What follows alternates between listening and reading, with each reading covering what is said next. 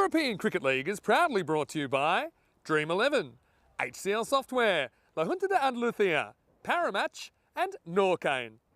And the official charity partner, Share the Meal by the United Nations World Food Programme.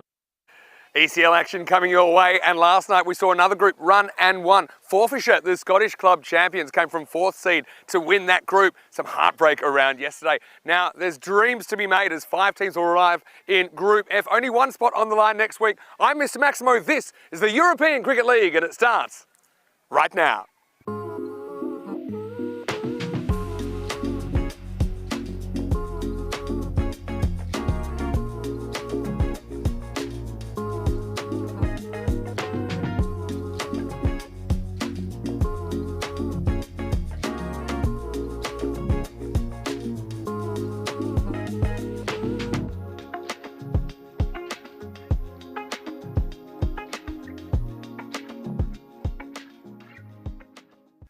Buenos dias y bienvenidos. Good morning to you and welcome wherever you're watching from around the world, and welcome to another huge day in European cricket. It is Group F time. F for fantastic, and we're starting with match number 1 of 5 today. Of course, 5 new teams to the competition, although we do have a couple that have been here before, more than a couple actually, in Group F. And we're starting with the battle between the Austrian champions and the champions of Estonia. So it's going to be Donnerstadt versus Italian Stallions to get us going in Ramage with the 2 captains. Let's see who wins the coin toss.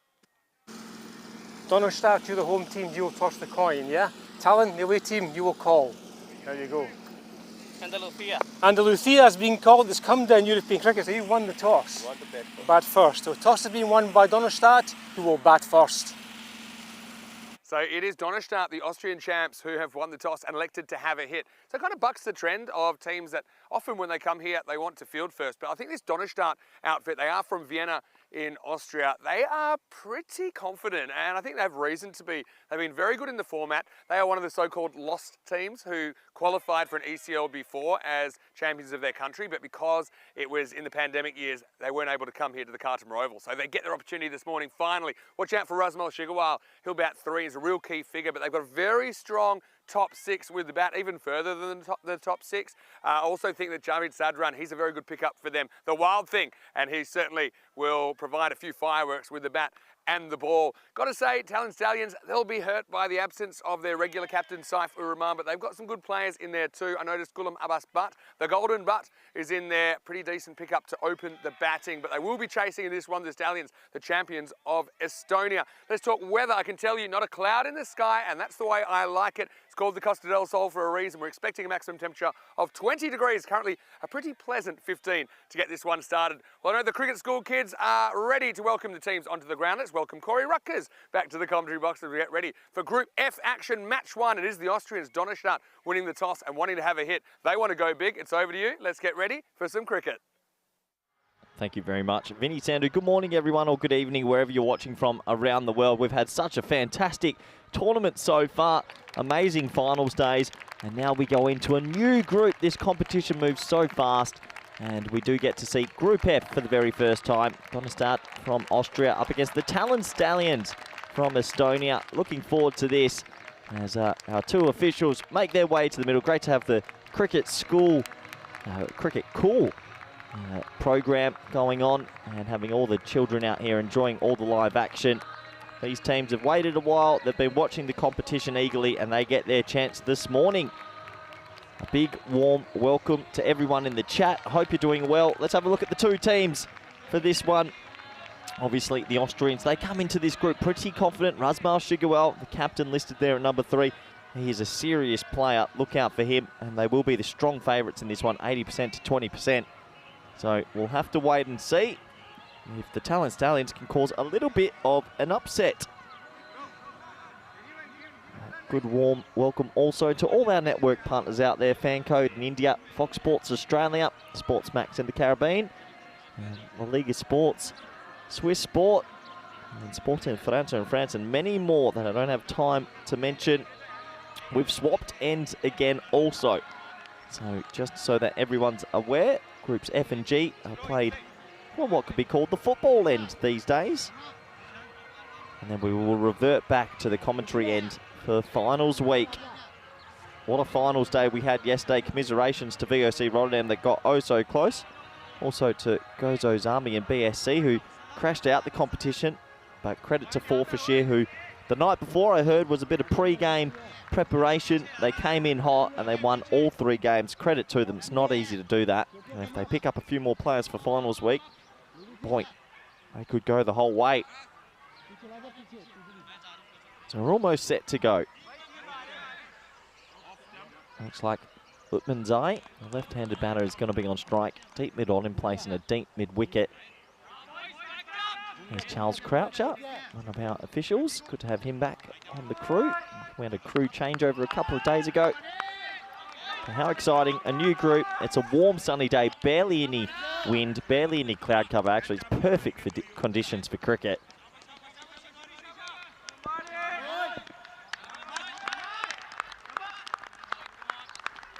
The clock ticks over to 11 a.m. Umpire says play. Here we go. Oh, short of ball, and it's hooked unbelievably for 6. Adios Pelota ball. That is not an easy shot to play to start a group. How many group stages have we started with a 6? Not many. And it's going to be 6 off 1. And Utmanzai, yeah, saw that one pretty well. And just a straight pull of Shinwari.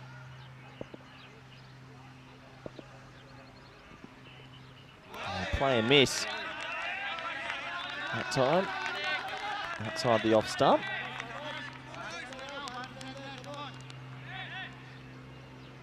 So Shinwari, left arm seam bowler. Seen a bit of him before.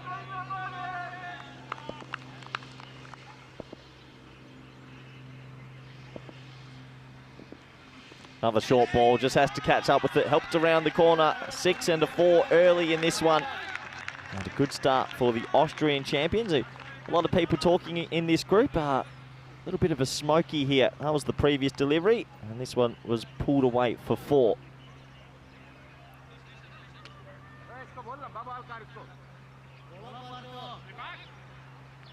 This is a bit of our stats gun. Look how many runs in the competition already. 15,778. 1,369 Maximos. The scoring rate actually went down a little bit in Group E, but it was the most out of all the groups at 13.7. Smacked, catching chance, caught, gone. What a good catch that is. And this T10 has started with a bit of fire. Rifak Khan with a very solid catch at cover. Utmanzai smoked that, but he'll have to go for 10. And Talon Stallions, they'll take that trade off. A 6, a 4 and a wicket. And that is a typical T10 game for you. As I do welcome back good friend, co-commentator, Vinny Sandu. Thanks very much, Corey. And yeah, what a start to this one. Plenty of action. That was an amazing pull shot first ball for 6. But for too long, it's curtains for Karagal Utmanzai. But that's the approach that these Austrians have. They're a proper T10 unit. They'll play the shots all the way up and down the order. This one was flat and it went straight to Rifak. So Karagal has to go for 10. He has all the runs so far. It's 10 for 1 in the first over. Morning to all of our viewers, particularly those tuning in from Austria and Estonia this morning. I'm sure we'll be very, very excited to see their country's representatives on the park. I know when Rico comes in a little bit later, he'll be calling another Spider-Man team with Donnerstadt in there. Yeah, another team with the old red and blue combination, isn't it? Pretty common, I suppose. Yeah, I've seen it a few times. Donnerstadt, previously known as Vienna Afghan, changed their name a couple of years back just to get more an idea of the diversity of their club. And this one is going to be 4 runs and not a bad start at all.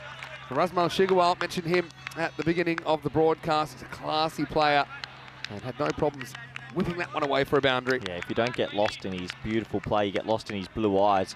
Shigawal, he's a good man. I spent some time chatting to him in the past few years. Very technical player, but with power mixed in there. Former national captain as well for quite a long time. Now he's going to get another full toss.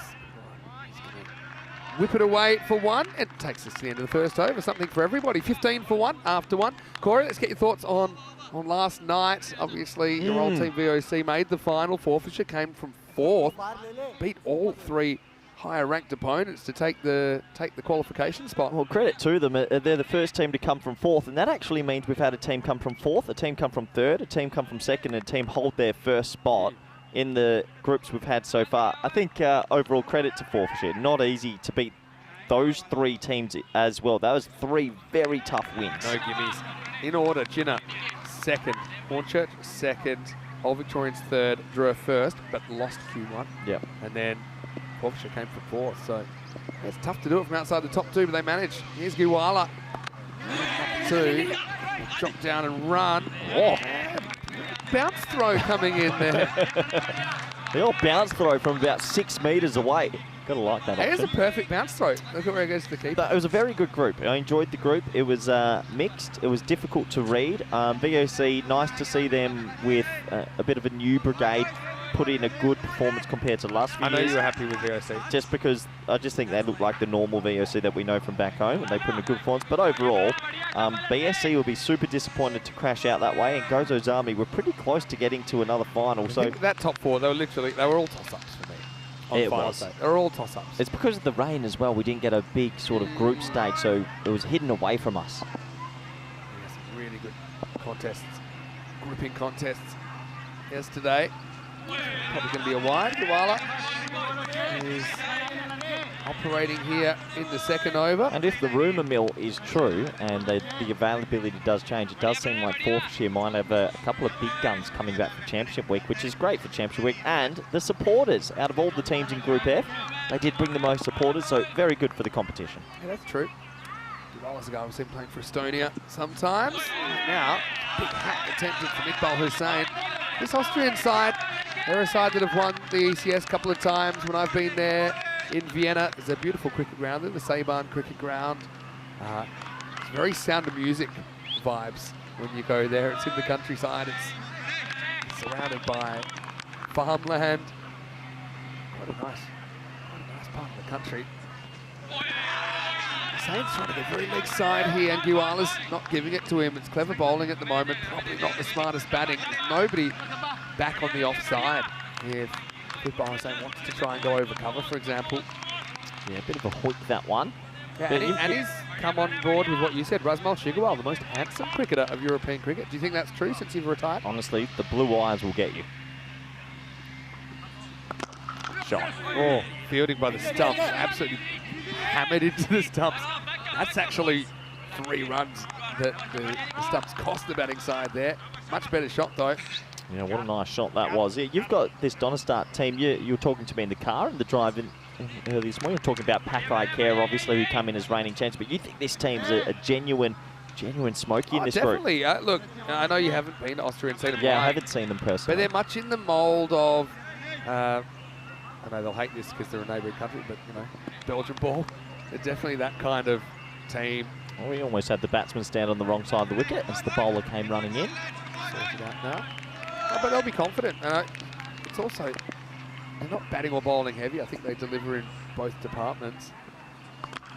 This is another full toss. There's been a few of them so far. They're even taking another full toss. Talent Stallions last year, they bowled so many full tosses.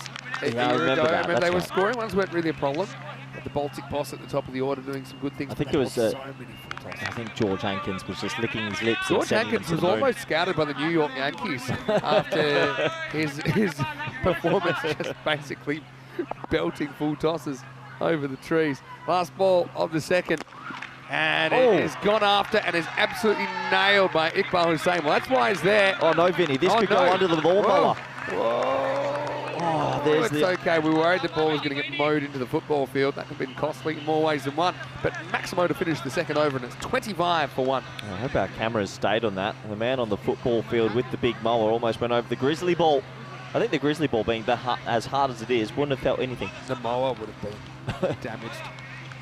Do you ever remember having a lawnmower, doing the thing? I used to do a bit of landscaping, one of my first jobs, and if you go over a sprinkler, and then you'd be, uh-oh.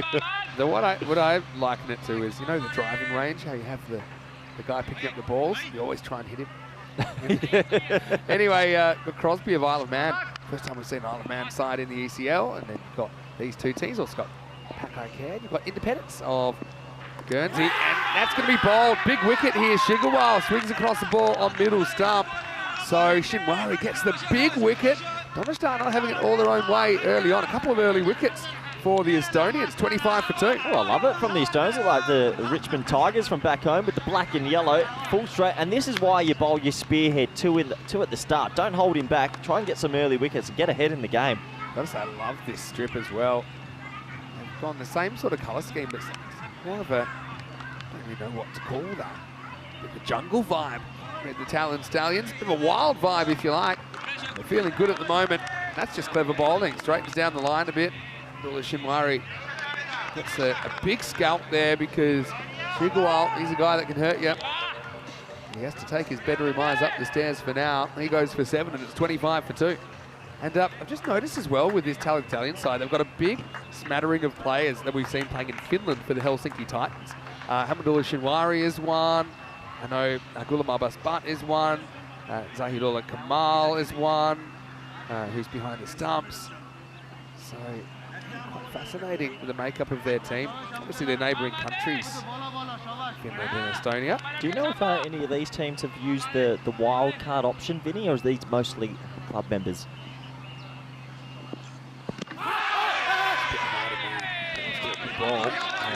Sadran comes out. The wild thing at number 4. Oh look, I wouldn't know if they've played a game or not, but I know that they're certainly a fair bit of a Finnish presence in their side. So obviously every team's allowed to use two players that aren't regular, haven't played for the club in the last 12 months. Maybe Terry, who's in the comment section, can help us out with that. There's not any genuine wild cards in here, or the players that have actually made appearances in the last year. Ooh. Keeper's put it down. Is that nicked or was that off the back leg? It was off the back leg, but I was wondering if there might have been a little edge through to the keeper. So once the keeper put it down, it took away half of their appeal. Yeah, I wouldn't mind seeing this one again. Definitely clipped the back leg on the way through. Was there a little inside edge on the way? No. Well, that's the previous ball. Oh. In the end, it wasn't a chance at all. Upon closer look. All right, now this one's in the air. Well, this should be out as well. Running at it and caught. And he loves it. Faraz Abbas takes the catch. And the wild thing goes for a duck. 25 for 3. Well, boy, oh boy, what a spell this is from Shinwari. They backed in the left armour to bowl 2 at the top, and he's rewarding them at the moment. And Talon Stallions, who were 20% shot in this one from the supercomputer. They're putting up a good fight here, and they're ahead in this game. They're never easy, obviously, coming out. Probably no outdoor match practice coming into this for either of these teams. It's Donnerstadt, they live by the sword, they die by the sword. Javid Zadran, he's a guy we saw putting on some big runs in the ECS in Austria. Goes after this, but never really gets it close to the middle at all. And how about that from Abbas? Just a little bit of the old dancy. Oh, wouldn't you? You've waited a long time to be here. Loving the sunshine at the moment, the Estonians. How do you like those moves? I'm all for celebrations. The more celebrations, the better, Vinny. I wasn't at St Andrews at 4 a.m. this morning, but I imagine that a lot of the forfeiture players were looking in a similar fashion. Is the rumour mill true that the Forfarshire faithful, the players, after the 2 losses, had a bit of a team building exercise of going out all night and then coming and winning 3 games? Because that's what I've heard. I doubt that's the case. It doesn't matter. If it works, it works. Anyway. All right, picked up. Well, this could be out as well. Oh. I think he gets there, you know, but he can't hold on in the fingertips of Faraz Abbas. Oh, boy. He got fingertips to it. That could have been 26 for 4. He'll be disappointed. Abbas, he made good ground, but just couldn't hold on. There you go. Terry's come back with an answer saying that all the guys from Finland did play for the Stallions in the T20 League last year. So they're not wild cards, although they do live in neighbouring Finland. Thank you, Terry. There you go. Terry's a good guy. Very good guy. Maybe the end of the over, end of the power play. Shinwari, 3 for 16 off his 2 overs. Brilliant start to his ECL campaign. 26 for 3 after 3. Yeah, Terry's commentated over 50 matches on the European Cricket League. Well, that would put him on the lowest pay scale. Nice to have you with us, Terry. And yeah, 26 for 3. I don't think Terry's ever been paid, so give him a break there. Enjoy your €10 a game, Terry. I love Terry. He's a good man. Terry's a wonderful guy, great ambassador for cricket in Europe, not just Estonia. Previously in Czechia. 15, 10 and 1. What an over, that 3rd over. Well, this is why I think sometimes, I know he went for 15 first, but if you stick to your spearhead in the power play, usually good things can happen. Looks like we're going to get the first look at a bit of spin now, Vinny. Yeah, time to change the pace. Said there's no wild card in this side except for Dave Robson. Dave Robson here. He's here. Big He's Robbo. not suited up. No. He's a player coach, but I think he's more coach than player at the moment. I've never been a fan of this player coach thing. You're either a coach or a player. In an emergency, I think is what I'd say. Big guy. One from left arm spin, first one. I have to admit, compared to the Talon Stallions I saw last year, this is a very impressive first 19 balls of their competition. Last year, honestly, you're right. I remember now. They were the full toss merchants. They just kept bowling full tosses. They must have shortened the pitches in Estonia over the last 12 months, but they seem to have sorted it out. Ahmedzai, it's a good hitter coming in at number 5. Oh, so close to knocking him over. I like the look of this, man. What a start. There's got to be a bit of nervous energy for everyone around this morning. That's why sometimes teams do like bowling first. They can afford to make a mistake and it doesn't necessarily ruin their innings. Anyway, this is in the air. Catchable. Gone. And Ahmedzai goes for just one, and Donistal on the back foot here. It's 26 for 4. Oh, the Talon Stallions have come to play. The supercomputer said 20%, but AI hasn't caught up to human emotion just yet. 26 for 4, Vinny. This game's far from over, Corey. It's over. Say. You wish. But hey, left arm spin does the trick. And you've got to love what you're seeing from the Estonians here, playing with a real kind of confidence. There's that one up in the air. You know what taken easily enough. Vinny, you know what I thought about this group when I was looking at the 5 teams? I don't think there's any team that you would say maybe is a rank outsider. In every other group, it sort of felt like Starry Grad, far behind, Byron, these things. But in this group, with 5 very good teams, it's wide open. That's not Sadran, that's Ahmedzai, who has been dismissed for 1. Well, it's happening so fast, the computer's having trouble catching up. Kramanayaka comes up with a wicket and comes up with a wide. So Peruzzi is the new player. But I admit, he's someone I haven't seen. He's probably the only one of the Donistal guys that I haven't seen before. He's got a nice action, this man. I know that one went down the leg side, but very repeatable action. Looks good. Yep, put the mocker on him. Well, there's 5. We talked about repeatable. Well, he does repeat it this time and goes down the leg side. And keeper not able to take it. Not an easy one for Zahidullah Kaman. Bonus runs for Donistal. I don't believe in the commentator's curse. That wasn't a curse. His first few balls looked good anyway. Oh, no, it wasn't. You were exactly right. It's a good repeatable action. It does look good. 2 in the row down the leg side. Don't you dare break the new chairs. Okay, I might have just... You... Sorry. Have you broken the chair? Maybe. It just made a bad noise. Made a very bad noise. Anyway, back Check to the underneath. action. There's levers under there. Oh, straight through everyone. Inside edge, I think. No. Oh, what was the noise I heard then? Just the air being displaced by the massive swing from Peruzzi. I don't know, the effects mics are turned up high for me. Maybe it clipped the glove. Maybe. Oh. More importantly, how's the chairs, which I paid for out of my own pocket? We'll talk off air. I'm sorry. Oh, I'm glad we don't have the camera on right now. Okay, 2 to come in this over. Good over so far. Oh, very close. Oh, I tell you what, the umpires doesn't want to have a closer look at that, but that looked very close Walks away live. like Craig David. Doesn't really straight for me. He's heading down the leg side. Sure, Vinny, he shuffled Maybe across maybe a a bit high. Didn't feel right. Let's have a look. Yeah, a couple of things Going wrong over. with it. Similar kind of ball. And there's the bounce from this end. Yeah. And this is why we saw the rates higher from the other end. That ball there is a perfect example. When you bowl some spin from this end, you can get it to bounce a lot. And the score, after 4, 36 for 4. Brilliant start this for Talon Stallions. Remember the first ball got pogoed out of the ground, and I guess a few people might have been thinking that stage. That was a harbinger of trouble to come. I'm going to tell the viewers what you said to me before the start of this game. And anyone from Estonia supporting Talon Stallions, block your ears, because Vinny Sandhu turned to me and said, 160 on the board here. One, I did. I didn't laugh. I just said they're the kind of team that's what they'll be hoping for. You said they're hitting 160 You can't here. add in a snort, because I'm not a snorter, you're a snorter. That is true. But no, you said 160. Looks a long way away, Vinny. I return. They're swinging like they want 160 still, as that's a top ball. Hey, credit though, when you play against these teams, you've got to take the chances offered, and that's something that the Estonians have done very well so far. Yeah, they have. The catching's been good. There was only that chance that went down from a bus at mid-on, but overall, they're hitting the pitch this year, and it's proving to give them some reward.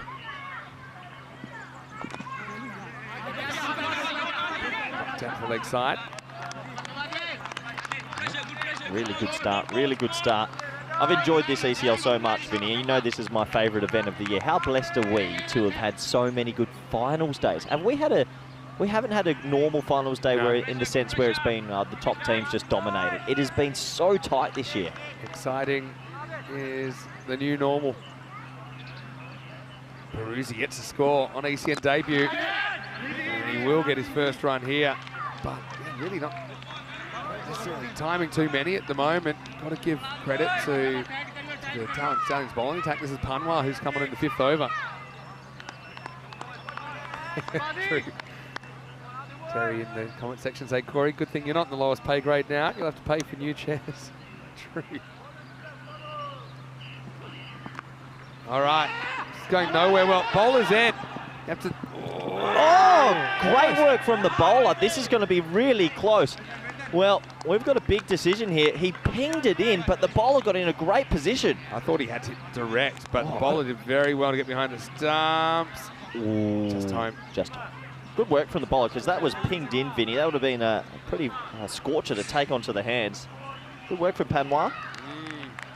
Now, to hit direct, probably had to throw through the batter. So I'm not sure how you're going to do that. That's Surab Zalpuri in the comment section saying, hey Vinny, how's VOC shaping up for their cricketing year from what you've seen? Are they playing a full strength team? He's the, hello, boss. He's the new chairman of Kampong Cricket Club. He's a Kampong man through and through. Yeah, Surab. he is. Loves Kampong. Yeah, what did you think of VOC this time? I liked what I saw. Slight changing of the guard there. All right, a little bit short in the air and oil way over the top for 6. Maximo Peruzzi. Well, they batted him at 6 and they batted him ahead of other guys that can give it a crack. He delivers there. Oh, look, there was a bit more of the fight in them.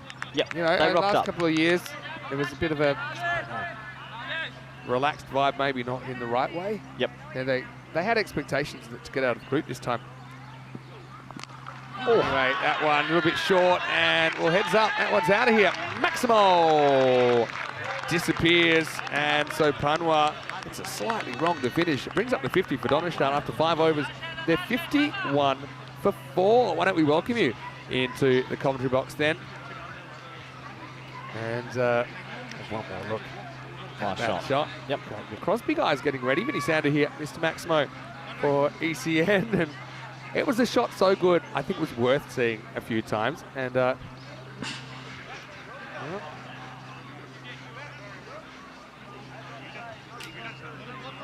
hey, sorry, I forgot. It's one of those clickers. Click 3 times. Great to have you with us. Great to have you with us. Hey, let's get back to the action. Time for over number 6. Oh, we've got a bit of time. No, how nice is it to have a new group? I always like that first day. Loving this group. Pack Badalona, of course, 2022 champions. They're back. A couple of players to watch there that have come in as wild cards as well. Crosby, I can see them getting ready. They're super excited. Well, sorry to interrupt you, Vinny, for another 6. What a nice shot that is down the ground. 3 sixes in 3 balls, and it just swings this match a bit. Maximo time. Ball retriever's going to be kept busy here.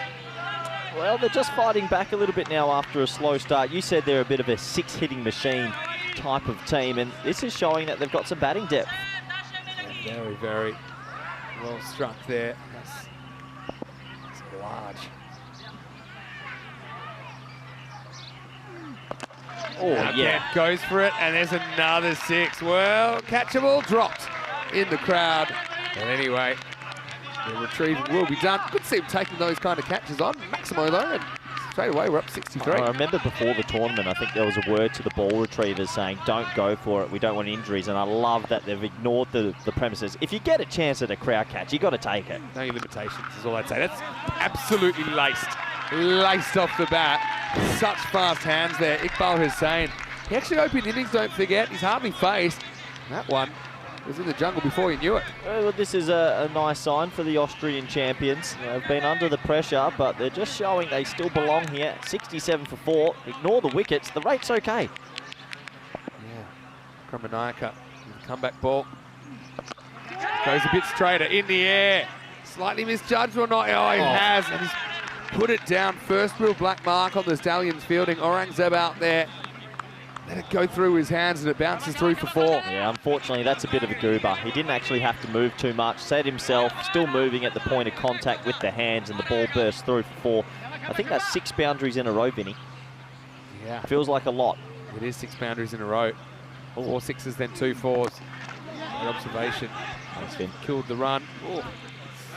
Hustle there for the single. Yeah, that catch out of deep square leg. He took 2 steps in when he didn't need to. I know it's easy Just got to set your feet. See from up here, but start from the base up to the top. Blasted through Peruzzi. Last ball to 6. Faces up. Pretty well bowled. Worse. Oh, where's he going? Oh! Well, he could be run out here. He's totally forgot where he's gone. It's one of those ones that hits your pad. He went into no man's land, and this is going to be close. Great work from the keeper. I reckon he's out. Yeah, this is close. Yeah, he just took off. It's to show he was cool about the LBW appeal, but he wasn't very cool. Let's have a look here. Look, where's he going? Keeper's like, you serious? Great dive from the keeper. Adios. Oh, well done. Well done from the keeper. Oh, I love that. Have a look at the perfect. It's like something you'd see in the Olympics. Oh, yeah. It's like a perfect. When they're on the, what's his? The pommel horse. Pommel, yeah, good. It's pommel horse action from Zahidullah Kamal. Are you saying pommel? Pommel horse. How do you spell that? P-O-M-M-E-L. Pommel horse. Horse. I mean, it fits because they are the stallions. I don't think I've been saying something else for years, but What have okay, you pommel been horse. saying? You've been saying Pommer horse. Yeah, I think I've been. I think it's pommel horse. We'll come back to you on that, but right now, something from nothing there. Bit of a brain fade, you'd have to say. Oh, you're right. It is pommel horse. No, is it? Yeah, it is pommel horse. An artistic gymnastic apparatus. The fact you only speak one language and you can still butcher it so Vinny, much. it's early. Okay? It is early. It's 11:26. Match 1 after the finals day is always a challenge. Great work from the keeper. Yeah, well, that was great stuff. I just loved the one hand. Yeah, that was amazing. Yeah, it's Superman stuff. Anyway, as if Sazai, decent hitter comes in. Change of over and change of luck for Donnerstadt. This next one goes miles over the change rooms. Maximo Hussein flying the flag for the Austrian starts the 7th over with 6. Well, I guess you said to me before the air, and I will give you some credit, you said they're a 6-hitting machine. They will ignore the wickets column and just keep going, and that's what we're seeing here. No pressure for Donnerstadt at the moment. They're not feeling it anyway, because this is some serious striking in the last few overs.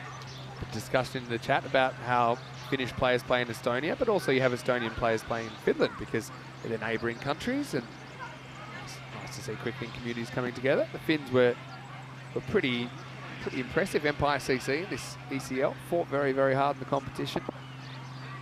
3rd place in the group. Aurangzeb gets given the ball, saying, "All right, no, you missed a chance, but now's your chance to make up for it." Get hard into the gap. It's going to be 6. Maximo Hussein just playing a very good T10 innings at the moment. 42 off 15. Brilliant hitting and looking really good. Unfortunately for the bowler who dropped a catch earlier as well, he's having a difficult game.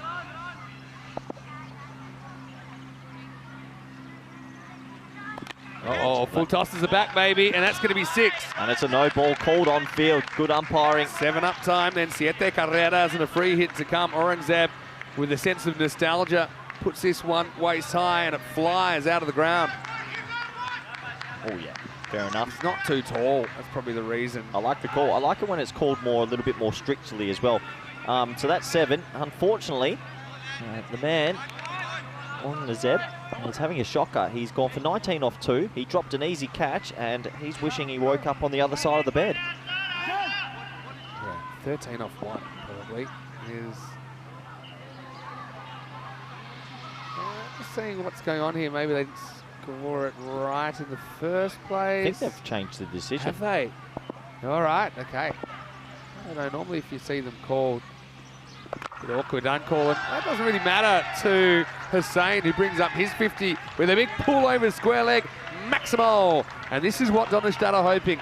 They've got a lot of attacking batters in there. They want someone to click, and he brings up his half-century in style. Well batted, 54 off 17. It's been a lone hander. Is that 4 6s in a row, Vinny? You betcha. Yeah. Let me just... Are we on for the... or is that 3? No, it has to be 4. I've got 6, 6, 6 and no ball, 6. What's the other one? Still called a no ball? Yes. Oh. So we're 25 off 3 and we're on hypersonic watch. Oh no. having a tough old Scary building. when you lose track of how many sixes have been hit, but that's where we're at the moment. Oh, no. Great keeping. Great keeping, actually, but also great surviving by Hussein, who had that right at his melon. Well, if he bowls another one over waist height, if the other one stayed a no ball, then one more and adios pelota. Adios. Lanzador. Goodbye bowler. Well, I sort of feel like if he does bowl a no ball over waist, the batter should be given the option because he'd want to face this. Might stay out of the record books. 160's on, Vid. 26 on 3. Oh, it's big. That's He's caught up Cartama. with that, and lucky the kids are closer because that's flown over the group school kids. Maximo, as this one's gone supersonic. There's still 2 to come in the over. I knew you were always right when you said 160 in this first innings. I always back you, Vinny Sandu. 32 or 4 balls. We're on for a 44 run over. Isn't the record 45? It is. Oh, boy. The computer did predict 149. I'm so happy that was a bump for school kids there. I'm not too sure there would have been a catch. Really caught up with that.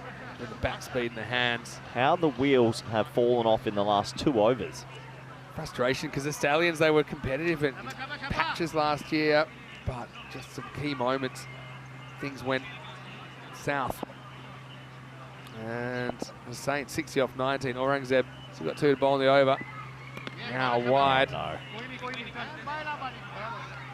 I mean, you haven't got to feel for Aurangzeb here. Well, he He's put the waited a catch long time down, to so be he's, here. yeah, he's put the catch down. That's probably played in his head a bit, and then he's rocked up and gone that over. So tough mentally.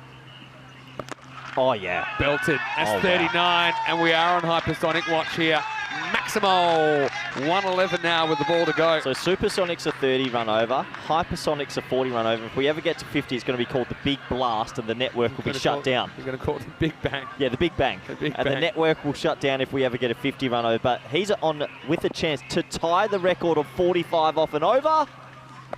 And it will be. Oh, no. Oh, no. Well, like Michael Jordan in the early Oh, 90s, no. we got 45 in an unexpected fashion as Aurangzeb disappears. Ties the all-time high. And it's actually the all-time high by 1 bowler because that 45 run over before was split between 2 bowlers. You're right, yeah, so that's actually a world record. Well, if you do want to know about more world records as well, you can send us a message. Mr. Maximo with 5 O's. The last O is for love. And myself, C-Ruckers_28. We will let you slide into our DMs this morning. And have you ever seen a 45 run over by 1 bowler? The second Now I beamer, have. if he'd hooked that for 6, then you got 50. The one that he had. That would have been cut the network. We had 7 sixes, 2 no balls and a wide in that over. You're not coming back from that, are you? Oh, close to run one down the third. I man. will say that if you bring him on for the second over, his economy rate is likely to come down. I feel bad for him. 45's tough. Yeah, How do you it's come a- back? It's a tough one. Do you get another bowl in the competition? At least it's early in the competition. He has a chance to come back from it. That's all I'm going to say. Well, you think the captain's going to say, all right, let's go again. Maybe not this game, but can happen to Oh, anyone. That is tough. Kiwala, he actually was very tight when he bowled the second. He's bowling the 8th. Full toss, shocker. And this is going to test the fielder, who then hits into his own boot. Oh, and then almost takes out his teammate. Just going back to the conversation a little bit earlier, Vinny. Pommel horse? Yeah. What is your optimum, good bit of fielding, what's your optimum gymnastic Olympic sport? Because mine with that, not the ribbons, when they have the ball and they're throwing it in. Rhythmic gymnastics. Unbelievable. Check out this, looks clean to me. Oh, he's off the... Oh, okay. He was on the rope, then he was in the crowd there. Oh, good. But yeah, what a sport. Is that your optimum gymnastic sport? I got some favourites. I do like the floor. Floor got a bit of routine. music to it. Yep. What about the trampoline? Oh, that. I'm saying it gets like that. I'm a big fan of the uneven bars for some reason. Really? I I've don't never know. been a big fan of. You know, what's Good the how other they go- one? What's the other one where they're running at The the vault. At the vault. The vaults. By a long Good. way. Yeah, the vault. They are charging Tell at us that your thing. favourite gymnastic events. You've gone rhythmic gymnastics. I don't think it's in the Olympics. No, it's in the Yeah, of Commonwealth course Games. it's in there. Is it? The rhythmic with the ball and the big ribbon and stuff? I don't know. Well, it goes after this high. So high. And great effort, but he's not going to be able to get that one. Wickramanayake, Maximal. Iqbal Hussain to 78 on ECL debut. Well, at one stage it was about 3 for 23 or something off 3 overs, and now it's just carnage at Cartama. What an innings this is. What a striking display. The century mark is on. Iqbal Hussain does have an ECS century, 127 not out versus Indian CC Vienna last year. And right now he's on his way to an ECL century, because that's hammered Maximo into the 80s with plenty of time to spare. Vinny, you're good at numbers. What were they after the power play? Because this has just gone bonkers in the last sort of 15 minutes. It's hard to keep track of. After 3 overs, they were 26. So they've scored 104 in the last 4. Not quite 8. So not quite 5. Wow. Wow. Oh no, it's a no ball and 4. Talk about the wheels falling off the cart. This is disastrous for the Talon Stallions. Oh no, the full tosses are back. George Hankins, if you're watching, oh my, what's happening? Check the calendar. Is it 2023 again? They've just gone back to the old ways. These are big noise. Mikiwala, to be fair to him, he's actually bowled better than some of his teammates. But now he's going to have to deal with a free hit. Iqbal Hussain on 88. They were, what, 23 after the power play? 20. Goes after it and he throws the hands. He gets 6 more. Another magical over. It goes for 24. And after 8, Donnerstadt, they're 141 for 5. Well, we'll have to see if there's any humble pie left for Corey Ruckers. I know he had to swallow a fair bit at the end of Group B. And right now, 160 seems a bare minimum. The reason I laughed at your 160 is because I knew they'd hit 170. And it's obvious they're a 170 plus team. But what an innings. He's 94 off 26. What, 26 off the power play? So in the last 5 overs, they've put on 115. To 230 pace. What's that? 23 and over for the last 5. Yeah. Not bad. I'll give you the overs. 15, 10, 1. Then 10, 15, 21, 45, and 24. So that means in the last 3 overs, they've put on 90 almost. 90. That's actually, fun fact, that's the second largest 3-over block ever. And the only thing higher was when Pakai Care put 94 in the power play last year. How do you even know that? No things. Wow, what an innings from Iqbal.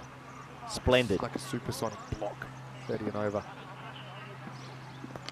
Great take. That might be the best bit of cricket we've seen this morning. Great work there. Oh, come on, Kamal. Hussein's 94. And the player of the match. Hussein's 94 of 26. Great take. Oh, keepers union. Gee, what a crazy 3 overs. 90 runs in 3 overs. Wow.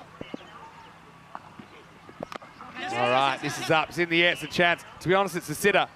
And it's dropped. No. And it's just the way things are going. And then a big don't argue from Hussain, who just says, settle for one. I've got this. Okay, quickly, Vinny, name me the century makers in ECL cricket in their history. Scott Edwards. Scott Edwards. Nabi. Nabi was the first one. Yeah, quickly. Scott Edwards, Baba Hussain. Yep. The old Victorians batted the other day. The two Jersey boys from this year. Yep. Was it John T. Jenner and Jamie.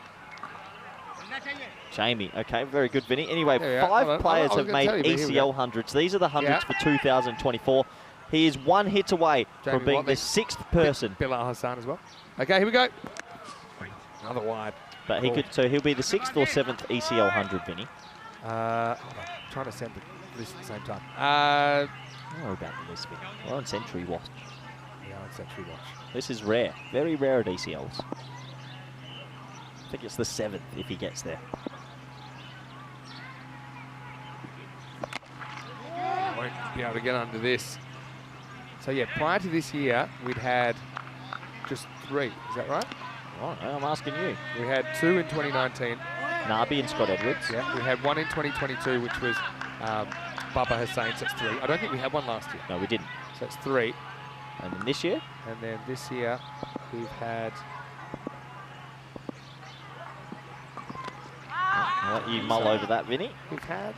Oh, no. Oh, no, what's happened here? Boy, he's copped one. Zazai's copped one in the unmentionables. Well, that's going to take a couple of moments, and he's down on his back. Oh, Yeah. Vinny. Well, here's a technique that has been proved over time to work. Missed it. Missed it. Yeah. It's it. How would you describe it? I know we missed it live. Painful. I meant the technique. Well, the keeper putting his legs in the air like this. Oh, there you go. There we go. I don't know if that helps. Is it just trying to... He's just feeling to make sure it's all there. Why does everyone have a giggle when that happens? We've all been there, let's be honest. Yeah. Anyway, Zazai faces up, 2 to come in the 9th. And hits it hard, hits into the gap, and that's going to be 4. So you can see they bat all the way down. So you've got like a Basir Khan to come in next, who's a very good player as well. It's nicely clipped into the gap for 4. Yeah, nice batting. Gets it away, and Talon Stallions mentally must be in a bit of a dark place at the moment after such a positive start, but just let everything fall away in the last few overs. We just had the 2, Jamie Watling and Jonty Jenner this year. So this would be the 6th. Finally settle that debate. Just no run there because Hussain, thirsty for the strike, will get ready for the last on 95 at the end of 9 overs. It's 149 for 5. Hey, credit to Aditya Panwar. His first over only went for 15, finished with 2 sixes. And that over, coming off 3 crazy overs, only went for 8. So it's a bit of normality back. And now we'll head into the last. And of course, all eyes on Iqbal Hussain, who's 95 not out. Yeah, 95 not out, trying to get his name up in lights. And there's one that we didn't mention last year. Hamza Niaz scored the only century of ECL. Did he make 100? Yeah, he did. He did against Hornchurch when they made 189. Thank you. So it would be the 7th. Thank you very much, Birdie, for that. Hamza Niaz last year. Hornchurch probably watching on with wide eyes because this has been an impressive innings. Can he get to 3 figures? All right, here we go. 95 for Iqbal. Well, he's taking the single. You have to take it. You do have to take it. Then 96. Overthrow, you're kidding. Oh, would have been out. You can bet your bottom dollars, no more overthrows. You just can't do that. It's a free run and it brings him back on strike. Touching up, you went so quick to the backup fielder. If you'd thrown quickly to the keeper, you might have been able to get him. But this is 97. Player coach Robson's not happy at the moment. He's suiting up. He's suiting up. He's suiting up at the moment. Anyway. He deserves 100. Just 2 centuries in this ECL so far. In the air. Well, he's on 97. If this carries, it'll be 100, and he's done it. What an innings that is by Iqbal Hussain. We've seen him do it in Austria. Now we see him do it in the Champions League of European Cricket. A century of 29 balls. Yeah, really special 100, considering the team was on 26 off the power play and he was standing at the non-strikers end. He's taken it all on himself. 14 sixes played all around the wicket, and it's a special innings, Vinny. Very, very good innings. Lost a few partners, didn't have a lot of strike earlier on. Now he wants more, and he's going to get more. Maximo back to back. And well, with the glint in my eye, I can inform you that brings up the 160 for Donnerstadt. Told you they're a 170 team, Vinny, and you're going to eat some humble pie here because he's going to hit another 6. The thing is, the Stallions, it's such a lesson in having to play a full 10 overs. I mean, they actually had such a good start, won the power play. Since then, it's been carnage. Now, slower ball, waits and belts. Maximo, 115 now, and climbing. What an innings from the man from Austria. 115 off 31, 169 up. Talon Stallions, what was it after 4 overs? Give me the 4 over mark. Well, 4, they were 36 for 4. 36 after 4, and they're going to crack 170. This is bonkers. Crazy stuff. We're not done yet either. Right to the crease. Gets a small win there. Sneaks it in. Yeah, small W. This is Zishan Ali, the captain, coming on to bowl the last. And he's already gone magical with the ball to go. Oh, now he walks at it, and he's going to get 6 more. Maximo with a ball to go. Iqbal Hussain, he climbs up. I'm sure that's gone for 6. Well, we'll check that again. Definitely 6 because it went into the shrubs, Vinny. Yeah, don't know what you're checking. I just saw on the score that they put 4 on, but I'm sure that they'll sort that out for too long. And now he moves into the 120s, and it's the second time that he scores 120 plus score. Maybe he's got it 127 not out last year in I'm the pretty ECS. sure in the ECL universe, that's the third 120 plus. I'm pretty sure it was Bubba Hussain. Now that man on your screen is Scotty Edwards with 120 plus in ECLs. Serious innings, well done to him. And Donnerstart, well, after a slow start, have shown their hitting prowess. Yeah, it's large, and it's actually such a dangerous level of scoring that I don't think they've quite caught up with it yet. So we'll tell you in a second exactly how many it is.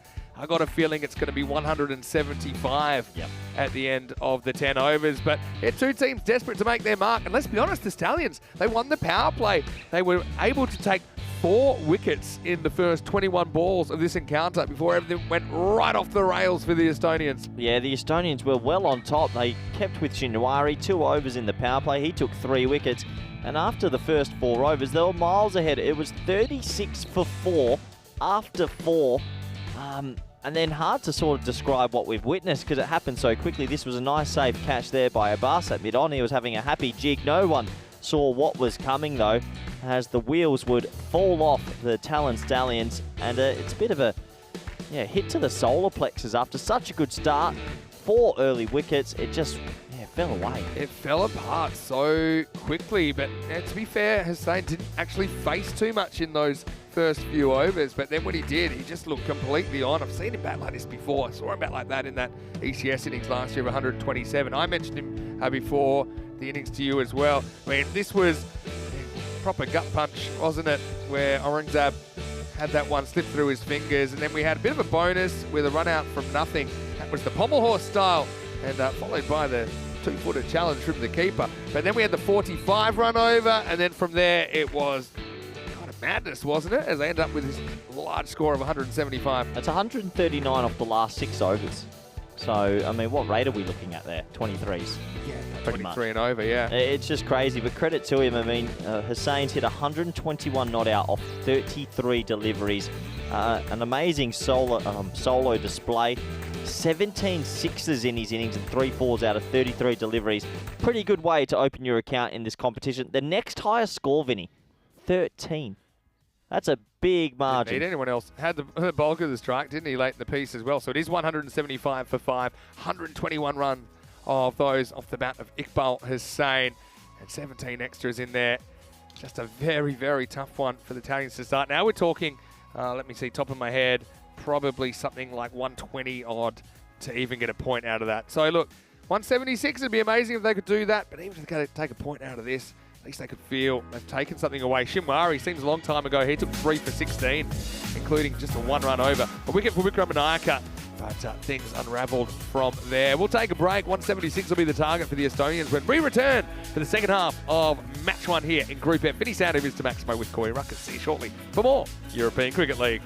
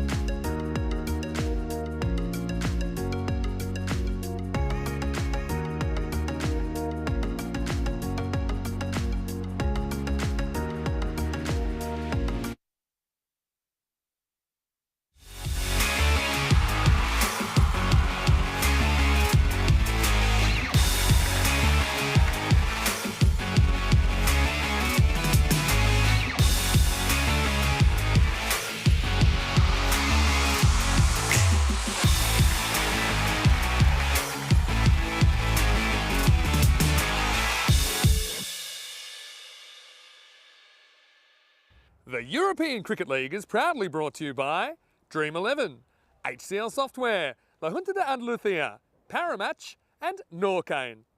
And the official charity partner, Share the Meal by the United Nations World Food Programme. Hello everybody and welcome back to the beautiful Cartama Oval. It's match 1 of Group F at the halfway stage, and well, if you like run scoring, you're in for a treat. After the first 4 overs was another 133 runs were piled on, and credit to Donnerstadt, who just smacked the ball everywhere, gave us a treat.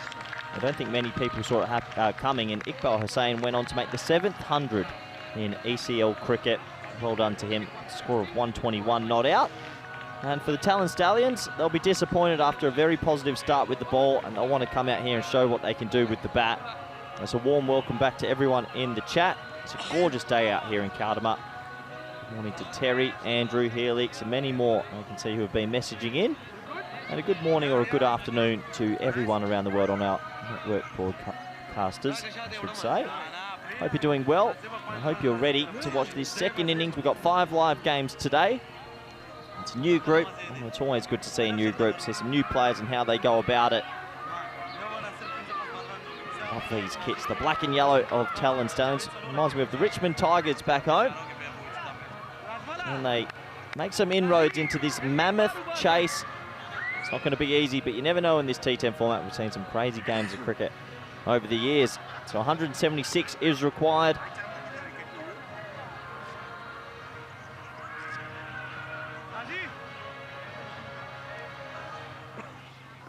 Players have made their way out to the middle. It's going to be Hakeem Peruzzi with the ball in hand, bowling over number 1. Very fine third man and deep mid-on in place. Just moving that fine third man a bit squarer now. On strike is going to be Ghulam Abbas, but needs to get on with it straight away. There's the field. Beautiful day for cricket. No wind, 20 degrees. What a time of year to be out here in España. Ball number 1 in the run chase. Umpire says play. Here we go.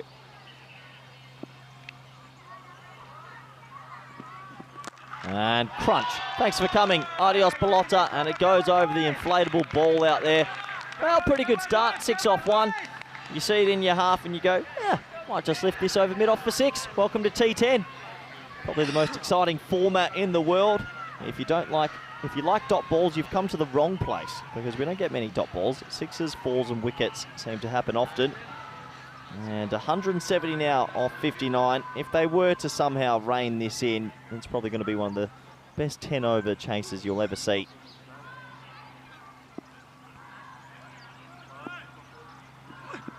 Full ball, spliced, 4. Nice start, 6 and a 4, and they are making a good start to this chase. 123 required to steal the point back, and they might have to at some stage make that their main focus, but in the meantime, they're thinking 176. Why not? It's not going to be easy. Got to give it a go though, don't you? And they've already shot from 5% to 7% chance now. Slow ball, edged, gone. Welcome to T10 cricket. It is all action, all time. Zazai takes a ballooning edge. It was a slow ball, a change of pace, but goes for 10 off 3. And it's the greatest format in the world. It's action-packed. A 6, a 4, a wicket. Typical T10 at Cartama. Slow ball edge, and it was a ballooning sort of edge, which gave the keeper a lot of time to dive to his right. A slower ball. A dream for a keeper at full stretch. And Zazai takes the catch. And Donnerstadt from Austria, I'm feeling pretty pumped up around there. As the first wicket goes down. That's what I mean when I say this is the most exciting format in the world. If you've watched any of our finals days, they have been exhilarating. What a start to Group F this morning. It's a long walk back after you hit your first ball for a 6, the second ball for a 4. You're feeling pretty good about it. Unfortunately, you'll have to go. Good strike rate though, all the 3s. Does bring a new man to the crease with a big opportunity to play an innings of substance. It's going to be Khan at number 3. And he comes running down the wicket. Well, I call those sort of a Hollywood shot. Prefer the batsman stand still. go deep in the box instead of running at it. Never easy to keep your balance when running at a bowler. Terry Richmond, the chat saying 20 degrees, cold compared to what we say. It's definitely not cold here today. 20 degrees at this time of year in Europe, very pleasant. Another full ball, bottom hand slap to cover, comes running in, misfield, and they'll sneak through for a tight single. And we'll get one in the end. Oh, they're going to steal another one. Good alert running, so they'll turn that into a 2 with the overthrow. Talon Stallions still believe that they could maybe sneak their way up to this total. You've got to believe. You can't wave the white flag too early, but it's not going to be easy, that's for sure. Bottom hand slap again. It's almost an action-packed replay, but they will get the single this time. And the first over complete in the run chase. Talon Stallions, they are 13 for 1.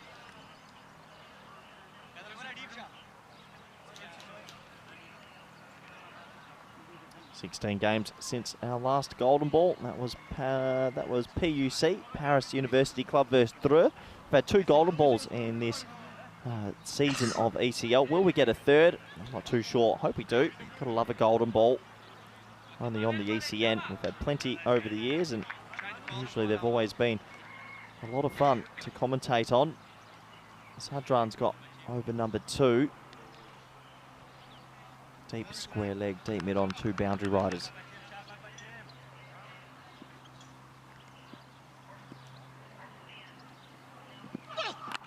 Shot, nice shot, and some pace on that ball from Sadran, but a little bit of width, and Khan just releases his hands and gets it away for 4. Sometimes when there's more pace on the ball, it's easier to get it to fly around this Cartama oval. Just had to catch up with it. Over the top, 1 bounce 4. Good batting.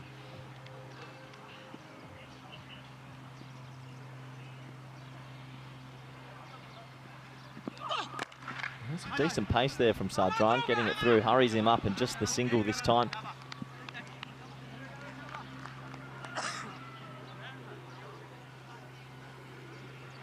Curious to see this Donestad bowling lineup. If they've got much variety, do they have a couple of spinners they'll turn to a little bit later?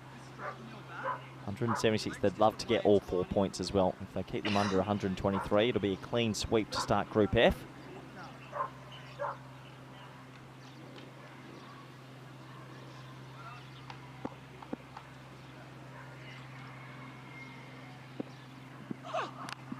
Oh, well bowled. I like that. Puts in the short ball. A little bit of a misfield, and just a single for Abbas, who's now off the mark.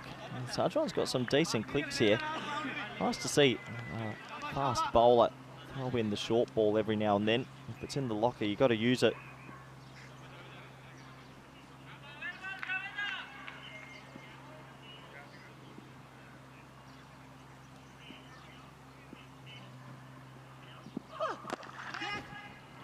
Pretty well again into the gap at the offside. Brilliant fielding. 10 out of 10 fielding from Ahmed's eyes. They turn back for a 2. Saves a couple for his team. And a man that enjoys to save a couple of commentary quotes for me. Vinny Sandhu, welcome back. Doing a fantastic job, Corey. Thank you, Vinny. It's been more than full of a few surprises and plenty of action. Of course, we've already seen a century. First one since Group C. Sadran, the wild thing. Likes to get it through. Really aggressive throwback from the keeper. But look, if I think of one word to describe Donnerstadt, it's attack. Yeah, good. If good it was going to be just all-out attack. Why not? Fielding. Yep. Bowling. Yep. Aggressively ditching the ball back at the stumps from the keeper for no particular reason. Anyway, this is also pretty attacking. It's in the air and it should be taken, and it's dropped straight through the fingertips. Vic Hussain, I suppose he can be excused for making a slight error, but that's one that he should have held on to. Yeah, he'd be disappointed. He made good ground from backward point, puts it down. So it's an early life at the end of 2 overs, 22 for 1. Well, pretty much almost ahead on the comparison. Can't wait to see the worm when the worm comes up an over or 2, because it takes a sharp spike. Look, Talon Stallions, yeah, they still have that. Probably the secondary target's a bit more realistic to go for. And again, can they make it to finals day? They've got some good players in there. Just need to string a few games together. String a full game together firstly. But yeah, definitely a bit of a tough one to start off with it going so wrong so quickly as we start a new over. Oh, they're going to get a cheeky bye here. The keeper threw it at the stumps, and good alert cricket from the Talon Stallions. Yes, Zazai doesn't even throw that at all, but again, you said attack, attack, yeah, attack. Attack. Well, what else would you do in a T10? You're not going to nudge it and nurdle it, are you? It is attack. That's what we want. But even, like, typically you think of bowlers as, like, defenders in T10 a lot of the time. But here, they're going after. They're trying to bowl thunderbolts. They're trying to take wickets, even that. Unnecessary throw, but there might be a small chance he can catch the batter napping. Anyway, fun to watch. And again, if the Stallions could get the 123 here, they walk away with something out of the game. They have some lessons learned. Are they thinking 123 now, or still hoping for 176? I think they're just trying to get plenty and then see where they're at. A little hurdle shot. Well, if this hits, it's going to be gone. He is run out. So, well, Abbas kind of sells his partner up the river there. Nurdled wanted to go. I wouldn't say he's particularly fast there, Rifat Khan, but Donnerstadt hit the stumps again. This time it'll be a wicket that results in the score 23 for 2. Yeah, the Austrian champions looking like a very good T10 unit. Every fielding group loves a run out. Interesting rate because he didn't ping it. It's actually hard, I think, sometimes to hit the stumps down when you don't really fully throw. It was sort of like a lobbed throw, but he hit the stumps. He was just putting it in the general zone of the stumps and hoping the ball would do the rest. Ishak Safi with the direct hit, as Rifat will have to walk back. And the second wicket falls. 11 for Rifat. It's 23 for 2. Rifat Khan, he'll be disappointed to get run out. Never a nice way to be dismissed. Yeah, it's gone wrong, all wrong here for the Talon Stallions after the first few overs.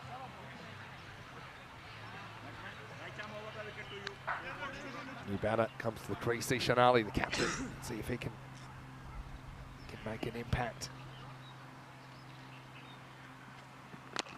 Pitched up, not a bad looking drive, but again, well picked up, well thrown. Has to hustle and gets there, only just. Liking what I'm seeing from the Austrian champions. They look alert in the field. They've got some good fielding zones and they're pretty switched on. They want 4 points here. Clean sweep early in the group sets you up perfectly. Again, good pick up and throw. Basir Khan, good player. We didn't see him with the bat. He's guy that can do a job for you. See him here for the Austrian team doing pretty well in the ECC.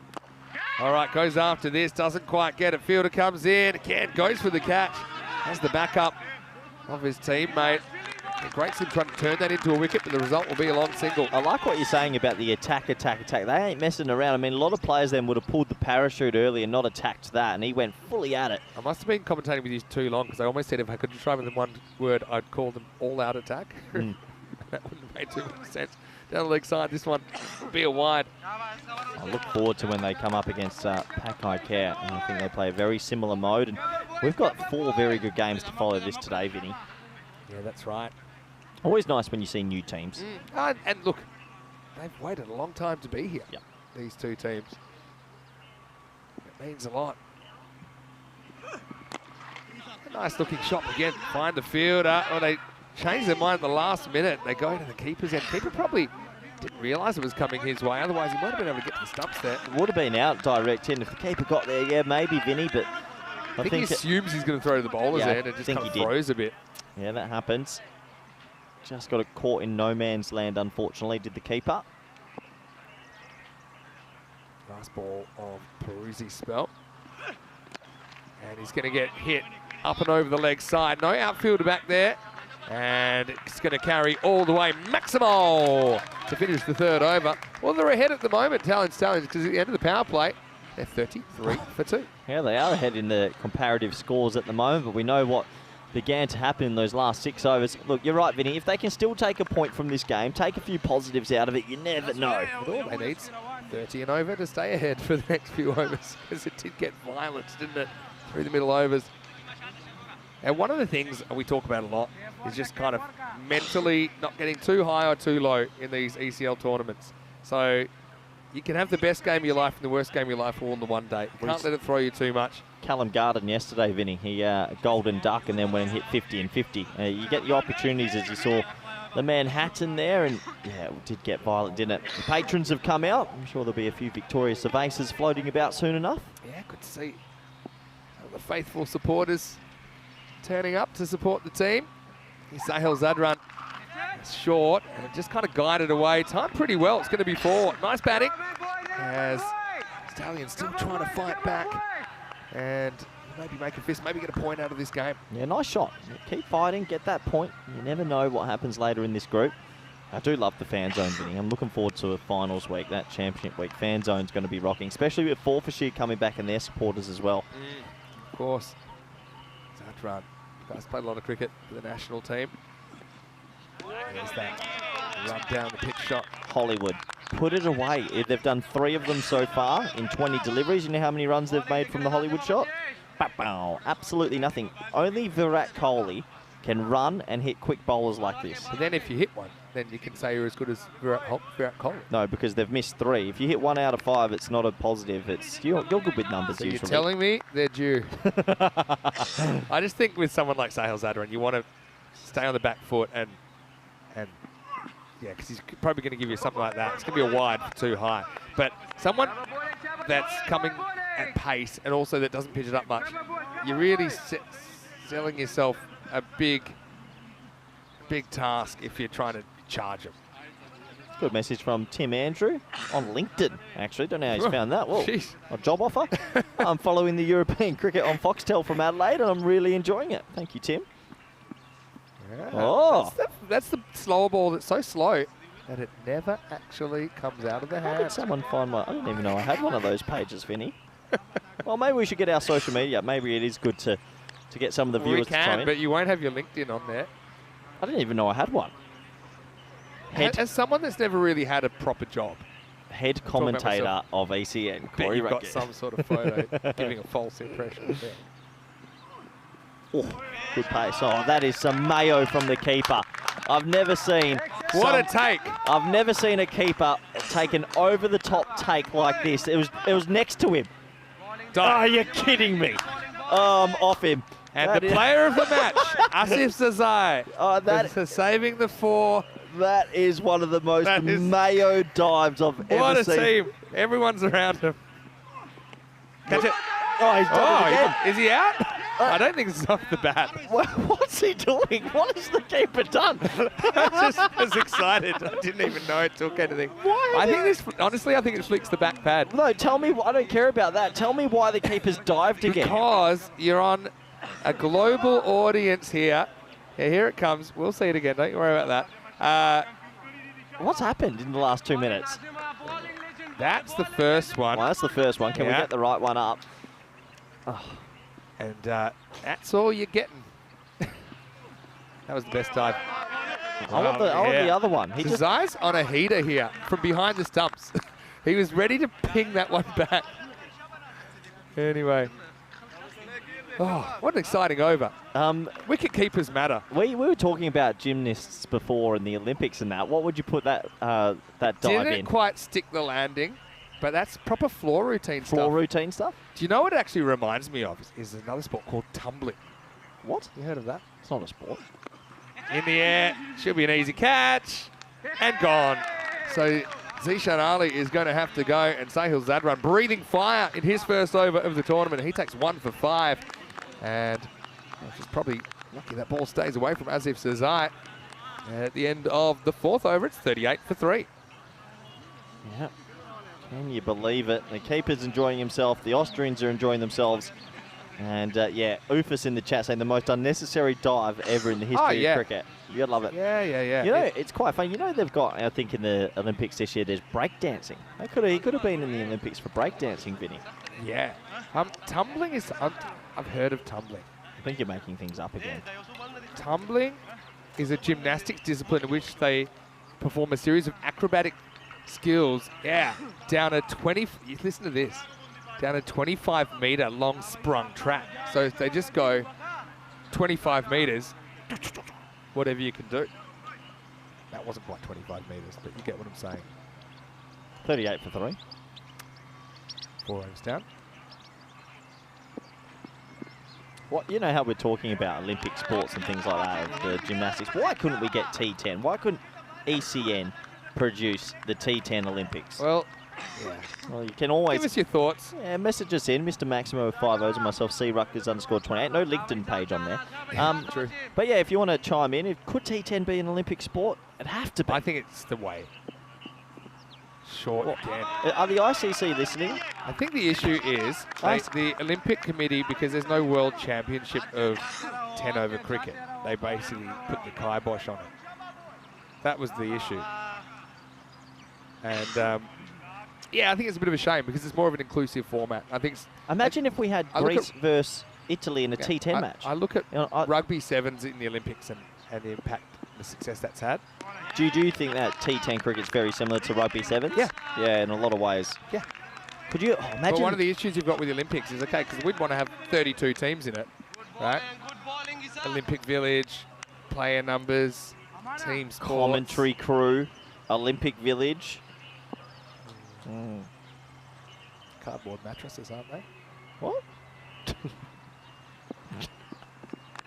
Hooked away and 4 runs as Abbas takes on the short ball. He's had a steady diet of chest and above, hasn't he, from Safi? Yeah, good from Abbas. He's catching up with it. Well, if they put T10 in the Olympics, I also want the original sport from the original Olympics. You know where I'm going with this. Tug of war. Tug of war. It was in the first Olympics. If you got the 5 biggest men in the men's division, 5 biggest women in the women's division, and had countries versus each other in tug of war at the Olympic Games, everyone in the world would tune in. Everyone in the world would. Yeah, I agree. I'm glad when we agree. All right, has a crack at this. One bounce around to the leg side. You know what will happen. The Olympics will play their T20 with 6 teams. It'll be a yawn fest, which it is already. Franchise cricket's becoming a yawn fest because it's everywhere. And then eventually someone, we need Dan Weston to walk up to the ICC, hey, I'm Dan Weston, I've got this product, T10 Olympics, let's do it. Yeah. Well, is the Olympics dying anyway? Do we just... What? Sorry. I do one of the IOC. Oh, shot. Really good shot. Uses the pace. Safi has probably gotten a bit carried away with the short stuff here. He'll get knocked away for 4, and it'll take us to the end of the 5th over. And Talent Italians flying the flag for the Estonians, 47 for 3. Guides that one down to the deep third boundary and gives us a chance to welcome you into the commentary box. Vinny Sandu here, Mr. Maximo. I got Koi Ruckers with me. Just a reminder that our official charity partner, Share the Meal, part of the United Nations World Food Project. We'd love for you to get behind it as well. We've been providing thousands of meals for those in need. Over 780 million people every day go without a meal. And so if you'd like to just scan the QR code and you can get involved for less than €1 or $1 or £1. You can provide a meal to someone that really needs it. It's a fantastic organisation. It's won a lot of awards as well, that app, because it's so easy. It's just a few clicks and you can get involved. Yeah, please do. Every cent helps to the action. Yeah, because, so Terry said much the same thing, because T10's not an ICC format. But the thing is, like, but a lot 10 over cricket exists. Like, if a 20 over game is reduced, it's 10. You know, it's the same game. Well, it's a unique situation. I was blessed enough a few years ago to, I was coaching Pac-Toon with Dean Jones at the Abu Dhabi T10, and all the sort of big wigs, the bigger players, loved it. They said 90 minutes, loved it. You should actually watch the very first T10 there. It was like 72. I was thinking the batsmen were like, are we meant to attack at every ball? It was quite funny. Dida comes on for his first bowl of the tournament. I think players of all ages would get around it massively. I'd love it to become the main cricket at the Olympic Games. Well, Caleb Langford is in the crowd, apparently. Oh, there he is. Hello, over Caleb. there. Hello, Caleb. Good to see you. Chris will be playing. Saw Carl Hartman captaining Crosby. Saw him at the toss. This is up in the air, and it's out of the ground. Nice shot. Maximo. Stallions fighting back. Just trying to get something out of this game. Still a long way even to get that bonus point. Yeah, nice shot. Still a long way to get the bonus point, but you never know. Panwa's had a pretty good game, actually, Aditya Panwa. We have seen doing some good things for the Estonian national team as well. Basha Dida with a comeback ball. Hit pretty well. Hits him, he's gone. Misses. With a crack, though. Doesn't hit the target. You could see some of the Isle of Man guys coming in. Yeah, so... You know they've got 3x3 basketball in the Olympics, so that's also T10. It's shortened. It's just, yeah.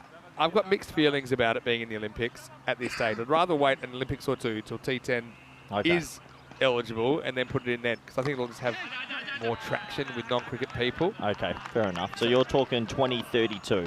Yeah, maybe in Brisbane. Is that in Brisbane? I think so. No, really? Yeah. Could see actually using your own computer for once as well. Anyway, that takes us to the end of another over. And... Oh, Vinny. Yeah. What? Breaking news, 2036. Yeah. Madrid. Up the road. Olé. We just bring everyone from the Olympic Village down here. Goes to Mohamed Baba of Spain on home soil. 6 overs in, 56 for 3 at the moment. Yeah, because I look at it from a non-cricketing point of view. People always look at it from a cricketing community point of view. But Olympics has the ability to take it to a wider audience that are not necessarily cricket lovers. There's already a lot for cricket lovers. There's World Cups in 2 formats, 3 formats if you include the World Test Championship. There's all these things. But for a non-cricket person, a game that's 45-minute halves is so appealing. Oh, it goes reversible. Not the worst option with so much pace on the ball, but you've got to catch up with it, don't you? You might also wear it in the face, actually, to someone like Javid I get your point. If we waited an additional 2 in Brisbane or Madrid, we get the Olympics T10. I mean, if you're going to have breakdancing in there, spare me. I don't even mind professionals being in it. I don't even mind. I mean... What do you mean? Some people are saying that you shouldn't allow professional players in. Of course you have to let it. It's your country. Yeah, it should be the pinnacle of the sport. And if Spain get drawn against Australia in the group, great. Mitchell Stark to Mohamed Baba, it's clipped away for 6. Enjoy it. Get him in. Yep. Caleb is asking, can I meet you, please? You will meet me, Caleb. Don't you worry about that. I'll see you over there shortly. Looking forward to calling the Crosby game with you against Paco Care, former champions.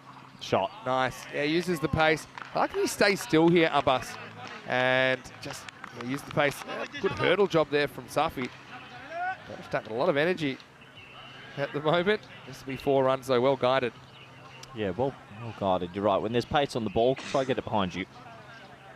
Yeah, so Ufus and Terry saying T10 has no chance now. It'll be the format in 2028. I know that. David Skinner saying, would you still have 50-metre boundaries? Yep. Absolutely. Why would you change the format? No. It's a perfect format.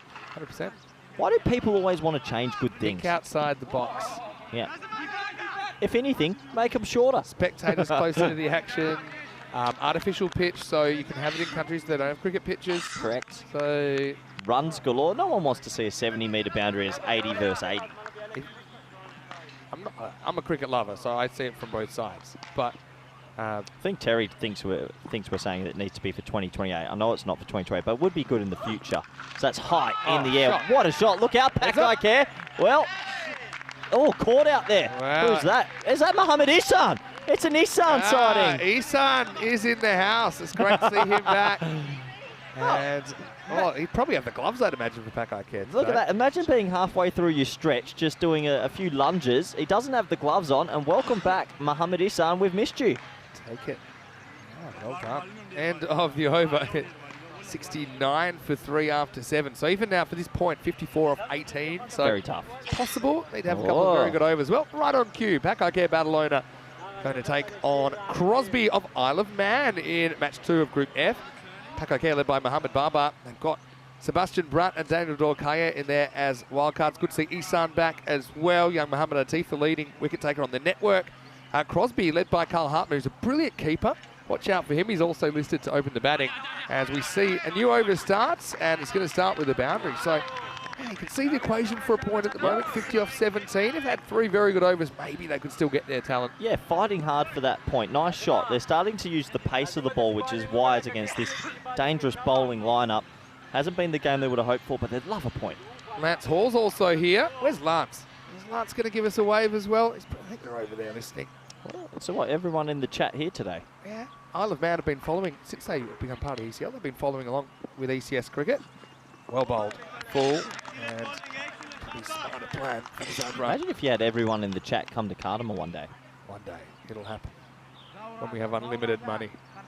But it's great to have Isle of Man represented for the first time, along with Serbia and Slovenia. They're the 3 countries added this year. So, Isle of Man, Spain, first game as well. Yeah, interesting. All right, this is kind of slot, and it's hit back, and it's hit out of the ground. Maximo! It's a pretty good knock by Faraz Abbas at the moment, who had a bit of the jiggy earlier on. Remember when he took that catch? Lots happened since then, but I like this innings. He's giving his team a fighting chance of a point. Yeah, just getting it over the top for another 6. 44 off 15, still fighting.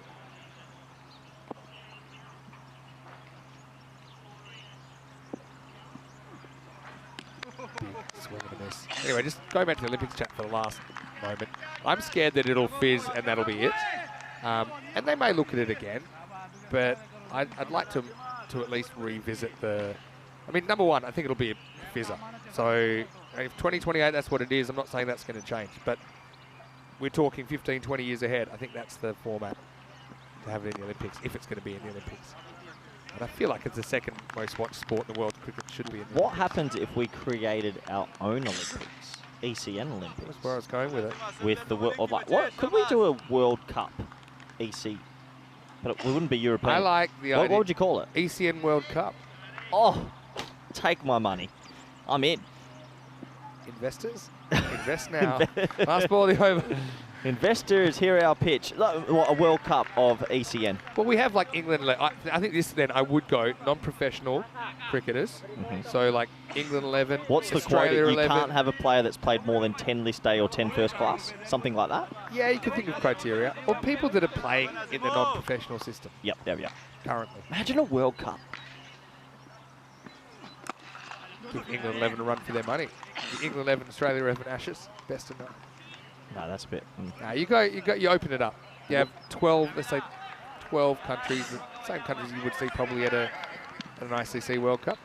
Oh boy, it'd be interesting. One day, look, the way we're expanding, you never know. As 8 overs complete, 82 for 3. So they started brightly in that over, but just playing a bit of catch up at the moment. So 23 still seems a long way off with 2 to go. 82 for 3. Can they still get that point, Vinny? Trying their best. Anyway, Safi's going to come back. Have a look. What a weird journey this that worm took in the first half of this innings. 9th overtime. And first one is going to be a single. The only thing I'd say from this Austrian team I've seen, Vinny, it's a little bit samey. A lot of bowlers of similar sort of pace, and I reckon when you're coming up against a Pakai Care or maybe some others, it might catch you out. Yeah, right on pace. Good point. It's all very same pace. Good pace though sometimes. And it is. Oh, that one's gone up onto his lid.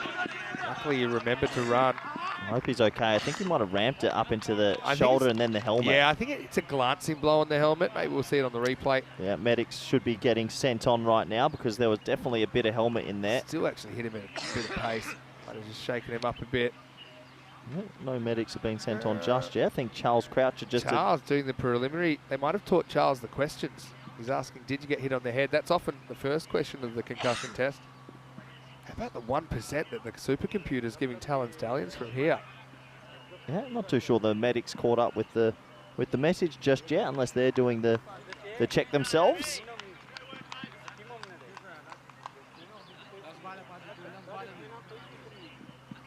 Anyway.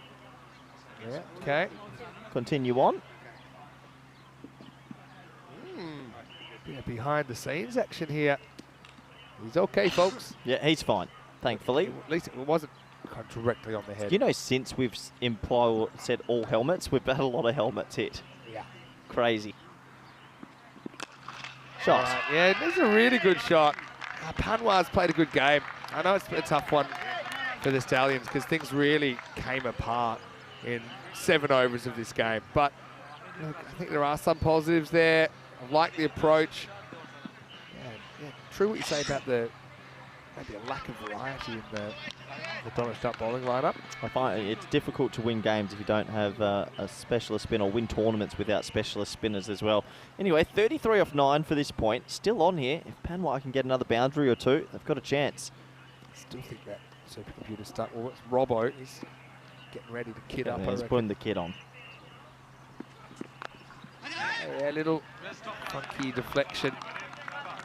We'll get a single. Yeah, it's true. Someone's looks like it feels like they need a cough volley in the background. The effects, Mike. Now I can't unhear it. Some of the viewers.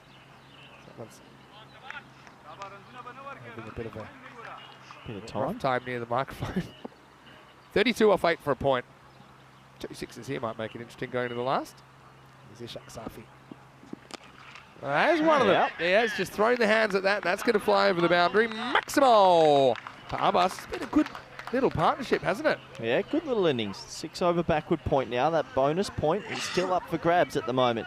That's what I mean. When there's a lot of pace on the ball, you can just use the pace and try to go squarer of the wicket when you get any width. And Talon Stallions, I'll tell you what, if they put their best game together in this tournament, they'll cause a few upsets. Safi, run for 23. The ball to go. Donnerstadt, pretty tight-knit group of players. They love to play in the Austrian competition, which actually has a lot of very good teams. It reminds me a bit of Belgium, the competition, how you have a lot of clubs that contain dynamic players. They're not concentrated in just 1 or 2 clubs. That ball just being thrown back onto the bowler here as that one's been lost into the shrubbery. It's been a fun start to Group F. 26 off 7. Got a chance. We got a puncher's chance. We had 45 off and over. Yep. Last ball of the 9th. Oh, he gets quite funky, and he's going to be caught. Really well done there by Iti Dida, who lurched at it. He knocked it up. He was pretty aware of where it was headed. Took it on the 2nd attempt. So Abbas is going to go for 39. It's a wicket for Safi, his first at the Cartama Oval for ECL 24. And the score is 97 for 4. Yeah, it was not a bad option going for the ramp. He got most of it, but just didn't get enough elevation. Smart catch in the end, parrying it up to himself. And another wicket goes down late here. Just makes it a little bit more difficult for Talon Stallions to get that bonus point. Yeah, it does. They kind of had the fine leg back there as well, so I don't know if there's value in that shot. Anyway, it was a pretty good catch that got him as Faris Abbas walks back. He'd be pretty satisfied with the way he hit the ball here in match 1 of Group F. It's 97 for 4. 1 over remains. Yeah, 1 over remains. Can they get a couple of boundaries? Still right arm fast again.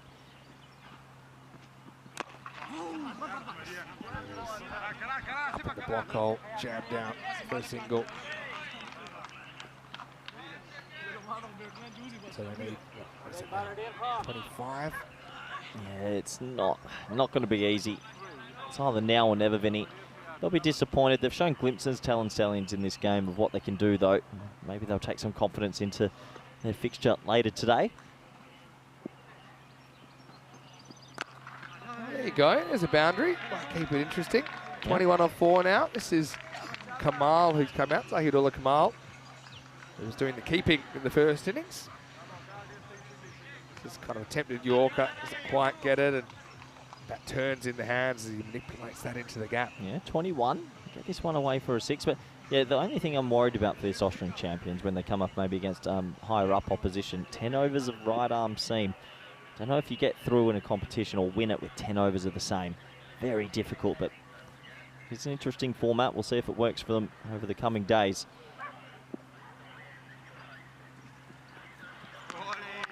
Called wide. Still there, Vinny, 20 off 4. We saw how important that point can be. If Gozo's Army had taken that 1 point off Starigrad, and when they beat VOC, they would have had the double chance. So yeah, exactly. This point is important.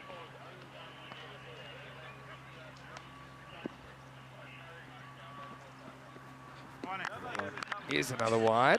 Oh, just eking their way there. There's a chance. Iqbal Hussain, 26th century of the season.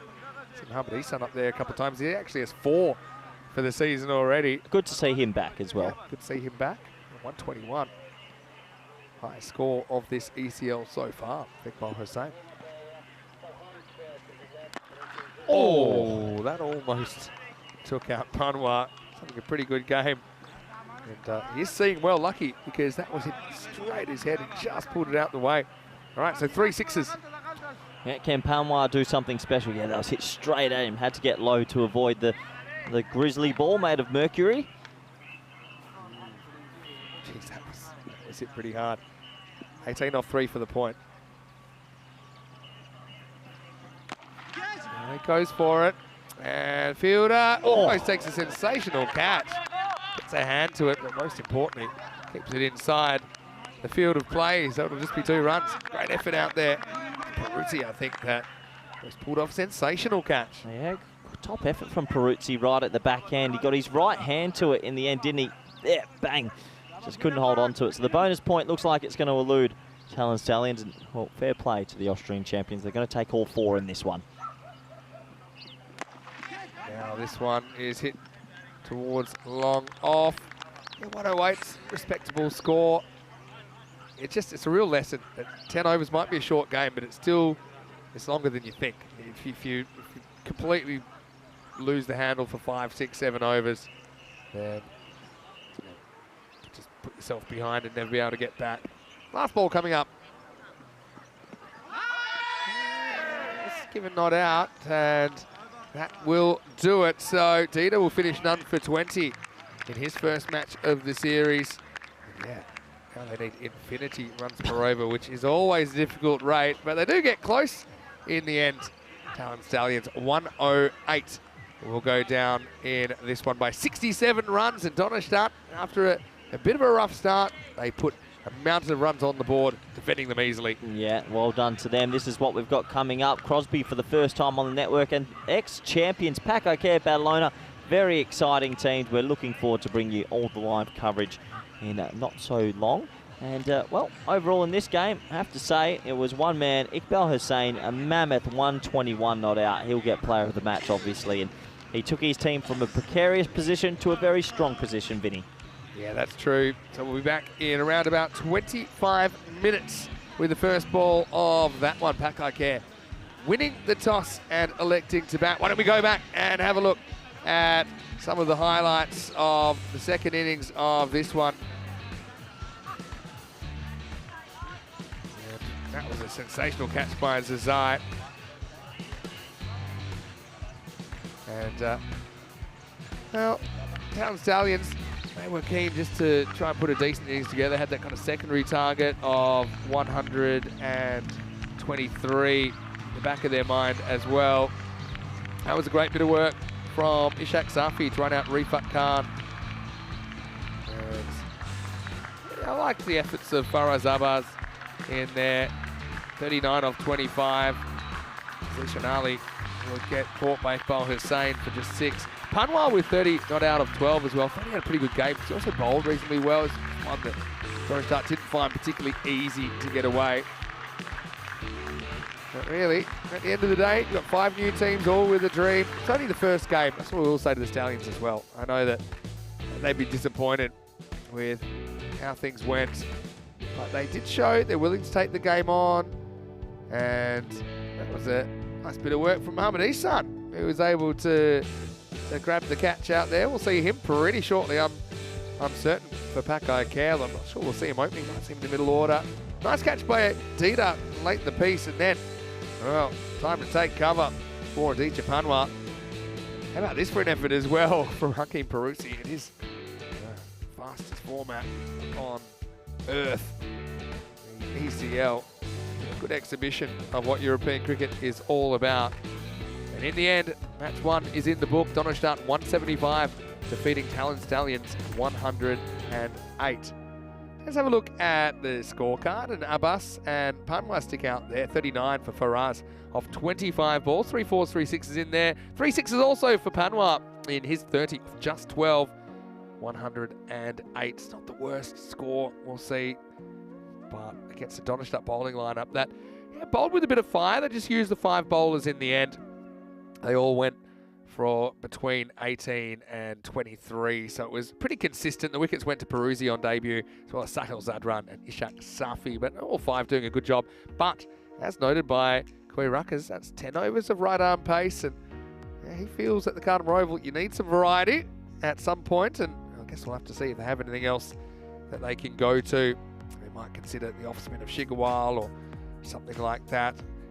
Well, we'll have to wait and see. Early days in Group F, and it'll be former champions on the park next as Pack Care Badalona will take on newcomers, Crosby from the Isle of Man. Vinny Sander here, Mr. Maximo, with Corey Ruckers. We'll take a quick break. We'll be back after a few short messages with more European Cricket League.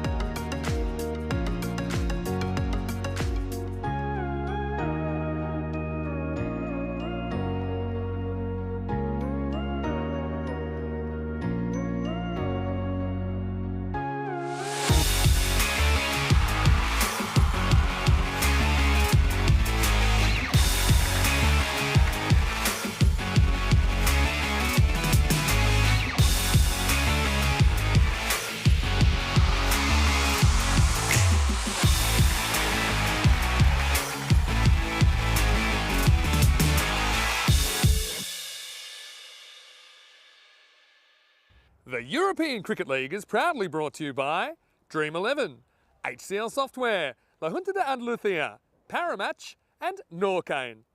And the official charity partner, Share the Meal by the United Nations World Food Programme.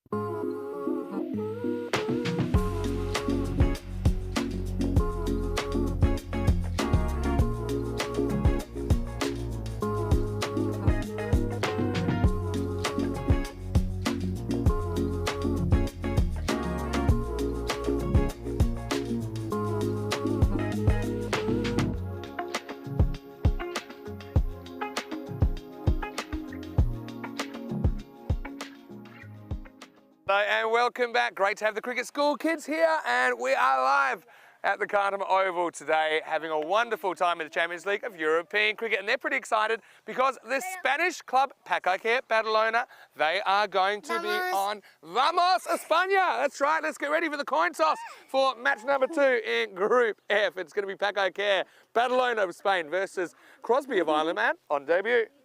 Yeah. Pacaquer, you're the home team, you will toss the coin, yeah? Crosby, the away team, you will call. There's the coin. European Cricket. It's been called European Cricket. It's come down Andalucía, so you've won the toss. Batting first. Toss won by Pacaquer, who will bat first. So Pacaquer have won the toss. Mohamed Baba has no hesitation to bat first. Well, I've got Noah here. I know who you're going for. Big fans of the Spanish kids, and they've got a message for the Spanish team. 1, 2, 3, vamos España! Good luck Isle of Man too as we get ready for the first ball. Corey Ruckers standing by. Thank you very much, Vinny Sandu, for that warm welcome, and welcome back everybody to Cartama Oval. Beautiful time of day here, 1 p.m. local time, and the sun is shining. Not too much wind today. It's probably the best day we've had at the ground all tournament. And looking forward to this. Crosby making their debut at the ECL. Good luck to them, and they've got a pretty big game first up against Pacaquer Badalona, reigning champions a few years back. Let's have a look at the lineups, as this will be a very interesting game indeed. Officials and players making their way out to the middle. And you'll see a couple of familiar faces walking past your screens in a moment. There he is, Big Mohamed Baba and Daniel Doyle-Caye back in Spain. And the Spanish opening pair will open proceedings here. Let's have a look at the lineups. Look for Crosby, the captain. Carl Hartman's going to have his work cut out, listed at the top of the order. Captain and wicketkeeper, good luck to him. Seen a bit of George Burrows before. A very good player indeed. For Pacaquer, Mohamed Baba, fantasy rating of 8. Well, if I was a fantasy cricketer, he would be in it straight. Sebastian Brutt rated at 6 on the fantasy. Can you believe it? Get your teams together. Good luck. 90% to Pacaquer, 10% to Crosby. I'm going to welcome back Vinny Sandu. Vinny, what do you think of those fantasy ratings? Well, how many runs has Brutt scored for Pacaquer, though? His numbers for Pacaquer are underwhelming. Tell you what, look at that, Vinny. You got Sebastian Brutt at 6 and Mohamed Baba at 8. They're steals. Hey, I'm also looking forward to seeing the left-handed Andrew Ryan, Chris Langford playing for Crosby. Saw him for Isle of Man in the ECC last year. Oh, we'll get back to the action, and there's a player that was well known to us at the network, Daniel Doyle-Caye, to open up with Mohamed Baba. It is the Spanish kind of regular T10 opening combination, isn't it? Yeah, pretty rare that you have them both in a club competition, but that's just the way it's worked out. And looking forward to this game. Crosby come here with high hopes. There's the skipper, Hartman. He'll have his work cut out. A lot to do as wicketkeeper and captain. This should be a good game, Vinny. I'm looking forward to this. They've already dropped 1% and we haven't bowled a ball. They've gone from 10 to 9. Just on the walk down the stairs, looking slightly less confident. Hey, Langford, there he is. He's a good left arm seamer to get us going. Baba to face up with 2 hands on the bat. This one's down the leg side now, of course. He just took a hand off the bat. Yeah, we should mention Mohamed Baba did go a bit viral. It was about 3-4 weeks ago now. Well, let's not talk about it, Vinny. I'm going to talk about it because a lot of our viewers watching might be aware of it. You should have clipped it. We should have put it on quickly, the one they got out. The one-hand sixes in Barcelona. Look, he's a better player than just a gimmick. Anyway, this is two-handedly hit up and over the top. Maximo just up with the breeze. Langford bowls a heavy ball, but Bubba's a heavy man and he gets 6. There's Chris Munoz-Mills. He's actually coaching Pack Care in this event. Is They've he got him really? in to do some coaching, give some of his Spanish authenticity to the team. And Sebastian Bratt is the other wild card. Yeah, that's great. Did you know that in every inning so far, the game has started with a 6? There There you go. That's good stats. Well, it did start with a wide before the 6 this time. Probably better length from Langford. Give the ball a chance to do something. Got to say, it was great to meet some of the Isle of Man faithful that have come into the fan zone. Absolutely. Including young Caleb. Got a good shirt on, young Caleb. Yeah. Liverpool supporter. He's here supporting Chris. And yeah, he enjoys watching cricket on the network. Always great to see the youngsters. You saw some of them from the cricket school there with me at the toss. And Here we go. Left arm around, and this is going to swing in a lot.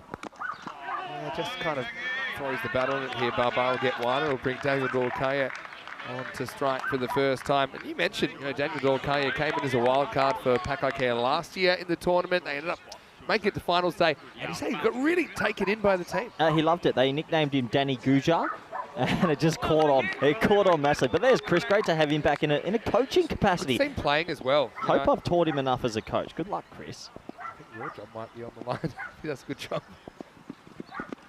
This one comes in and beats the inside edge of Daniel Dorkaya. I think he's been off playing some cricket in South Africa over the northern winter. I haven't had a chance to go and say hello to the young man yet. He flew back in 2 days ago. He was back in South Africa over the winter period in Europe, playing some cricket out there, and by all reports, doing quite well.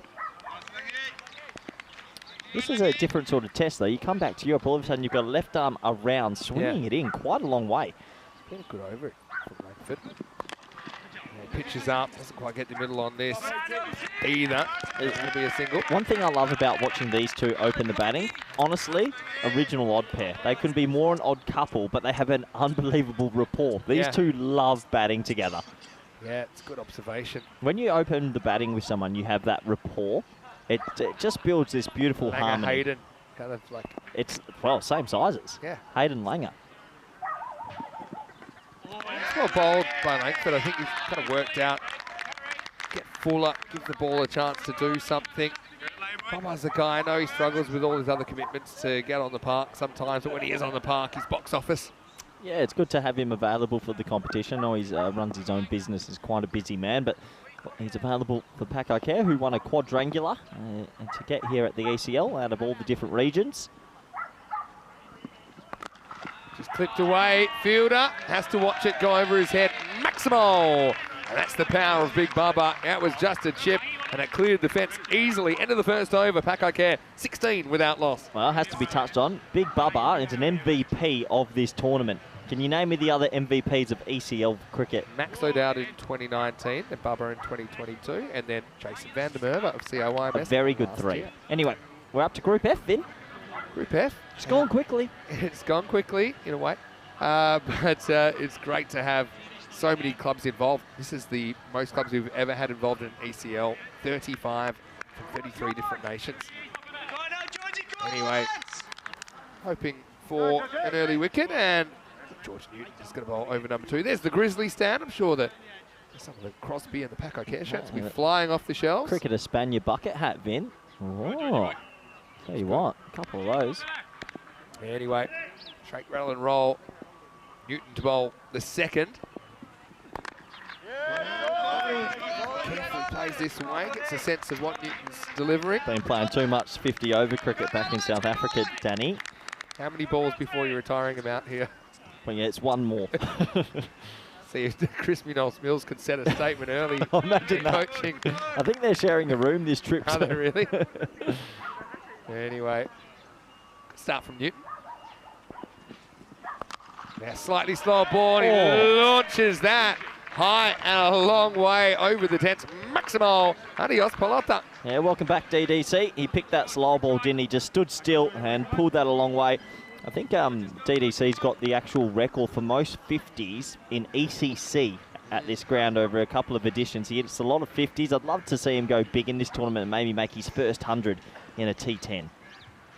Yeah, it wasn't bad thinking from Newton. Just change the pace slightly, but it's well picked. Yeah, it was well picked. All the way for 6. There's checking that ball. A couple of supporters have come out supporting Crosby. Probably a little bit nervous on their ECL debut. Look, some nerves are good. First wicket would help a lot. This is sliced away straight over the fielder at backward point. That's going to be 4 more cuatro carreras más. Got to say the Spanish kids from the Cricket School Project this morning, they were very enthusiastic, and also could see Isle of Man with a bit of support in the crowd as well. I think the thing that makes DDC one of the better players that we've seen on the network is that his access to both sides of the wicket and straight. It's almost as if you miss on the offside, it goes over the offside. You miss straight, it goes leg side. Doesn't premeditate. No, not much. Plays the ball that comes at him. Plays down the wrong line this time. It's a good ball by Newton. So Crosby, the Isle of Man champions. Isle of Man, one of 3 countries added to the ECL this year compared to last year. The others are Starigrad of Serbia that we just saw in the last group, and also Ljubljana of Slovenia. Group before actually played some pretty good cricket as well. It's good that we're expanding so much, that's for sure. We'll come back from Newton, that ball. Yeah. Full toss, it gets it wrong and disappears. Maximo! And you miss once, you go the journey. I mean, if you miss more than a few times, then you've got what the Stallions had to deal with this morning, but that's a well-timed shot from DDC. You got to feel a little bit for Crosby. Sometimes you get draws in groups and matchups. And probably on their first ever edition of the ECL didn't think they'd run into a national T10 opening pair. Yeah. So it is what it is, but good to see Mohamed Isham back on your screens as well. And Pakai Care, not going to get through this group too easily. There's going to be some ups and downs. Third ECL for Pakai Care. Short and absolutely pulverised with some hang time. Maximo finishes the over. Newton bowls a good one. Goes for 22. It's 38 without loss. Yeah, what a shot from DDC. Welcome back to the España homeland. And a really nice cricket stroke. He bombed that one away. Newton bowl. He had 2 small wins in the over. One like maybe draw. So got carved away for 4, and he went for 3 bombs. And that's just ECN cricket in a nutshell, isn't it? It is. It is. It's tough. Look, we look at this group. We still haven't seen Independent CC, who I have heard reports have 2 wildcards from the UK. Yeah, I have heard that as well. They're quietly confident this year. Yeah, certainly should be. Played some good cricket last year. Guernsey versus Isle of Man as well. Isn't that a little battle of the little islands? Yeah. Medium brother, little brother. There's a few siblings in the islands. Corey, he bleeds red as coach of Spain. I do bleed red. Rich Tar over number 3.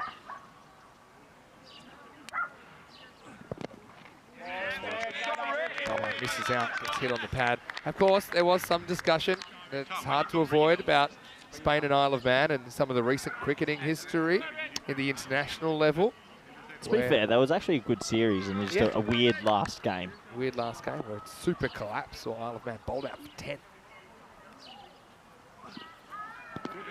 Tars got the ticket so far, a couple of dots. Yeah, that's a good start from Tar. A little comes in under pressure. They're going at 19-0, delivers 2 dot balls. What a great opportunity for some of these Crosby players. I know some have been here before with the national team, but something completely different for them. There we go. Well, a little wide. Maybe it clumped into the pad, but he's got deep cover and deep third man. I already see the difference of just taking the pace off a little bit to batters that are comfortable with the ball coming to the bat. Yeah, 100%. Sometimes definitely got to take the pace off the ball to these sort of batters that love pace on it. Now, this one is just helped away.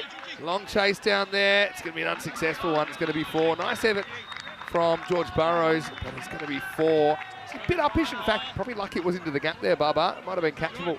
Yeah, it was uppish. It was in the gap, though, between the 2 fields. No one back on the leg side. They'll make that change now. And deep cover comes up and mid-wicket goes back. Good start for Pakai Care, who have won an edition of T10 cricket out here at Cartama. They've lifted the trophy before. Again, just misses down the leg side. Isle of Man, if you're not aware. It's basically in the Irish Sea. It's a little island between Great Britain and Ireland. And it's got a population of around about 50 or 60,000 people. A little bit short this time. He does get it. It's not going to go all the way, but it will go for 4. Into the power play. Can't come quick enough for Isle of Man, I think. Yeah, it wasn't a bad over so far from Tar, but Big Bubba catches up with it. Breaking news as well for Mohamed Bubba at 39 years old. Gets his first T20 call-up next month. Oh, is that right? I think we've decided, look, why not? Just the man's a bit of a freak, the way he hits boundaries, and if it comes off, it comes off. You play for now. Play for the now. Play for the now, Vin. Play for the now. Great global warmers going. Never know if there'll be a tomorrow. Two to come. Oh. Anyway, in the air. Well, this should be out. And it's been taken. Tom Burrows down there at third. Tar just kind of unsettled Barbo in a strange way. It wasn't quite as quick as what was coming earlier to him, and that thick outside edge flies away. Well done to have the fielder down there. We see a lot of balls flying away in that area, and Tom Burrows does the rest. Pakai Care lose their first wicket, and it's 48 for 1. Yeah, well done to Tar, who just, you're right, Vinny, this over, maybe that racket pace and a couple of change-ups was working the trick, and a nice safe catch out at third man. We see a lot of catches blown out to that region, and the first wicket will go down. Yeah, well taken. Big moment. Okay, it's a regulation catch, but big audience and a lot of pressure. Number 3, we'll see Mohamed Isan for Pakai Care. Baba goes for 21. Disappointed he doesn't go on with it. Yeah, gets just a little bit of a cameo to start his tournament. I'm sure we'll see more of him. Mohamed Isan, good to see him back on our networks. Gone through a couple of things recently and was back home in Pakistan. Good to have him back, and best wishes for the tournament. Tar with the first ever wicket for Crosby. Isan comes out at 3. Tries to launch a 6 and misses. It's a really good over from Rich Tar. And he goes for 10, picks up the first wicket of this contest, 48 for 1. Isle of Man as well. It's very interesting. I mean, reading into a bit of their history, of course, when they were included in the ECC for the first time. But they have a native language called Manx. Okay. And actually died out. It was considered extinct, but it's been brought back a little bit. So, yeah. I remember looking up Isle of Man's national dish. Can you remind me what that was? Because it was something pretty sketchy. I remember talking about this last year at the ECC. But yeah, it's a different little country. Good on Crosby being out here. Their opportunity on the big stage. They'll enjoy it. They've obviously earned it. It might have been, is it Queenies? Yeah, that's it. Scallops with something, isn't it? Yeah. Queen scallops. I'd like that. Over number 4. Keeper up to stumps. Another left arm bowler. He took a good catch there, Tom Burrows. Now he comes on. Of course, he has the assistance of 5 outfielders now as we're out of the power play. Yeah. But of course, Isle of Man joined ECN cricket in late 2023. It meant the birth of the Maximo. If they can hit a couple out of the park that's later a catch. on. Anyway, yeah, it is catchable. It's high, and he totally misjudged it. Oh, George Burrows this time just found himself in the wrong postcode. Yeah, Ishan got that right off the toe of the bat. It went miles in the air, but just couldn't read it. The breeze has picked up slightly, but in the end, couldn't get to the ball. He drags this leg side, but there's plenty of outfielders now. Good little 5-pack in the last 1.3 overs from Crosby. I know the first 2 overs was all Pakai Care, but just pegging it back a little bit, building some confidence. Hello to Avinash Pai. Good to see you as well. 50's come up for Pakai Care in the 4th over. Okay, pitched up and he launched it. That's pretty large from Isan, who puts it up into the sky, and I'm not quite sure where it landed. Maximal 6 runs. I'm pretty sure that cleared the net, Vinny, as the ball retriever goes under it. And then Mohamed Isan, who, for many people, if you don't know, or first tuning into this edition of the ECL, has the most runs on the network. Yeah, and it's a shame he had to leave the Barcelona series, which we went to Barcelona for 4 weeks, end of January, and actually it was the last series we had before this ECL began. Had to leave for personal reasons. Good to see he's able to rejoin the side. This is hit to cover. Well cut off there. Just get a single. Yeah, and Pakai Care, they probably underperformed in that ECS. Oh, there's your boy. Yeah, there's Caleb. Hello, Caleb. He's great shirt. Yeah. One of the great He's shirts. made a few friends already around the ground, Caleb. Yeah. Awesome to see some young fans around the ground. That's a nice little pickup shot, and it's going to go all the way. Maximo! Nador Kaya just ticking here, he's just percolating. That's the end of the 4th over, 64 for 1. A couple of people in the chat saying the dog's having a good time. Vinny, got the dog near the effects mic somewhere? Is that? No, I thought it was you. Where is that coming from? Sometimes we had, the effects mics are around the ground. I'm guessing it's the other side of the trees. Remember the dog? a few Maximos over there. The dogs went silent for a Got a while. great comment from Richard Bird. Isle of Man has no dedicated speed limits on the roads. Majority are D-restricted speed limits. Useful fact number 1. Oh, are you a bit of a lead foot? I'm a little bit of a Hold useful on. fact foot. Can you drive a car? See? I drive a car. I have a car in the Netherlands. Can you drive a car with gears? Correct. Oh, he's gone. Oh, it's right off the toe of Ishan's back. Great catch. And I'm a big fan of Carl Hartman behind the stumps. The octopus. He just extends a tentacle, and this one sticks. So a really handy one to get off a ball that I'm sure would have been a wide. Ed Walker with a wicket with his first ball in ECL 24, and the score 64 for 2. What a top catch by the keeper. This fooled everyone. Everyone thought it was going to be a wide, and Ishan actually caught up with it and got a toe end to the keeper. The bowler had a hand over his face because he was in shock. He lost his footing. But it doesn't matter. Walker gets a wicket off his very first delivery. It's a brilliant piece of up the stumps work. We've seen some very good keeping in the series. Ishan himself, pretty decent keeper. Right now, he's going to walk back for 8, including a 6 at 64 for 2. Oh, him and Big Bubba, they miss out in this one. Coming at number 4, is this Sikandar Ali, Vinny? Just trying to catch the number on the shirt here. Yeah, Sikandar Ali coming up. I had a feeling they might have gone Sebastian at 4, so maybe sticking with Sikandar 4 and Sebastian a little bit lower. This is how it was listed, but Oh, yeah. now you can't unhear it.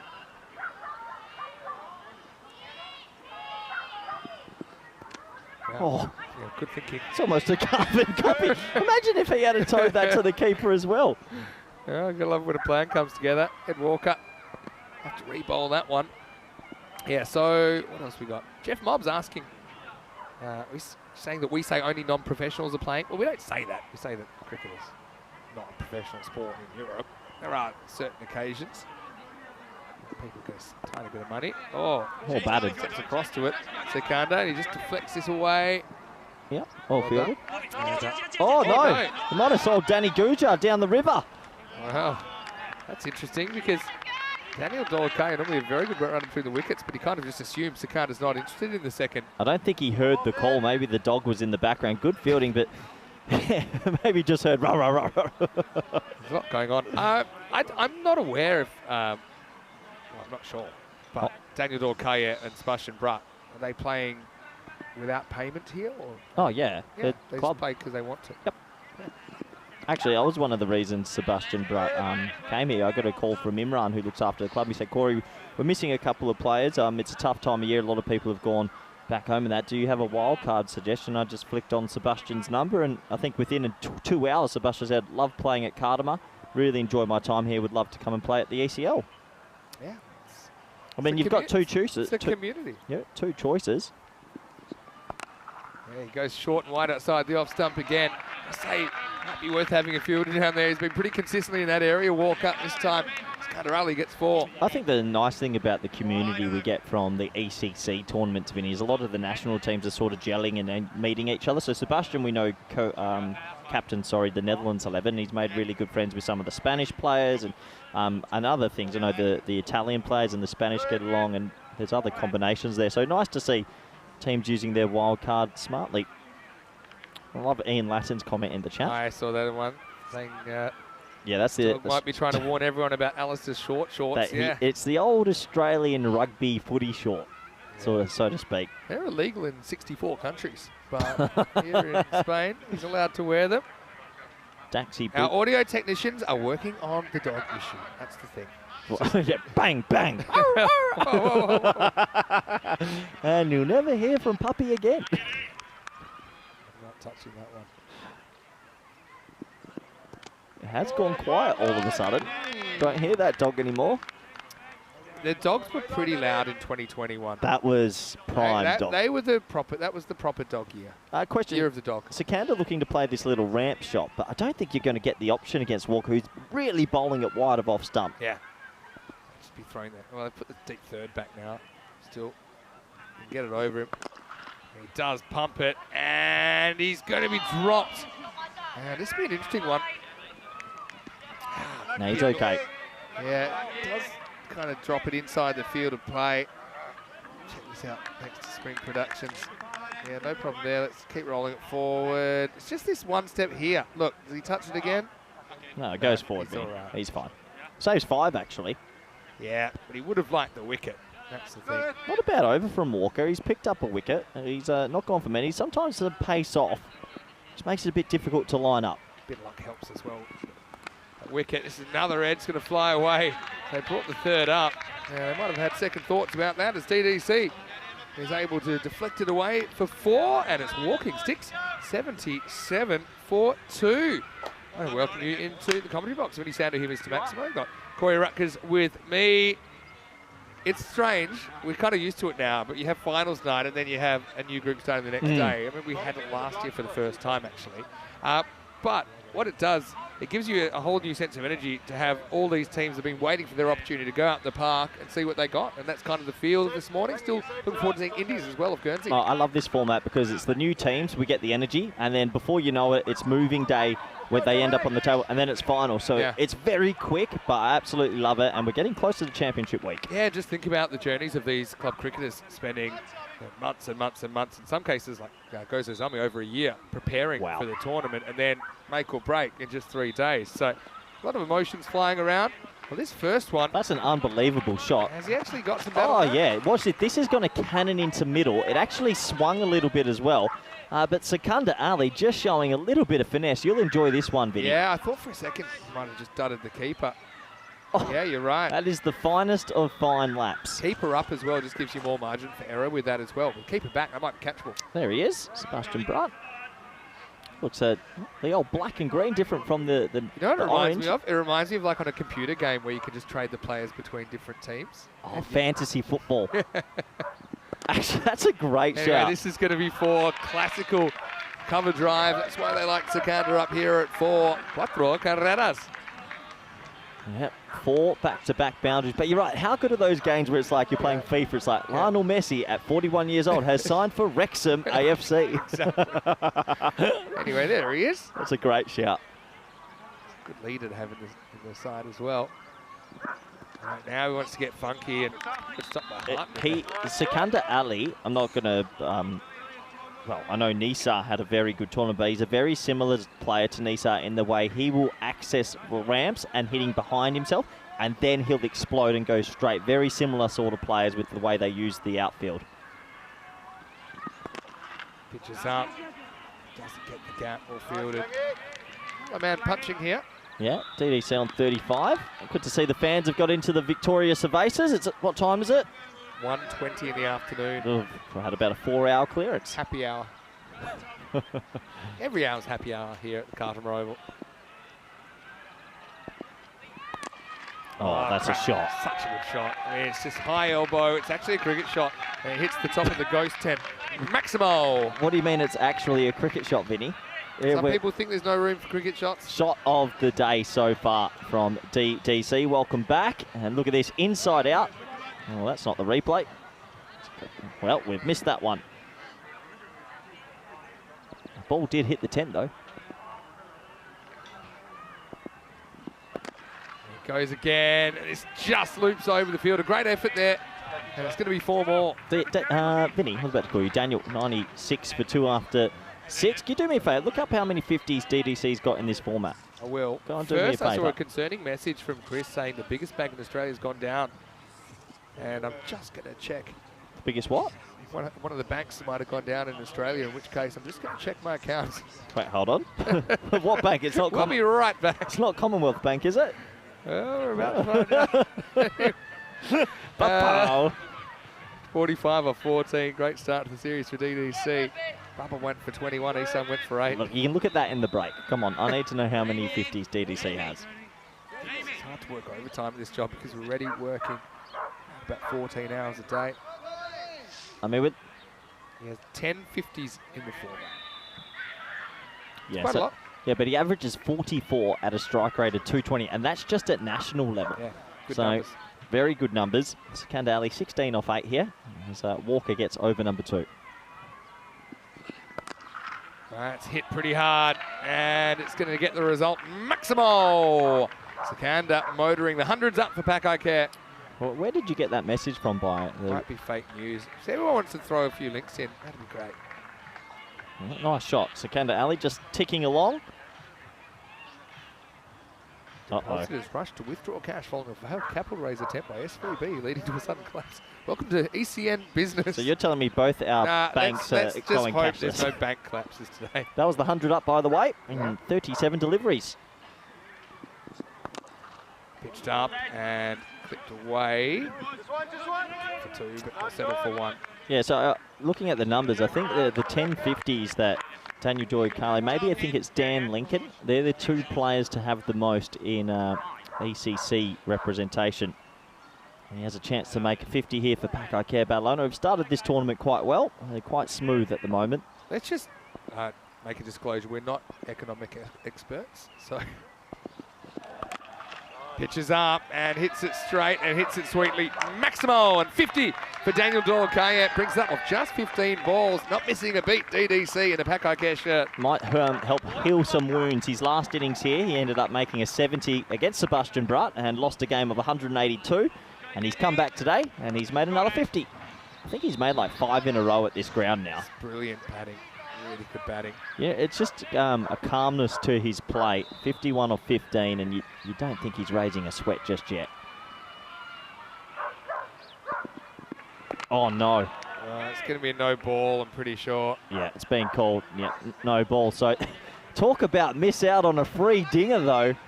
Oh, boy. Good caught and bowled, really. Yeah, it came pretty slow back to the bowler, actually. It's actually quite hard to mistime it to the bowler from there. You can't believe it. He's still a bit nervous who's going to be called. Free hit. Free hit coming up. Well bowled, sneaks it in.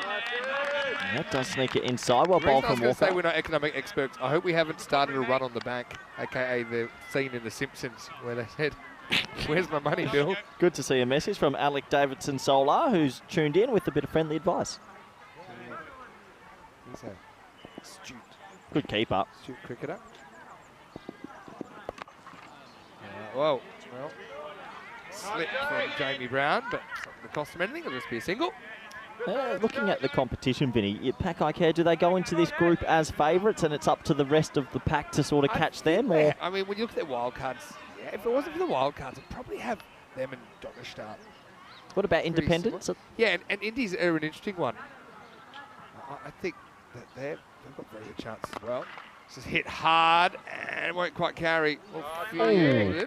Well, feet are pretty close. I might have a closer look, but I think he's okay. They're going to have a closer look at it. It has been called from the match referee's 10. Let's have a look. Is he all right? He is He's fine. all right. Langford, cult hero. Anyway, that'll take us to the end of 7. 112 for 2. And just a look at some of the locations that will be... Vinny, I have some time in. groundbreaking news. Okay, talk to me. May 27th, we will not be in Greece. I did hear a whisper. I've just got confirmation through. So, unfortunately, look out for new news in May 27th. It's tough, I suppose, because of the travel. And I'm pretty disappointed. I was thinking of a Euros on a Corfu Island. Remember that wall that kept handing us all those Euroses? I remember. And it was... I've never looked back, actually. Anyway, 112 for 2 after 7. As we see a remarkable fall-down ramp shot. Maximo from Sikandar Ali to start over number 8. Yeah, what a lovely shot. And this is why I get sort of that Nisa vibe from Sikandar Ali. He will choose when he goes behind himself and he will choose when he goes in front of himself. A very talented player and a very handy player to come out at number 4. You've still got Sebastian Bratt in that lineup and Abid Mahboob. So, good batting depth for Pakai Care Badalona. Looking the goods at the moment. Hello to Imtiaz Bandasar. Hello to Chad Butt as well, who's tuning in. Say good luck, Pakai Care. Here we go with the next ball. Interesting one. I wanted to play the ramp again and moved maybe a bit early. Do you think one day we'll have dog umpires or bark once for wide, bark twice for... I think we're closer to robot umpires instead of dog umpires, Vinny. Like, can you still hear the dog in the background? I didn't notice it, but once you hear it, once you hear it, you can't unhear it. Oh. This one will be clipped away for 4. Just gets a bit too close. Secunda Ali is very strong off his pads. Pakai building a big total here first up. Yeah, nice start from them. 122 off 7.3. Seem like they're taking it all in their stride. They've played a lot of T10 cricket before.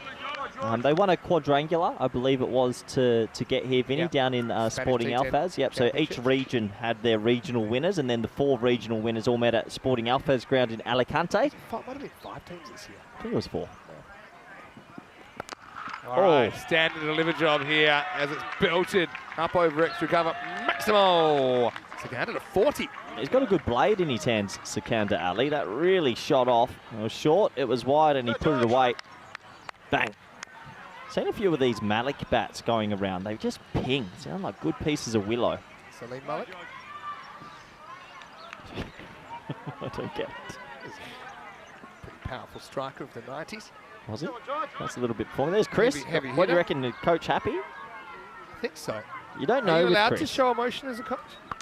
Oh, Yeah, that's pretty. And it is pretty big too. Bangs off the giant ball. Maximo, 6 more. And might catch Daniel Torquay before too long. Chris Monosmu. So if you're going to coach your coach, because you are his coach and now he's coaching, what's your advice? We were in the car yesterday back to the hotel, and he said, what I do? I said, you be you, Chris. You be you. You let him in. Everyone's got their own style. Biggest scam in sports, coach. He's probably the most relaxed man you'll ever meet. There's never a stress on Munoz Mills. Last ball, the 8th. Oh, yeah, that's all right.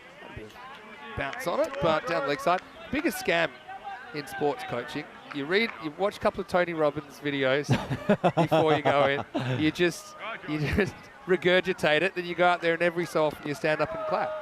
Is that what you do? Yeah, the good thing, Chris would have spoken to the team in Spanish. Everyone speaks Spanish in that lineup, and I'm sure he's a good motivator, Chris. He is a good motivator. Good human being. Nice ball of Newton. Trying to avoid going for a 50, and he does. He'll finish none for 45. Hey, if he thinks that's disappointing, we had none for 45 off 1 this morning. Right now, it's 135 for 2 after 8. Yeah, playing miss on that last delivery. The 2 overs to go. Pakai Care started this edition of ECL pretty comfortably.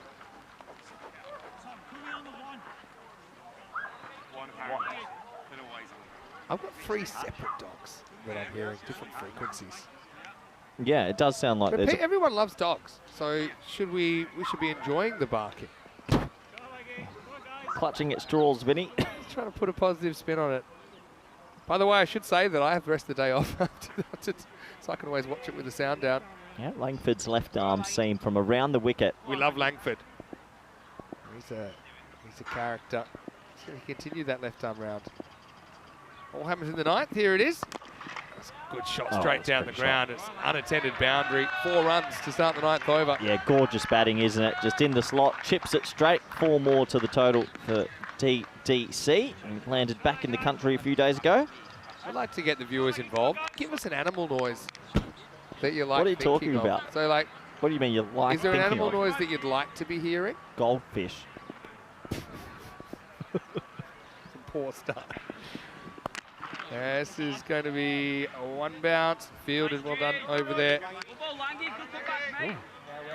Got sending me links now. Kylie has sent me a link regarding the banking situation. Well, this isn't good because both your commentators on air, they have the same bank. I don't have too much in there, and I know that the rules in Australia, there's a 250,000 government guaranteed. So okay, well, I hope they're down. I know you've got more than that parts down there, so we'll be checking it out. Secunda on strike, looking at 50. Shapes the ramp and has to change his mind. He'll get a single. Maybe going at the ramp a little bit too much. We'd like to see him just stand and go through the V a bit more. In the end, it's a single. DDC back on strike on 57. A couple people asking why ECS Greece is cancelled. Yeah, just availability issues. And 5 teams. You've got to realise a lot of players are in Athens, and the ground that you would use would be in Corfu. Yeah, it's a mile away. Logistically, it's an island away. They would love to do it, but it can all stand to working week. Oh, shot. Yeah, just deflects this and times it very well here. Cuatro carreras más as DDC moves into the 60s. Good to see a lot of people messaging me saying they're getting their news now from the Cartama Oval.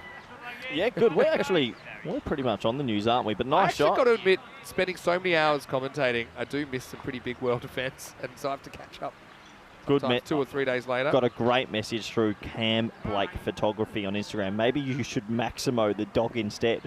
Well, you can't use it as a verb like that. Hit pretty hard, hit straight to the fielder. Just a single. To be fair, speaking to some of the Isle of Man supporters, I said, how many do you think you're going to be chasing? Pretty quick, they piped back 160.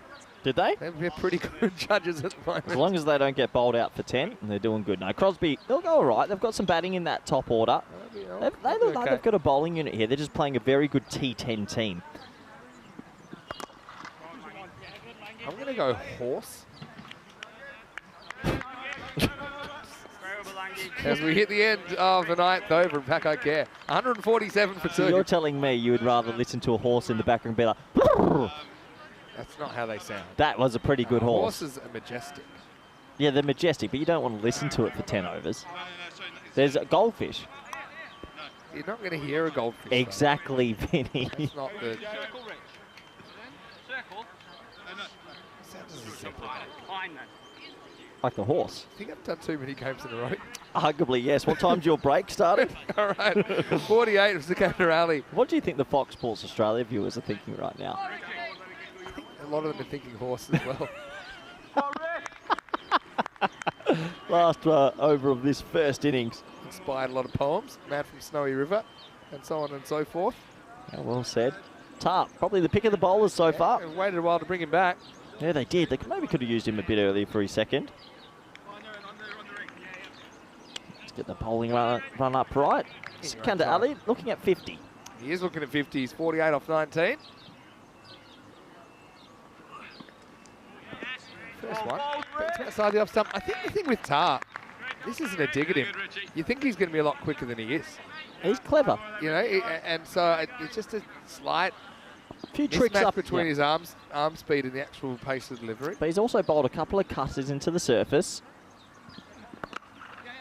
Now, Sikandar will move to 49 with a single. DDC actually hasn't had that much strike for an opener that's been there the whole time.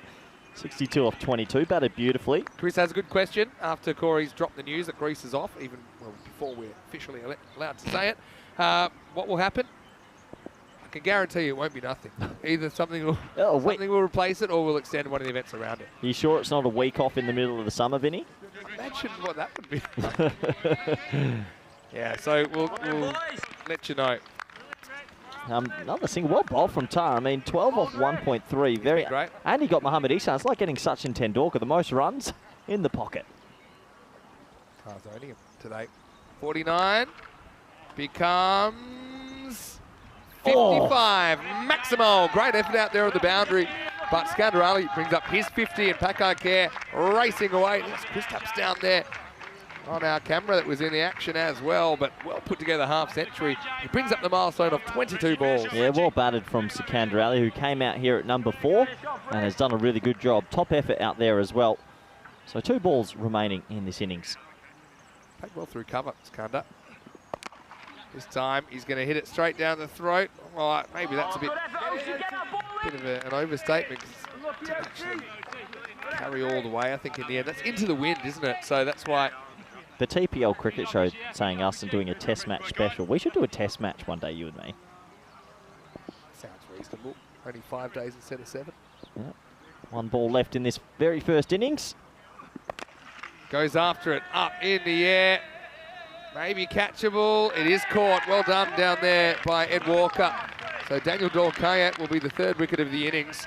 And he goes down off the final ball, but not before. He puts together 63.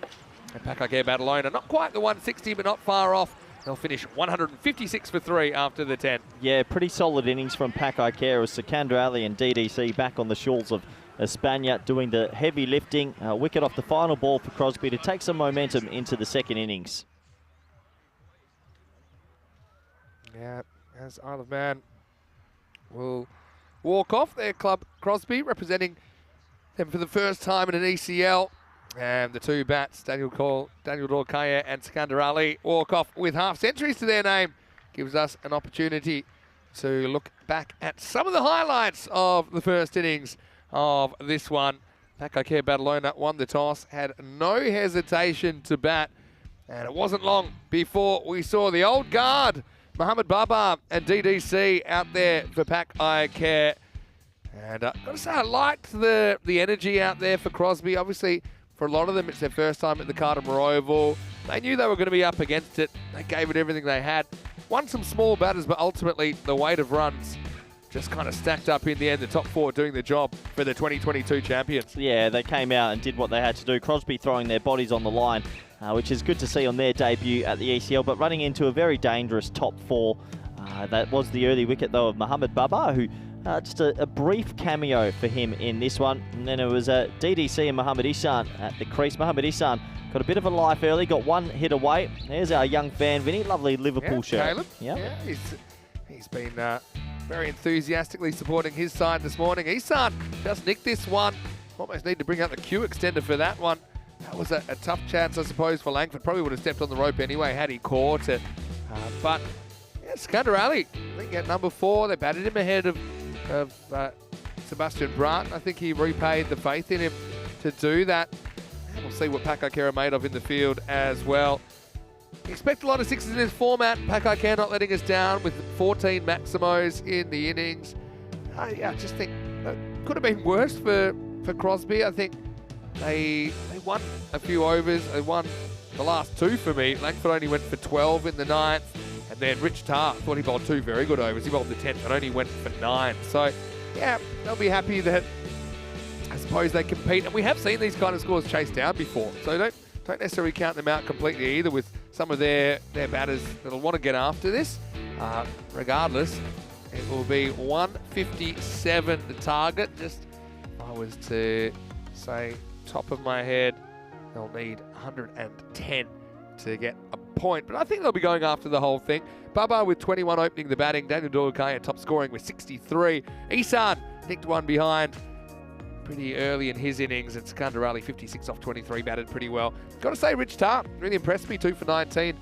He was the leading bowler for Crosby. Ed Walker, he was the one that picked up Ihsan off the very first ball that he bowled, and he finished with figures of 1 for 29. Also Langford, props to him. I thought he bowled reasonably well in difficult circumstances. We'll take a break and we'll be back pretty shortly. 157 the target for Crosby. The Isle of Man qualifiers.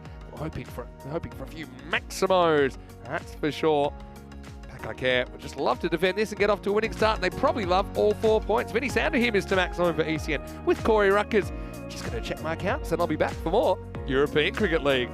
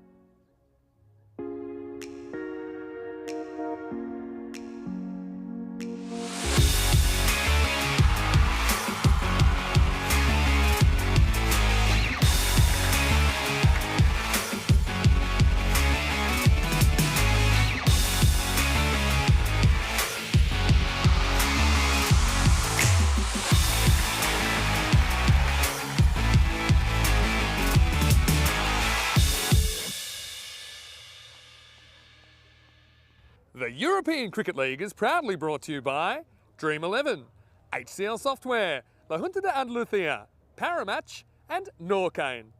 And the official charity partner, Share the Meal by the United Nations World Food Programme.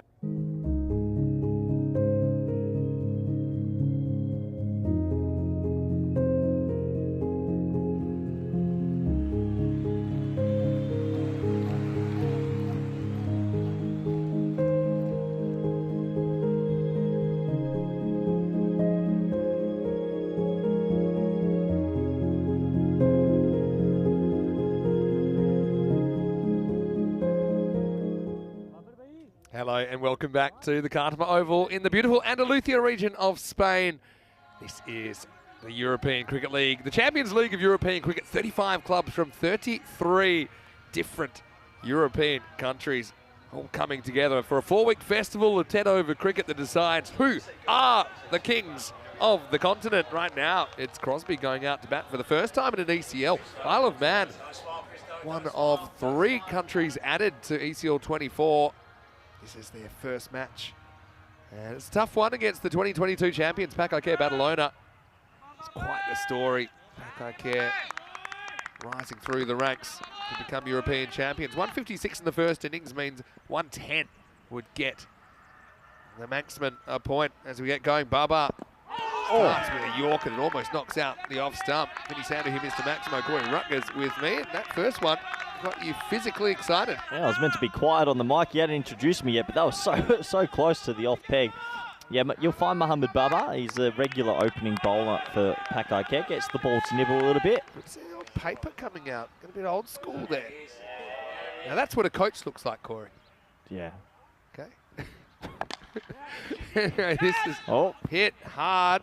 Oh, Sebastian Brutt's almost made an immediate impact. Into the ground. And Brutt, Dutchman, who we've seen leading Netherlands 11 to a European title in the ECC, the international format. You'll see him bowl probably 2 overs here. Handy all-rounder. Hartman and Burrows opening up for Crosby. Hello to all of our viewers watching from the Isle of Man. Welcome to the circus.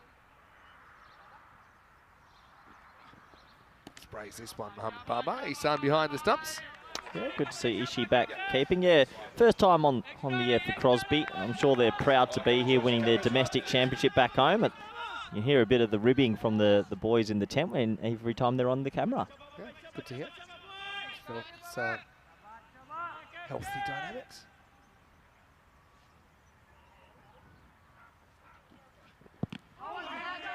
This one clocks into the pad. I think one of the things from Mohamed Baba, Vinny, is that year where he did win the MVP, he actually took a lot of crucial wickets. It wasn't just his batting. He sometimes bowled 2 at the top, just got a little bit of nib away. He took a lot of wickets. That's what got him the watch. Yeah, it's a bit of a tradition, isn't it, for the watch going to the MVP of our marquee tournaments here. The Costel Sol, we have 3 of them here now. Yeah, nice looking shot down the ground, but down the door, make sure it's only a single. We've got the ECL, which is the Champions League of European Cricket. We have the ECC, which is the Euros of Cricket, their international fixtures. Now we have the Euros of Women's Cricket, the ECCW, to cap off the season. Yeah, and we've also got the Western Shield as well, Vinny. So we've got plenty of marquee events mixed with our ECS as well. It's a good start from Bubba and Pakaicair so far. Again, just losing this one down leg side.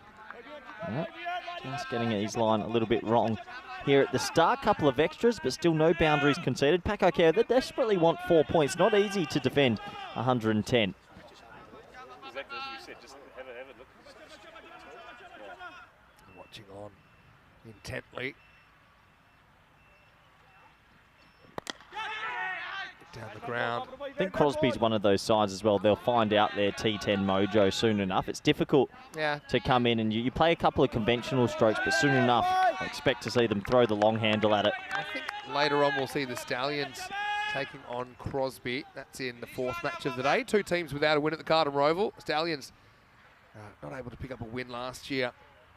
They did qualify. It was after this, but again, no contact from bat. And it'll be a leg bye to finish the over. So 7 come off it, and 7 without loss. It's a tough one to come into against Pakaicair, who are very, very experienced in the format. And obviously, a lot of players that have done it at international level. Isle of Man, their club Crosby, do have a few players we saw playing in ECC last year. 17 matches since a golden ball. Of course, golden ball tiebreaker in ECN cricket, 10-over cricket. If the scores are tied at the end of regulation, the batting team get one more ball to score 2 or more to win the game. If they don't, they won't.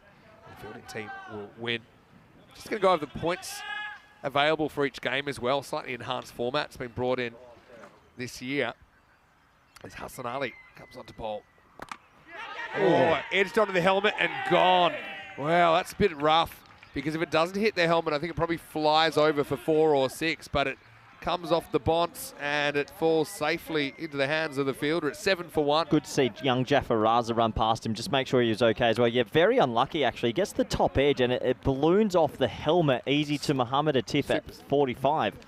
So in the end, it's dismissed, and yeah, that's a tough one to swallow. Yeah. Without the helmet, he might literally swallow it. Let's have a look. Well, if it doesn't hit the helmet, I think that's flying for 6 potentially. It's a real funny one. It actually rocks that helmet. Yeah, I mean, you could definitely hear it. Oh. Chris Tapps. Hi. It's been like old Roper times, isn't it there? But Hartman has to go for 2. Atif takes the catch, and 7 for 1.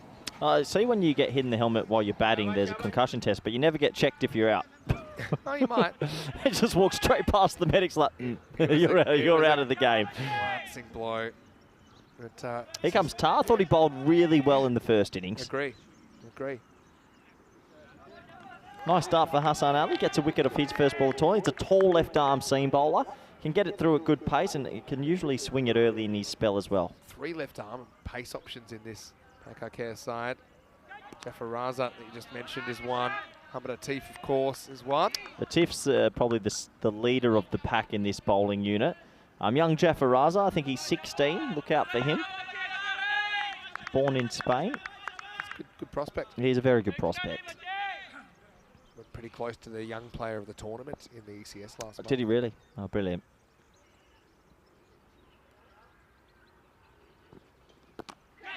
This is short and just manipulated away by Tar, who gets his first run. Yep, Hassan Ali just digging it into the middle of the pitch at the moment. We saw a lot of that from Hornchurch in the week 1. Sometimes when you dig it into that pitch, not easy to get away. See Rich in the number 3 position. Let's see if he can make a bit of a difference. Want to get after it. I mean, you'd love to make at least that 110 and then see where you're at. Yep. Steps across and clips. Takes a weird bounce. Yeah, a little bit of a side spinner, wasn't it? That's Asad Rabbani as well. Now, he, for me, actually, if the Pakar Badalona are going to go far in this comp, you can't just rely on Hassan, Atif and Bubba with the ball and Sebastian. I think young Rabbani's a really bright prospect in Spanish cricket. He's got a very good slow ball, right arm seam, and I think he might be used early.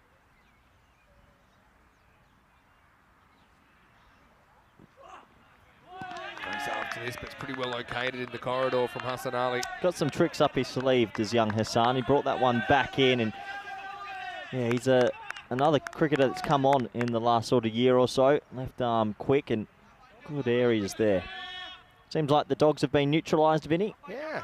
Good. One way or another.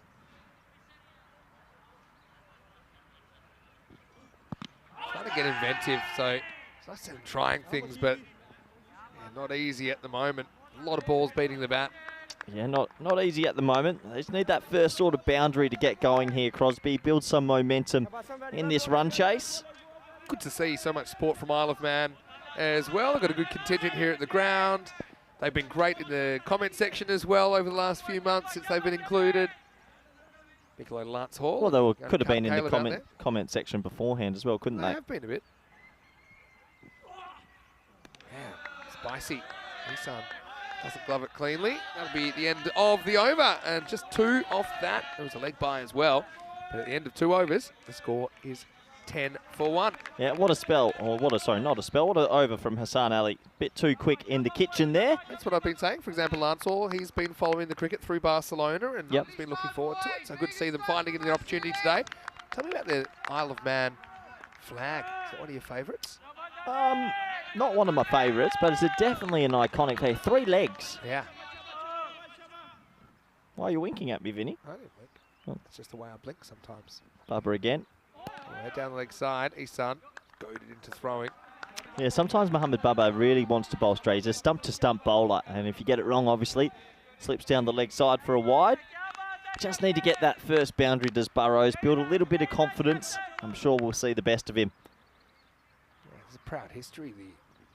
The logo is to do with the Royal Coat of Arms. The three kings of the Isle of Man, whose realm at the time also included the Hebrides and the Western Isles of Scotland. I'm sure the Isle of Man versus Guernsey fixture might be a bit of a bloodbath, that one. You think so? They might be playing for islands. I mean, geographically, it's not an easy swim. Right, they are quite far from There must each have other. been people that have done it, though. What's the distance from Isle of Man to Guernsey? Guernsey's quite close to France, whereas Isle of Man's... Actually, you don't even know what the countries Do they look speak like, French do you? then, the Guernsey team? There's the French influence.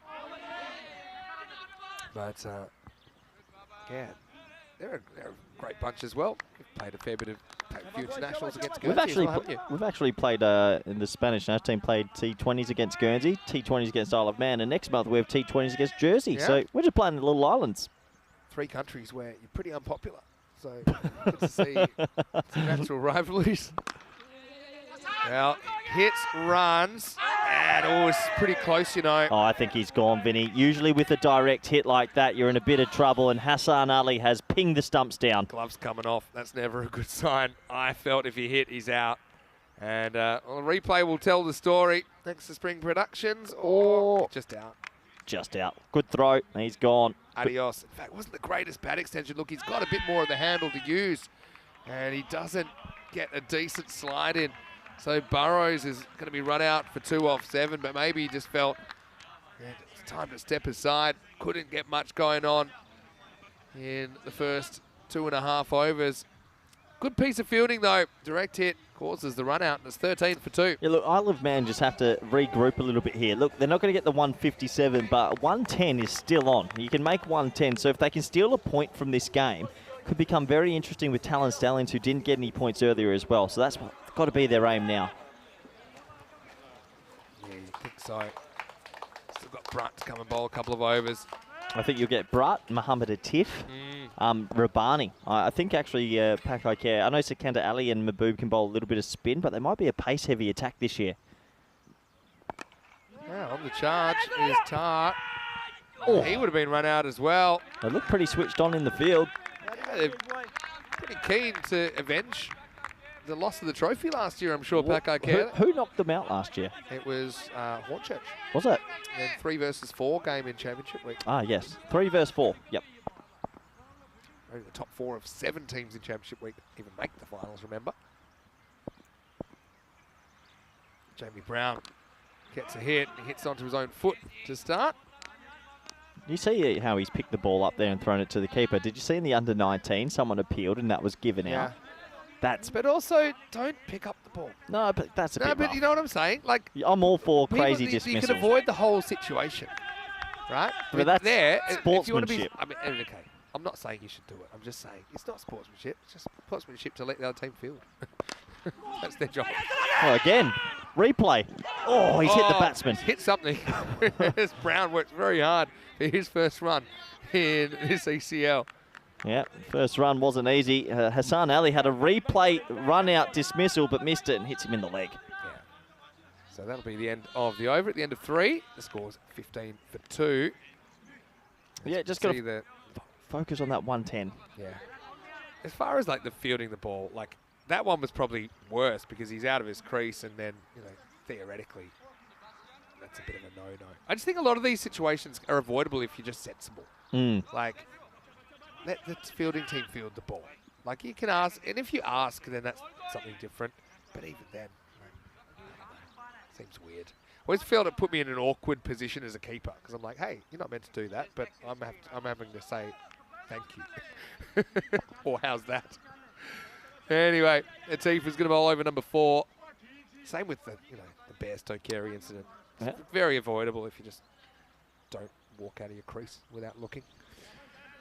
A little bit of they've sort of got, Sebastian Brutt's walked into a very straight position with DDC quite straight as well. Kind of fake Southern Cross with a slightly... Yeah, it is. Slightly long-on-ish. Well, straight the fielder. funny thing is there's no real mid-off. It's sort of, okay, yes, the Sebastian maybe goes a tad straighter. Yeah, I don't mind it.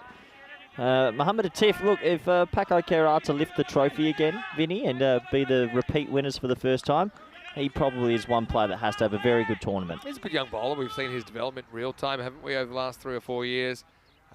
Is tall, gets a lot of lift. Bowls a very difficult length to drive. Or he goes block hole like that. There it is, and Sebastian Brutt, who's fielding in the, well, Chris Munoz Mills position, will do the mopping up. So good start from Atif. I reckon you might see Sebastian or Rabani bowl the next over. David Skinner just in reminding us it's about a 1,000-kilometre swim from the Isle of Man to Guernsey. What's the biggest swim you've ever done? I've never actually said this on the air. Here we go. Here's Atif. The ball clunks onto the pad. Hopefully we brought enough pads for the Isle of Man club here. Well, they've got 3 legs, don't they? That's actually... I'm a bad swimmer. I like swimming. I could see that with you. But I'm competitive swimming. I feel like I'm doing everything right. I was good at most sports at school. Swimming, straight down the guggler. I'm awful. Okay. I'm doing everything right. The arms are going, the legs are going. Pulled away, straight to the field. That fumble cost the chance of a run out.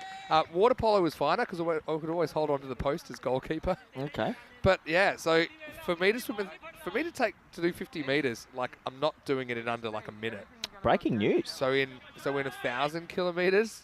Okay. I'm there a while. It's a bit worrying. What is I know people have done multiple English Channel crosses. I've swum to Rottnest Island. Not by yourself. No, I have. Honestly, I have.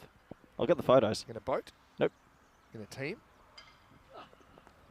All right, this will get away from the field. It's First going to be 4 to Brown. And yeah, well done to Crosby. They had to wait a while, but they do get their first boundary. Yeah, they needed that, didn't they? That's the first boundary in the innings and in the tournament for Crosby. Can they get a couple more?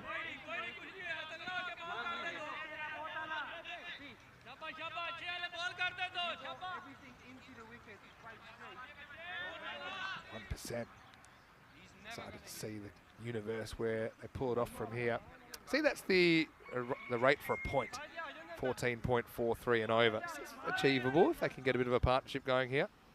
Yeah, so 21 for 2 off 3.5. Most English Channel swims.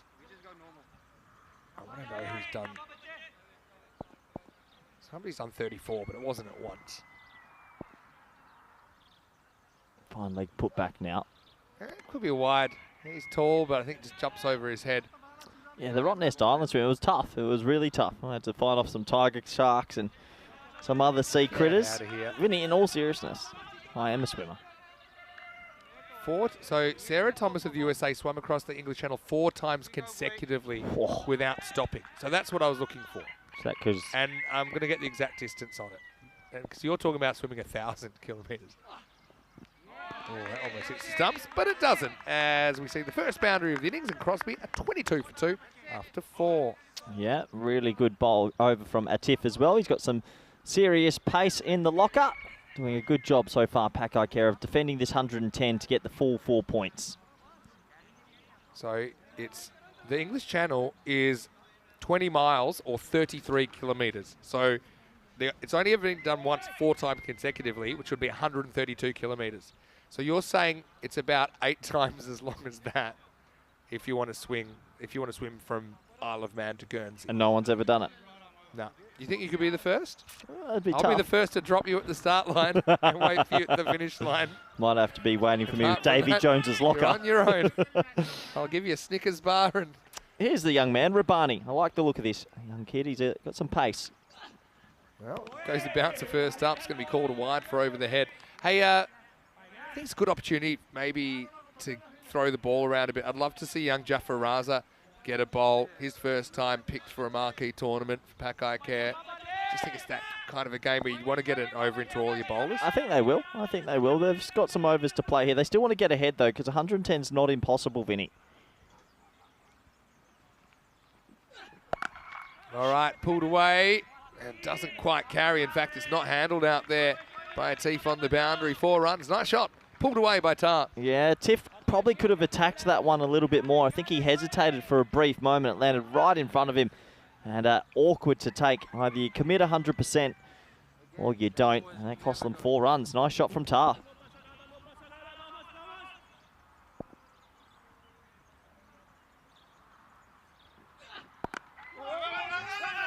Cut away, they decide against to run. I think already we're seeing, again, that this is the bouncy end. The bowlers, maybe some of them getting a bit carried away with it, but scientists will be wondering in many, many years, what made this end so bouncy at the Cartama Oval and the other not so much?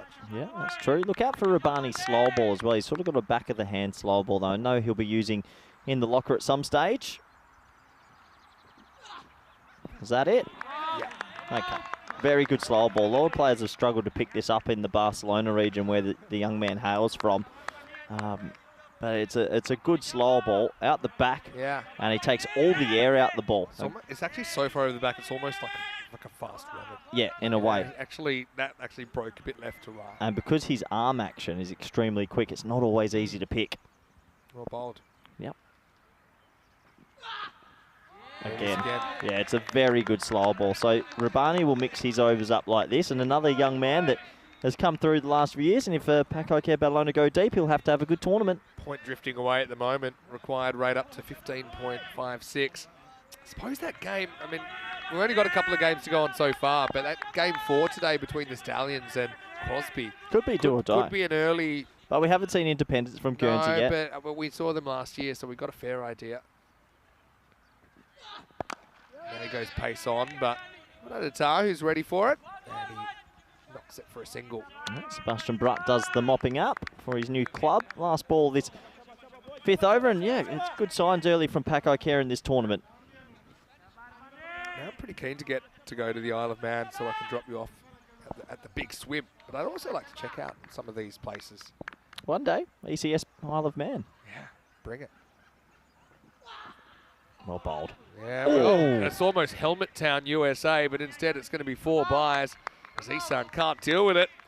So 10 off the over, 6 will go against Rabani's name, and the score is 32 for 2 after 5. Why don't we welcome you into the commentary box? Once again, it's a new group underway, Group F. Of course, we'll have our very first ever Group G, which is just crazy that we've got 7 groups now in the ECL. That'll start on Friday. And so, yeah, the run here, we have finals on Thursday. We have finals on Sunday this week. We'll get our 2 last qualifiers for the championship week. Yeah, very exciting. And then all the winners come back for one more week of Cricket Fiesta, and we crown a champion and maybe a repeat champion or maybe a new champion. What about some of the matchups we're going to have? So we'll see, for example, Hornchurch versus Forfeiture for the first time. Ooh. We'll get to see some rematches as well. There you go, you got your wish. Young Jaffa Raza has been given the ball and he'll get hit away for first rock. Yeah, it's not a bad shot at all. Yeah. As Tar moves into double figures. Yeah, just thinking, Hornchurch drew rematch of last year's final. Hornchurch versus Forfeiture, rematch of last year's Group D final. Yeah, definitely going to be some good matchups. Dan Orris has grown a hair. Anyway, that's up and it's in the air, and that's going to be 6. It's our first Maximo of ECL 24, and it springs off the bat of Rich Tar. Nice shot. Yeah, Tar's having a good little tournament, isn't he?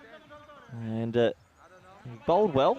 I said tournament, should say match, and he's batting well here. A couple of boundaries, and you can still get a point out of this, Vinny. Have to have a big over. Jaffa Raza. Well, you needed 15 and over. The first 2 balls have gone for 10. Yeah, the longer they bat, the better they'll get here as well. You can imagine these 2.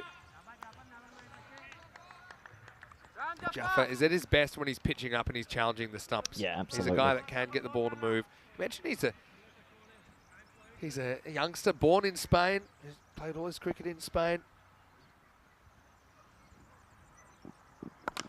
Better ball.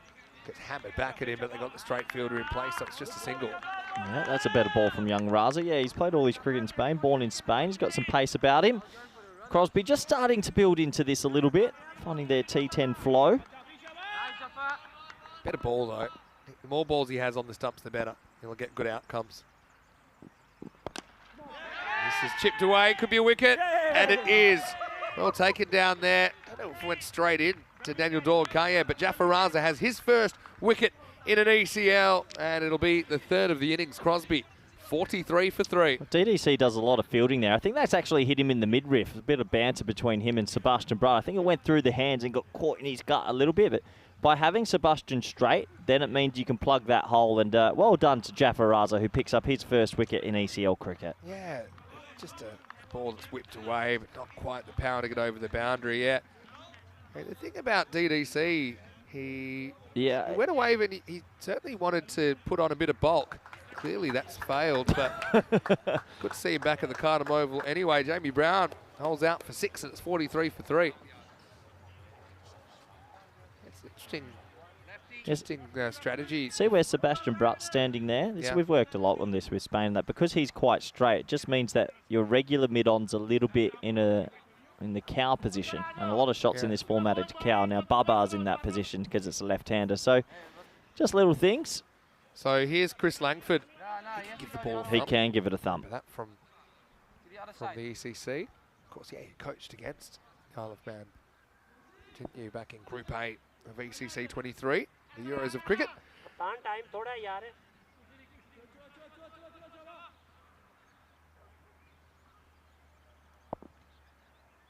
Jaffa Raza, couple to go in his over. Shot. Good shot first up from Langford.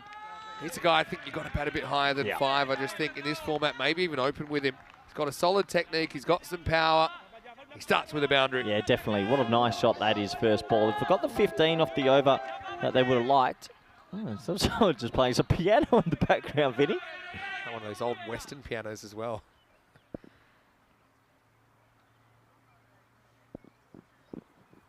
This is out the next one, though. Good comeback from the bowler as Jaffa Raza's over goes 1 for 15, 47 for 3 after 6. Bit of action in the fan zone as well, Corey. And good to see. Nacho. Yes, bit going on at the moment. 20 for Tar, stands out. No one else reaching double figures just yet. It looks like it's wild card time. Vinny, Sebastian Brutt, Netherlands 11, captain of Hermes Cricket Club as well with DDC. He's going to they play at the same club in the Netherlands. He's going to get his first ball of the tournament for Paco Care. Yeah. I could go some fruit, actually. Why don't we have any fruit up here? Got a banana there. Tell you what, I'm pretty hungry. It is getting to that lunchtime. We do have a slightly longer break after this game. You'll be happy to know that. Have you been dining out on the burgers and chips or the healthy option, Vinny? Bit of a mixture. Ooh. There he is. Good variety of food being provided by Purple Pepper at the ground. Hey, it looks good in green, Sebastian. Yeah. I say it's not easy being green. It's from the Muppets. Before your time. Anyway, here's Sebastian Brutt. Digs the first one in, up in the air. No fielder back here, so it'll run away for 4. And Richie Tart, quite a good hand here. Gets going, he's 24 or 15. Yeah, nice shot from Tar. Just getting that one over backward point. And they have third man back and backward point up. Sometimes you can reverse that, but nice shot to start the over. They can go at 15. 59 off 23 for a point, Vinny. It's definitely possible. These are the two to do it.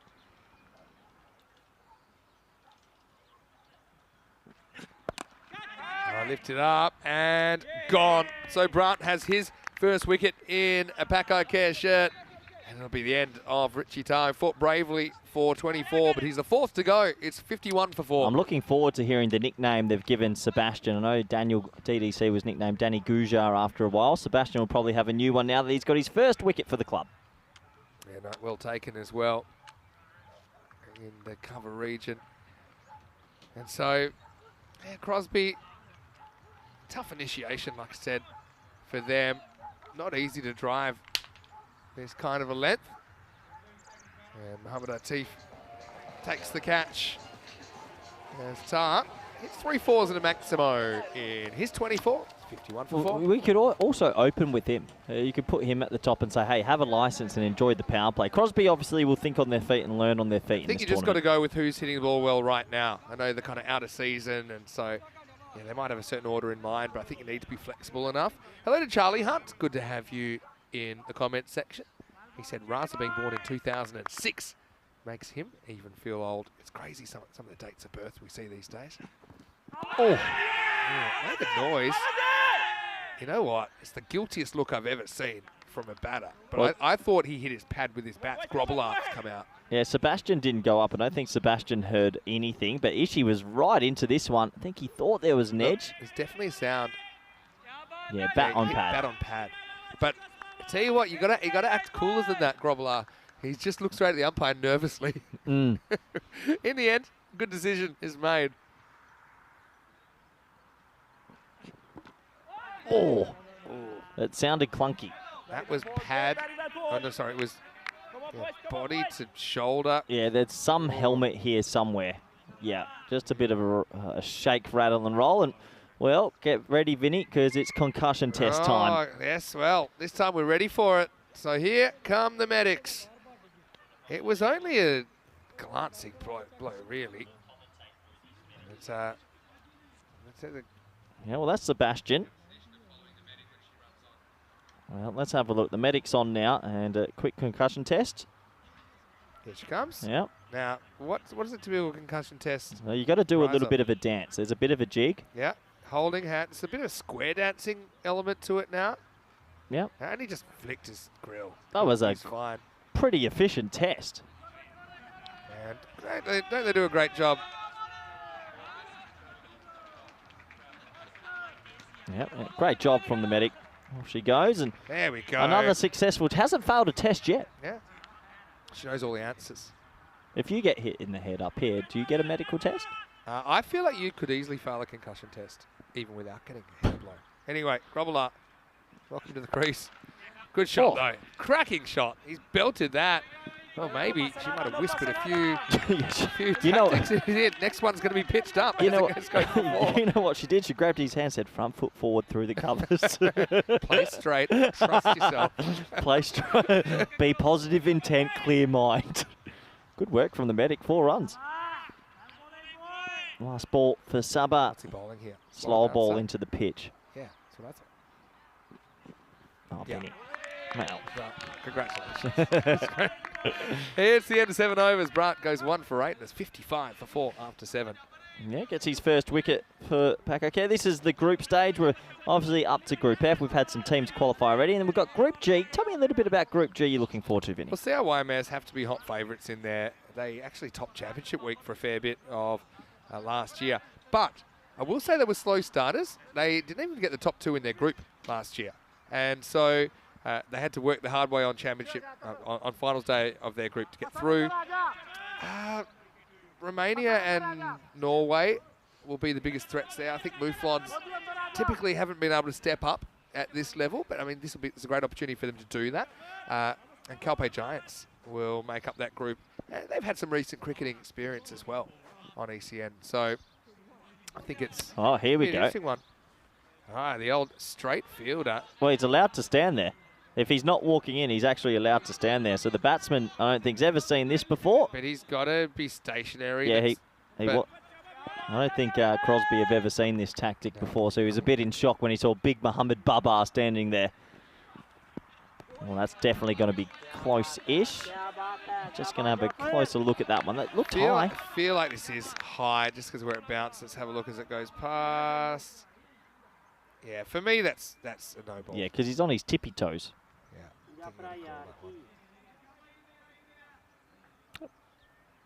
Yeah, no ball called. I think it's a sensible one. Can I just give a slightly controversial opinion in a moment? I don't like the fielder being dead straight. I think you can get the same effect without being in the batter's eye line. I think it kind of goes against the spirit of the game. Oh, spare me, Vinny. So you're now telling me that's against the spirit, but you're saying if you pick up the ball and throw it to the keeper when it's stationary, you are on one today. That's the thing about opinions; they can contradict each other. Well, I'm going to give you an answer to your opinions. No one's listening, all right? Besides everyone. We have lots of people watching all around the world. Oh, so that's where you draw the line, is it? You're terrible. Why do they have a sight screen then? Oh, shots! Right, let's do that. Jeez, it'd be hard not to get 4 for this. Whoa! Oh! Rugby league style there. Langford jogs back for 2. Yeah. What a shot. Yeah, what a shot. The old reverse Malachi out of nowhere. The fans are loving it. Steve. Hi, Steve. In the chat sometimes. And Steve who? Steve Penn. Okay. Any relation to Sean? Maybe. Another fully. Well, there he is. Big Mohammed Baba. Probably not the most agile man I would have down at sight screen, but He's not going to do a bad job down there. he's a bit of a crowd favourite, Mohammed Baba. Is this fake fielding? 5 penalty runs then, Mr. Morals all of a sudden? He's not fooling. Sorry, Mr. Morals. He's not fooling anyone. That's he fooled me. That's hard. Well bowled. Really good from young Now you've got me Jeffrey. on a parallel rant. The fake fielding rule is so silly. They made this law that, like, no one, if you're falling for that in the field, like, you deserve to be. Like, it's just awareness. Yep. You know, you don't need to make it. It falls under unfair play anyway. Like that. You can see the didn't have the ball. What a Oh, shot. yeah. That's good old-fashioned 1970s style. Hook it off your nose from Langford, who goes Maximo. 6 more for Crosby. What a shot. There's a lot I like about this ball. I like that a young 16-year-old said, I can bowl a bouncer, and I like the old statesman said, not to me, you can, youngster, and pumps it for 6. There's a little bit of bowling to your dad about that, Yeah, wasn't it there? was. It's like you've built yourself up against your brothers and sisters, and then you try out the short ball. Go fetch it. That's gone 2 or 3 houses over. Now in the air. That's a long chase. They need to try and stop the boundary. They will. Oh, we might have a run out here. Has to turn around quickly. Isan forgets how to throw. Had a terrible moment. End of the over. It's a long single, and it's 67 for 4 after 8. I think he had to take the glove off for the overarm throw, but it'll just be a long single in the end. Here's Ishan. Could have taken his glove off, didn't react, and lobbed it to Bubba. Locked it to the invisible man, didn't he? 67 for 4 after 8. Yeah. I think Sebastian Brutt's going to bowl this one. Yeah, it's been a steady walk, Isle of Man, but can they still get this point, Vinny? Yeah. It's a non-zero chance. Looks like the TPL cricket. 45 and over. TPL cricket show's got Jordan Ian? and Harry Hankins on today. To preview Championship Week. Yeah, from Hornchurch. Any questions you'd like to put to them? What would you like to ask them, Corey? Plenty. How did you go buy a lottery ticket after all the luck you've had in this tournament? Nothing lucky about getting out of Group B. But I'm going to give my predictions on Sunday night for Championship Week. More wait with bated breath. So get ready for over number 9. Here's Sebastian Brandt to bowl a second. Gets the first one past Langford. I think with Langford, though, he's got that. He's got a little bit of the swashbuckler about him. I just think he has to bat higher in the format to give his team a fighting chance. If he can bat through the 10, you know he's going to go at a good rate. Yep. And then suddenly you can put that kind of 120, 130 on the board that might win you a game. Yeah, absolutely. Well, definitely Crosby will go back to the drawing board. His technique's good. Like, he's no slog. He's got a good technique. So Shot. Hit hard into the gap. That's going to be 4. Yeah. So, I mean, I think they're going to play the Stallions later on.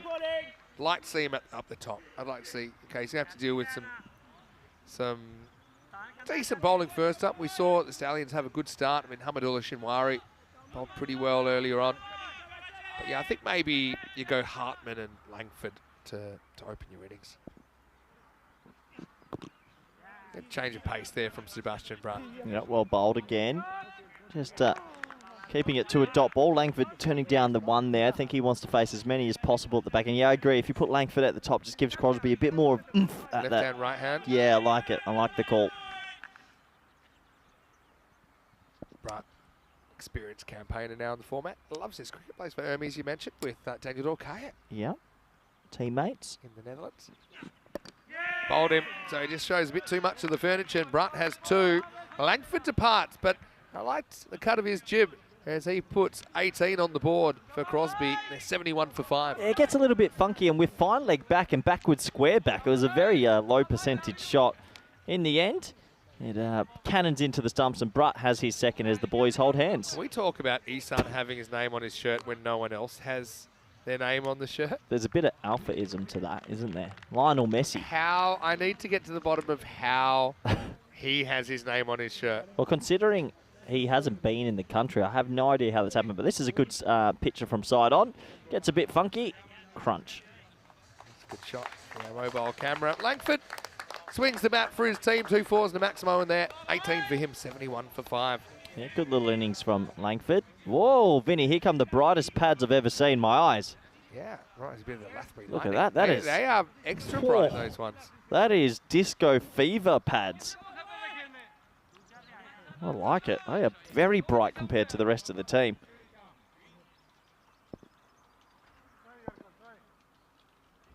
Two balls left for Sebastian Brutt here. Martin Oates. That's not a bad shot at all. He'll get a single. I've made preliminary investigations as to how Isan gets his name on his shirt, and no one else does. In the entire ECL, not just in the team, in the entire ECL. Someone's obviously just crafted it up. I have no idea. I saw him warming up in it. I thought, that's strange. Is that to wear in the game? I like it. More last names. Just everyone else is just an accessory in the team. Thick outside edge flies away, and it'll go for 4. Probably not a piece of fielding that Mochim will want to frame, but it'll bring us to the end of the over. Grubbelaar gets 4, and the score 76 for 5. Yeah, Mochim's in a key spot for the rest of this trip. But fielding at third man's a really, you have to be on it with the spin of the ball once it lands, and that was a bit of a goober. So 34 off 6 to steal a point. No, not going to happen. We saw 45 off and over this morning. We did. Who gets this over for you? Rabani. Because I don't think you need to fully unload Hassan Ali and a Tiff. They've found value in giving Raza and Rabani time, and that's quite clever. So now going for Rabani.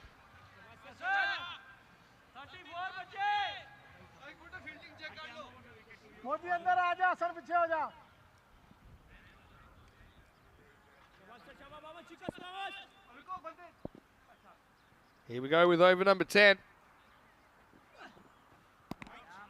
Oh, maybe a harsh one, but quarter wide, so that one will be rebowled.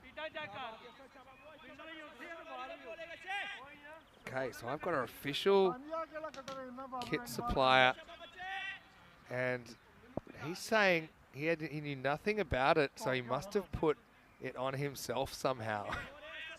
And he's only just got back in the country. I don't think he could have, because he's flown in yesterday. There. I mean, I'm not imagining it.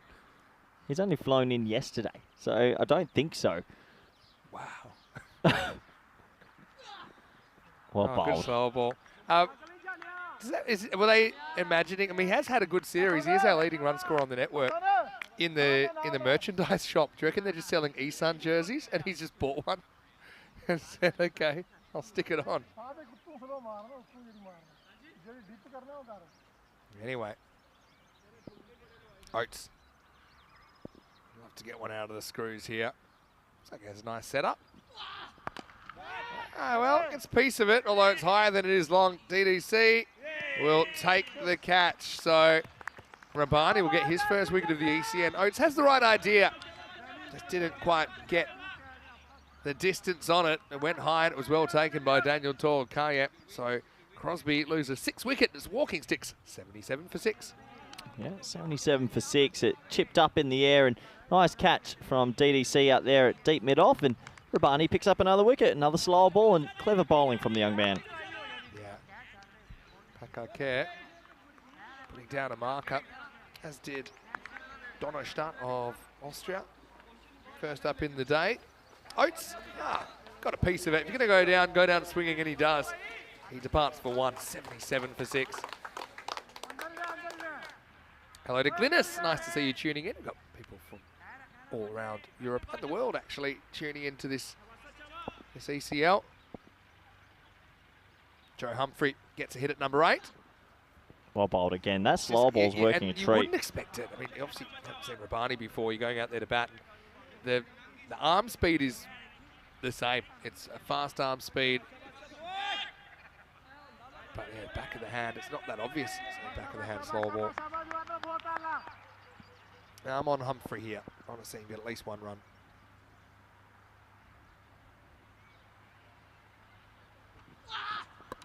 He will not. Again. Once again, Rabani right on target. Derek will be activated. And it's all the 7s. The slot machine, 77 for 7. Yeah, well bowled, young man. And Rabani just showing all the tricks at the back end here, isn't he? Picks up another wicket, Vinny. One to watch out for in this group. Yeah, Rabani. He's really come on leaps and bounds, hasn't he? You see Humphrey's going a little bit leg side of the ball. He's feeling for it. Doesn't quite get the pace of it. And so Crosby It's been great to watch them, and they've got a lot of their ECL journey to go. Starting with match 4, which will be against Talented Stallions, 2 teams that failed to take a point out of this morning's matches. Derek makes an appearance. He follows Joe back. 77 for 7, 2 to come. Ed Walker, he picked up a wicket first ball for his ECL career. Let's see how he goes. 2 to face in this one.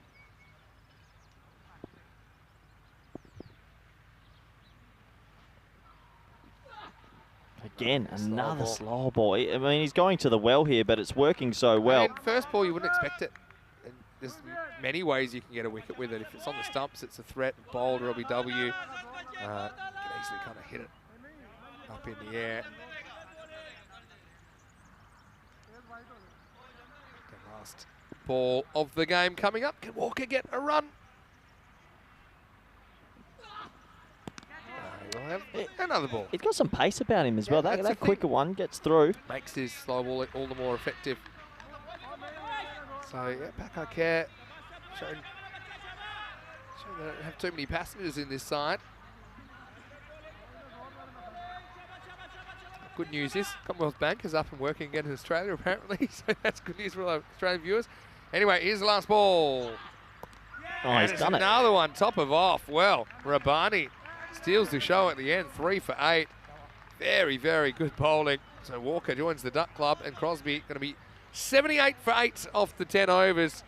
And they finish exactly half the score of Pakai Care. Your final score in Group F Match 2. Pakai Care battle owner of Spain, 156. Crosby of Isle of Man, 78.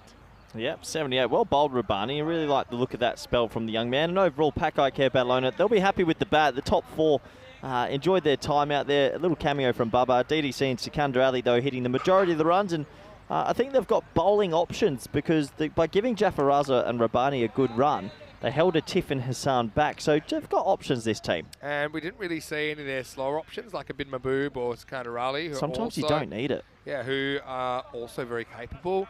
Yeah, pretty impressive. Just what you'd want. I mean, last year, because they won in 2022 last year, the format had them going straight into the championship week.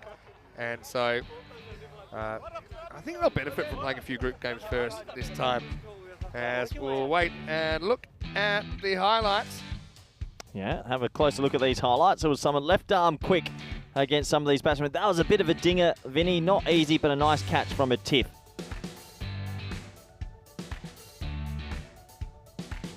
And then we saw this direct hit. That was a great bit of work from Hassan Ali to run out George Burrows. And Crosby, obviously, yeah, it's not a format they'd be that used to playing, and yeah, it takes a bit of getting used to, we know that. Still could see them well supported, and Dorkayet was able to hold on to that one. And the fruit was out, getting us a little bit hungry for more, and Atif, he was in the action, taking that catch. Seconds that he was able to take in the innings. Well, flying in. 5 more teams. Of course, Bizway Travel, the official travel partner of the European Cricket Network. Got to say, I'm a fan of Langford. He's a player that we talked about a bit heading into the contest. I think he does need to bat a bit higher. It's a little bit of a lackadaisical piece of fielding from Mokshim. It probably doesn't cost him too much, as Daniel Dorkayet took that one a bit more comfortably. Late in the piece, we saw Rabani doing a bit of a number on the lower order. Just have a look at this slow ball, right over the back. That's a really good shot of it. Even that little bit of left to right break off the wicket, Rabani cleans up at the end to take 3 for 8. 78 on ECL debut. As we look at the scorecard, Rich Tarp, 24, was the top scorer. 3 4s and a 6 in there. 18 for Langford. He did look the goods. I just think you got to find a way to get him higher. Apart from that, not a lot to write home about. Probably a bit concerning. They only get 2 Maximos in the 10 overs, but easier said than done. And they did run into a pretty seasoned attack there in their first game. As far as the bowling went, plenty of good performers there. Good to see them throwing the ball around. Good to see Jafaraza get a couple of overs in his first game at the Cartama Oval. 3 for 8 for Rabani, steals the figures. 2 for Sebastian Brandt in his first game as a Pakai Care player. And also Hassan Ali didn't do too much wrong. 1 for 2 off his only over. We'll take a break, and in fact, I've got a little bit of a mini break, so it'll be Rico full to stand in for me, but I will be watching, I will be lurking, and I'll probably see you for the start of match 3 to throw up to the main comp box. Vinny Sandu here, Mr. Maximo for ECN. Koi Rutgers on standby, and Rico full not too far away when we return for the big independent CC versus Donnerstadt clash coming up soon on the European Cricket Network.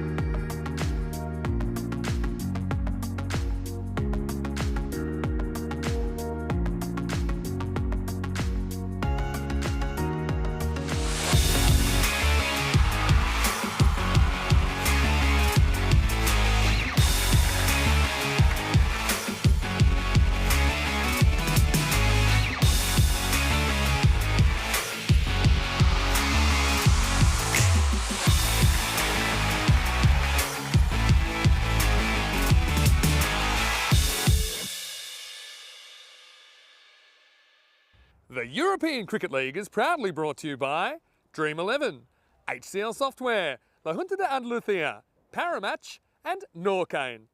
And the official charity partner, Share the Meal by the United Nations World Food Programme.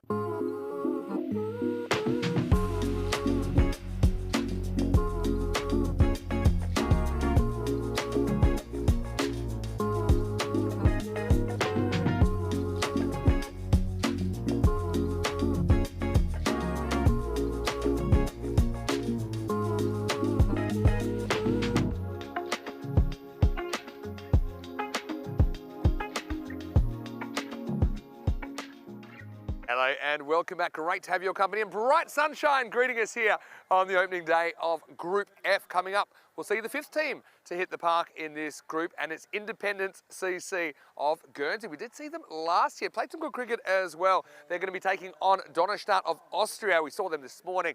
It is their first ECL campaign though, where they've actually been able to play in the ECL. Of course, they qualified before, but it was during one of the pandemic years and the tournament couldn't take place. Let's get ready for the coin toss now. Ian Ramage is over there with the two captains. Let's see who wins the giant coin toss. Independence, you're the home team, you'll toss the coin, yeah? Donnerstadt, you're the away team, so you will call.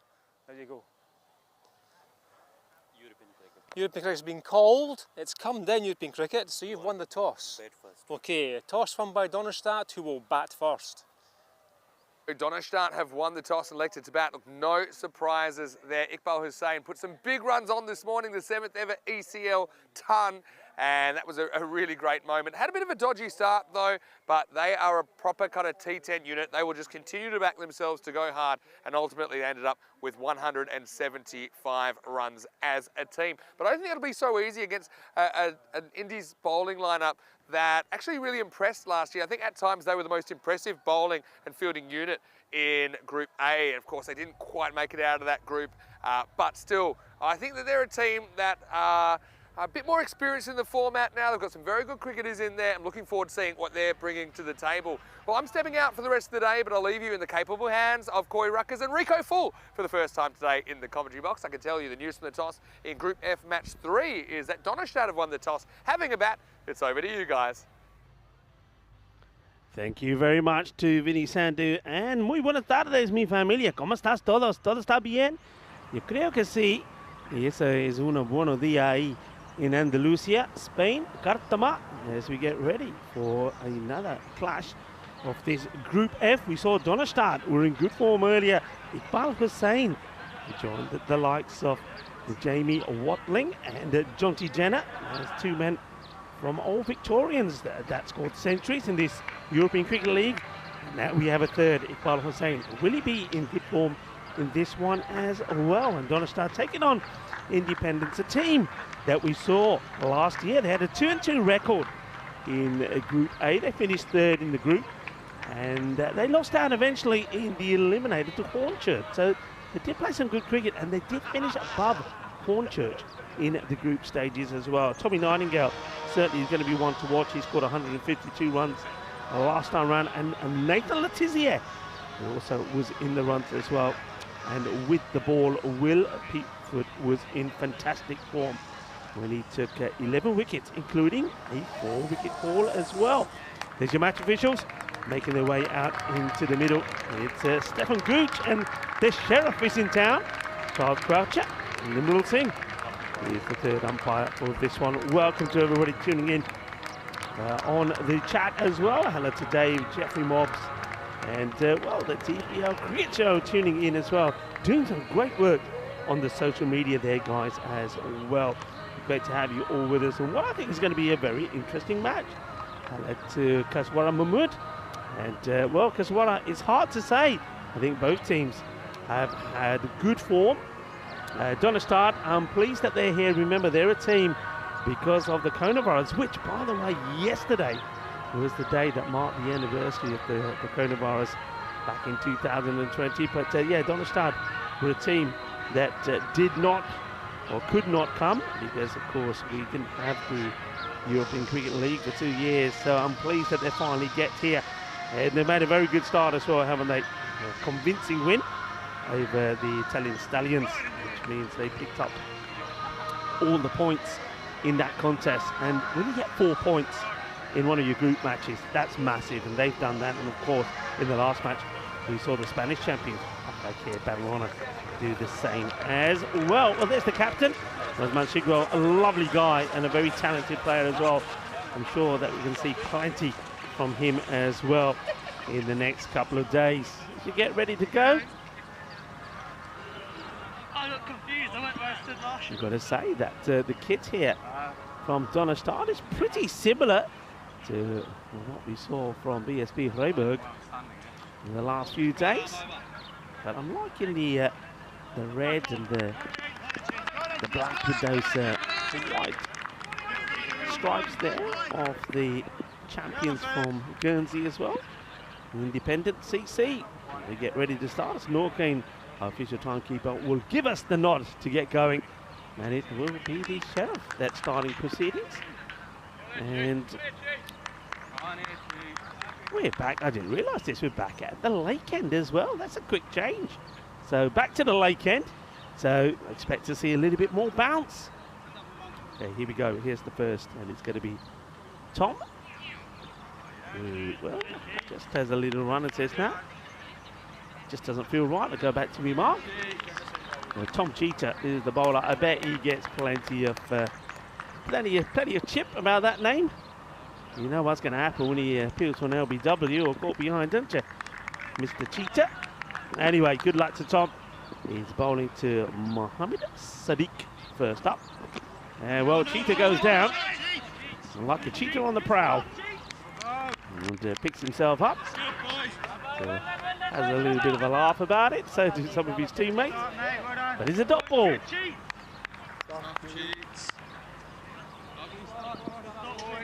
to his mark. Lovely start, say the boys. Good start.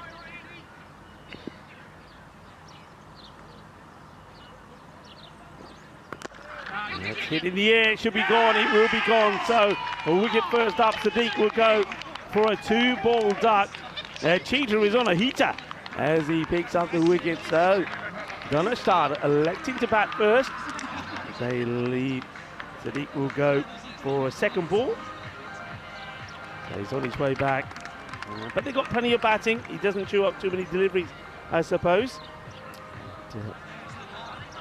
So sometimes it's always interesting when a batter that has scored a lot of runs, as in Iqbal Hussain, he finds himself at the non-strikers, and I think you know, if you're in form, you'd want to face the first ball surely. Right, we're going to see Razmal Shigwell coming earlier than he expected. That's the first Derek of my campaign here today. First Derek. Yeah, Sadiq will go for a 2-ball 0. Nice catch. Early catch there, taken by Jake as well, Jake Rousseau.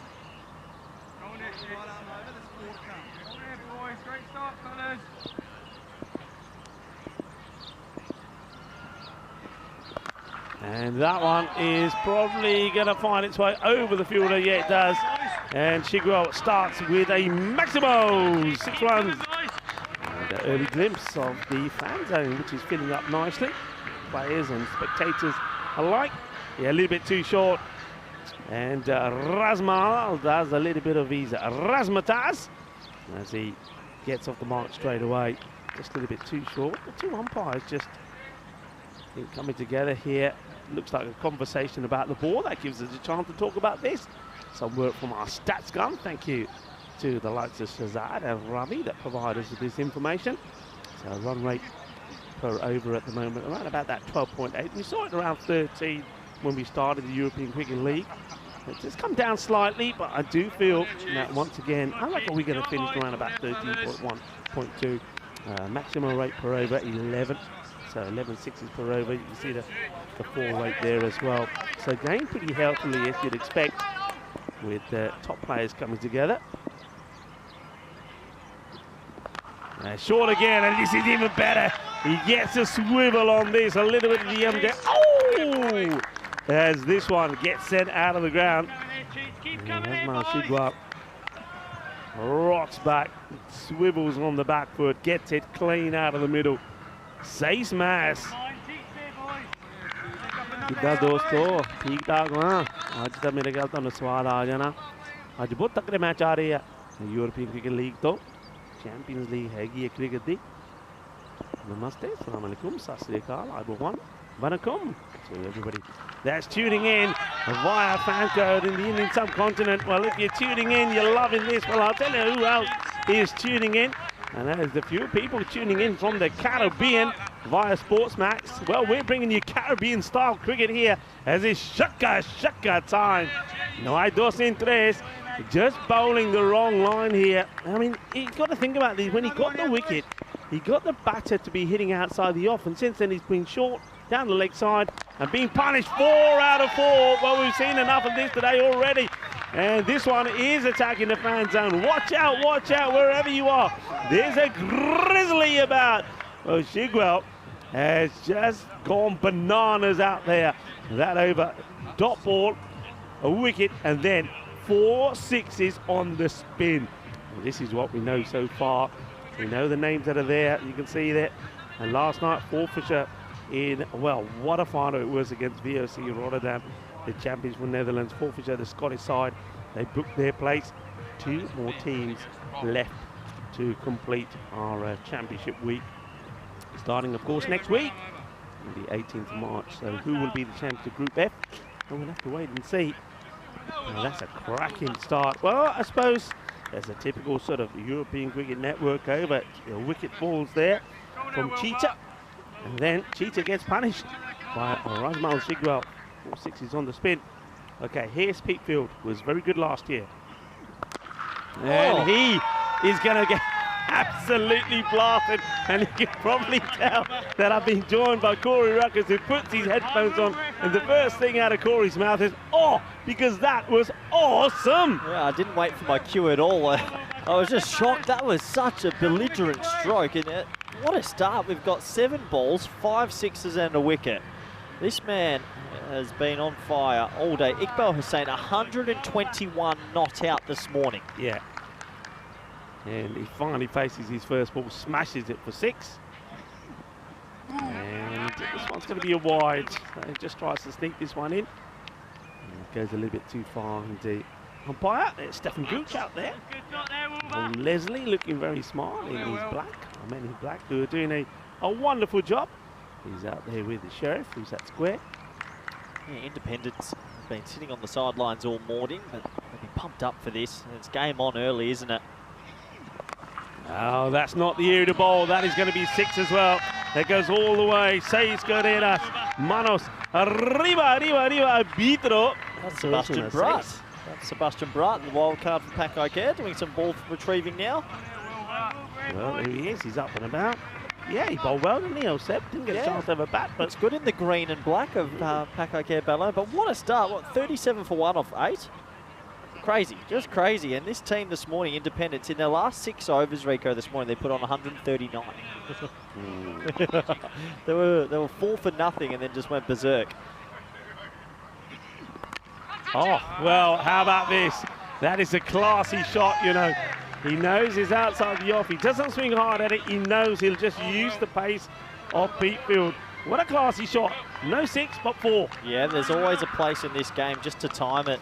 You don't always have to go cross-bat or try pump 6 away. That was a good length delivery, and he actually makes a very smart adjustment, opens the blade and rides the bounce a little bit and pops it over for 4. Seriously good start from Donestad.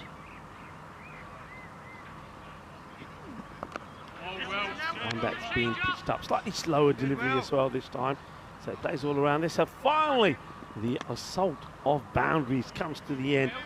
It's the first run off the bat, which is not a boundary, is scored there by Iqbal. He hands the stride over to Shigwell, who we just saw blast 4 sixes on the spin. Yeah, Shigwell's a seriously good player and missed out this morning. He'll be looking for a big score here in this one. Oh, well, disappointed that he misses out on this Shigwell. He's a great player. And one thing I've noticed about Rosman Shigwell, especially when he has played here for Austria, he's captained Austria a few times. It hasn't really, I think one knock comes to mind when he got into the 90s. But apart from that, he always makes starts i.e., like he's done here, then gets out early. So I wonder if this time round he's going to capitalise and put a big score on. Slow ball again. It's well bowled. No run. That'll be another over, Rico. 42 for once. How's your morning, Rico? Coming in for the afternoon session, bit of time off. And did you watch this morning's game? I did indeed. I was watching with intent. I wanted to see Donnerstag. Like I said, they're a team that have missed out in the past, obviously because of the coronavirus. They couldn't come here like one or two other teams, Gina Brescia. Maybe, who knows? Maybe just like Gina Brescia, though they missed out, they can make their way, put their place in the championship week. It's going to be a tough group. We've seen, I mean, the last group was really tough. Any one of 4 teams could have gone through. This one's pretty tough as well. I think it's going to be interesting one for the likes of the Stallions and Crosby, but still, I reckon you've got 3 other teams there, any one of which could go through. Yeah, absolutely. It's going to be a bit of a fight, isn't it? Fairfax Ross now, great name. Sounds like a TV show back in the 70s. He's got over number 3, but a left arm off spin, it looks like. Doesn't go to the fielder. Yeah, Fairfax Ross. Not a bad option. I know he's still in the power play. They just decided let's take the pace off the ball because the batters seem to like it on. Iqbal Hussain has to deal with the spin from Ross. Down the leg side, not a good delivery, and that one will get put away.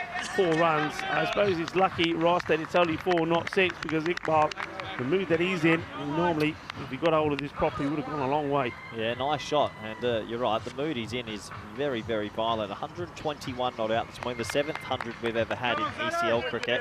So actually, for the day, he's on 142 not out today. And this is going to be another Maximo Seismas. They're just bowling down the leg side here, Ross. He's got to get outside the off. And both these batters, if you have a look at the ones they've scored already, they're bowled. The bowling is too much, too short down the leg side, and they've cashed in so far. Yeah, and well, it's not working out so far for Fairfax Ross. Just a little bit straight. Drags that one down. Outside off stump, he'll get a dot ball. Yeah, actually, so Cheetah and Ross are actually the 2 players that have come from the Hampshire Academy. Okay. And they're their wild card picks for Independence. There you go. Okay, this is up in the air, but I think this is a chance. Fielder coming across and takes a catch. Smart catch, well taken. And Iqbal Hussain, the man who scored a century in the last match, it comes to an end this time round on 27. Goes for the big one, doesn't quite get it right, but gets the line right, Ross. It's a better line. He's reaching for this. Iqbal can't get behind it, gives his wicket away. 52 for 2. Yeah, he drags his length back a little bit there and does get a sort of a slap across the line. Good smart catch in the end. And, well, this is how they play. 52 for 2 off 2.5. It's been an interesting start to this T10 fixture. And Independence needed that wicket just to get them in the huddle. Yeah, it's nicely taken as well. The fielder comes across, and it's Cheetah who takes it. Nicely done. Well, Cheetah on the prowl. Take the catch. So they get the breakthrough. It's another wicket that comes down to Iqbal. It's fantastic early this morning. 27 of 9. He's done his job though. But this is the thing now. This is going to be interesting because, I mean, he scored majority of those runs, didn't he? 121 not out 33. In that 175. So let's see what the other batters here now do bring. Well, this is Umzai, this guy, left-hander, he can smash it. And if you get a chance, have a look at his arms. They are huge. And I often say when I'm in Austria, he's the man with all the laddus. He certainly has. He's a big old unit, Umzai. Yeah, he won't hold back either. Final ball of the power play. Placed it down the leg side, just needed to adjust to the left-hander. Yeah, so Fairfax Ross playing for Hampshire Twos at the moment. Has a fair few Twos games under the belt as well. Has the wild card under pressure here. And this one's dragged away. There's the fielder out there. Gonzalo will get off the mark, and he'll keep the strike as well. As we get to the end of the power play, it's 54 for 2. Yeah, I think Vinny summed it up pretty well this morning, Rico, about this Donnerstadt team. They are attack, attack, attack. They don't really have much of rebuilding phases. They don't think, and even with the ball, they've got 10 overs of right arm quick. It's just wickets, runs, chaos, but it suits this format. Yeah, they're good to watch. I've seen them play plenty of times in Austria as well, and they're exciting to watch. And they've got some good players as well. We may not have had a chance to see them all in action this morning because of Iqbal. But the likes of Jawid Zadran, he's a great bowler. Sahil Zadran as well, almost 500 runs, and he's taken 58 wickets in the European Cricket Network. So they've got good players. And Basir Khan is also one to keep an eye out, a very good all-rounder. That's hit well and long and far. Adios Balota. And that's a big hit. And this is what they do, you're right. They'll go out there and they'll attack. And they're just awesome. Well, this is the thing. I just see Will Peatfield there at 45 saying, well, we're back again. And it is sometimes you come to Cartama Oval and it's a baptism of fire before you sort of get your feet and eyes adjusted again, because some teams can come out here and play like this. Spicy take on the keeper. I think it's more takes him than he takes the ball. That's Tommy Nightingale. Watch out for him as well with the bat. He had a fantastic time here last year. Yeah, I think that one thing for the Independents is just obviously they'll keep their cool, and you've got to have a lot of variety in the attack. If you can slip a Yorker in there, a slower ball, just keep changing it up to these Mavericks.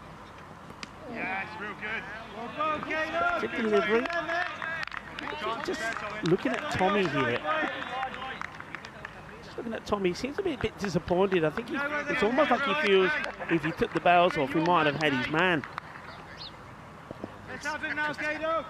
Yeah, just sort of fell back at the take. You're right, Rico. Maybe there was a quarter of a chance. Great keeping though, isn't it? Great take. Yep, very much so. Good over here from Legalas. He's just got the ball to talk a little bit off this earth. So obviously we changed ends for the final two groups, Group F and Group G, and then we'll swap ends again for finals week. But we think this end, there's a little bit more on the surface if you hit it halfway up. Yeah, definitely. And this one is opportunity. He's got the shades on. He's looking the part. Takes the catch. Upmanzai will go. One big six from him before he makes his way. It's nicely done. And yeah, get the field in the right spot and you get those wickets. So Upmanzai has to make his way back. It's the third wicket that falls. 60 for 3. Yeah, and importantly, it's the left-hander. So usually a lot of these club sort of teams don't have too many lefties in the lineup. So big wicket. Independents, they started a tad slow, but just growing into it a little bit now. Yeah, doesn't quite get the meat of the bat, does he? And the field is well stationed. And a nice catch there taken, but you can see that out there, you need to have all the gear on. And looks like that was Ollie Nightingale that takes the catch. Nicely done by Ollie.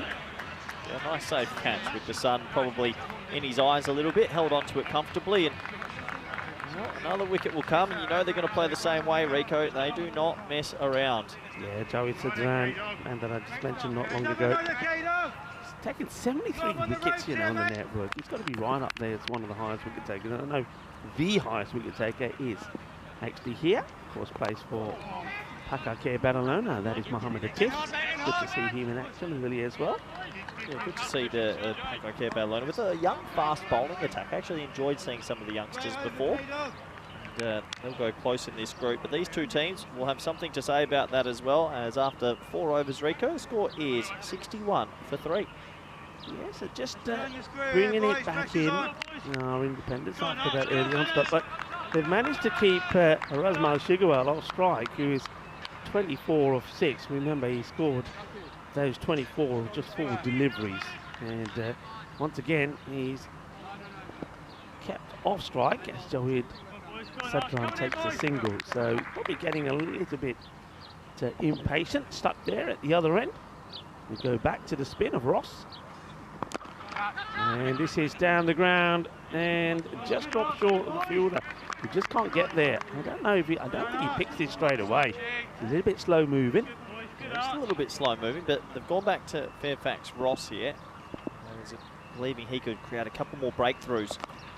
Okay, big opportunity to remove Chigwell. He puts it down, and then the batters, well, not decisive at all in the running, but that's a huge opportunity that goes down, goes a long way up in the air, and that's CJ Pitfield, who just couldn't get the ball in his hands. Disappointment, Rico. That should have been taken. Big opportunity missed here. Down the ground, so Razmal, after being dropped on 24, will go back on strike. Those little mistakes against a team like Donestad, you do want to take them, but mistakes happen in the format. Everyone's under pressure with plenty of cameras around the ground. Just take the single. So, but it's a good comeback though for Independent. When you think the way that it started, 24 off the first, and that was after taking a wicket. Don't forget, it was no runs on the board and a wicket to start. It goes for the big one right across the line, but it's a fuller delivery, so not able to get that one away. So another dot ball here. Good spell, good spell. This has been a really good second over and just finding their feet here, Independence. Okay, this one is quite wide of the fielder. Can he save the boundary? No, he can't. So they get a boundary right at the end of that last over. So at the halfway point, the score 69 for 3. And it's a good opportunity for myself and Corey to welcome you into the commentary box. Hello to everybody around the world, wherever you're tuning in from, and welcome to the sunshine here in Spain, Andalusia, and it is a beautiful sunny day here today. Hello, everyone. This has to be the best day of the trip. No wind, perfect conditions, and Group F, we get to see 5 new teams, which is always super exciting, Rico. Yeah, exciting, and exciting teams as well. Donestad, they've already shown how exciting they can be in that first match, and they're doing the same thing here. As you said already, they'll go out there and they will swing the bat and try and score big runs. But Independence, remember, last year, they had a 2-2 record in the Group A, the group that also featured Hornchurch. They finished above Hornchurch in the group stage, but they lost out for Hornchurch in the eliminator. So they certainly are one to keep an eye on. They're quietly confident. I was speaking to Rob Thompson, who's the manager of Cricket Guernsey, the national team, and he said we've got some 2 New Hampshire boys, the wild cards, and then mixed with their already talented team who have been here before, they're quietly confident they can sneak under the radar in this group. Okay, that's a good looking shot. That's in the slot and it gets punished. So that's beautifully played. Excellent hit from Shigwell. And after giving a chance, he knows now that really he's had some luck. Now he wants to cash in, he wants to make it count. That's the captain of the Austrian champions, Donestad. Yeah, unfortunately, he's a very good player. You don't drop players like him. 32 off 9 now. And that is his shot though, isn't it? He is so quick on putting these ones away. And this is the way he started his innings. And after a good little fight back from the Independents, it looks like Donestad, led by their captain, are back to hitting it big. Yeah, he loves that pickup shot. He's very good at reading the length. And if you don't hit that Yorker or keep it wide of the off stump, he just picks it up perfectly. I mean, they've lost 3 wickets, but 81 off 5.2 is a dream start. It's short again, and it will be 6 again. You can't be putting it there. You've got to go fuller outside the off. He hasn't played his shot on the offside yet, and you've got to take that into account. Got to get him playing outside the off. Yeah, outside the off stump, you're right, and this one's still too straight. That one sits up as well. That's a hit-me ball. So 3 consecutive 6s. He was dropped, and he's really cashing in, Shigwell. He's one of the better batters in Europe. Captain the Austrian national team in yesteryear, and right now enjoying Cartama Oval. Shot, it's another one. Shaba, ball, and it takes him just 12 deliveries to bring up his 50. Genial board, Budia batting. Shaba from Razamal Shigwell. 50 runs for the captain. Gee, this Austrian team, they've got a bit of a bomb squad, don't they? This morning it was Hussain with 121 not out. 12 ball 50, ridiculous, absolutely ridiculous. There's still plenty of time here. Look at that wagon wheel. Look where he's not scoring.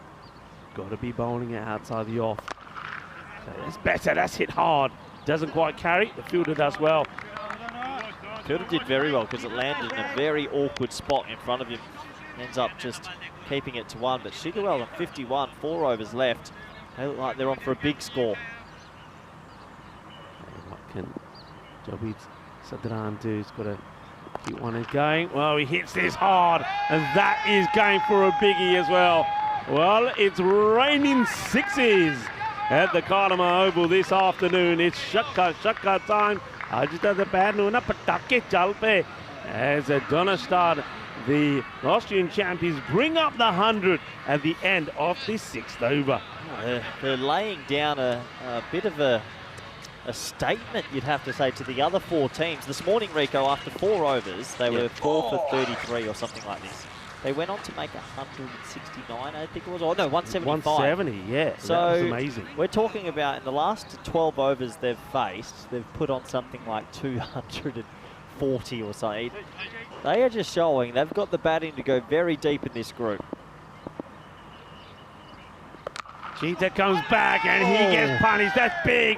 Watch out, watch out. There's a grizzly about as that one lands on the top of Cinderella's castle. Yeah, that's 12. Maybe a wide Yorker might be helpful here, because right now Independents are in a bit of shock, and boy oh boy, this is some striking, isn't it? Yeah, just haven't got the line right, have they? If you think about the balls that they have balled outside the off, is bought them wickets, and anything that's been short has been punished. Now they're making some changes in the field here, so it looks like, I mean, it's an interesting one, it's a gamble, but you've got the field well set now on the offside. Looks like the bowler says, right, I'm going to change my line, change my areas, high, in the air, catchable, big moment, that's gone so high, and it's going to be, well, I can't even say it's going to be dropped. Meanwhile, the batters keep running.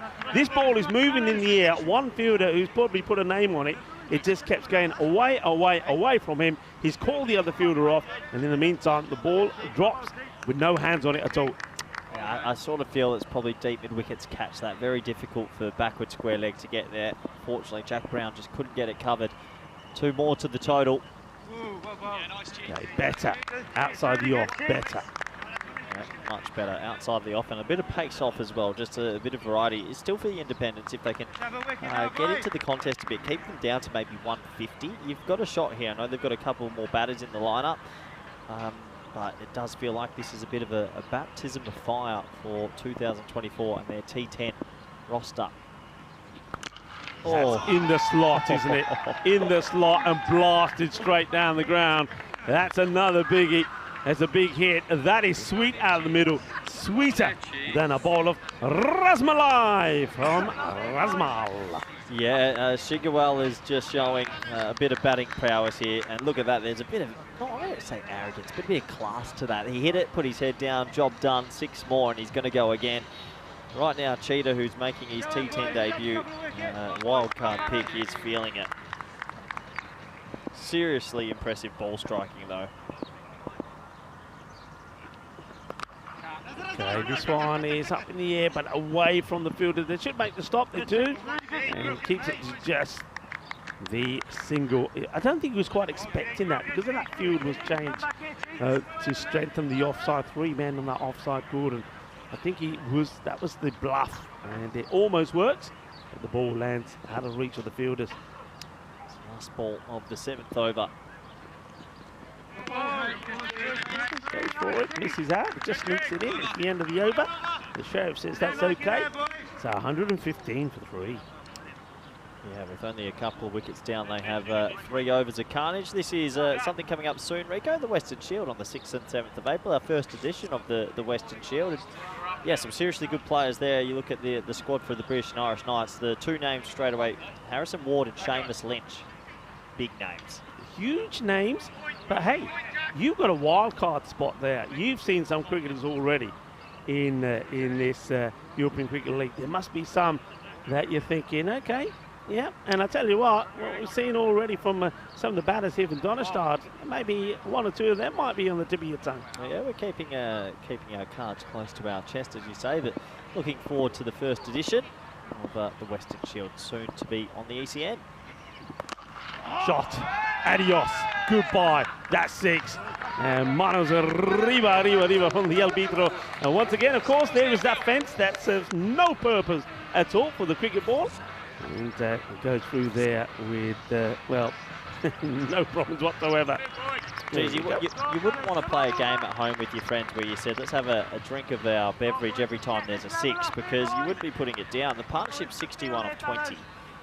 And just some serious ball striking from the Austrian champions. They've come here to play, and that's a big message to all the other teams, Rico. full of delivery on the legs of Shigwell this time. He just paces out to the man who is quite wide there at long on. Reed, who's well, just well, he's got the best seat in the house so far. Shigwell has moved to 73, and well, if he gets enough of the strike, it's definitely possible. Hey, is Will Peatford a Rhino lookalike, you reckon, here, Paul? Not a bad shout, actually. There's a bit of Rhino about him, isn't there? There is a bit of Rhino. Good Ryan, of course, who was with us. Maybe a little bit less on top, but yeah, definitely a bit. Glad the fans are all enjoying themselves. Hey, well, he doesn't like it. Yeah, there's definitely a bit of Rhino there. What do you reckon, folks?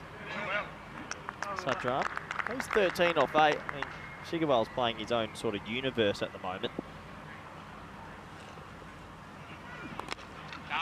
This is going to be just, I reckon it's four runs, I reckon. Now, the fielders are signaling 4, and I would go with that. I just saw it out the corner of my eye. It's just wide of the fielder that's placed there. Yeah, it just bounces inside the rope. Cuatro carreras. And a great effort there from Kieran Magalhaes, but couldn't get there. Yeah, just a one bounce fall out to Alistair Priddle there. One of the stronger boys you'll ever see. Pakai Badalona sitting on the side. They'll be watching this with eyes wide open, I think.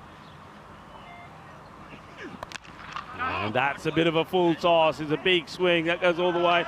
Now, we're going to have a look at the height on this as well. You can see Jawid Sadran is suggesting to the umpires it might be a little bit too high. Yeah, let's have a look at this. I mean, he does come out of his crease, but I don't think that is going to make its way down. No, and the umpires have called it, so no ball called.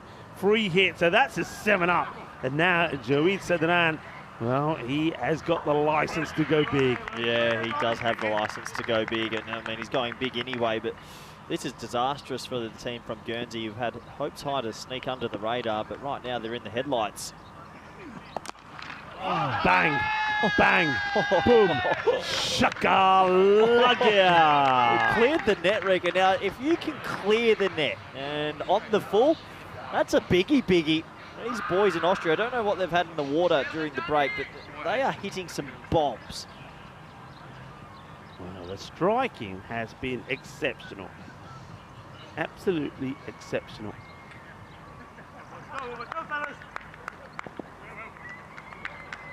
Crazy striking, really. Oh, what a shot this is. Inside out for 6. Oh, that's 6 over extra cover. Oh, the power, the timing, the hitting. This is just unbelievable. It is brutal. It is brutal. It's just saying that if you do not hit your Yorker or get it in the right spot, you're going to go for 6 no matter what. There's not many voices out there, and I can sort of understand because they've just been shell-shocked in this fixture.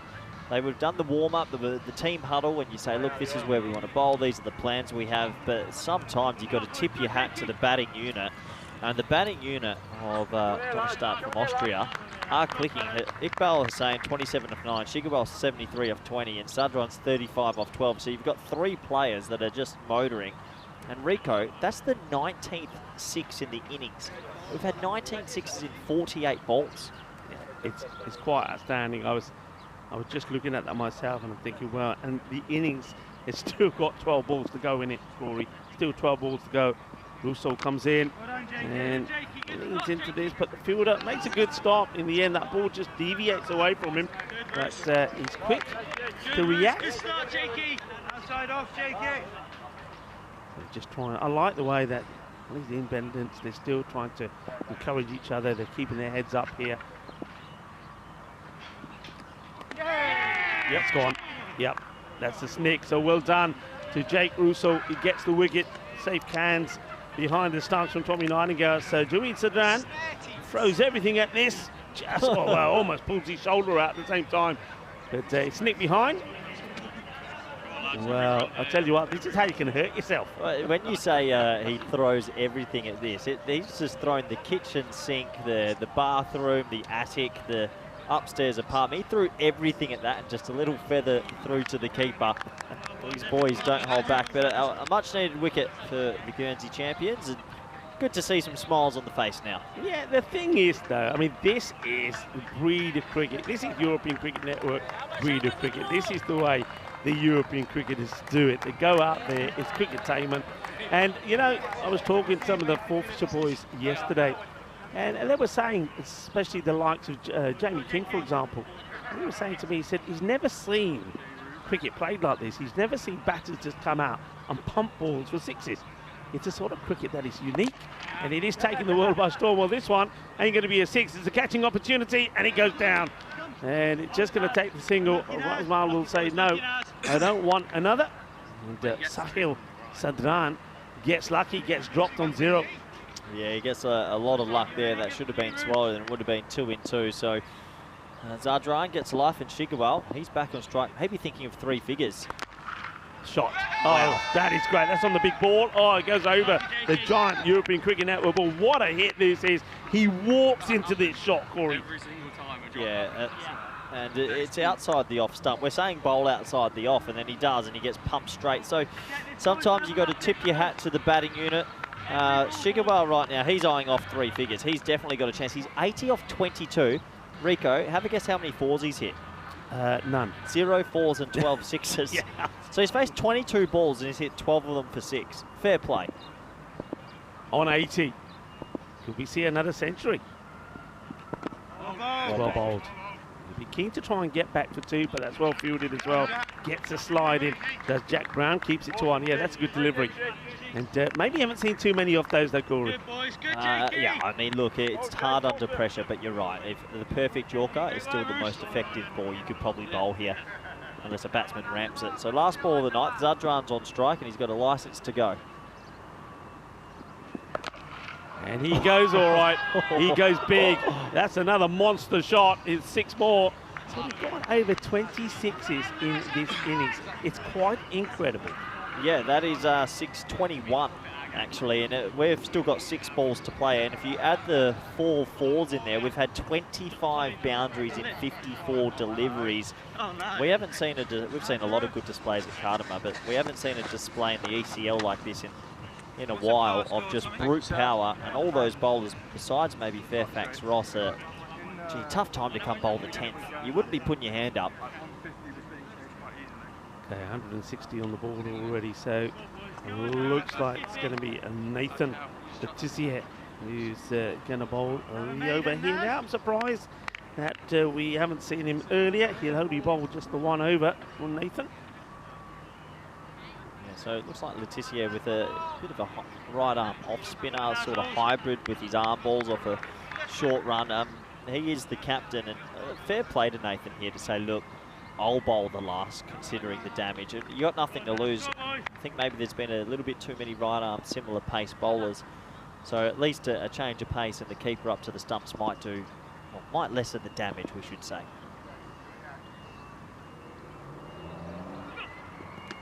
It's going to start with a wide here.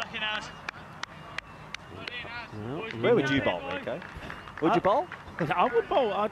I think you've got to try and keep it, I mean, similar to that, fuller, straight, outside the off. You want to see him reaching for them. You don't want to be bowling it in. That's the area. I mean, he's unlucky there. You know, that is unlucky, but that's where you got to be.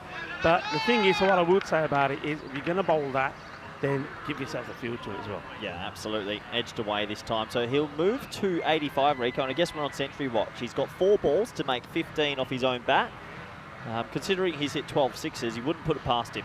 Yeah, and don't forget the way he started with 4 6s on the spin. So, yeah, he's certainly on here. Goes for it, but I don't know if he gets his out the middle. It's a catching opportunity, and he's going to be gone. So, Rasmal Shigawal will fall for 85, but what a knock it has been. Absolutely sensational from the captain of the captain of Donnerstadt, the Austrian champions. He has smashed it all over the place. 12 6s and just the 1 4 on his way to that 85. Yeah, seriously good innings. Well batted to Shigawal, and he's got himself some highlights. The captain of this side has come out and played a remarkable innings. Independence needed just a little bit of respite. The dot ball and the wicket does help. But what an innings, 85 off 24. Yeah, nice catch there taken as well. And once again, I think that's the second one that Ollie Nightingale has.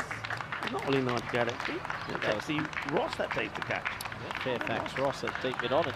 Special link, no sixes on the offside. Maybe that's a little hint of what you have to do. That's good. I like seeing that. A couple of high fives. Well done. Yeah. Enjoy it. You've just played an amazing innings.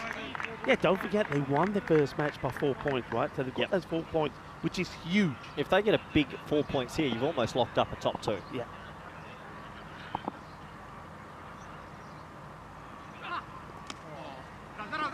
Another wide, and yeah, that's good running. Very good call also from Zadran. As, he says to Basir Khan, come on, get going. I know you want to have a hit, but we'll take 2 here. Thank you very much. Still 4 balls to come in the innings. Zadran on strike. It's well struck, and it's too well struck for the fielder out there. Ross can't get anywhere near this. He's going to be 6 more, and that's why Sahil Zadran wanted to go back on strike. So we're into the 170s now. Remember, they notched up 175, as you said earlier, against the Italian Stallions. Well, they're going to get more than that here, aren't they? Yep, 22 sixes now in the innings. Hit that pretty straight, and he's going to get a boundary. I see a lot of runs go in that region. You know what they're doing here, Rico? This isn't just an impressment. They're sending a message. Crosby are watching, Talent Stallions are watching, and Pakai Cam Ballona, more importantly, are watching. And they're all going, ooh, okay, look at this. This is sending a message to the whole group.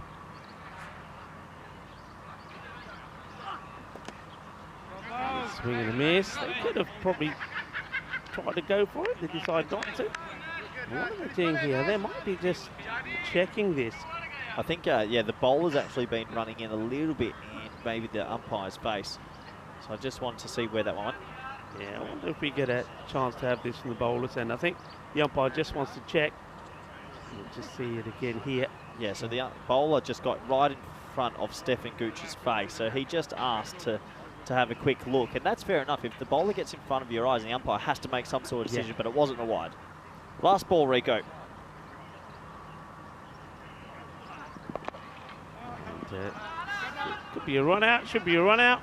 It will be a run out, and that is going to be the end of Zadran. It's also the end of the innings. So a couple of good deliveries, a good over there in the end. When you look at what's happened before him from Letizia, he bowls pretty well. There's a run out there right at the end as well. But it's a good score on the board, 177 for 6. Yeah, 177 for 6. It's been an amazing first 10 overs, really. This team from Austria are a 6-hitting machine. I get a bit of Drew vibes from last year about them. They've hit 22 Maximos in the innings, Rico, and overall, plenty of runs. Yeah, loads of runs are being scored here as you see the players make their way off. But that was really, this time round, it wasn't Iqbal Hussain who scored a century earlier today. They got going, though he did play some nice shots before he went for 27. It was all about the captain, Razman Shigwell. Didn't he bat well? Yeah, he batted extremely well. He went on to make 85 off 25. 12 sixes and 1 4 to him. But let's have a quick look at the highlights. It was Sadiq who was dismissed early, but it wasn't a sign of things to come. This was the second ball. They were pumped up at this stage, but little did they know that Independence were about to run into a crazy sort of 10 overs. Iqbal Hussain and Shigawal, the second wicket partnership, really blossomed and played some beautiful shots. It was a second wicket partnership of 52 in 2.3 overs. So completely swinging the momentum. This brought out the left-handed Utmanzai, and every single batter in that order, actually, besides the opener Sadiq, went on to hit a 6 in their innings. Just showing that they've got some batting depth. I think Independence were trying their best to sort of steady the woes, but realistically, they ran into a team that was at the top of their games.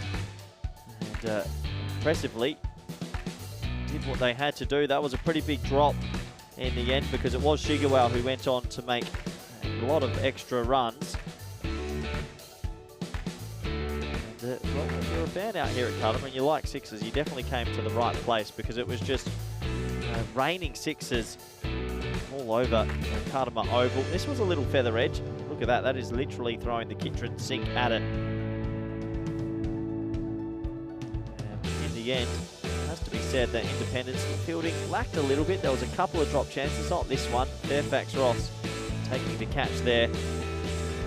But There's 2 big missed opportunities that maybe could have limited the runs a little bit.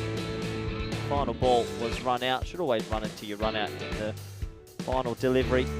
352 runs in 2 innings for the Austrian side, the Austrian champions, and they go into the halfway stage of this one. You'd have to say well ahead, unless Independence can get their batting boots on.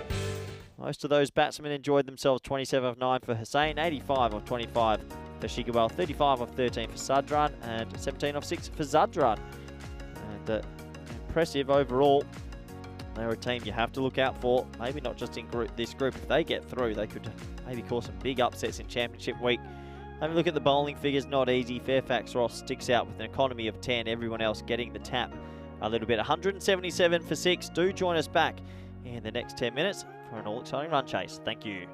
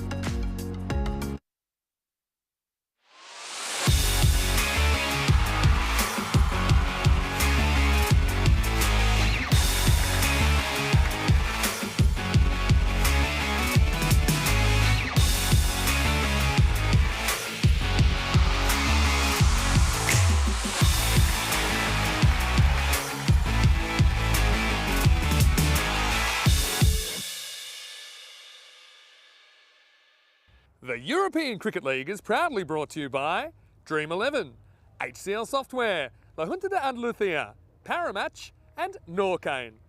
And the official charity partner, Share the Meal by the United Nations World Food Programme. Hello cricket lovers and welcome back. Well, we've seen an exhibition of batting so far, haven't we? Especially from Donnerstad after scoring 175 in a 67-run win over the Talon Stallions. We've seen them at their best again this time. They've matched up once again 170 plus, 177 for 6. And it was their captain, Razman Chigwal, who scored 85 off 25 deliveries. And there he is there now. He needs to get his field set, but he won't be taking anything for granted. He knows that this Independence side are more than capable of getting these runs if they get clicking as well. So he'll want a good power play here, and he certainly will be looking to pick up a couple of early wickets early on. So I think we're going to have a good test here for the Independents. Remember, it's the first match they're playing. The one thing they'll be looking to do is at least try and get some points on the board. And that's what they've got 2 targets in mind. That's the bowler, that's marking up his mark. It's Hakeem Lucy going to be opening up here. It's a name that doesn't ring a bell, so somebody coming into the side here, certainly not somebody that I'm familiar with when I've been there, the beautiful Seabarn cricket ground, watching a lot of the Austrian cricket being played. And of course we know that the Independents, they can bat well. They've got some good batters in there.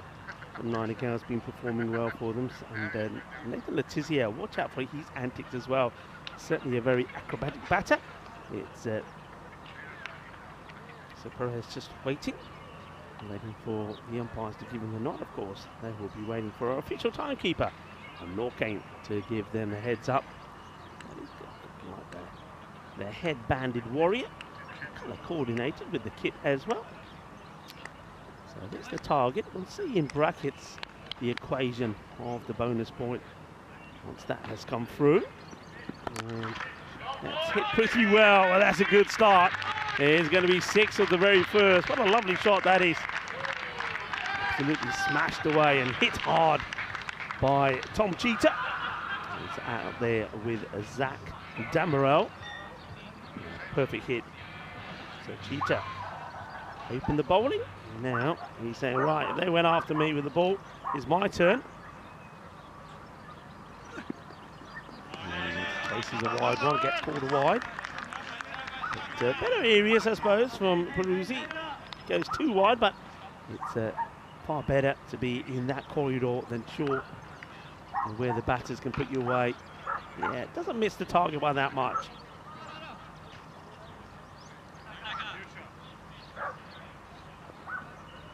He brings the 3rd man up, which is a surprising move because he wants to move long on and long off, back straight. That's a nice looking shot, good shot in the power play.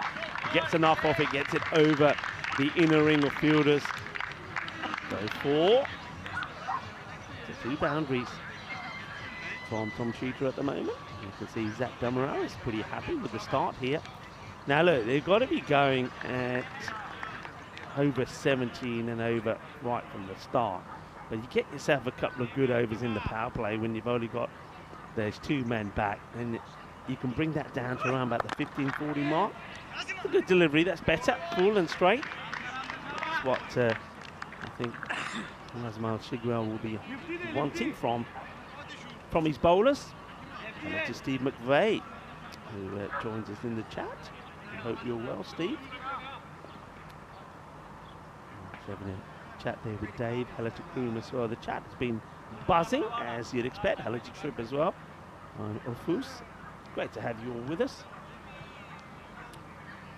And of course, hello to everybody watching by Streamster in Austria. I'm sure that a lot of you are hoping that Donnerstad can maintain a winning start after winning their first match. It's a good delivery, takes the pace off this, so it's a swing and a miss from Damerel. Dot balls is something that will really hurt you in this one, Chase. You can't be giving away too many dot balls. Hello to Sports Deutschland TV as well in Germany. Swiss Sport TV in Switzerland, and of course Fox Sports in Australia. Lovely to have you all with us, enjoying the action. Oh, it launches at this high in the air, catching opportunity. A very good catch. Oh, that is sensational catch. And that's Sahel Zadran. What a good catch this is. Well, he's got the gear on for a bit of a fight, hasn't he? Here's the Kung Fu Maestro. This is a good catch. This has gone a long way up in the air, and if you follow the fielder, it'll give you an idea of what the ball's done there. But he's kept his eye on it, and he's taken an excellent catch. Brilliantly done. And unfortunately, it's going to be the end of Zach Damrow without scoring. There's going to be a 2-ball duck for Damrow. Well, what a good catch that is. And when you watch that live, you appreciate just how difficult that was. So, well, we did start with a duck of Donnerstadt's innings. It's going to be a duck here for Zach Damrow as well. 2-ball duck. There's Derek quacks him off. A new bat will come in. Great catch though once again from Zedran. Really was brilliant. So Peruzzi looking to finish the over well. That's well hit. The fielder is in place. I thought that was a good move really by Peruzzi. He decided that he was going to bowl full and straight, so he moved the third man in, pushed 2 men back straight, and the thing is, he didn't let the captain down. He executed the plan very well. 13 come off the first over. And they also lose a wicket as Zach Damrow departs without troubling the scorers. 18 matches since we've seen a golden ball. Oh, and we've had 2, and we came pretty close yesterday. And I know that, Corey, you were watching that final on backup base. What a final it was. Yeah, it was an amazing final. 2 golden balls in this event so far. Will we get 3? Can't see it happening in this one, but you never know. Nightingale on strike to Sadran. From Nightingale, Sadran gets this through. The only thing for Donnerstadt that I noticed from this morning's game, you're probably going to see 10 overs of right arm medium fast here. Very similar. A couple are a little bit quicker than the other. No left armers. I didn't see any spin. I would like to see if they've got that variety. Maybe this is the innings to show us a little bit and see if they do. And it's an opportunity if you can get there. Oh, great catch. Absolutely brilliant. It's a captain, Razman Shigwan. Now he calls this. There's a fielder in front of him who was thinking about maybe going it one-handed. I think that's Basir Khan. And Razmal says, leave it, it's mine, I'm there. And he takes a great catch. 2 brilliant catches in the outfield. And that is going to be another big wicket because we know Tommy Nightingale is a top performer on the European Cricket League. He goes for 1, courtesy of this catch. Yeah, brilliant catch because he's had his teammate also running in the same direction. He called him out of it. Cheeky little slide at the end as well and holds onto it in the left hand for the final moment. So, look, they're putting on together a very good game here, are the Austrian champions. And well, they do have 10 overs of right arm pace, but maybe it's going to work for them in this Group F as Nightingale goes for 1. Yeah, Nightingale goes back. Obviously, had to be super aggressive, I suppose. You know the rate as it creeps up. It's over 18.5 now. It is time to see Nathan Letizia. He is related to Matt Letizia, for those of you that are wondering. Yeah, I wonder if Matt's still at home selling all those energy drinks that I know he likes to do. That's one shot I wish players put away. I never see players at this level run down the wicket and play the perfect shot. There's pace on the ball. No one deep on the offside though. Stay deep, cut it through. But yeah, can this Austrian team go all the way with 10 overs of right arm medium fast, Rico? That's my question mark on this team. Besides that, the batting's been very good to watch. Now this is pretty close. In fact, it's more than close. Letizia doesn't like it. The finger goes up. I mean, I have to say, it did look like he shuffled right across. I know he might have been outside of his crease, but I don't see, from my first reactions, I don't see the ball missing. We'll get a good look at it again. Remember, the umpire doesn't get a chance to see this second view, but I reckon this is I reckon it's a pretty good call from the umpire. Let's see it again. I put my finger up straight away. He's across his stumps, yeah, but it hasn't bounced that much. It's actually skidded on, and it's hit him very low on the back thigh, probably just in line with off stump. So for me, I thought that was out live, to be honest. You can see it didn't bounce as it actually skidded Yeah. through. Look, it hits him low on the back leg. Yeah, that's what I wanted to see. I mean, you can see what Letizia is thinking. He's thinking, I'm a long way forward. But we see that ball doesn't go very high. I don't think it's climbing. I think it's going to keep its height, maintain its height, and I think it's hitting the stumps. I think it's a good call. I know Letizia will disagree, but he's going to go back in the shed.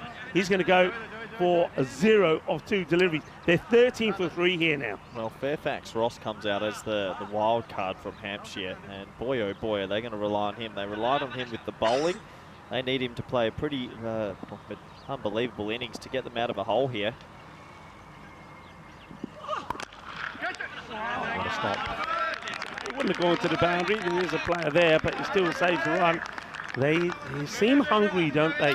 The Austrians, they seem hungry. I get sort of this, a couple of vibes from this Austrian team. They remind me a bit of Belgian ball, ETC. They remind me of Dreux of last year. Just a bunch of guys hungry, attack orientated, try and bowl quick, try and smack sixes. A very dangerous team. It's a bit wild. It'll be a wide. I mean, whoever gets through this group obviously will have a big championship. But from the early signals here, Packard, Badalona and Donnerstadt, that they could potentially run into each other 3 times in this group, and you're in for 3 pretty enthralling games because both teams have good ingredients to go very deep in this competition.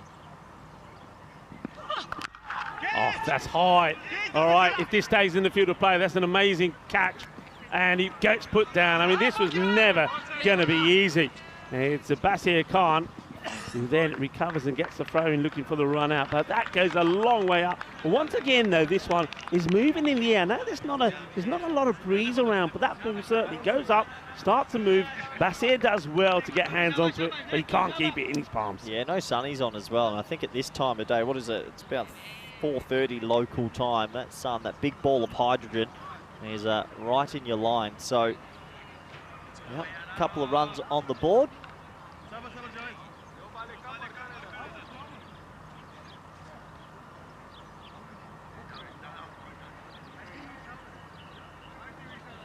Not sure what the delay is here, just a little bit of a delay. I'm not sure what they're looking at here. Certainly, I mean, the ball was banged in, so I don't think there's anything to issue with the height here, but they're just checking something. Yeah, not too sure what the delay is for, but it just might be with the scorers. I'm just noting that the score hasn't updated. Could be an issue here with the scoring system, which seems to have gone down for a moment. So we'll get that sorted for you in no time at all. You see the umpires have just taken the ball there, so it's going to take a few extra seconds or maybe the odd minute. It gives us a chance to once again just have a look at these two teams. So Independence playing their first match here. We saw them last year. They had a good run, and they finished with a 2-2 record. They finished 3rd in Group A. Let's have a look at some of the cricket that we've got coming up this year. Busy year, isn't it, Rico? Some through the rumour mill as well. Looks like Greece might be off that list, and maybe a surprise venue. Ooh. Well, what's happening there? I'm looking forward to Greece. Unfortunately, no. Yeah, unfortunately, no. But that's okay. Maybe we'll get there another day. But plenty of cricket this year, and a very exciting 2024 calendar for everyone involved. And well, that was the end of the over. Maybe they were just making sure they hadn't bowled too many balls in that over. And it's going to be Sahil Zadran bowling the next. Yeah, what a great over that was from Joweed Sadran. He picked up, of course, 2 wickets and only went for 3 runs, so 16 on the board for 3. And yeah, Sahil Zadran now comes in. I know you were talking about the pace attack here from Austria and whether there's a lack of variation. I know that Erasmus Shigwell can bowl spin if need be, though he doesn't tend to that often. Yep. So that's one option.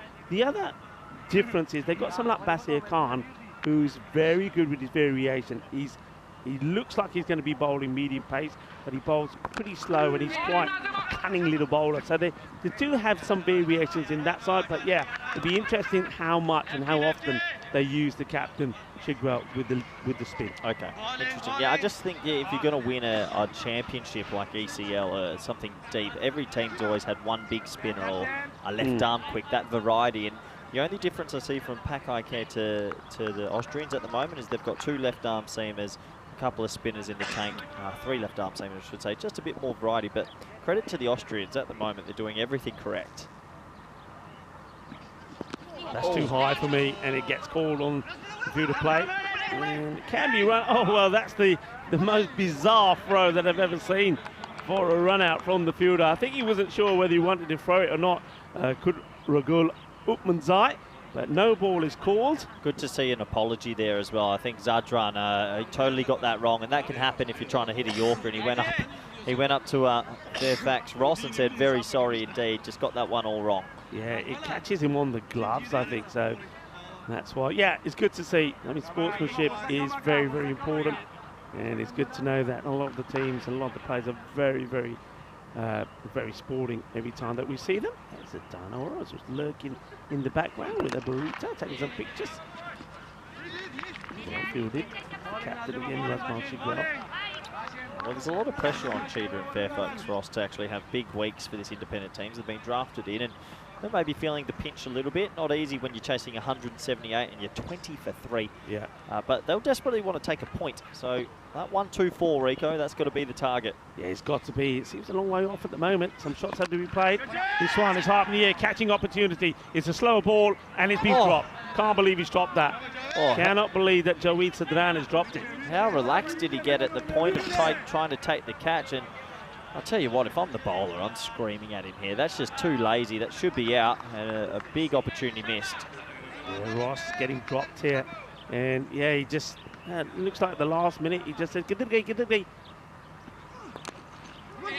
Oh, wow. It's probably, you would say, it's a catching opportunity, but I'm surprised he sees it. That has worn Mohammed Sadiq. He doesn't know anything about it. Well, he sees the funny side of it. He's thinking it should be 4, and actually a bump. So it hits it into the ground. Ends up being an amazing save. Yeah, he went forearm at the ball. Good option. Oh, there's another multi-ball. Another cricket ball's just come onto the field. Pinball action. I think that's some of the Talent Stallions warming up in the nets. Have just whacked one onto the field.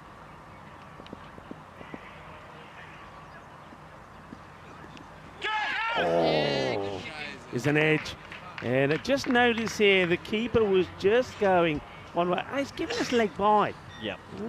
Well, obviously it's the bowler got very excited here. Maybe he's getting excited because it's pretty close to hitting the stumps, but off the pad, 4 leg buys.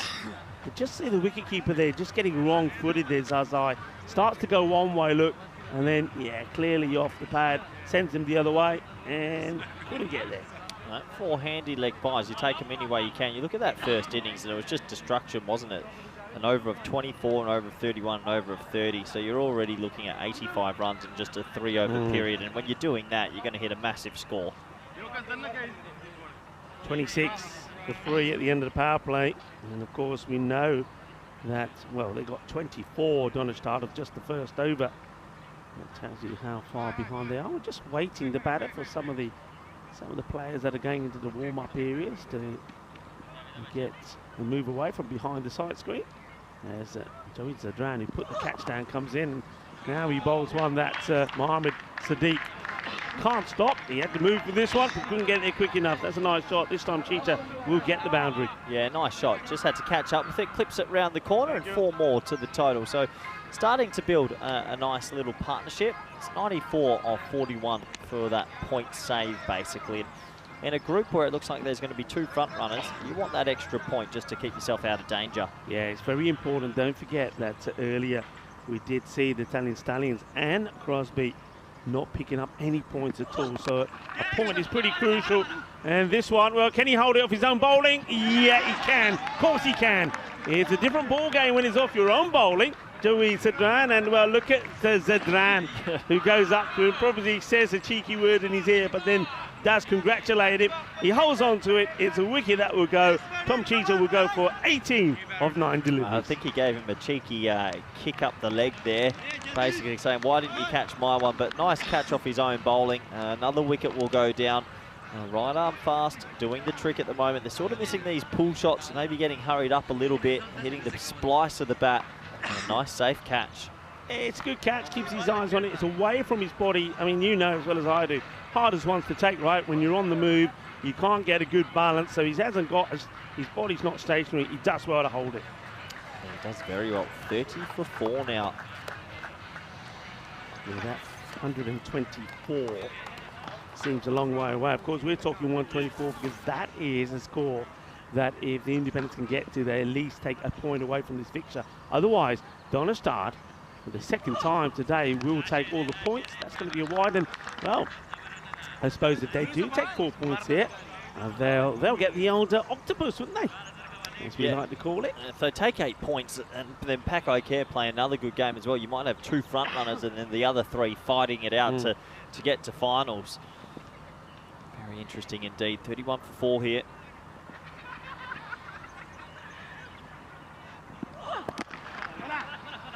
Well bowled, well played, disappointed is Nightingale, and he's not able to get anything from that. It's Ollie who's out there. It's not going to get any easier though, is it, for Independent, because remember that the champions from Guernsey have a tough one under lights against Pakakea Badalona later tonight. 3 for 8 for Sadran, by the way. That's a nice shot. Oh, that's a really good shot. Good footwork. Hammers it low and hard, and it's not that far away from the captain of Donnerstad, Alasman Shigwell. He takes a couple of steps and it's already gone past him. Beautifully timed shot. Yeah, lovely shot. I actually came running down, but usually advise it, but when you do get it, it does look pretty on the carpet for 4. So, much needed boundary. Can they get it back-to-back boundaries here? Yeah, he can. He will get another boundary. Shadow catch there from Jaweed. But Mohammed Sadiq is saying, catch what? You're having a laugh, he says. You're having a laugh. Yeah, I like that. They've sort of got call this the umbrella field. You've got 2 people behind on the leg side and 2 people behind on the offside. So if you play a ramp and get anything on it, it's going to fly away. It's a highly positive shot if you get it anywhere near the meat of the bat. Dead ball called here. What's happened here? It looks like he's been attacked by a wasp, or is the batter just running out of the way thinking that the bowler's going to bowl it anyway? I don't know, but it's a dead ball gets called. Yeah, not too sure what the reasoning was. Last ball of his spell. He'd love a cheeky 4-fer, wouldn't he, Rico? Would indeed. So a couple of balls gone to the boundary though. Onto the slower ball, well bowled, and nicely played, well watched there by Nightingale. Nightingale, I wouldn't say that he's on night watch, but he just needs to play some shots because he has to get to at least that 124, end of the 4th over. They're only going at 10s at the moment though. 40 for 4 at the end of 4. 40 for 4, a very impressive start from the Austrian champions in this defence of 177. Independents trying to build something. I think they might just save grace if they can steal a point back. They'll take that from this sort of position. Looks like more pace. Bassir can't. Another right arm medium fast. Yeah, Bassir is the one I was talking about before. He's one that varies his pace a bit more than some of the others. He's got good slower balls as well. So let's see how he goes here. It's certainly a good time to come on to bowl when you know the team are requiring, well, a lot, around 23 per over. That's a nice shot. Yep, good batting. Nightingale just reading the room. It's a low full toss. The fielders are behind him that are in the ring. Just has to catch up with it and get 6 runs for his trouble. Yeah, I wonder if they make a change in the field here, because seeing a number of shots now, one that Sadiq stopped and knew nothing about it, and then probably 3 others that have gone past him. I wonder if they decide to put a man back there on the 45 on the boundary. It looks like they are here now, so it looks like the man who was at extra cover comes in. That's the captain himself. So a change in the field. And this is where the batter would love to get one, so he can put over the head of Razmal. Goes for the same shot, and that change in the field works the treat straight away. Yep, 1 more to the total. Brings back Fairfax Ross on strike. The tall left-handed ball striker. 77 off 34 is definitely achievable, but you need one good partnership in this middle over period. Yeah, definitely. Bassir.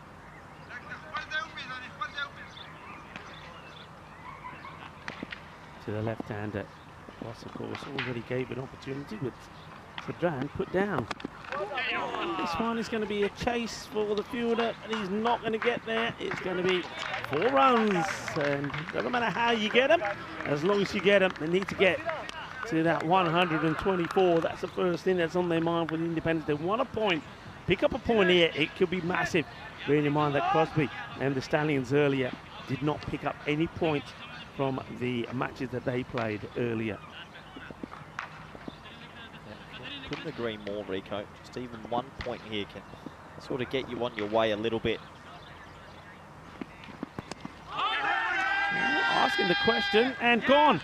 Yeah, I mean, it's full, it's straight, it's a slower delivery. He goes to play the cheeky reverse Malachi, gets it wrong, and he's going to be gone. So Bass here, it's those little bit of variations that he can come up with work for him. If you see a Bass moving around too much, Corey, bowl it full and straight. Yeah, he went for the reverse Malachi. He actually swung back a little bit very late indeed, and on the full, it was the inside part of the pad, or outside part of the pad. Was it going on to hit off stump?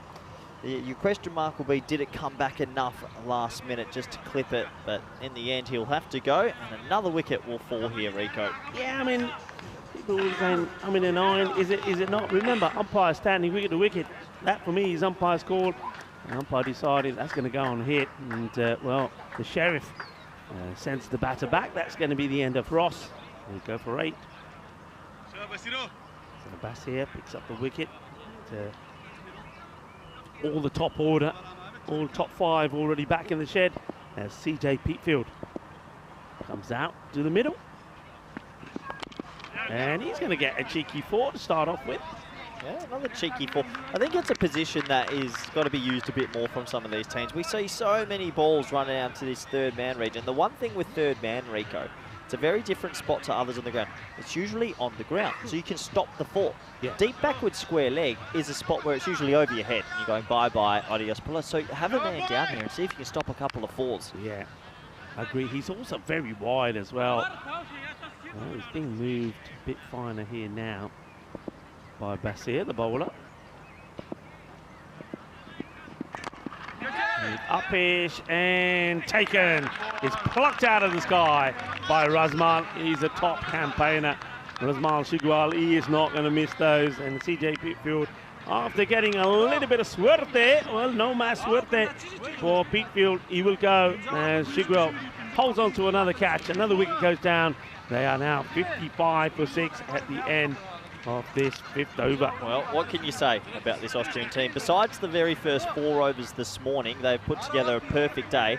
And at the moment, Rico, they're on their way, we call it an octopus, full 8 points, aren't they? If they go home with 8 points, they're going to be clapping their hands. They're going to be very happy, and we do know, there's that catch there from Shigwell, the captain, as CJ Peatfield makes his way back.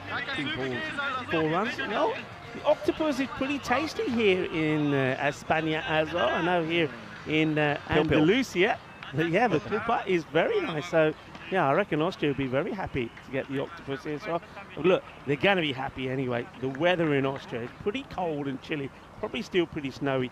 Nice sunshine. They're making the most of their first day here. Yeah, for a team that probably hasn't trained too much, that swept away, lovely batting for another 4. For a team that's probably not trained too much in a cold country, they've come out here and had a very good first day. Still some fight though from the Independents on 59 for 6.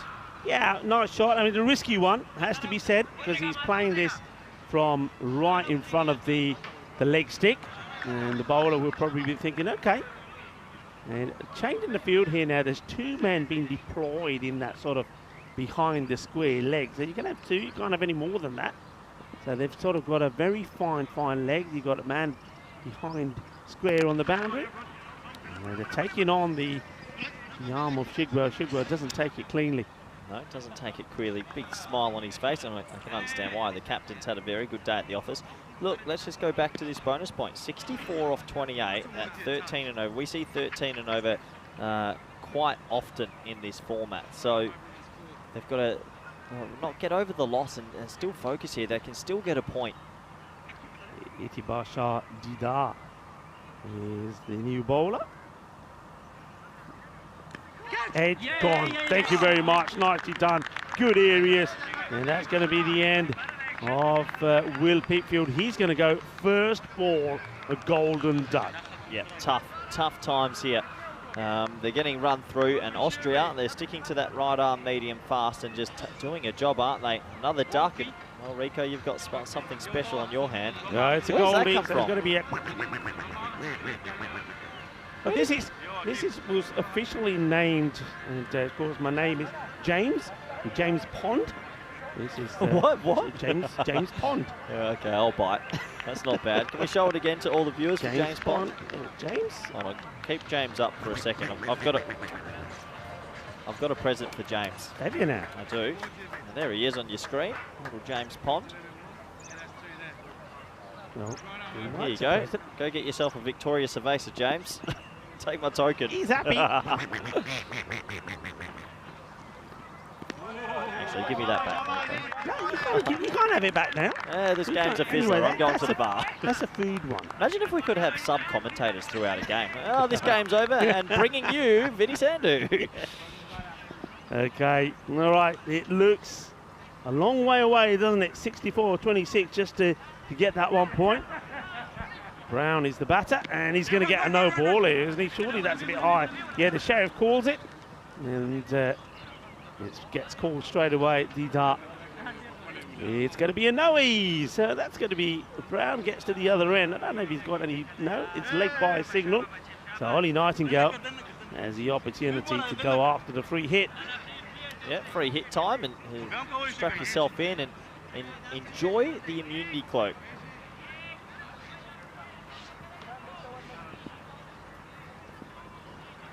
Free hit then. Trying to go. Wants to play the Hollywood shot, doesn't he? Starts to come down the trap, but he ends up yorking himself. That's why, again, as Corey said earlier, you're far better off just waiting for it when you charge down the pit. Yeah, for me, you give the bowler the upper hand. The bowler can change what he wants to do. And Didar there just keeps it nice, full and straight. And Holly ends up yorking himself. Going for a big point right across the line. And, throws himself off balance. End of the over. So 63 on the board. 6 overs completed. 7 wickets down. And I have to say, Corey, that 124 looks a long way off. So it looks like the Austrian champions, Donnerstad, will be eating octopus tonight. Yeah, fair enough. The robot in the chat saying the duck needs a new name. What do you call it? James Pond. James Pond. How'd you come up with James Pond? It was when James made his appearance, we put it out to the chat. A number of names came out. Sir Quaxalot came out as well, and there was Michael Duxon was another favourite. But in the end, people like James Pond. Oh, that's going to be a wide. Yep. Good keeping there, actually, from the man up to the stumps as okay, we are going to see a little bit of spin, so a bit of pace off the ball. This is what I'd like to see. And do they have that depth in the team to potentially show a different art? Amatai, and this one is catchable, and it gets put down, and will go over for, I would guess, 4. We'll have to check. And 4 is signalled by Sahil Zadran, who's not able to hold on to it. Normally got very safe hands. He's reaching for it. Let's have a look at this again. Let's see if you can see how it goes over the rope as well. Yeah, I think it's 1 bounce 4. He signalled 4. Difficult to tell. This view will tell us. Yep, bouncing inside the rope. So 4 runs. Yeah, there's the signal there for the sheriff.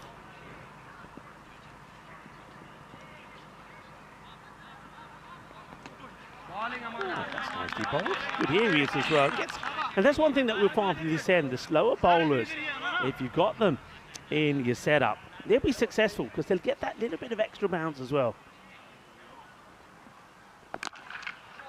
Okay, and it's a teaser for the fielder up there. Can't do anything about it. It gets over him. And it's a nice shot. And just gets it right. And Peruzzi, who is there, jumping high. And he looks like the Karate Kid, doesn't he? Peruzzi. There he goes, the Karate Kid. But can't stop it. Oh, well, he just looks back at his stumps when he plays this one. Ollie Nightingale. I think he was worried he might have hit his own stumps. I don't know if we got a chance to see it. It's probably not. We go back to the action. We have a quick look at it. Gets played away and just a single, but they don't need singles here. They need boundaries. They need somebody to just go out there and just get them a big over, and that will maybe can spark something from it. At the moment, you can see they need 48 of 19 for just to get a point. Oh, well, that will help. The chase is on. Ondre, iba, si puede. Sí, claro que sí. That's well chased. And, well, Ahmadzai sees the movement from the batter and then decides he just wants to push it through wide. But I think this only just maybe catches some of the pitch. We'll have to have a look at it again here. Let's see if we can see if this catches the pitch at all. Let's have a look here. No, it doesn't. So it's going to be a no-y. Yep, good work from Spring Media. Big no ball and a couple of buys. So they raked it in just, but a couple of bonus runs at the back end. And a lot of people in the chat saying they really like Sir Quacks a lot. Okay. It's a free hit. I wonder if anyone remembers. It's a good catch, I have to say, from Ahmadzai. I wonder if he takes it if he knew there was something dependent on it. But anyway, he does well. He's smiling about it. And that will be a big fine in my day, you know. First of all, bowling a no ball, and then, well, getting a wicket of the free hit. Well, you don't want to be doing that. That's like a tenner. And anyway, here's the end of the over. The umpires change over. We can talk about this. These two teams, they didn't have the best of starts, did they? Italian Stallions, remember, we saw them last year. They lost all 4 matches last year. They lose the first one here to Donnerstad today as well. So they haven't won on the European Cricket League yet. Crosby, not the best of start from them as well. Both teams lost badly, no points on the board. One of them will pick up some points. The other one, will they or will they not? Big match, this one, coming up next. Yeah, looking forward to that one, and that one could really decide potentially 5th place in this group. Back to the action now. High in the air, Rico. This should be caught. Puts it down. He made good ground, but he did get there. Yeah, if you watch how he initially starts, he starts to run sort of the wrong line. I know we catch all of it here. He starts to run one way, then there's a change direction, and I reckon he just can't get there. You see this again. Actually, he does get hands to it in the end. Yep. Just got his hands to it. There's going to be a little bit of a bump ball into the foot here. No appeal from the fielding team. See some teams try and get cheeky here. Brown 1 off 5. He's just going to find a couple of singles. Get Nightingale on strike and see if he can keep ticking along. Yeah, tall ask now though, isn't it? 43. After 16 balls to come, Itibashar Didar bowled a very good first over. Once again, hasn't got that third man fine enough for me.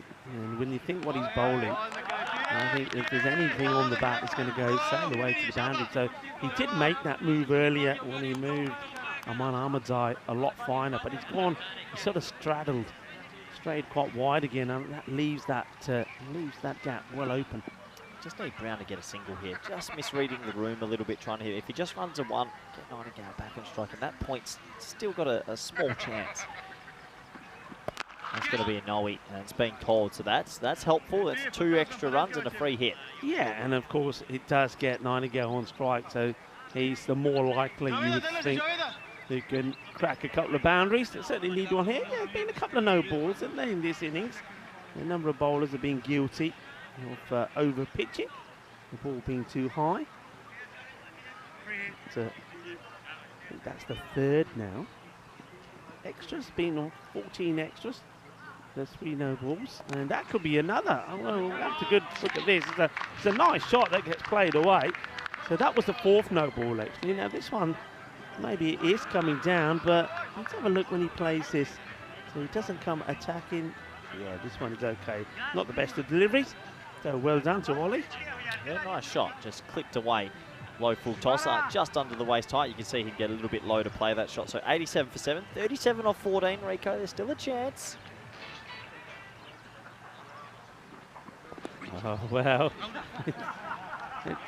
Well, I thought he got something on this. Yeah, he's got something on this. I thought he got something on this, you know. I think Stefan's just going to ask for a little bit of assistance. Let's have a look at this. He's definitely got something on this. Hits the back of the bat and slows down. Yeah, there's bad on this for me. So, yeah, definitely hit back of the bat, so I think it was given dot ball in the end.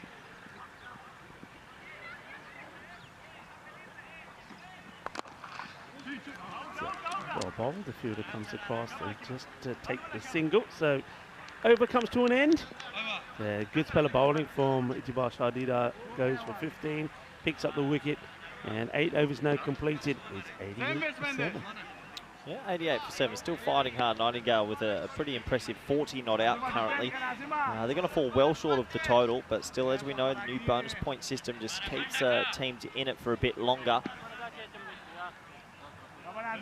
Interesting indeed. We've got 2 overs left. It's going to be a bit more right arm quick. I think Zadran has come back for his second over. First over, he took no wickets, but only conceded 6 runs. He had a good day at the office with bat and with ball.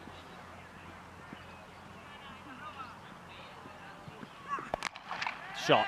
Has he got enough? You bet he does. 6 runs, so 30 off 11, Rico. And, well, while he's there, 46 not out. Now there's definitely a chance still.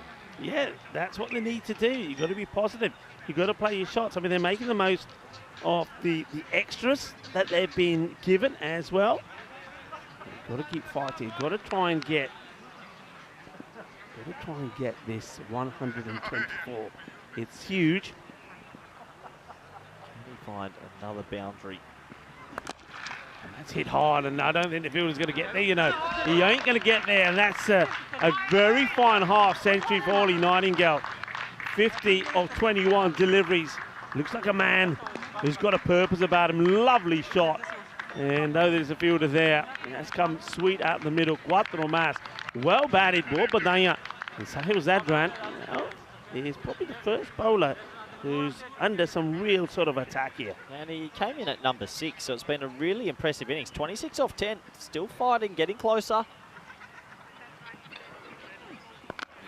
And well, it's like the slow, short delivery. It really did hold up there, didn't it? Yeah, difficult ball to play. You might pick it, you might see the slower bouncer, but to adjust to it, it's very tricky. So clever bowling from Zadran. Brown's on strike, who's 2 off 7. I think if this is a dot ball, I'm actually retiring him here, maybe seeing if someone else can actually work a single.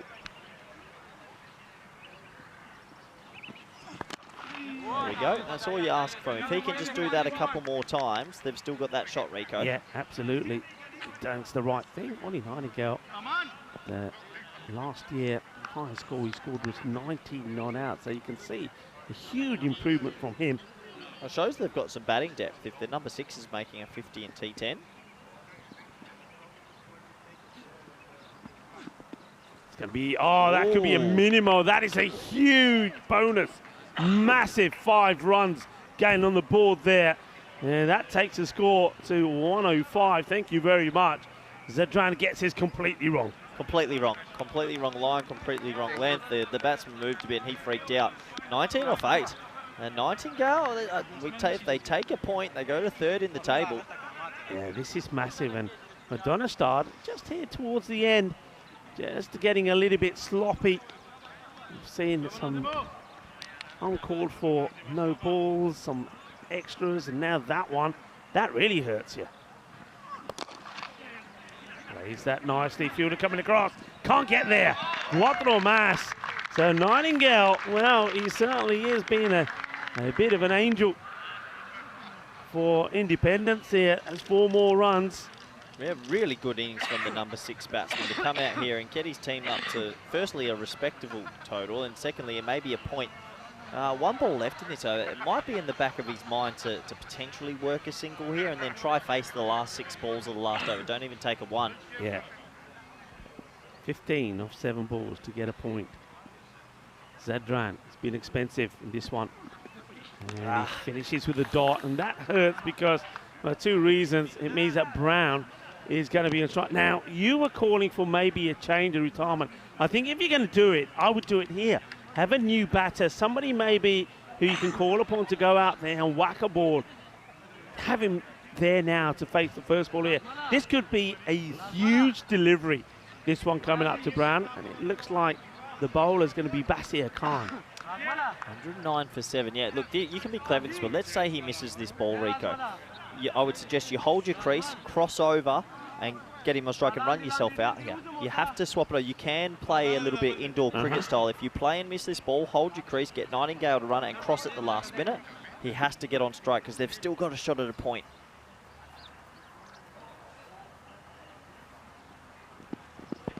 Go, go, go, go. Yeah, get the single, so we get to 14 or 5. Nightingale gets the strike. It's a good delivery there from Bassett. I'm very surprised though that Donnerstadt, maybe they don't understand the equation here, but Donnerstadt made no changes in the field there to prevent Brown getting that single. They keep the field exactly the same to the two batters. So it's played nicely, and it's going to be 4. 4 runs, beautifully played, lovely timing. What an innings this has been from Ollie Nightingale. Yeah, special innings really, considering he was listed at 6. He probably never would have thought he'd get so many deliveries to bat. He just placed it well. He doesn't look like a big power hitter, just a timer of the cricket ball, which is nice to see. 10 or 4. Yeah, they've got a genuine shot now. One more big 6, Rico, and they're in the driver's seat for it. Nightingale knows that he's the man who's got to do it. He can do it with 2 shots. He gives himself a bit of room, and he's played his pretty fine fielder. Got to come back down. somehow. Now are they going for this? Here comes a throw. The keeper takes the glove if it's ready. I know your natural thinking is you got to run every ball, but I think if you're not getting the 2 there, you probably take the dot unless Brown can show us what he can do. Look, Brown has a little bit of a license, but if he gets out, it means a new man's on strike as well. Got to somehow cross here. Still no change in the field. Can't believe this from Donnerstadt. They're not putting any pressure on Brown. That's the issue with the single, unfortunately, because now, Rico, Brown goes for a very slow score, and that means the new man's on strike, and he minimum has to get... well, actually, I think that really hurts them because they need 9, don't they? Yeah. So if they run a 2, it doesn't work. If you run a 1, it doesn't help, and you're not going to get a 3 here. The new batter's got to come out and pump it. The new batter's got to do it. He's got to come out here and pump it straight away. That's why I was thinking, you're right about the single, don't take it. And maybe he thought it was going to beat the fielder, maybe he thought it was going to be a fumble, but I think you wait, you stand your ground and wait to see what's going to happen. But also, the start of that over when Brown's on strike, make a tactical retirement. Well, they could have also ran the 1 and then held the crease. He came, got himself in, swapped over. These are little things that it's easier to say from the commentary box, but little things go a long way. So it's going to be up to the number 10. Not easy to come out and hit 2 boundaries, but you never know. Come on, Jake. For all the number 10s around the world, show us what you can do. Swing hard. For all the Vinny Sandus. Oh, he hits it up in the air. So 1's not going to do it. It's just the 1. So he has a quick look at the score. He's looking at the teammates, and I think they've already said to him, well, unless this ends up being a no ball from Bassett that ends up going to the boundary, they can't get to that 124. So it looks like going to be 4 points here once again for Donnerstadt, the Austrian champions. Oh, it's a wide. Oh, and it's missed. Don't run. Don't run. No, crazy decision. Well, they've run, and it's going to make the number 10. I mean, you've got to have a bit of cricket education here. Well, do that. Wait, how much do they need? 6, 7? They need 5. They shouldn't have run. Is it 5 now? I think it's 5, right? Let's just check the score. Score is 1. Oh, no, they did need to run. They needed to run. We had it wrong. In the end, it doesn't matter, Rico. They did need that run to get it to 6, wasn't it? So they did the right thing. But overall, you have to say the Austrian champs, Rico, they've dominated this game, and we've known for about 7 overs they were going to win. So well done to them. And for the independents from Guernsey, it was their first run out, but they'll come back stronger later tonight. Yeah, they will do. I think Tom Cheeto, he will get better the more time he spends out there. He pretty well, got 18 as well, didn't he? But I think disappointment for the likes of Tommy Nightingale and also Nathan Letizia. Nathan not able to get off the mark. Tommy only scoring the 1. But, well, Ollie Nightingale, what a spectacular knock for him. And he certainly does show, I mean, if he's doing that at number 6, what he's showing is that if the batting at the top clicks as well, they can be pretty formidable. He ends up with 60 of 26, but it is going to be a win for Donnerstadt. They will take the Octopus. They have taken 8 points from the 2 matches they've had today, so they'll be sitting pretty happy at the top of the standings. This is what's coming up next. It's going to be Crosby, the champions from the Isle of Man, taking on the Italian Stallions from Estonia. Yeah, what a corker of a game that will be, Rico. And these teams on 0 points. Big match. If you make some mistakes and lose this one, it's hard to come back from there. Yeah, it's going to be very hard. Let's have a look at the highlights of this one. And once again, It didn't start very well because they lost Zach Damel very early to a very good catch from Zedran. The catching early on, as we said, was pretty good. There was a couple of nice shots then from Cheetah. He got off the mark straight away. What he had to do, needed boundaries. He hit a big 6 and he got a boundary as well. But that was the first catch from Zedran. That doesn't really show you how difficult that catch was. It went a long, long way up in the air and it was well caught. And then we saw another good one.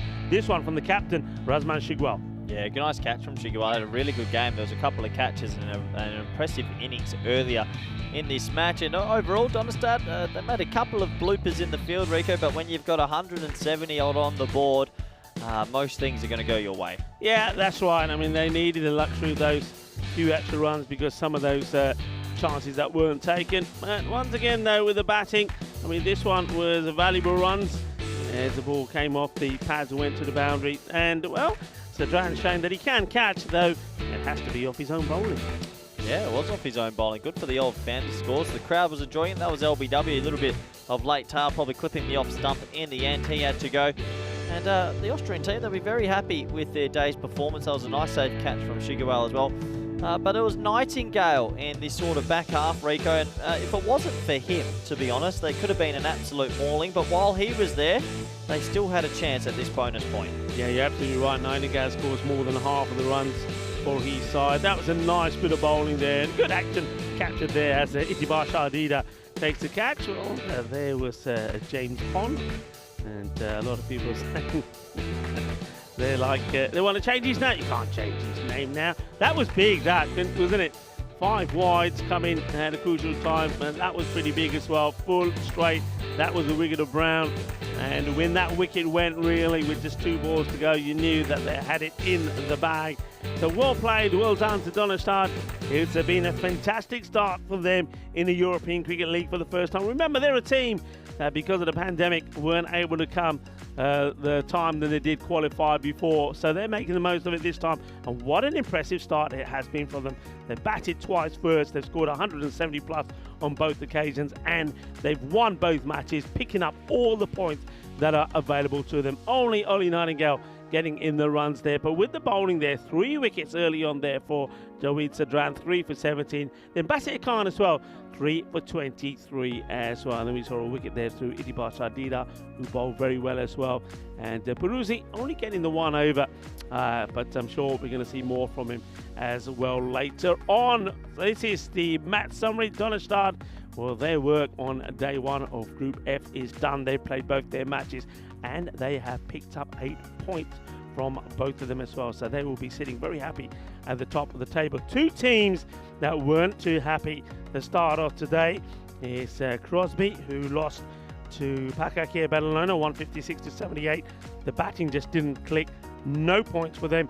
And then they're taking on the Estonian champions, Italian Stallions.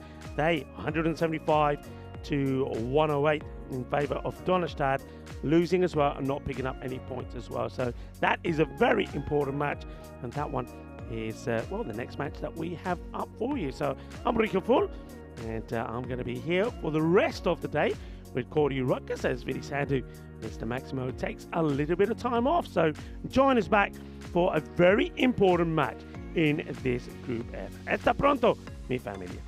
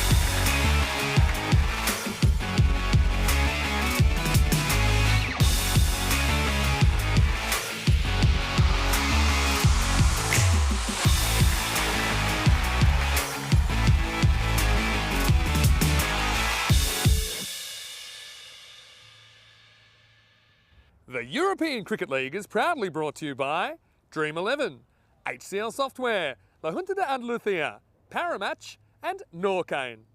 And the official charity partner, Share the Meal by the United Nations World Food Programme.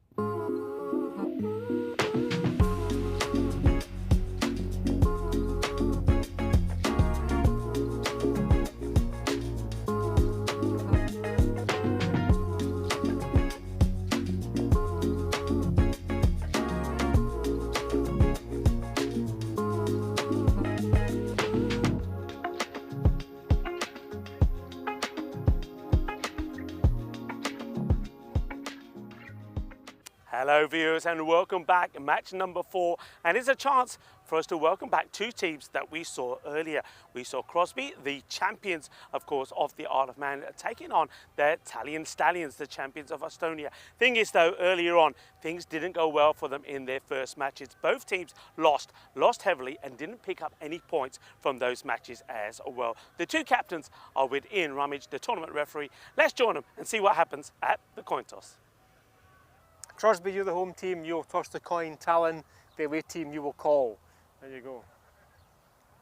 European cricket. It's been called European cricket, it's come down European cricket, so you've won the toss. And we're going to bat first. Okay, toss won by Talon, who will bat first. Italian Stallions have won the toss and decided they will have a bat first. I don't mind that move. Look, it's a beautiful afternoon here on the Costa del Sol. It's a good afternoon to go out and have a bat. And remember, batting for both these teams have been an issue. The Stallions earlier lost heavily, didn't they, to Donnerstad with, of course, Iqbal scoring a century, the third player on the European Cricket League this time round to get a century. He's up there in the Hall of Fame with the likes of Jamie Watling and also John T. Jenner. If they bat well here, I think they're looking to score about 120. You could put some pressure on Crosby. Crosby themselves also had issues against Pacaque Badalona. They found the Spanish champions too strong for them. But once again, it was the batting that let them down. With the ball, we saw some good things, didn't we? I think Hamadullah Shinwari for the Stallions bowled very well, picked up 3 wickets. Watch out for him. And watch out for Rich Tar as well. This guy picked up 2 wickets and also scored some valuable runs for Crosby. So those two names to watch out for. I think it's going to be an interesting match, but it is a must-win match as well. With both teams not having a point on the board at all, a team that gets the points here could make their way into the all-important finals day coming up for this Group F. Corey Rutgers is in the commentary box. Corey, the news from the middle that it is going to be the Stallions that are going to have a bat first. Over to you for the first ball. Thank you very much, Rico. Full welcome back everyone around the world. We're into game 4 now of Group F, on our first day of Group F. It's been highly enjoyable, some new teams and some new performers out here at this wonderful oval here in Andalusia. It's a gorgeous ground. You can see the little Cartama city in the background over there under the mountain. Lovely drone pictures, aren't they? As we have a look at these two lineups, as Crosby from the Isle of Man will take on Talon Stallions from Estonia. Both these teams have had difficult starts, to say the least. They came into some very red-hot T10 teams this morning, and unfortunately both teams haven't been able to pick up a point. Oh, that's a new drone shot. I haven't seen that one from behind the trees. That's beautiful, that. Top work from Spring Media. Now 2 officials walking out to the middle.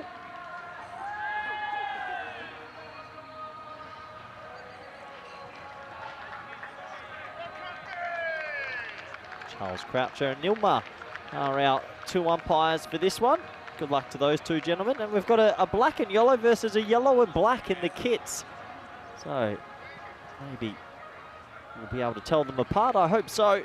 These are those 2 lineups. Talon Stallions, well, they elected to bat first. They want to get out there and put on a good performance. Abbas Panwar played a good game earlier, but really the batting unit didn't really click too well. Same for Crosby though. They'll be wanting some bigger performances. Would like to see Langford maybe up the order.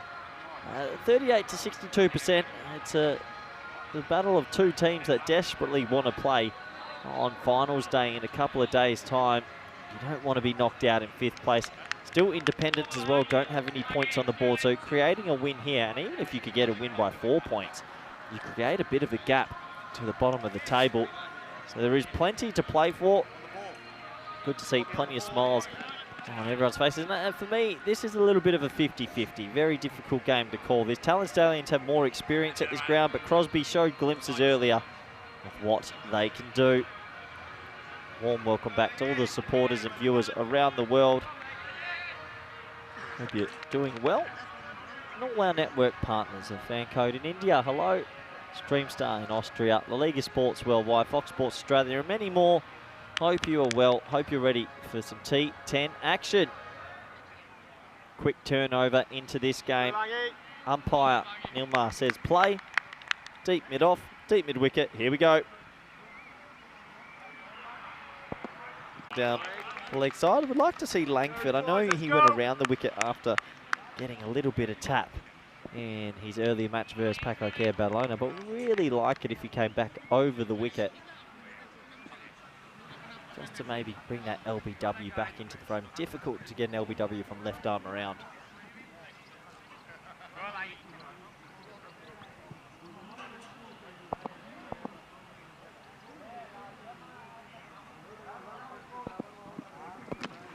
Again, swinging that one miles down the leg side just because of the natural angle and with that sort of low arm action, swinging it in. He wants to be targeting those stunts, but yeah, for me, I'd like to see him back over the wicket. Traditional left arm angle, but for him, he's just trying something a little bit different here.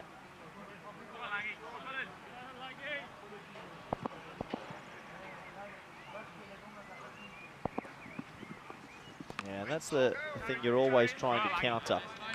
And everything is heading to the leg side. So a couple of wides of open proceedings in this one. Good to see Kush in the chat saying hello, gents, tuning in to support his home team, the Stallions, first time in a while. See Steve's in there, Dave's in there. Joe Burrows as well, big fan of Langford is Joe. Another really poor ball down the leg side. Someone's just going to give him a little nudge here and say back to over the wicket. Carl Hartman, the keeper, potentially. He's got everything going down the wrong line. 3 wides early.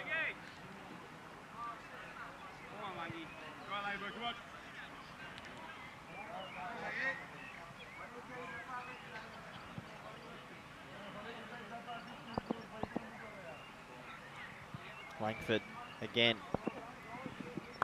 A little bit better, spliced over the offside. That's got a bit of top spin on it. 1 bounce 4. So the first boundary in this T10 and a good opportunity for me to welcome back Rico Full. Rico. Good to be back and come back when another one. It's a better areas, I have to say, from Langford. And but he gets a little bit too much with it. Gets nicely played away by Abbas. Brings up his first boundary, the first one also for the Italian Stallions.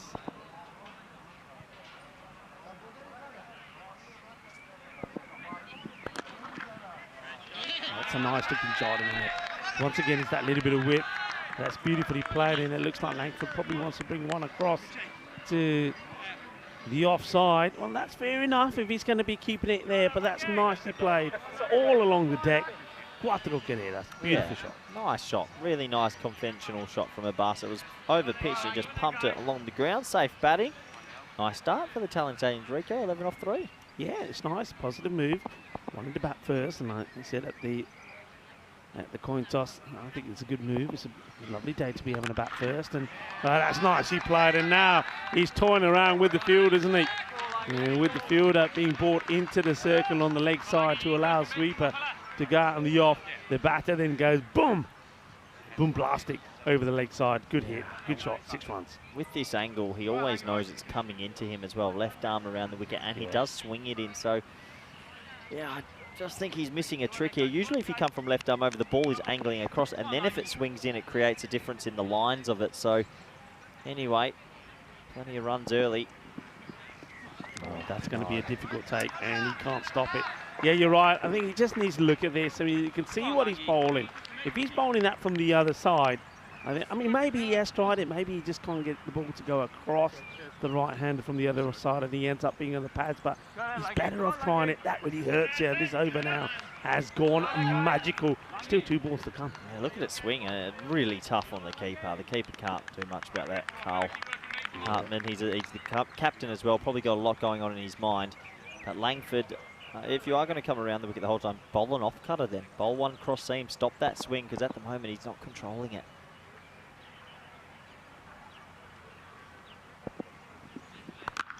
Shot.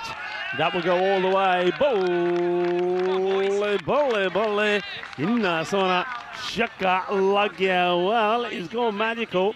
There's every probability it could go supersonic. Yeah, we had hypersonic this morning as well. A little 45 run over to start the day. 45? We had 45. We tied the record. We had 45 from one bowler this morning. Hypersonic, and we said if we ever get a 50, it's the big bang. The world will blow up, and that is it. We cut the network, it's the big bang. So we got close, 45 this morning. 45? Go on, talk me through, what was it? It's got to be 6-6. There was two no-ball sixes in there that just hurt him. And you can, very difficult to come back from that. Oh, well, I'll have to go back and have a look at that one. Yeah, he dropped a catch just before he bowled. I think it was Agarwal or someone like that. But unfortunately, 45 runs off an over. So 28's not so bad, but yeah, you got to feel a bit for Langford here, who's had a bit of a baptism of fire here with the ball. Especially in a big game. Good start though. Abbas scored 20 or 5 deliveries already. And well, we will have a supersonic one, as this one is going to be 6 more. Boom, shaka lag gaya. देख लो आज ना मजा आ गया कि नहीं पटाखे चल पे एक Cartama ground with. That's another massive over here on the European Cricket League, the Champions League of cricket here at the Cartama Oval. And that over from Langford goes for 34. 34 without loss after the first. Yeah, really tough, isn't it? We have a look at the groups so far. Gina Brescia qualified, Hornchurch qualified, Old Victorians qualified, Dreux qualified, Forfarshire last night qualified. Who's it going to be from Group F? Well, it's going to be tricky. Pakake Banlona, they'd love to come back. They've got a good record. European Cricket League, they were the champions 2 years ago, 2022, last year, finishing 3rd. And they picked up some good players. And the thing about Pakake Badalona is as well, some of those boys have played a lot of cricket. We know that we've had the European Cricket Series in Barcelona. They'll be in good form as this one is whipped away as well. So now Abbas Butt says, well, don't forget about me. We've had the other Abbas at the other end. Faraz Abbas score 26 of the first over. Now Ghulam Abbas Butt wants to do the same, starts with 4. Yeah, dream start for Talon Stallions as well, because in the last game they started brilliantly in the field and then had a really disastrous end. So they've put that behind them and they're starting very positively here. This one may be a wide, yeah it is. It's a pretty sharp delivery from Newton, but just gets the areas wrong. 39 already off 1.1, Rico. Right now they're on for 330. That'd be something. Hey, if people are only tuning in for the first time, we've had a 258. Yes, we have. I can't even imagine that. And this one is a teaser for the fielder. I think this definitely catches like the back of the bat for me, and it is a little lob over the fielder. Can't get a catch in there, but it does save the ball going to the boundary. Yeah, I think it also grazed maybe a part of the helmet on the way through. So a little bit of luck there, but one more run to the total. 40 off 1.2 overs. Ridiculous.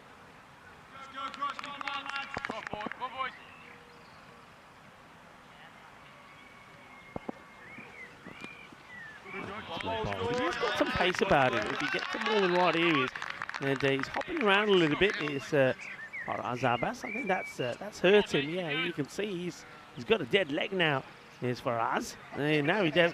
Oh, he wanted to be brave and not rub it. Well, I'll tell you what. Let's change the camera angle. That looks a bit naughty from this end. But anyway, that's hurt him. Ouch. Ooh la la la. It's just the inside of the thigh. He wants to be brave and not give it a rub earlier. Then he says, no, forget it. It hurts. I'm going to give it a rub. He definitely got some pace about him, Newton, when he gets it right. Good, strong action. This one is down the leg side. Definitely wait for the umpire signal here. Does it catch anything on the way through? I didn't think it did. Let's see what... yeah, it does. A bit of pad on it. Yep. Catching up to the pad, so only a 1 there. There's Crosby just trying to build into this game step by step. Once again, he says, yeah, onto the pad, missed out by the batter. It's a short one, and that's good work behind with the gloves from Kyle Hartman. So not afraid to bang it in is Newton, the bowler. Surely that must have been one for the over. It fell, seemed very high underneath part of the bat, but might have got away with that. A chance to see it again here. Yeah, it certainly looked like it was definitely going to go over for me.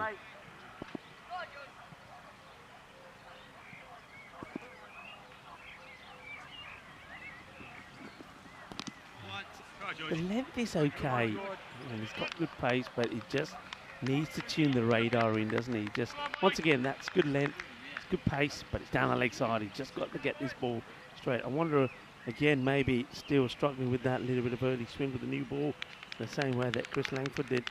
Yeah, he's got a good over as well. Newton just needs to get out of it with no more damage. And again, into the pads, no run, and he does. So it's a good comeback. First one goes for 34, only the 7 off that one, so 42 without loss. There's that player coach, Robson, for the Talon Stallions. Might see him soon with his left arm swing. And this is why it's been an interesting day, Rico. All the bonus points have not been shared today. We've had some pretty impressive performances from the top 2. And for these 2 teams, you do not want to go home 0 and 2, because then it's a long way back. Yeah, very much so. But I mean, this group, I mean, that's the first time we've seen it, right? In the group where the first 3 matches, all the points have gone one way. Yeah, it was almost as if in all 3 games, in the first innings, you sort of knew the result by the time the second innings had ended. So let's hope for a closer affair in this one, and maybe a really tight game.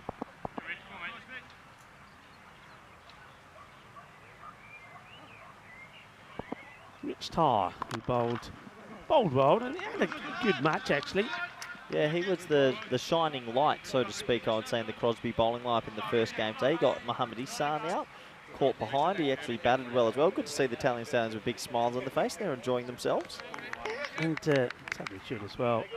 It's a huge moment for any club to take part in the European Cricket League. Of course, where all the club champions come together.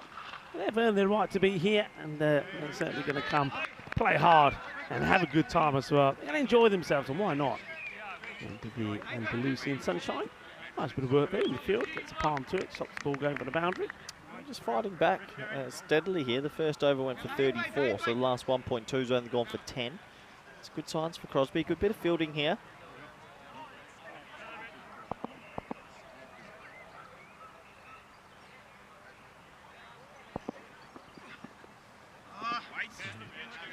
A slower delivery, good variations, but he just strays again down the leg side. So extras 7 becoming a bit of an issue. 7 already. 7 in 14 deliveries. Yeah, it's a little bit of a worry creeping into their bowling at the moment.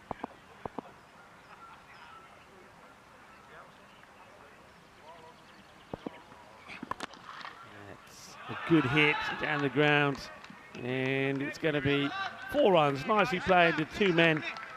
The 2 men straight inside the circle, so mid-off and mid-on in place.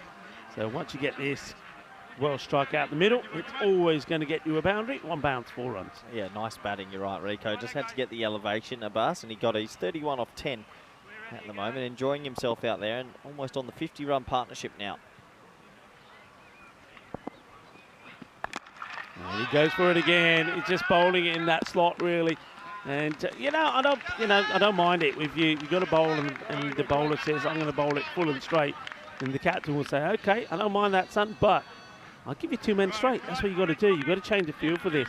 Can't be bowling there and have those 2 men straight inside the circle. Yeah, I do agree with you. Unfortunately, a couple of half volleys so far in the first 2.4 overs. 50 partnerships up. And this one is in the same area again. So once again, he's going to go down the ground. This time he's going to go all the way. Manos, arriba, arriba, arriba, arbitro, porque eso es 6 carreras. And it's another expensive over in the making here. And yeah, you're right, the 50 comes up pretty quickly. And this is going to be a very good power play. Oh, big danger signs this for Crosby. It really is big danger signs. They need a wicket just to get the boys in the huddle and maybe come up with some different game plans. Last ball of the power play, Rico. And it's the same again. This is just like being in the middle there with the bowling machine set on full and straight, and the batter going boom, boom, boom. It's another expensive over. That one will go for 25-67 is the power play score. Yeah, Crosby, unfortunately, you're absolutely right, Rico. Too many half volleys. The second over was better from Newton. He sort of bowled a heavier length, made it a bit awkward for the batters. But that over went for too many. And Crosby got to be careful here. If all of a sudden you're chasing a 160 and then you lose and don't even get a bonus point, I'm really struggling to see how they can stay in for finals day. It'd be very tough for them to come back. I mean, okay, we know that Independence could be another team if they slip up later tonight against Pakake Badalona. That could be in the same situation as them, so that becomes a big match. But yeah, you got to come back into this match pretty quickly. And well, there's another one. Same again. So these two, a shame that they like to hit down the ground as Abbas Bart now joins Faraz Abbas with the big hitting.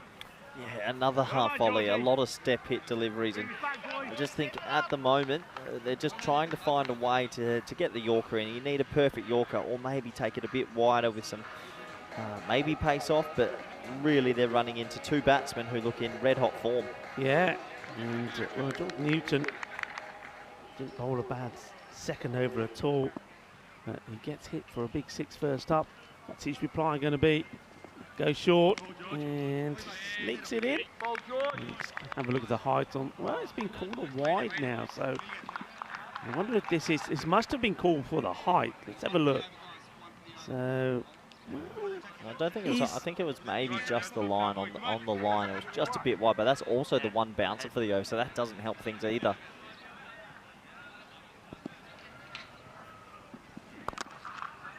Let's play it away. This one's slightly short of a length, so not quite drivable. So better length, just a single. We sort of want them to that top of the stump length, and not too sure. That might be the Crosby coach, and if that's the Crosby coach, I think turn that page over and start again and hope that you can just find a wicket, because the bus is 49 off 13 and striking it beautifully. He gets an edge, and it's going to ricochet off the fielder, who's at the third man position, and he's going to go for four. And Abbas, maybe a little bit of luck, but sometimes, well, good things come to those that are brave, and he has been brave, and he gets to a half century of just 14 deliveries. So well batted for Abbas, 53 of 14, and well, you can see where he likes to hit it. Proper innings, 6 fours, 4 fours and 6 sixes in that, 53 already. Soft hands this time. More to the toe for Abbas. He's got a lot of time here, 54 of 15. We haven't even finished the fourth over. Don't want to say things too early, Rico, but if he keeps getting some strike back, he could be on for a mammoth score. Yeah, I mean, it's definitely, especially if they keep pitching the ball up to him. He's a very good straight hitter off the ball. Okay, Abbas Butt wants to try and keep going as well. He'll have a go, I'm sure, and he'll smash this one up in the air, and it will go all the way for 6 more. And the fielder there on the line trying to get a hand or something on it to keep it in play. Can't do so. There's going to be 6 mass. I feel a little bit for Crosby here. They rock up this morning. They get drawn against Pakake Badalona, where you're bowling to 2 players of huge level at T10, and then you come up against Talent Stallions, and they're just on. They're just on these 2 batsmen, timing most things. Now, interesting this one, because there was one that was called the wide that was pretty high. So, obviously I saw the 2 umpires having a look at each other. Yeah, that's okay. It's just below the shoulder. Only just. So, good umpiring. And it's the end of the over. But the scores do keep on going upwards. It's 86 without loss after 4. Yeah, just a difficult day for them. They haven't been able to maybe put 2 balls in the right area consecutively, and a lot of half volleys at the moment. But you can understand, first time on the network, and a lot of pressure with all the cameras around as well. 79 was off 3.3. Just waiting for the score to completely update for you. 86 it is after 4. So big score on the cards, Rico. It's nicely played, as we see. left armer that comes in the ball. You can see, I was going to say, you can see that they're trying to hurry things along because of all the wides. Oh. But it won't help with the wicketkeeper knocking the stumps over to slow things down. There's some of the Pakai Care Barcelona boys there. They're, I suppose, just relaxing before their final match in the day. Coming up against Independence later. Down the ground. It's another straight hit. It's another one that will go all the way. Balle, balle, balle, kinna sona. Shaka Lagya. Yeah, I think the Pakai Care boys are appreciating some of the hitting they're watching. They're usually big hitters themselves. But once again, it has to be said, it's another step hit. Bowling machine, thank you very much. 6 more runs. If they don't change this up soon, Crosby, they're going to be chasing potentially. I can't believe I'm saying this. 200 is on the cards here. It's in the slot again. This time just takes one step, leans into it, muscles it over the boundary.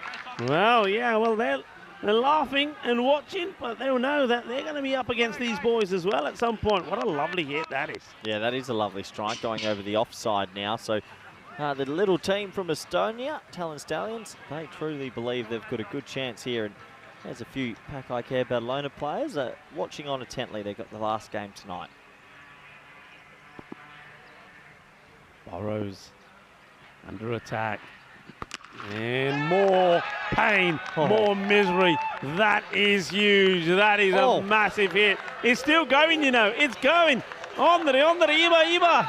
¿Dónde va esa pelota? ¿Dónde va? Where is that? Ay, ay. That's almost at the end of the barriers. That's past the cabin, past the footy goals. That's abnormal. That has to be from the point of he struck it. It's rolled a bit as well. That has to be 115 metres. Well, watch where this bounces. Had to have bounced gives on you concrete. an idea. Watch this.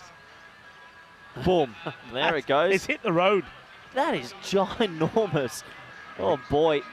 I'll have to check this ball because when it hit that road, yeah, there you go. I suspect that once that one hit the road, hit the tarmac, is damaged. So, yeah, just change it for another one. Nirmali's going to have a chat here with the sheriff. Look where we are, Rico. If you actually look where that's near the ambulance. That is a long, long way away. Well, that ends up in the area which is now where the European Cricket Network's Cricket School program is being run. And that is a big hit, massive, humongous. That also brings 100 up, by the way. Well, this is also big for Talon Stallions because they'll be thinking from this position, we want 4 points. We don't want 3. If they make a 170, 180, if they take 4, that'd be big. That'd be huge for them. Yeah. Be absolutely huge for them. Geez, tough to be a bowler right now.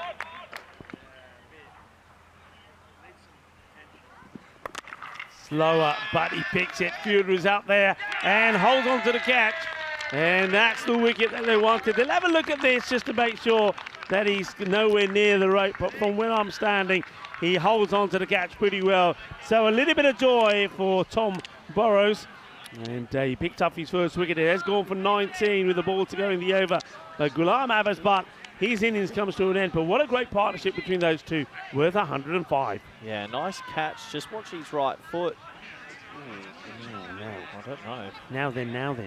Now then. Well, they're just having a little look at this. What do you think? Yeah. Now, just he does step back. What do you think, Corey? I think you have to zoom it in. If we can zoom it in a little bit, maybe you'll know. I mean, from our angle, it's difficult to tell. Yeah, they're still just having a look at this. I don't know if we have the ability to zoom it. It's a difficult one. I mean, I must admit, looking at it from here in the box, from what the angle I was seeing, I thought it was okay. But when you look at that, let's have a look. This is another angle here. Do we see that foot go on that rope? Ooh. It's so difficult. Once again, it's so difficult because the difficult one, you know, what have they decided? Not out, I think, perhaps. Yeah. It's been given a 6. Oh, no. Oh, well, I mean, it's a difficult one. They've looked at it from different angles and decided the foot has touched the rope. So 6 runs is the call. The thing is, when you look at those, Corey, they've got to see enough evidence to give it either way, right? Yeah. I didn't see enough. I must admit, I didn't see enough to see it with the foot touching the rope. And now they're going to get more punishment as he's just going to say thank you very much. I'll add another 6 to it. Oh, I just feel for Crosby right now. 117 for none after 5. And, well, for 5 overs, Rico, this score is absolutely ridiculous. It is, and you said it earlier, we could see another club here, you know, from the nation of Estonia, putting 200 on the board and joining our 200 club. With the 2 batters out there, they're pretty happy. We're pretty happy here as well in the commentary box. We'd like you to join us for a few moments, but it's a difficult one, isn't it? I mean, things like that, you have to look at them and come up with a decision. Tough call for the match officials. Do they get it right? Do they get it wrong? It's a tough one, though, isn't it, for Crosby? Spring Media, you've sold me down a rhythm. You had 30 seconds, Spring Media. You missed it. That's not on me.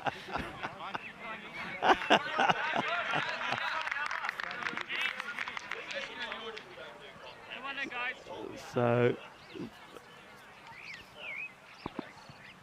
117. Oh, another shot and dropped for 6. Well, you know what? This score is really getting up to something massive. Faraz Abbas. Well, let's have a look at this. This is 6 runs. And yeah, he pulled it straight to him, Rico. He moved well to the right and then, boop, over the bar. Just not happening, is it? Just not happening. It's sort of the old saying, when it rains, it pours, and right now it's just pouring on Crosby. A few people in chat saying you have to give the benefit of the bat to the batter, but that was a tough one, it felt. Bit more spin and slap straight, and we're going to get 4 more, and we are really on some records watching here. If they are able to maintain this, Rico, at the moment, we might see the highest ever ECL score. Well, that was VOC Rotterdam 222 back in the day.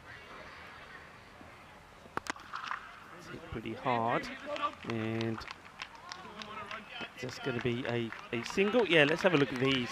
Well, you see the third one on your graph, it says ECL there. VOC, Scott Edwards and Max O'Dowd, 222. It's under threat, 25 scores of 200 plus. As another one goes high in the air, Rico. Yeah, he's running into it fast, and well, he just never got a good stationary base. Is another one that goes down. The intent is there from Tom Burrows.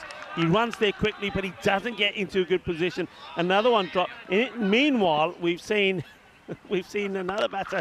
He's gone. Oh, he's absolutely mullering it at the moment now. The balls are flying all over the place. It's 60s galore. And Ghulam Abbas, but remember, we thought he was going to disappear in the 30s. And then after getting that 12, the call could have gone either way.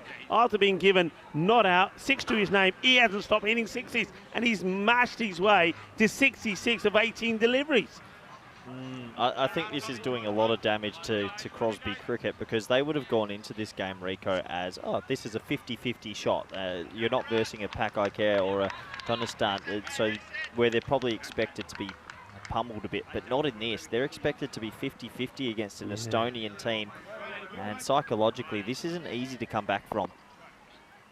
Walker gets a chance now.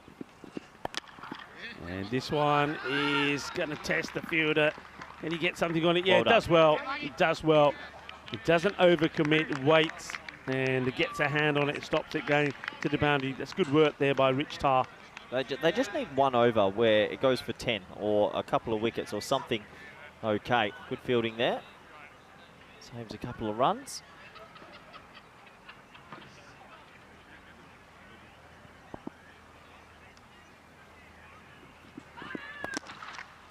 Hit hard. Abbas but.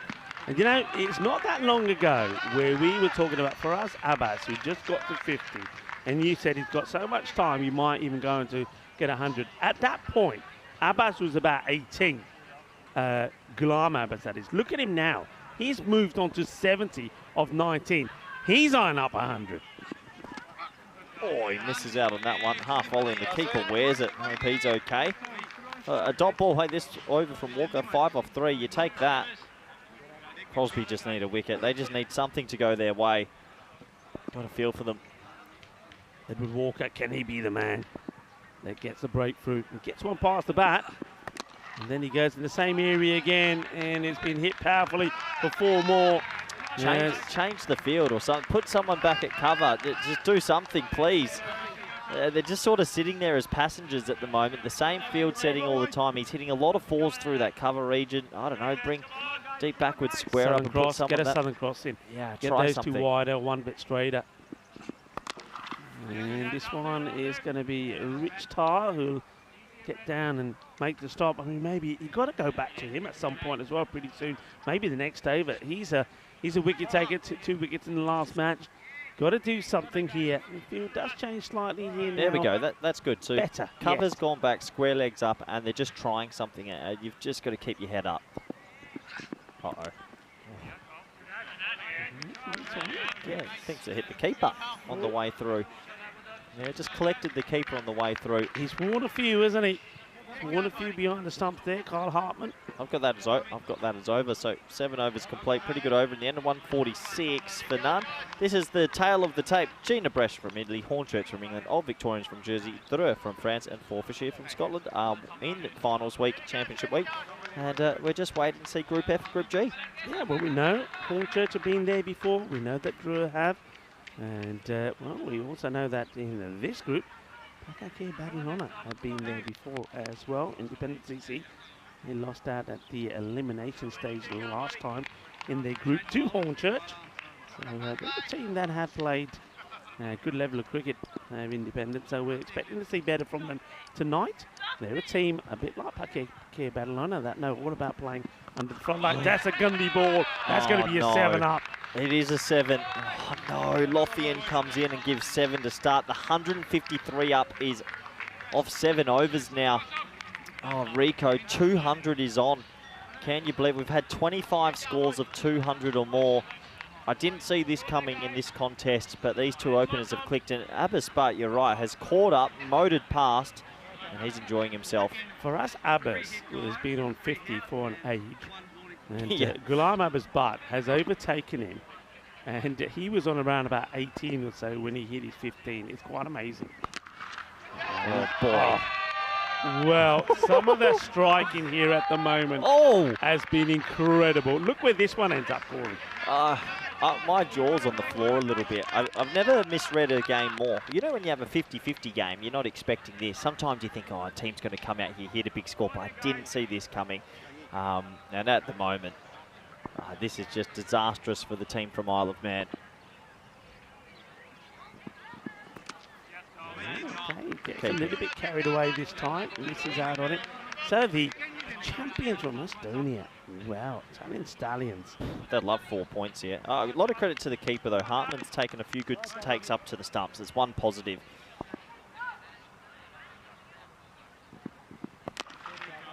Plays this quite nicely. It's not a bad delivery. It's pretty full. I think you're better bowling that length than too short. Yep. Yep. No, they've just landed, unfortunately, a lot of half volleys. So, baptism of fire for Crosby on the ECN, and we know the runs can fly at Cartama, but this is different gravy. This one away, and this one is going to beat the field as well for me. Yeah, it does. So, Quattro Maz. I just don't think in the field that Crosby are quite covering all the lines here for me. I mean, when you look at where the fielders are, I think they've got to be able to set that field slightly better to these shots that are being hit. Both batters are slightly different. And they do now push another man back on the leg side, so make sure they don't have too many out. And that's a nice shot, up and over, chases on, but not going to get there well. Scores going up. The other thing to keep an eye on is this opening partnership. I mean... Well, the thing is with Scott and Max, it was 2-2-2. Yeah. So, it's still a long way to get there. And it didn't Hamza and Yasir in ECS put 258 on. So it's a pretty good partnership, but there's still a way to go. It's a big partnership, though, and they're still there. Okay, didn't know too much about this one. Misses out on it. It's a slower delivery from Lothian. Very brave to bowl it. He gets out of the over, but he goes for 22. So with 2 overs still to go, 12 balls still in the innings to score 168 without loss. Looking to get a score in the 200 mark. And here it is. So we've had 25 plus 200 scores in our time. To get on the graph, though, these days you need 210 or more. We're already past the 200, so they're eyeing that up. But at ECL level, 222 is the highest. Have we had a 200 this event? Yeah. We had 206 from Forfeiture. Correct. Okay, yeah, you are. So, look, we're on records watch here at Cartama Oval, and what a partnership this has been. Aschad eyeing up 100.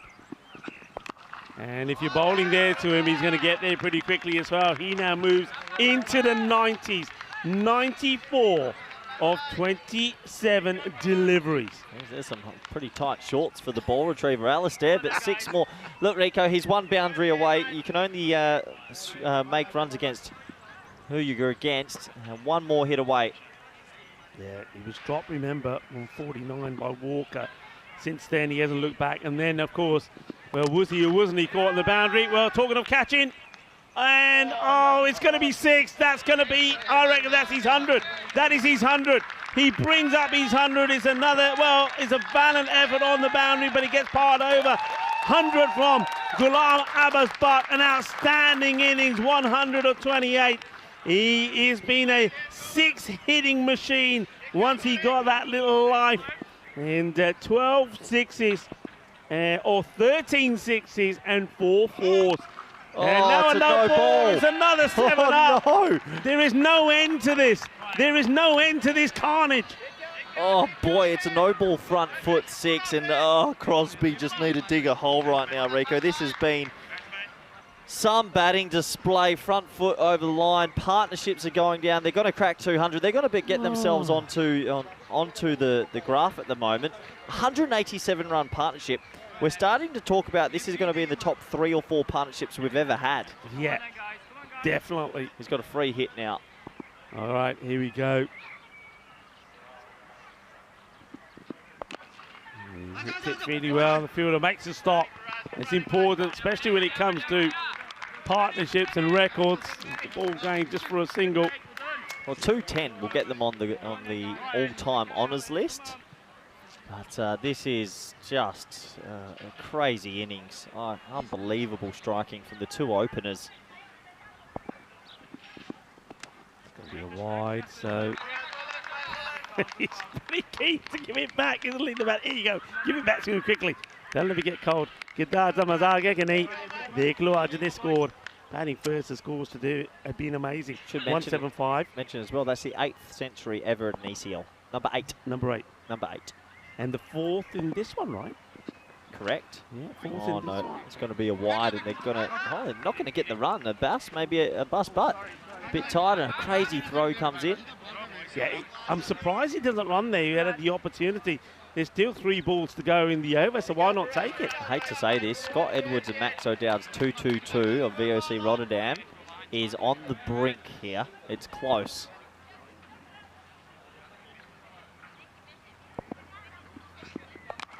Oh, well, yeah, and he gets even closer as this one gets played away, and Alistair puts it down. Well, he's wearing some of the Cricket Cool shorts today. I don't know what he's done with his, so those tight shorts maybe did impede him there when he went to take the catch. He gets it put down, but it's another boundary, and the score is in. Keeps on going upwards. What's that now, 196? Yeah, 196, and he's dropped that, Alistair. 2-2-2 record could be going down here. 1 more boundary for a 200 partnership. And he will get it. That's a thumping hit. It's short, it's wide. He smashes it. Well, I hope there's none of the princesses inside the castle there, because that bashes into the door. So the 200 is now up. We are on 202. Gee, Vinny Sandhu, if you're listening, get the graph adjustment ready, because they're on 202 with an over and a ball remaining. Talon Stallions of all teams. Oh, wow. We've never had 2 centuries in an innings, right? Well, you might, Rico, because that is massive. Oh! That is incredible. Oh, he's absolutely mullered it. That is brutal. Stop. They're already dead. Please. This is just violent. What is happening at Cartama? 208 with 6 balls to go. Look at this. And also, yeah, I mean, look, where are they? The 2-2-2, it would be an ECL record. 222. I mean, they could end up on 2nd on the table here. They could do. they could do. I just want to say, I mean, the poor bowler there, Edward Walker, he gets a 50 up as well. He's gone for 50 of his 2 overs. It's carnage here at the Cartama Oval. This is the European Cricket League. We bring you cricket-tainment. We bring you a frenzy of action, entertainment and drama. Oh, it's been a blast out here. It's been runs galore. Scores batting first so far, 175, 156, 177. Now we've hit the 200 mark. 6 balls to go. Ghulam Abbas Butt on 107. Oh, it's a dot ball. When's the last time we've seen one of that? I think he's trying to work a single for his partner here, but really, with records on the line, you just got to go at everything. Yeah. You can see there the non-striker there. Fawaz Abbas says, don't worry about it. Just play your game. All right, keeper wants to... I don't think he's standing up. This could be... Oh, well, Richie Tart, they do bring him back eventually, but maybe too late. Oh, this is just something to behold. 5 balls remaining, records on the line. And he's trying to give the strike. I've got a question. To his partner. Have we ever had 2 centuries in one innings? 2-1? No, never. I couldn't. Never. No, definitely not. We got the closest I think we got to it was that old Victorians one when you had was it Watling and John T. Jenner. Well, that's the closest. We've got a chance. Abbas needs 16 off 4, and both openers would have hit 100 in a T10. His first one out of here. Now he moves into 90. The score moves to 215. Well, we could see history, folks, in the making here. We could see history in the making. We could see 2 batters out there in the middle put a 200-run partnership together. Both batters scoring centuries. We could also see a record which has stood since 2019 go down. The highest score, team score on ECL. And he hits it.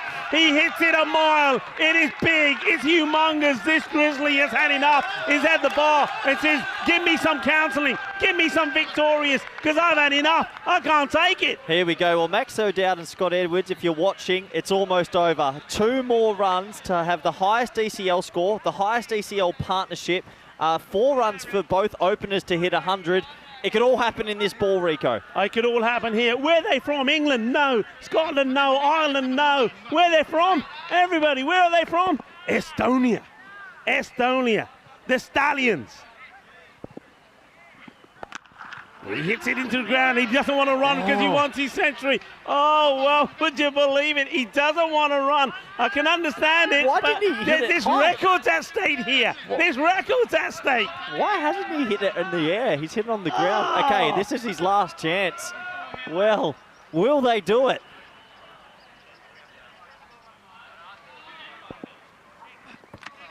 And no, they won't do it. They won't do it. Can you believe they won't do it? I mean, I have to say, it was very unselfish, especially from Ghulam Abbas. But remember, he chewed up a delivery to try and get his man on stride. Then he gives a single. There was 2 balls there that could have been smashed for a boundary. Oh, they don't do it. Will you ever get any closer than this? It is quite crazy, and it's a crazy finish, but Italian Stallions 221 without loss. Without loss. So in my record books, it's the 3rd highest partnership we've ever had on the network. It's the 2nd highest ECL score on the network. We've had our 8th century, but well done to the 2 openers. We were 1 boundary away from 2 openers hitting 100. You know what? Sometimes, I know there's a lot of people around the globe that have begun saying, what are they doing? Get that record, get the 222. But you know what? Sometimes you play for each other. Sometimes you play, and the team thing to do was try to get his partner, Fawaz Abbas, to get his century. So who finishes 4 short on 96. He had 2 opportunities to do it, he couldn't. But what a partnership, and well batted to Ghulam Abbas. But the talking point, Corey, will be when he's caught there on the boundary. Does the foot hit the rope? Does it not? I think at that time he was in the 30s. But after that call went his way, he never looked back. And, well, the champions from Estonia, well, they have almost broke all records here. And really, when you think about it, if they played for records, they should have done it. But they played for each other. Yeah, they did. They both wanted to get to 100. I'm looking at some of the stats. 25 sixes, 10 fours, 35 boundaries. I think Max and Scott somewhere are breathing a sigh of relief because it was just about to fall, but boy, do I feel tough for Crosby. I think they've played 2 games today and gone for 400 in total. What a tough first day. And the thing that shocked me the most, I didn't see this coming with these 2 teams. I did not see that coming. Yeah, and well, there's a few scribbles on those notes, and I don't know what you could be writing on those notes, but that hurts you. That hurts you big time, and really, the chances of them getting any points here are very slim as well. Yeah, it is very slim. That was probably the slightly controversial moment where the foot maybe trod on the rope, and I think he knew it in the end, so it was given 6 runs, and a disappointment there for the bowler, Tom Burrows, but an impressive hitting display. It's not easy to hit 6s like this. A bus Bart and a bus. We play a lot of games at T10, but we don't see scores like this very often. I'll have to check the almanac, but I believe it's the 4th highest ever score on the network. I might be wrong. Vinny Sandu, I'm sure, will tell me. We've also had our 8th century at ECL edition. We've also had the 3rd highest partnership. Hamza Salim Dar and Yasser Ali hit a 258. Scott Edwards and Max O'Dowd from the Netherlands hit a 222. And this partnership of 221 will be number 3. Just remarkable, wasn't it? We were watching if both batsmen could get to centuries. They could. The 2 last deliveries of the innings actually being dot balls. Can you believe it? And poor old Crosby. Gee, it's just a tough first day. 96 off 30 for Faraz and 108 off 32 for Ghulam. 17 extras in there, 221 for none. Going 1 run away from Scott Edwards and Max O'Dowd for VOC. Rotterdam in 2019. Just ridiculous. And yeah, some of those bowling economies, that is not what you want. Fortunately, yeah, it's a baptism of fire. I've just fallen short of some records, but you got to admit the Talent Stallions will be very, very happy indeed. I think it's 155 for a bonus point, but gee, that's not going to be easy. That scorecard is correct. Crosby need 222 for victory. Join us back in the next 10 minutes for the All Exciting Lunch Chase. Thank you.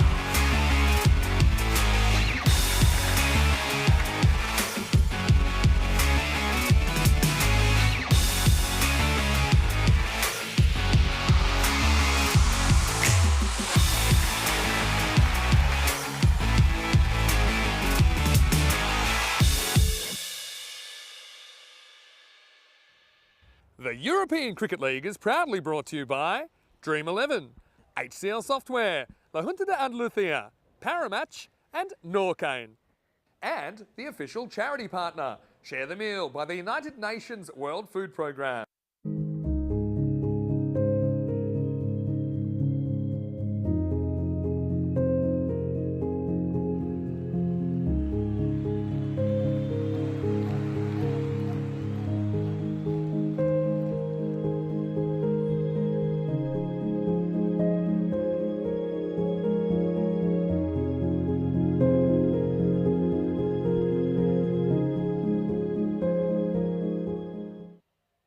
Hello everybody and welcome back to the beautiful Cartama Oval, where if you like batting you've been treated to a pretty insane sort of first innings, something that's hard to surmise. I haven't seen anything like that since 2019 ECL final. That time I was sitting in the dugout, this time I'm in the commentary box because 221 for none has been put on. A few people asking if it's a record for sixes in an innings. It's not, only 25 sixes in the innings. I think the record for sixes is 29, maybe even 31. But what we've just witnessed is ridiculous. A bus and but 96 not out of 30. At the bottom there, a bus but 108 not out of 32. It is our 8th ever 100 on this network in ECL cricket. 27th of the season, but 2 ECL hundreds on the same day on the 12th of March. That's unbelievably rare. I don't think I think we had one last year from Niaz. So credit to the Talent Stallions, who are more than likely thinking 4 points please, net run rate boost please, get me into finals please. Crosby make their way out to the middle. Good luck to them. They just need a couple of boundaries just to feel good about the sport of cricket again. First ball will be coming from Shinwari. Seam bowler. Players are ready. Here we go. That'll be a wide down the leg side, so technically they're ahead of the rate at the moment. And look at that on the graph, it's already saying what they need for a point. Well, I don't know who organises these sort of graphs, but surely it's got to have the match total, what they need for the match at the first start of an innings. It's a little bit disappointing, but 154 off 60 will be for 1 point, 222 for all three. That's blown his foot apart, but it's going down legs. Oh no, it's yes, no, maybe. It is just, oh, it's a diamond duck. I can't believe what I'm seeing, and you've got to feel bad. A diamond duck it's going to be for George Burrows. We've seen a super rare 2-2-1, and now we're going to get a pretty rare diamond Derek. Swinging in, it was a loud call of yes, he never responded, and in the end he'll have to go. It was never going to be out LBW, run out at the bowler's end, and unfortunately that man on your screen, George Burrows, might think this is the worst game of cricket he's ever been involved in. He's had to watch 221 runs, and there it is, the diamond duck. Boy, that's hard to take. The last thing you want, he bowled 1 over for 19, I guess that's okay. Geez, nothing going for Crosby at the moment, who probably tonight deserve a couple of cold ones and come back fresh tomorrow, hopefully.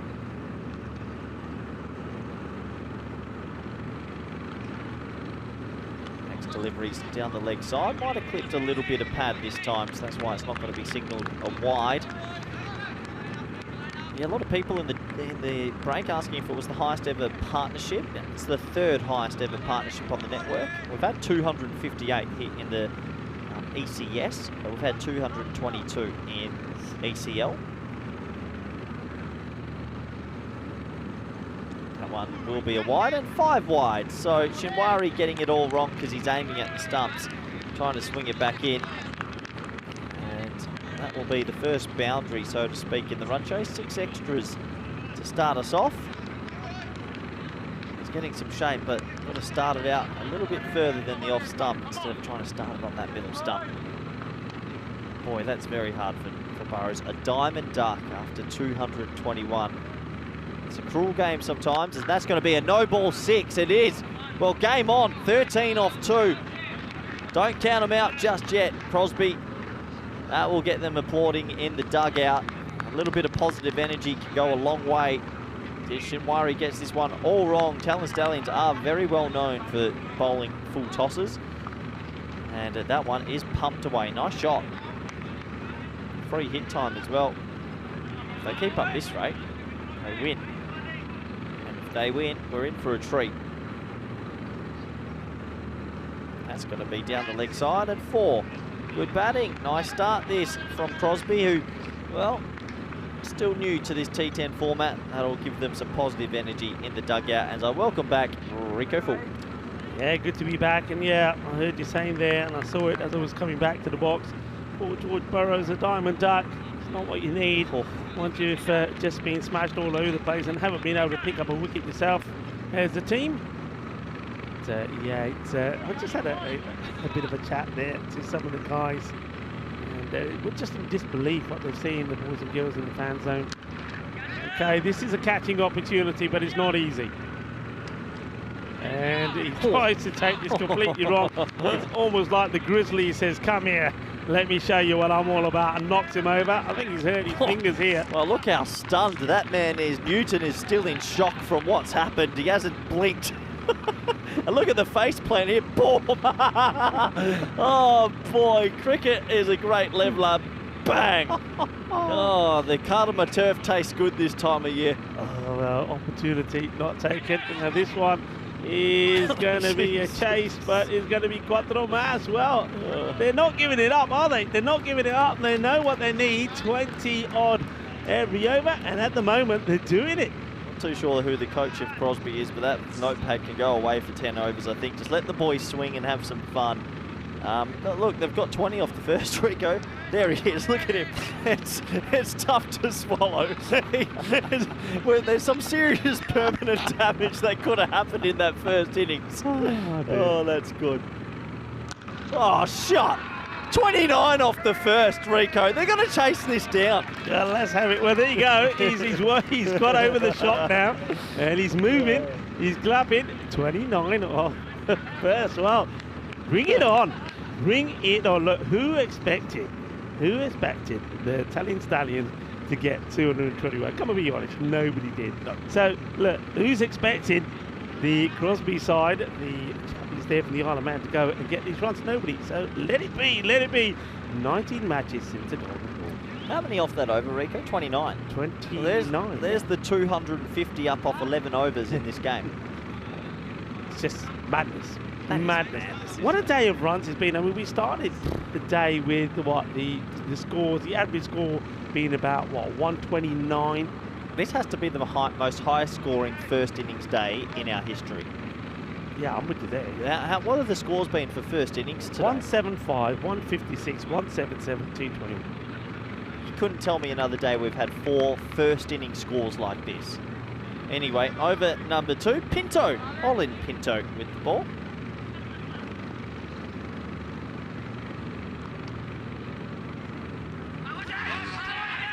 Asking the question, and the umpire is not moved. It must have caught a bit of the pad on the way through. Let's have a look at this again. Yeah, top of the pad. Top of the pad, top ball. Nicely taken there by Zandula Kamal behind the stumps. Pinto.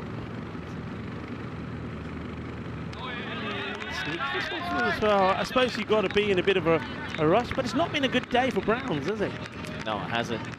Some of those boys in that dressing room still coming to terms with what's happened. Not easy. The thing is with T10 cricket, I see it a lot now as well, Rico. When one batsman clicks, it seems like another seems to go with him, and then it's just chaos. It's so hard to rein back in. Joining the dots up here now. Yeah, how many times have we seen it? One batsman's firing, and then the other goes. And all of a sudden, it's just a cauldron of boundaries. And before you know it, you look up and the score's crazy. I mean, and that's exactly what happened in that innings. I mean, I know I made attention to it before. I mean, it was all about Fawaz. He was just going great guns, got the 50. Abbas himself hadn't really started. And then all of a sudden, Abbas got going. And then there was no stopping him. Is there any stopping this Grizzly? No. Oh, watch your head. Oh, well, that's a brave dive. Diving forwards and almost going into the boundary bollards there. To be honest, if I've got 221 on the board, I'm not diving at this. I'm letting it go for 4, but not this man. He takes it on. Full heart does Giwala, but 4 runs. See the floodlights now come on as the natural light will slowly start to fade. And yeah, look, that's the way to go about it. Swing hard, hope for the best. If you get a little bit of good fortune go your way, well, you take it. Because, look, don't forget, the target 222 is pretty unlikely, but even that 155 seems a tall order just to get a point. Yeah, it's probably one of the biggest tall orders we've ever seen on the network since we've had bonus points, really. It'd be right up there. But already I'm seeing improvement from the intent of the batting compared to when they played Pakai Care a little earlier. I think in the previous game versus Pakai Care, Rico, it took them 3.5 overs to get their first boundary. So we're already seeing their T10 batting improve. It's changed already. 29 coming on that first over.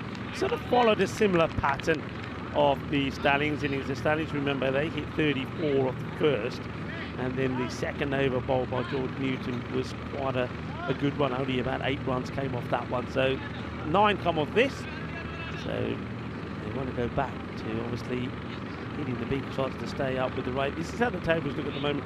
Been quite amazing so far in the 3 matches we've seen completed. The winning team has taken all the points, and it could be the same here. And they've batted first. They've just put on a silly score and then been able to defend it quite easily. Shinwari gets a second over despite going for 29 in the first. Yeah, well, and he doesn't start well because he thinks he needs to bowl faster, which he doesn't. He just needs to get the ball in the right areas. That's Hamidullah Shinwari. He did bowl well in the first match. He did pick up 3 for 16, but well, there we go. Things can change. That's good. Good to see the smiles back on the face. It's just a game at the end of the day. Well, high.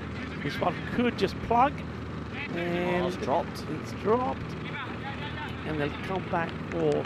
Did they take 2 here? They should have taken just the 1. This is probably, maybe they did get 2, but this is probably where Talent Stallions, it doesn't matter in this game, but we've already seen a couple of drops. Now, when they come up against Pakai Care, Donnerstart, and Independence, it's going to cost you. You've got to take every opportunity because those teams will not give you a second chance. It's another teaser, and this one could have hit him on the back of the head as he's running. We almost got one of the great viral moments. He turned and started running as soon as with edge and almost plonked on the back of his head, but just 1 run.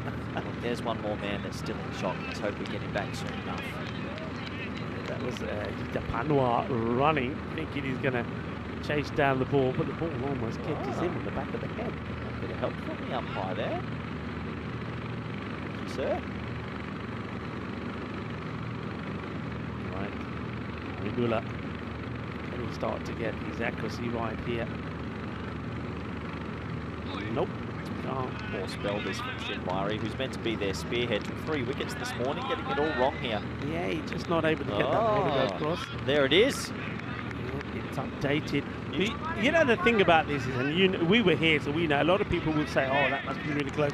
They should have easily done it. Yep. They could have. They turned down runs. Yep. They turned down the run to join it because they was thinking about getting Fawaz Abbas to get his century as well. So it didn't quite work out because the last 2 balls ended up dot balls. But that's a nice shot from Brown. Hey, and they're 50 up off 2.3. So credit to Crosby, who've said, "Hey, look, despite the first innings, we're going to come enjoy." So imagine if they make another 50 runs in another 2.3. Just showing their batting has improved already in this tournament. Yeah, amazingly well.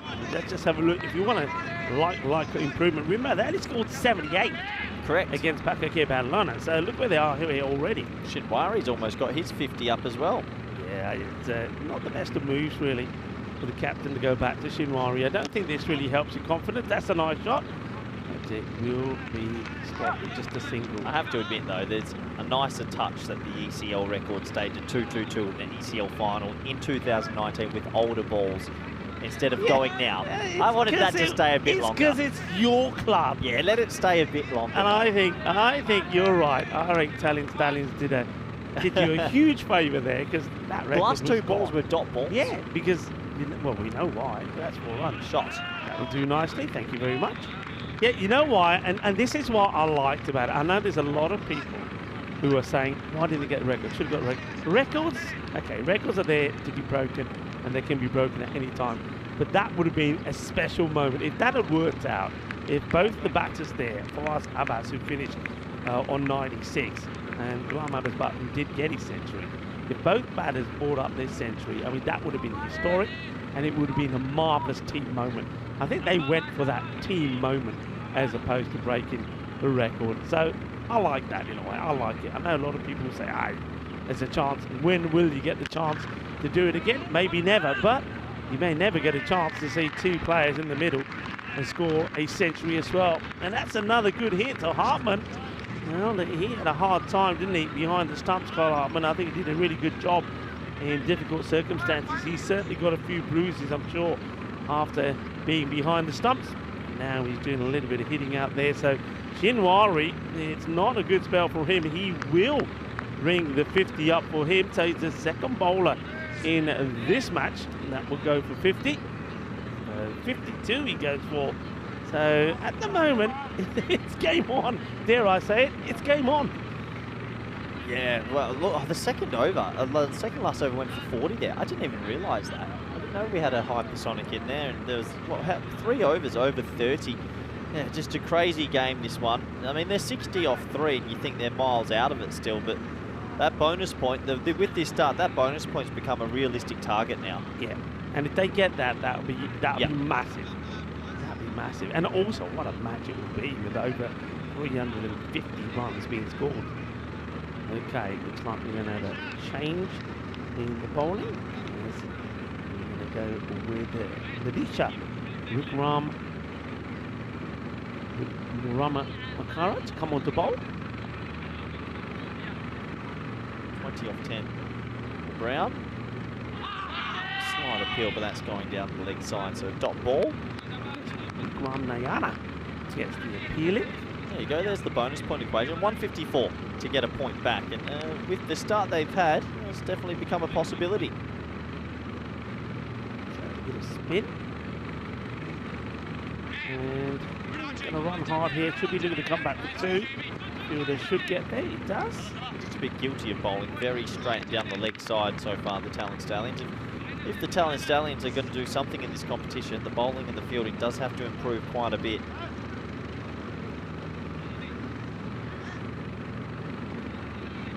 He has got going here as well, and goes for this. There's a fielder out there, but it's dropped short of him. And they'll take just a single, and that's a good call as well. What did they make this morning, Crosby? They made 78. Massive improvement already. Massive improvement. That's good to see. Shot. Beautiful shot. Slog, sweep, gets down, gets dirty. He's hungry for runs, is Hartman. He's hungry to, well, get a little bit of revenge and give a little bit of payback. And at the moment, he's doing well. Straying down the leg side again, as he said. That's a really good shot. Yeah, the left arm off his bob, very leg side-ish. Also did that in his second over this morning. You know, it sounds funny, but the 2-2-1 might have been the best thing to ever happen to the Crosby batting lineup, because it just shows them how you can go about it in T10. If they're chasing 100, I don't think they're batting this way. No, so it's almost like a release of the shackles to showing you what you can do. And they're 70 off 3.4, which is really good. And this one is going to go over the fielder as well. So 6 more. Bolle, kinna sona. Shaka lagya. Well, I'm not saying kinna sona to Alistair, by the way. Don't get carried away. Alistair there. Oh, he wants to run around and to cover plenty of yard around the boundary. He's got on a 12 ball 50 here. The skipper of Crosby. Great innings. Okay, this is high. And it's gone, it's out of here. And that's a 50 to Hartman. Well done. Of 13 deliveries. Yeah, good stuff. So I think it's off 12, Rico. Is it off 12? 12, it is rapid. It is, you're right, off 12. Massive credit to Crosby to come out here and show us their batting prowess. Just saying, look, if you can do it, we can do it. And, well, that bonus point, they might get that in. And they couldn't, could they? They're going at 20 and over. Rico, look at their worms. They're almost identical. I'm telling you, they are there or thereabout for sure. Get that man back on strike. Carl Hartman smoking them. 50 off 12. Some serious striking in there.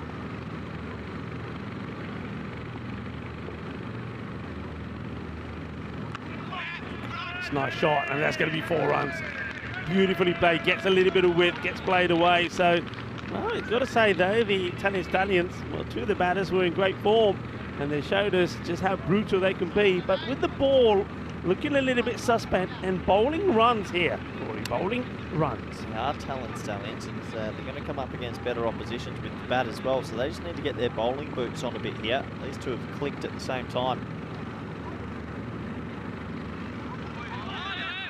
Again, gets him a little bit of width, but this time that extra bounce that you sometimes get from this end. Watch out is behind you. It's well, Giwala. It's a bit of a wake-up call.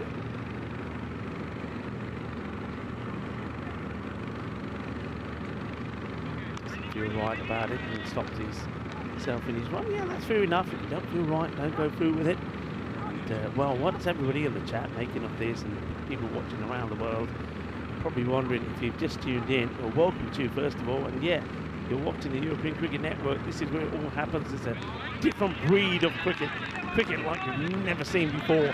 Explosive action, we call it cricketainment, and it's well, it's taking the world by storm. It's taking the world by storm, isn't it? Everyone enjoying the T10 Fiesta. Just needs to get a bit of bat on the ball here, Brown. A couple of plays and misses. And in the air, fielder comes in and holds on to a really good catch. That is a good catch. Well, Ahmadullah Shinwari, he's not been very good with the ball. He's given away 52 runs off his 2 overs. But he makes amends at least by taking a really good catch, running forward. Yeah, very good catch. You're right, Rico. He's running in quite aggressively there to try and make the wicket happen, and he does make the wicket happen. So well done to Shinwari. It wasn't his best bowling display. 52 off his 2 overs. A nice catch there. Yeah, hits it pretty well, but you can see it just doesn't get that bat to come all the way over the shoulder, sort of hitting it around about the waist high. Doesn't get the power in the shot, and probably because he starts to dance down the track and doesn't give him enough time to play the shot, but still a good, valuable contribution. And Brown makes 27. New man to the crease gets an opportunity here to put his name up in lights and play an innings some substance here with plenty of time to go. And that's Rich Tar. He was the player off their team in the defeat to Pakai Care, and he starts with a nice shot. He's going to get a boundary here. Nicely done. He whips it away. Cuatro más. Yeah, good shot. Really nice start from Tar. 90's up in 4.5. If this was any other game and they were chasing 180 even, you'd say beautiful start, game on, but they're chasing 222. Yeah, I mean, if you're the Italian Stallions and you're their captain, that's Zichanali, you come into the match thinking you want 4 points. If they lose a point here, they will not be happy despite of all the good they did by getting to 2-2-1. They want 4 points. And they're going to be disappointed if they don't get them. So we are at the halfway point, and a 91 for 2. 2 batters just having a chat. That's it, me and Spring Media. You know what, I'm going down to the truck. Corey, he's out of here. He's Corey's out of here. Well, he leaves me doing the whole work into the queue. Well, the Spring Media like to have a little bit of fun with Corey there. Well, Corey's going to have a nice spoon to cool off. But hey, hope we had a fantastic day here. And like I say, there's probably a lot of new people that are tuning in from around the world. Well, welcome to the European Cricket Network. This is the European Cricket League. It is the Champions League of cricket here, and it's happening here in Spain, in Andalusia at the Cartama Oval. What a match we've got on here at the moment. 222 is the target. At the moment, they're going pretty well, aren't they? And remember, you want to try to get to that 155, which will at least mean they get some points out of it. And if they keep hitting like this, I tell you what, it is definitely possible. There's another one. Get smashed out of here. That's a big hit from Tar. And well, Rich Tar says Tar to the bowler, says, thank you very much. You can bowl that to me again. So it away. And the new bowler comes back to bowl his second as well. And remember, he went magical in his first, so just shows me here maybe they haven't got the depth. It's very much a team here, the champions of Estonia, the Italian stallions, very much a team that probably have the bowlers, the 5 bowlers written down on a piece of paper, and they, whatever happened to bowling, because you wouldn't have gone back to Shinwari after being hit for 29, and you probably would have gone back to the bowler here as well, to Vikram Namayaka, who also went for 20. So maybe showing a little bit of a weakness here on the bowling. Okay, Vikram Nayana comes back again. Lofts is up, has a good looking shot, and it's going to be 4 more. So very similar to what perhaps we were seeing in the early stages of that innings of the Stallions, when we were saying to Crosby that you need to move the field around a little bit. I mean, they put 2-3 men on the boundary on the leg side. They've just been plonked there to say, right, okay, this is the field, we want 3 there. And, you know, but look at what the bowling is here. Oh, one hand attempted catch. It's going to be dropped, and has plenty of time to get a hand onto it. Well, that's the man who scored the century, Ghulam Abbas, and well, he puts down Richie Tar. And here we go again. Once again, it's sort of a half-hearted effort, and that allows the next batter to go out and pump another one for a big 6. It's just crazy. What are we watching here? I mean, what do you call cricket like this? This is like fantasy cricket. The 100 is up already, folks.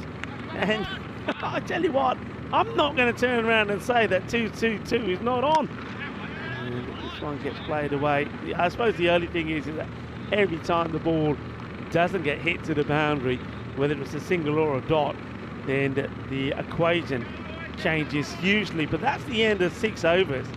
And after 6, the score is 109. And Corey is back. He has no scars, no bruises. You look like being in kind of a battle. Just had to go down and tell Spring Media who's the boss. And yeah, they've got about 32 screens in there, to be fair. They actually did seem like they're working. Got a bit of chocky in as well, so I'm quite happy.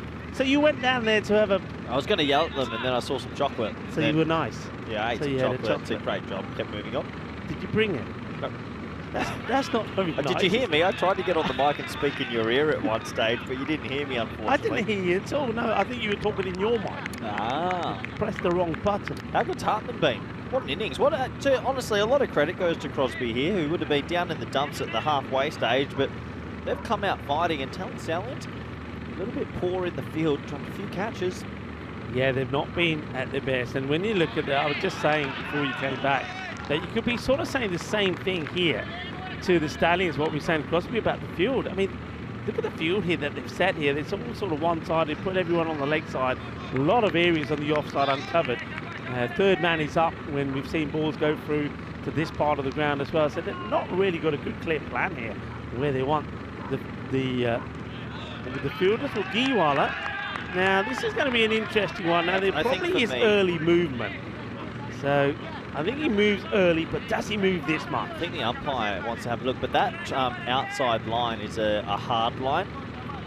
Yeah, let's have a look here. So that's a wide, because the line on the outside is hard no matter what. So if it goes outside of the hard line, it has to be a wide, no matter how much he moves. Yeah, that's the call there from Nimraj Singh. Shot. Volley, and a catching opportunity. And well, there you go. Things are looking better already.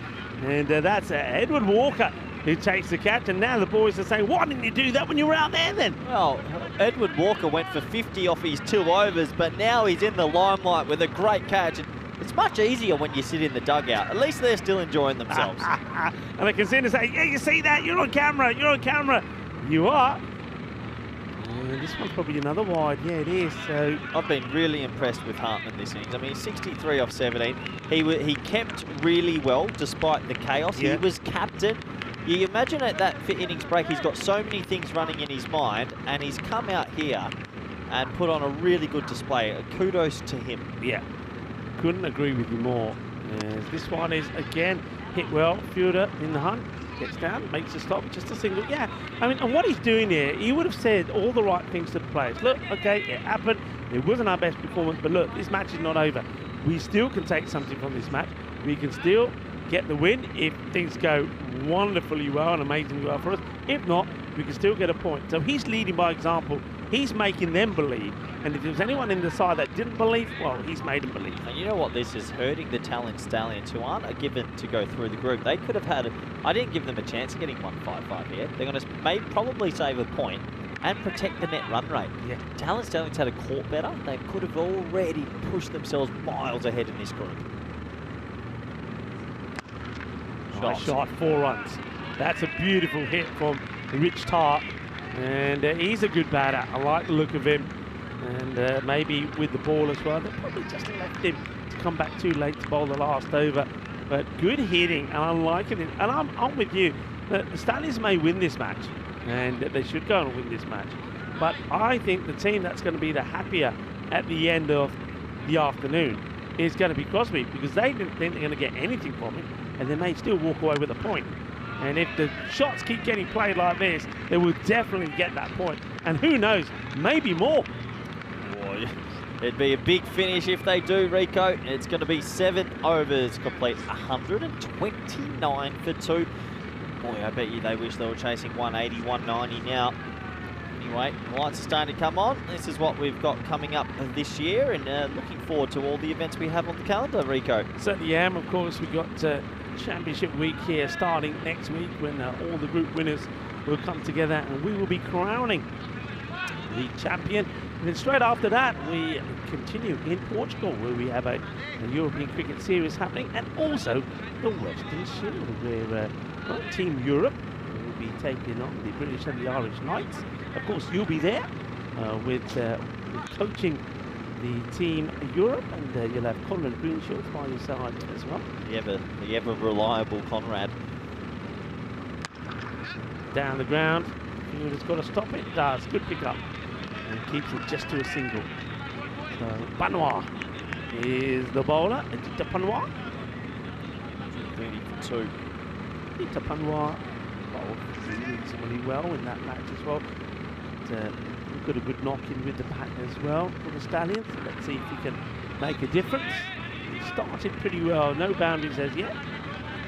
Yeah, nice start from Panois. It's 24 off 16 to get that point, and a vital point in the context of this group. Keeps them still alive. If they had lost this match 4-0 to the Stallions, I reckon that could have been curtains. Yeah. Shot. Yeah. That's the way to do it. Watch out, incoming.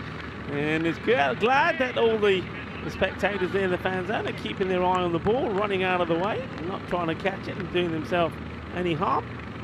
Because, of course, when we come from this end, Christian corner comes back into play. And there it is, Christian's corner. Well, we've got to start talking about Hartman's innings here. He's got his chance, Rico. Wouldn't that be a big moment for the team from Crosby? If Hartman can get 29 more runs, boy, he deserves it.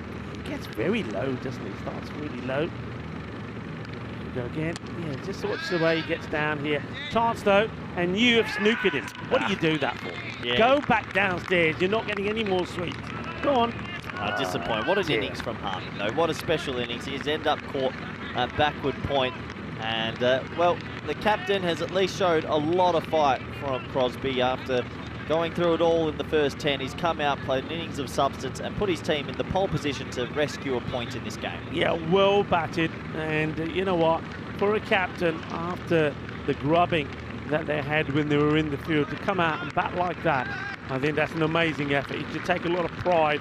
And I hope for him that the players still do get to that 155. That's very important. But what a good knock that is. He played some amazing shots. And you said it, he was excellent behind the stumps as well. Well done, well batted. So still a bit of work now to do for Crosby with that loss of wicket. It does mean a new man, Langford, to the crease. Langford was probably one of the pick of the batsmen versus Pack Care Badalona. If he can just go on and give Tas some support, they should still get to that 155 for the game. Yeah, he gets that the advantage for him and for his side has been a left-hander as well. So Banwa, who's bowled very well actually, been a good over from him. Just 8 runs and 1 wicket, 2 balls still to go. He's got to get it right to the left-hander here now. And he does. And it ends up being a good stop rather than a take from Zahidullah Kamal. Some of the old Victorians boys, at least they're still smiling as well.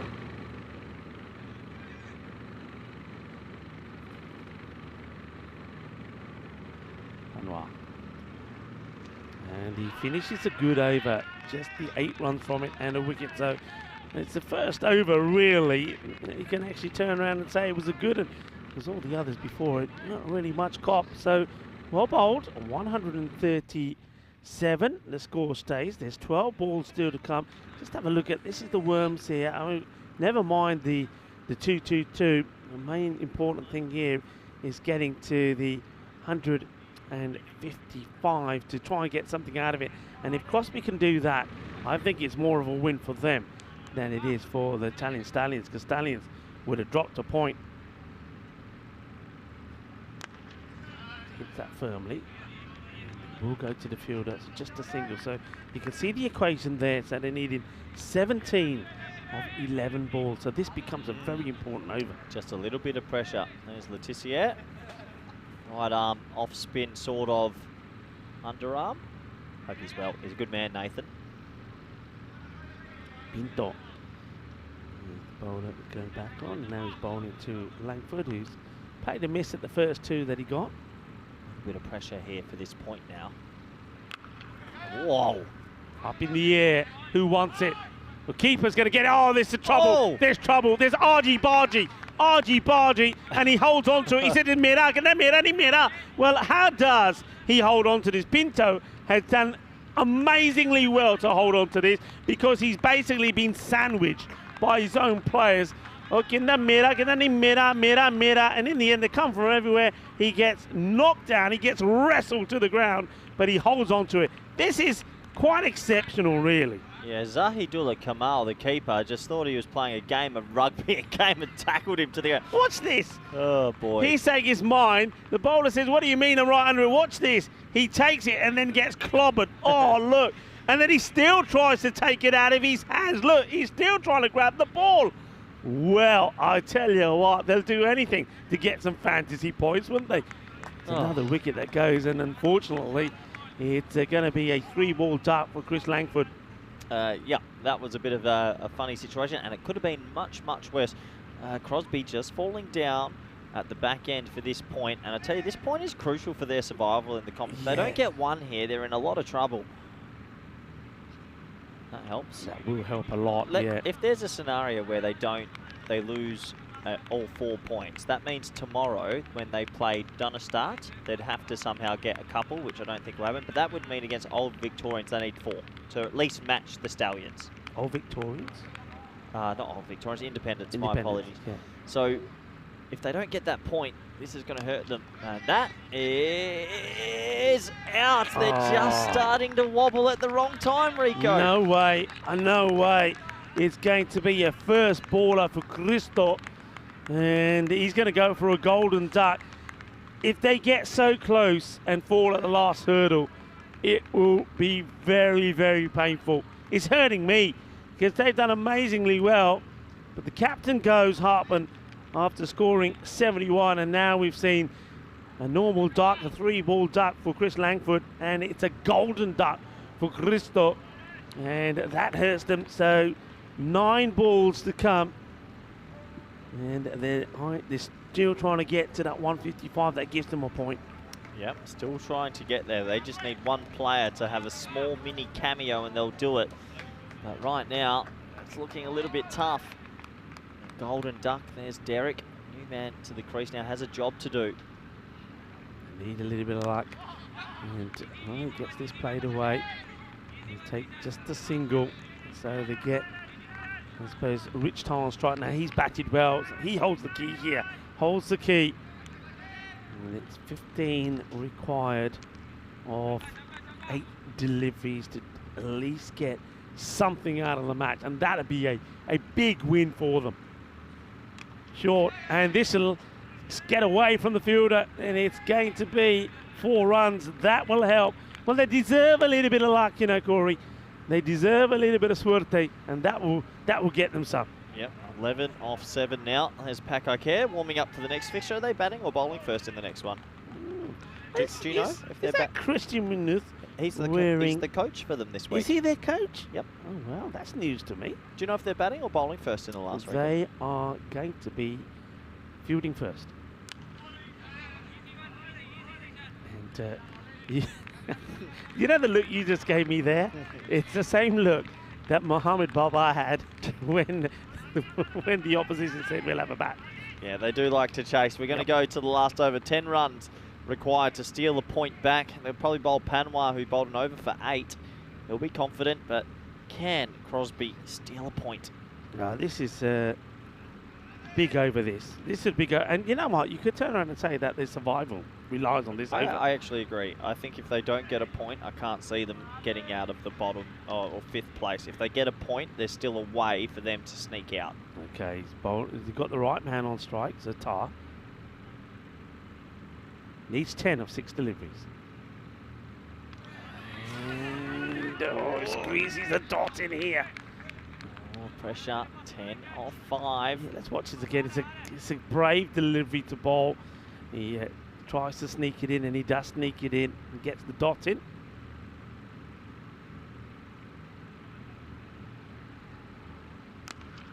Hits this well, and it's going to be 4. And that's a big hit. Well, after the first one's a dot, he gets 4 here. So 6 required. Richie Tar. And is he going to be their hero? Top shot, really good shot from Tar. Can he get one more out the screws for Isle of Man? They should cheer this point if they save it, the supporters and the boys in the tent, because it's been a mighty effort. Swing and a miss. It's another dot.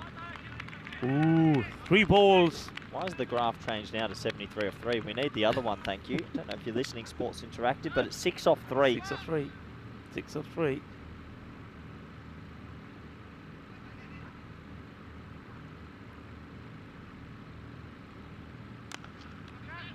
Okay, all right, they're going to take the single here. Got to go hang on. Oh. Just got to do it, because it doesn't matter if he's run out. That's okay, because you're going to get Tar back on strike.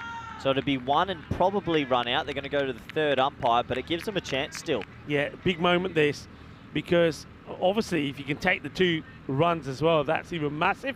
Otherwise it will be 1 and run out. So we're going to have to wait and see. And have a look at this right there. It's smart cricket to come back for the 2 no matter what, though, because in the end, Tar will be on strike, and that's likely. We're going to have to slow that up, but I dare say he's going to be out here. Yeah, that's all down to Tom. Tom has sacrificed his wicket, because I don't think that Rich is looking at this. But if you look at Tom, when he's running here, he runs to the other end and he says straight away, I'm coming back, because the throw's going to come to my end, we'll cross, you'll be back on strike. Yep, I agree.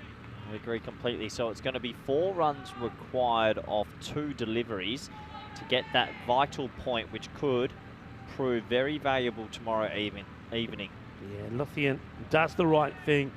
He runs himself out, sacrifices his wicket so that he can get the right man on strike. And the Rich Tar, who's he's been probably him and the captain being the players of the day for their sides, for Crosby. So massive here now. He'll want to do it off this ball. He won't be trying to do it at the last. So this becomes the key ball. Here he goes, and he gets through him. Oh, it was there as well.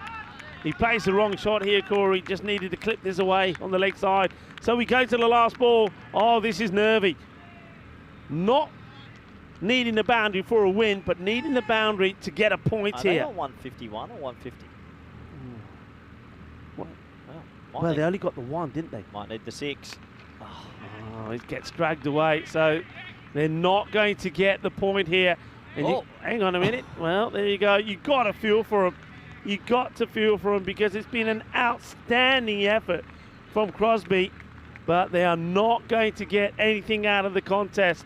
So for the 2nd time that they played today, on both occasions, earlier against Pakake Badalona, where really they got blown away, lost by 78 runs, 156 to 78. This time, 221 to 151.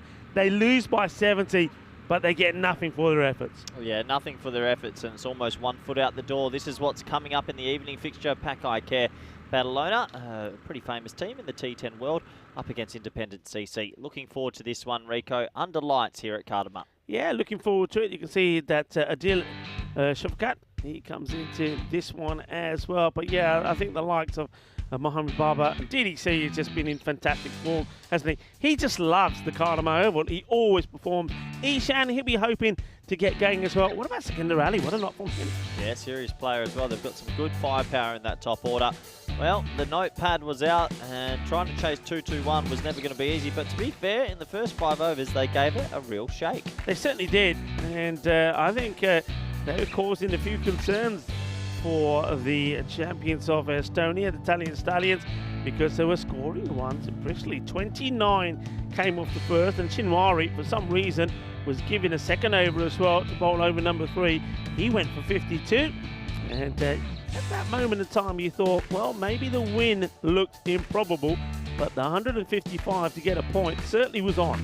Yeah, it definitely was on at this stage. They'd gotten off to a bit of a flyer. Shigawa went for 50 off his 2 overs, and it was him that took the catch, Shinwari, and he did what he had to do in that moment. There were some nice sweep shots, some nice cut shots, a couple of bloopers out there, and Crosby, they were on their way to that point, but unfortunately it was just those last few overs. As soon as the skipper, Hartman, was dismissed, they never really came back. Yeah, Hartman was going well. Well, that was a nice moment there for Edward. He took a catch out there, Edward Walker, and gave them another highlight. But yeah, Hartman was the man doing all the damage. And at one point, Corey decided to say, I think he might get a century. And the very next ball, that's what happened. So it was a proper commentator's curse. Good catch, though, it has to be said, because not all the fielding has been good. Kiwala takes the catch. He bowled pretty well as well, but I think there was that over, really, for Panwar, which he took a couple of wickets in, only went for 8 runs as well. This one was an interesting one, and well, that's Panwar in a little bit kabaddi with the wicketkeeper, and luckily nobody was injured, and somehow it was Pinto who managed to hold on to the catch. There was a run out there. He had to go for it, had to sacrifice himself. They only got the 1 there. They needed a 6 off the last ball to get them a point. It wasn't to be. That's going to be frustrating because they needed 10 off the last. And with wickets in hand and with 1 set batter out there, you thought they would have got it. It wasn't to be. But an amazing effort. Carl Hartman, he needs to take a lot of heart.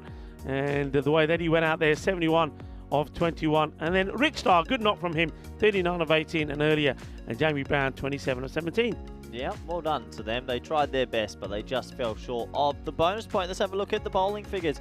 2 for 17 for Pinto, 1 for 14 for Panwar. They were the pick of the bowlers, and they did do enough to hold on to all 4 points. So we'll be back in a little bit of time for Pack Care taking on Independence of Guernsey. We'll be back and looking forward to bringing you all live coverage under lights at Andalusia. Bye for now.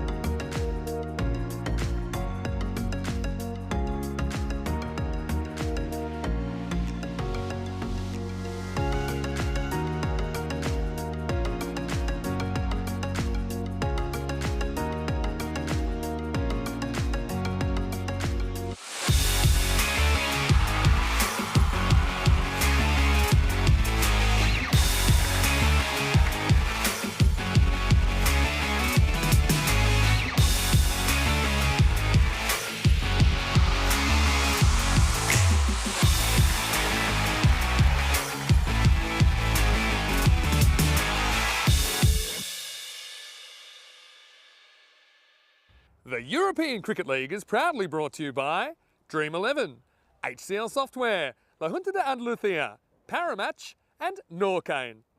And the official charity partner, Share the Meal by the United Nations World Food Programme.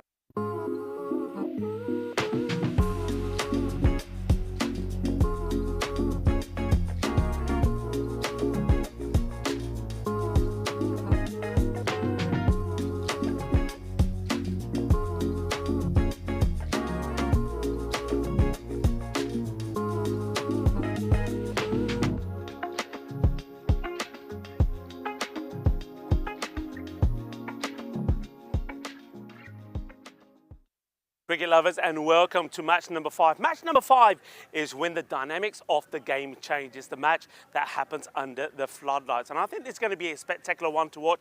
Both these two teams know all about playing under the lights. They've been here before and done it. Pakake Balonana were the champions back in 2022. They finished third here last year. And they're up against Independence, who had a good run here last time around as well last year with a 2-2 in the group stages, but went down to Hornchurch in the eliminator. Both captains were with the tournament referee Ian Rummage a little bit early on. Let's see what happened at the coin toss. Pakake, are you the home team? You'll toss the coin. Independence, you're the away team. You will call. There you go. European cricket. It's been called European cricket. It's come down European cricket, so you've won the toss. We'll have a bat, please. Okay, toss by Independence. Who will bat first? So Independence winning the toss, and they're going to have a bat first. And I saw when the captain there decided to bat first that Mohamed Baba had a bit of a smile on his face, because I think one thing we know about Pakake Balonana, they do like to chase. That's one thing that sort of seems to be inbred into the Spanish teams here. And Baba, of course, plays a lot of cricket for the Spanish team. So his eyes lit up when the call, I think, went his way. I think both captains happy with that call. Independence, the first game, didn't go their way. They weren't able to pick up any points at all against Donnerstadt, so they're looking to get their campaign started here this time round. But the batters, they have got quality in their batting. They have to really wake up, don't they? Ollie Nightingale, he certainly did wake up. He scored a very fine 60, but I think Tommy Nightingale at the top of the order and Nathan Letitia have to come good in this one. Pakake Balonana, well, they've got a star-studded lineup, haven't they, with that batting? And everybody's favourite here at the Cartama Oval, Daniel Doyle Kaya DDC, he certainly performed well in the last match, scored a very fine half-century, and he was supported well there by Sikandar Ali as well. I think it's going to be a high-scoring match, but I do believe that Pakake Balonana will be looking to get all the points here again once more to stay in touch with Donnerstadt at the top of the standings. One man who I know is really looking forward to this contest, because some of the Spanish boys that he coaches is going to be playing, is going to be Corey Rutgers. Corey, the news from the middle that it will be the Independents that will be having a bat first. Thank you very much, Rico. Full welcome back, everyone around the world. It's a quick turnover until we get into the nighttime fixture. The lights have come on, and this ground is beautiful this time of evening. Look at that pretty picture. The ground looks glorious, doesn't it? Cartama Oval and all its beauty. You do get an opportunity to come out here one day and watch one of our major events. As you can see, the umpires making their way to the middle. Pakake Balonana, big smiles on their face. There's Sebastian Bat, Daniel Doyle, Mohamed Atif, a little Rabani. Good players, but they'll have their work cut out against this dangerous team. And Tom Cheetah there, walking behind his opening partner, Nightingale, Tommy Nightingale that is. Having a deeper look at these two lineups. Just the bowling performance from Independence CC will have to lift. Maybe William Peatfield will have to have an effective game with the ball. Fairfax Ross was nice with his left arm off spin. Maybe a couple more overs of spin from Letitia.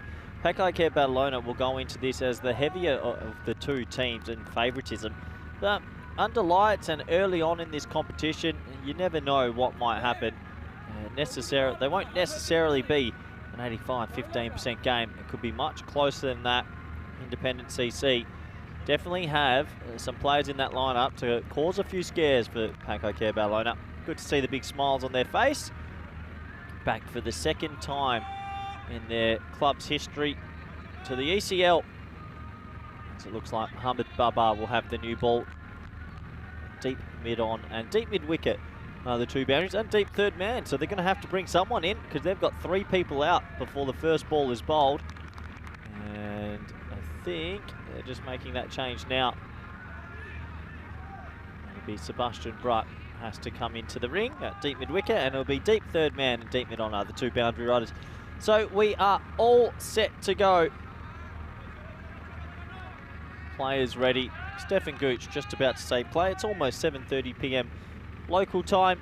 Ball number 1 in this T10 fixture starts right now.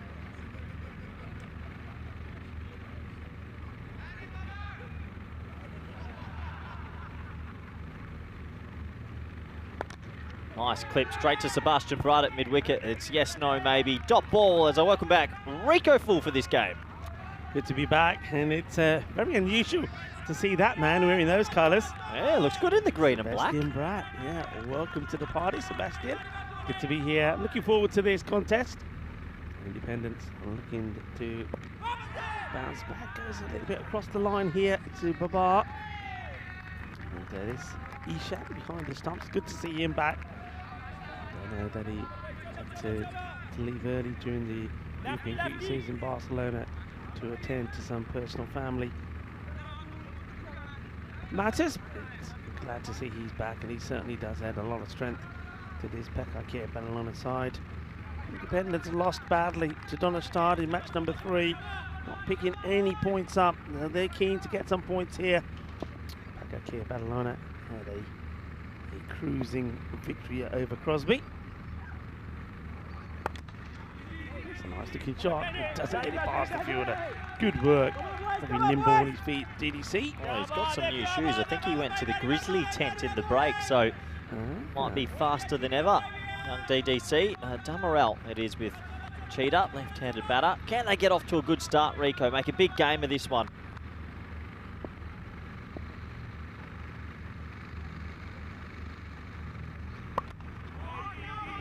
It's good areas from Baba. He's getting that ball wide, but within that wide line, it's a good length. It's difficult to put away. I think they're the ones that you either play very late and try to dab it down, but even if you dab it down, they've got the field protected anyway. So good start from Baba. And that's whipped away, and it's a nice looking shot. Times it away, and he's going to get the boundary.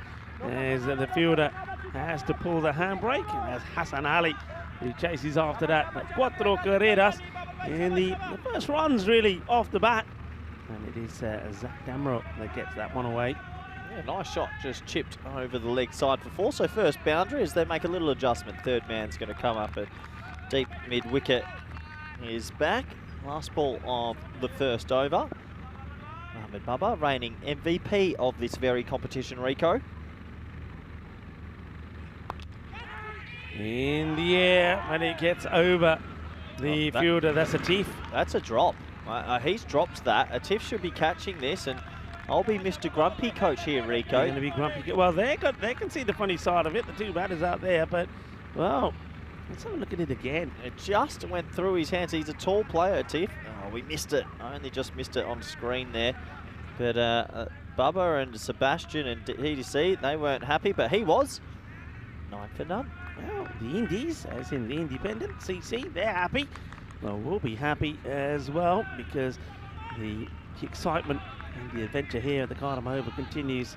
Currently Group F, and we get through them pretty quickly.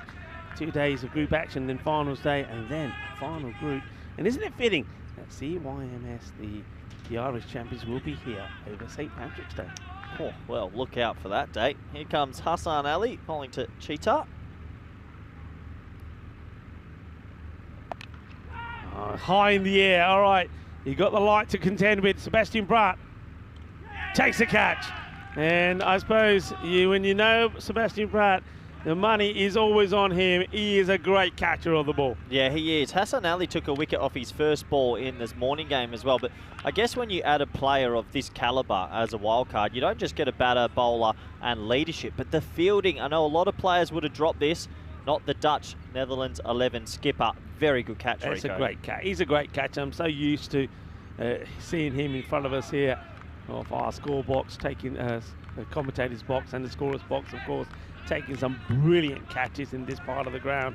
And this time goes a long way up in the air. Remember, you've got to adjust You've got to adjust to the light. There's a little bit of natural light out there.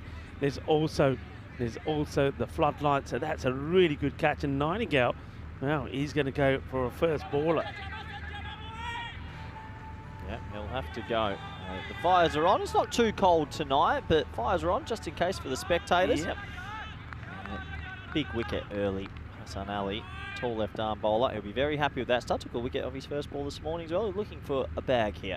Yeah, Cheetah 0-3. Short down the leg side, not the best of deliveries. He gets that one wrong. Hassan Ali, he started well in Barcelona, and then he seemed to have lost his way a bit. He started bowling a lot of short deliveries, but by the time the ECIs came around, he got it right again. I think he's far better when he's getting that ball pitched up. Sometimes he gets carried away with the shorter deliveries. That's a nice place to be, next to the snacks. Well bowled. Yeah, that's better. That's tight call for this. Tight call. I thought that was really well bowled, and I can understand why he's got his hands on his hips. That's not a wide. So a little bit hard on that one as it passed the bat. Well bowled, but sometimes it doesn't go your way. Yeah, he goes hardest ones, I think, for an umpire, those ones that go across the batter. And you've got to make an early call and a quick call. The umpire there decides that it goes a little bit too wide, so calls the wide. I think Hassan's someone that we sort of picked from obscurity a bit for Cricket España a while ago, but he's come on in the last year and a half a lot, a confident player. And, he's taken the new ball, and he's still working. He's very young as well, Spanish passport, been in Spain since he was a young boy. But he's a nice young lad, he's tall. He's like a different type of Mohamed Atif. They're very similar bowlers, but he probably has he likes the bouncer more, you're right, and he can swing the other one back in when he gets his wrist in the correct position. Well bowled, it's a good length. Yeah, and don't forget also, he's can add some value with the bat as well. Can he hit it more? Can he? I haven't seen him actually. I couldn't tell you. I'll take your word on that one, Rico. Yeah, he can hit the ball pretty well. Doesn't get, as you can imagine, when you look at the batting order of Pakakea Barcelona, you don't get too many opportunities. But yeah, he can handle himself pretty well with the bat as well. If you're from Barcelona, you can bat. And okay, this one's going to be a wide down the leg side, but I don't mind that from Hassan. I mean, he's unlucky that he goes down the leg side, but it's a good delivery to a batter that's moving around and said, all right, if you want to play the funky shot, try having some of this. He wants to, you can see what his plan is to try and do the scoop, and he says, you're not scooping that, my friend. Yeah, he just got he saw him move and he thought, I'm going to put a bouncer in then, but just got the line all wrong. 1 for 4 in the over though, 3 balls remaining. Well bowled. And look at the carry through there as well, so you can see that he has got a good bit of pace as well when he hits the seam. He's definitely a player where that third man position is important. He gets it to bounce through. He's a tall ball. He must be about 6'3", 6'4", not a small young man. So when he hits that heavy length, he does get it to shoot up.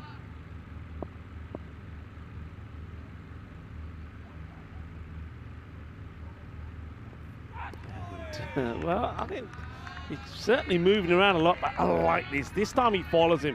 Before, when he wanted to get funky, he went for the short one. This time he says, all right, if you're going that way, I'll go that way as well. That's well bowled. Yeah, clever bowling from Hassan Ali. And he's looked good, the tall left arm seamer. Zach Damrell wants to get funky, wants to find a way to get under these, but at the moment, it's not being able to do so. Well bowled. Wow, what a delivery. He saw him back away. He follows him the other way. Well bowled, Hassan Ali. This is a proper nutmeg. Watch this. And didn't fancy it hitting him because he thinks, there's a little bit of pace there. And he gets away with that one as well. So it's a very good over. He takes a wicket at the very first ball. And at the end of 2 overs, Independence are 13 for 1. Well, Independence don't have any points on the board. They'd love to go home with a couple tonight. There's no reason why they can't cause an upset here against Pakakea Barcelona. Both teams finding their feet. Slow start, but still plenty of overs of batting to come. Yeah, I mean, I know it's early days, but still, I think after the knock we saw from Ollie Nightingale, I'm very surprised that they haven't gone for him slightly higher up the order. Yes, this one's been fired down the leg side from Baba.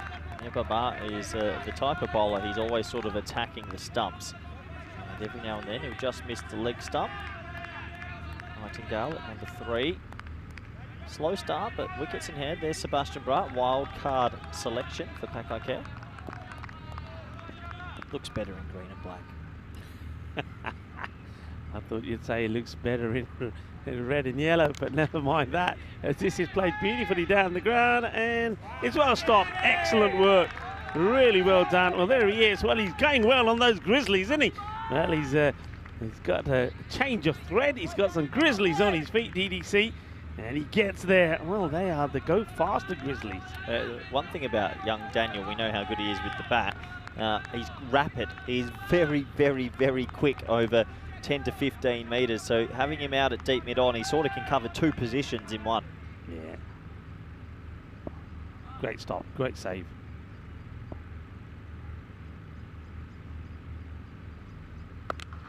And that's a good one.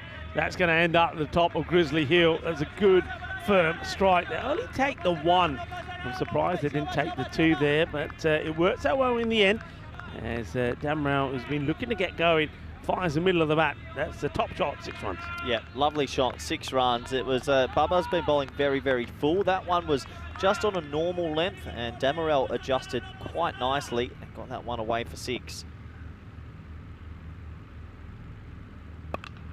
Now he's going down the ground. His slices is up in the air and he's gone. He doesn't make the good contact, and after being hit for a 6, Baba hits back and gets his man. And Zach Damrell, who was trying out a few things there, trying to get funky at certain occasions, didn't work out for him. And this time he's trying to straight pull this down the ground, but it's a shorter delivery, tucks him up, doesn't get a full swing of the bat, and he takes the catch himself. Baba gets the breakthrough. Yeah, well, Baba decided to come around the wicket to bowl another good length and just try and cramp him for room. He's not a real swinger of the cricket ball, and he did cramp him. He gets called bold. Good for the old fantasy stats. Maybe he's going to get a second watch, Rico. You never know. You never know. Baba, it's a lovely guy as well, Baba. Yeah, he is. You know, he's such a nice guy. He's a big softy, really. He's a huge guy, but he's a real softy. He's got a lovely, kind heart. 14 of 10 deliveries, Zach. He'll be disappointed he wasn't able to make it more impact. And yeah, liking this move. Yes. Ollie Nightingale does come higher up the order. So 2 Nightingales out there in the middle. Sounds like a Harry Potter novel. Bowled. Oh, no. Clever bowling. Well, when you go across the crease like this for the ramp, you run a high risk if the bowler goes at leg stump. But we don't see enough bowlers do this, Rico.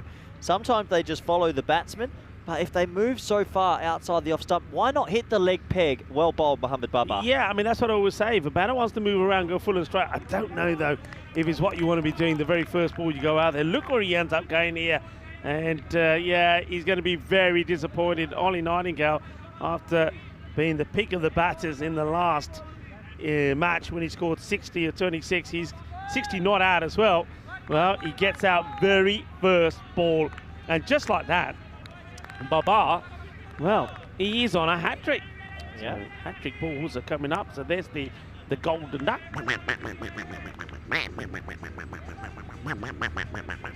Have we had a hat-trick in this ECL, Rico? We have. Oh, Harry Hankins. Yeah, we've had Harry Hankins has taken on Jared Newton also in Group A. Well, Mohamed Baba, he's usually on the century list. Got a chance at the hat-trick list. Can he get it in the right area? Fairfax Ross, wild card pick for Independence. Very correctly played out on the offside. A no run there. Sebastian Bratt does the fielding. You know what Vinny said with Sebastian Bratt for Paco Care? He said it's almost like one of those video games where you trade a player from a club to a club. That's what it feels like. It says football manager and you've just picked up a Netherlands player or something like that. It's a great call though, isn't it? It is funny. Call. And Baba gets another one. Aye, Chagade Pate. Mohamed Baba in the house. He finishes up taking 3 wickets in the over. Well, coaches don't like it when you bowl wides because you have to bowl the extra ball. But this time, it works a treat for Baba because it's the last delivery, a ball that he bowled because he started with a wide. And it's Jagade Pate. Mohamed Baba takes another, and Independence lose another.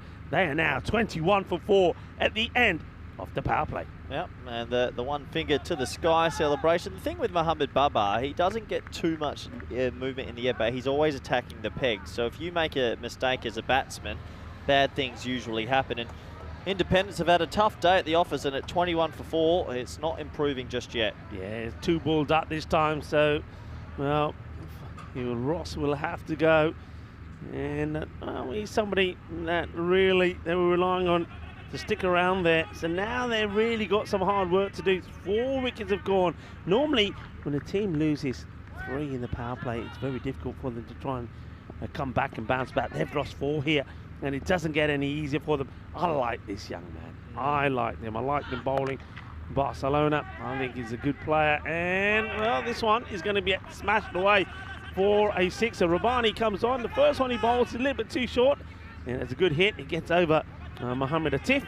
So that's 6 runs. So top shot. Yeah, Tommy Nightingale. He's just reminding everybody, I'm still here. This man has scored over 150 runs here last year, 152. And he's got a good player out there with him in Nathan Letizia. These two really probably the last throw of the dice to try and get a good score on the board.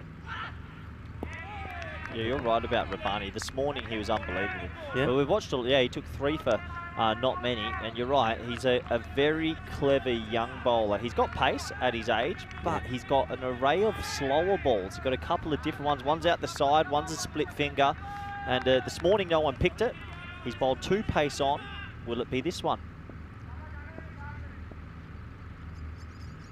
Comes Rabbani again, bowling to Nightingale. There it is. That's one of them. It's sort of like that one's out the side. Good fielding there from, I think that's Hassan Ali and Mohamed Isan. They look on Pakai Care, don't they? They look switched on. They do. And yes, Ishan, nice to see him out there as well. Yeah, Rabbani bowled very well. And another young player that we saw in Barcelona as well. I think it was Raza. Is it Raza? Also a quickie. Left armour, a youngster, bowled well. So some good young bowlers coming through. A short one, and nobody bat there, so he can play this one with no risk at all. It's going to be 1 bounce, 4 carreras, so maybe just a little bit too short. Bit of a grunt there from Rabbani, but no issues at all. That's nicely played. And now Letizia, he's off and running, gets his first boundary. Yeah, lovely shot. A little bit short from Rabbani, and he catches up with it, just helps it over 45. And Rabbani just guilty of 2 short balls in this over that have been clipped away.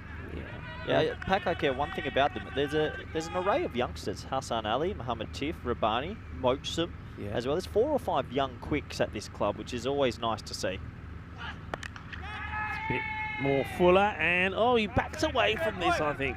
Let's have a look at it. That's DDC there. Maybe, what do you reckon here? I mean, I thought maybe if he goes forward at this, maybe make it into a catch. He's quick, so if there was somebody, maybe him. He charged at it, but just last moment decided not to go full through with it. Yeah, changing the field here. 3rd comes up, so they can push the man back on the 45 on the boundary.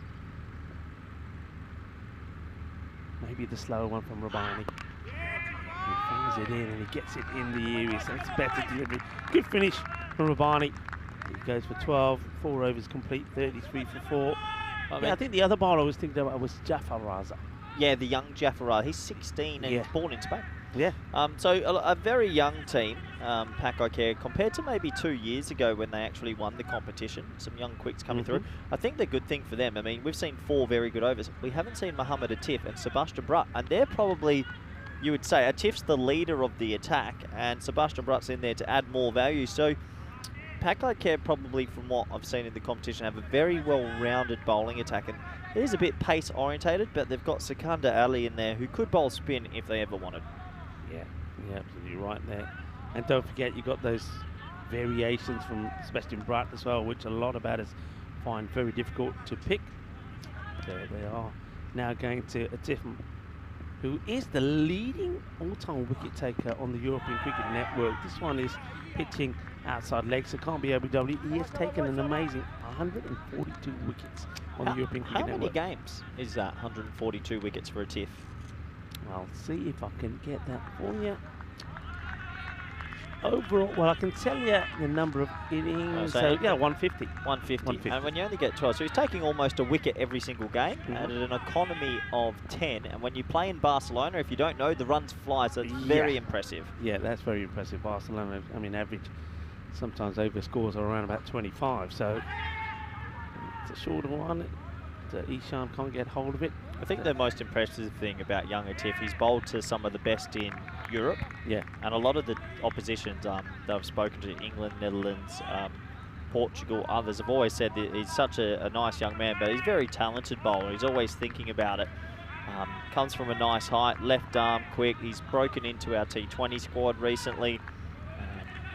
But just a good young man, just a really good young man at the end of the day. A clever bowler, always thinking about what to do next. Clever bowler and always wanting to learn. That's the other thing. He's not one of these guys. It's nice to play, but the field is well set. Just be a single. He's not one of those. There's no arrogance about him.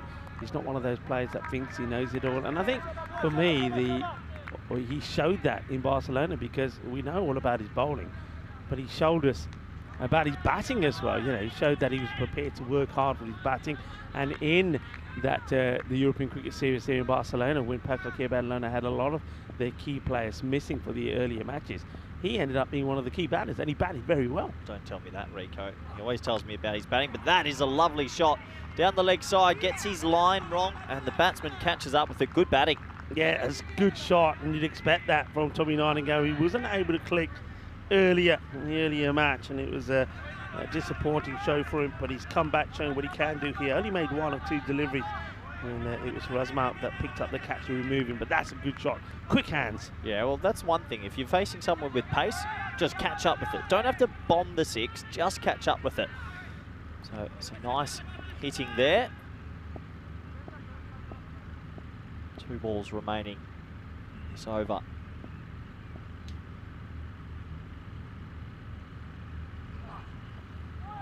Well bowled, cleverly bowled. That's that slower delivery as well. And this is where it's always amazing, isn't it, to see the likes of Atif bowling there now. You mentioned Rabbani.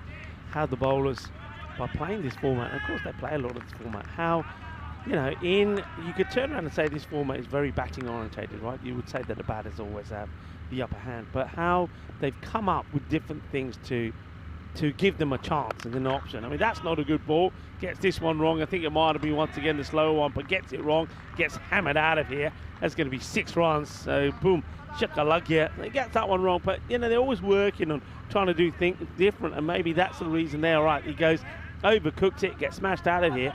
But as a bowler, in this format, you've got to be prepared to try different things. Yeah, as the game evolves and we sort of see the runs blown, you've got to keep adapting on your feet. As we want to welcome you all up to the Dream Box in this evening's fixture. Myself and Rico Full, Vinny Sandu on a long rest, because we're not going to see him tomorrow either. Can you believe it, Rico? He's actually taking a day off. Well, taking a day off. Is he doing some work in the ECN studio as well? He's doing some interviews?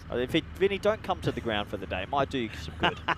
He'll be here. I think he's doing some work and in the ECL studio. He's going to be catching up with some of the management and talking to some of the clubs, which is always very nice. And you can check out that, of course, on the ECN studio channel as well. But we're having a great time. It's been a great afternoon play. We've seen high scores today, and well, this one could be another one, another thriller. Yeah, it could be. It's a good start for Pac Eye Care in this one. They'll feel the more confident of the two, but just a little bit of a resurgence here, Rico. 48-4, a couple of 6s. They're not going to get easier, though. Sebastian Brutt will probably come on to bowl very soon. Yeah, this partnership is key. You get the feeling. I mean, we've got this strategic time out here, so the players will take a little bit of time.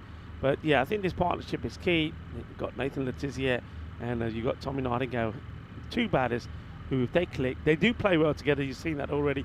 If they click, get a good partnership together, I think under the lights, getting a 130, 140, be a good contest. It's going to be a big finish, but if they can get there, you never know. And look, they're still in this game. They'd love to take some points home tonight. Obviously, it's going to be difficult for Crosby with going home on 0 points. Talon Stallions ended up with 4, holding on to the extra point. So there's still permutations in this group, but at the moment, I have to say, the Austrians, boy, they were impressive today. They played the format well. I think you mentioned that. It's their whole approach to it. from not just the batting but the bowling. Go out there, swing hard, hit the ball hard, get the runs on the board, and then when you're bowling, come in, run in hard, hit the deck, and try and get those wickets. Yeah, plenty more to come in Group F, then Group G, and then Championship Week. Looks like we're back into it. And well, we'll see who's got the ball in hand. It should be an interesting last few overs here, Rico. Yeah, I think it will be. And we sometimes often see chip continues. Quite often we see after the strategic timeout, wicket can fall quite early, start of the 6th. And that's what these two will be pretty keen not to do, just keep that partnership going. So Tommy Nightingale at 26 now, he moves on to. Good partnership this. Good little partnership after 4 early wickets, starting to get it going. Oh, well, that one's been smashed away. Bolle, bolle, bolle, kinna zona. Shukka lagya Rabani. Well, he just fancies the short delivery. I think the ball before was a slower short one. This time he really bangs this one in. But the batter's waiting for it and absolutely smashes it away. And that's a biggie. That is definitely a biggie. And I'm talking about the plate of food that's just come up here for Corey, thanks to Sam Williams. He's keeping you well fed, isn't he? What is all that about? Chicken Caesar salad's been run up, but Rabani's got to go back to the slow balls and a bit fuller. That's short. Well, I think he might have dinged him this time. It's been called a no ball because it's another ball above the shoulder height, and the medics will have to come on because that's hit him pretty flush, I believe. Well, yeah, I think that you might see the medics coming. I mean, it seems to be okay, showing no signs of any discomfort, but I think that's caught him on the grill, right? Definitely on the grill. And clipped the grill, yeah. See Stefan Gooch there calling the no ball straight away, and I can see the medic is running on to. It's going to be a very quick check. You can see the batter saying, "I'm all right, leave it be. What are you talking about? I'm hard. No worries." Rabani, well, he's like I say, long a bit of the short stuff, so in comes the medic. There'll be a quick check here. Pretty poor from Rabani. I don't know why he's changed from this morning. This morning he was using a lot of pace off and hitting a fuller length. Just bowling short balls doesn't work here. It just doesn't. And no ball, 25 with 1.3. He's giving them a score here. Yeah. Oh, he's giving him out. He said, "You're out." He said, "No, I'm not. Don't do that." All right. He says, "I'm all right. No worries." Hey, listen. You can't be staring at that food. I'm going to let you chuck it. That looks very nice, by the way. It's okay. That's nice. Stay away. You stay on your side of the commentary cube, Rico. It beats eating all those chocolates anyway, doesn't it? Yep. Yeah. Anyway. All right. He's okay. We're ready to continue. Rabani's got to have a change of plan here. Got 3 balls to try and make something happen for him. And... Oh, bold. He might be too wide. Yeah, my word, that's tough. Yeah, I think it just catches the line there. The umpires will be very strict with it. It's a good comeback from the bowler, but yeah, it just catches a bit of that line, Corey. Tough game to be a bowler, I tell you. Tough game to be a bowler. I've always said it. It's tough. It is tough, but Rabani, still 3 to come then. Independent starting to move, 62.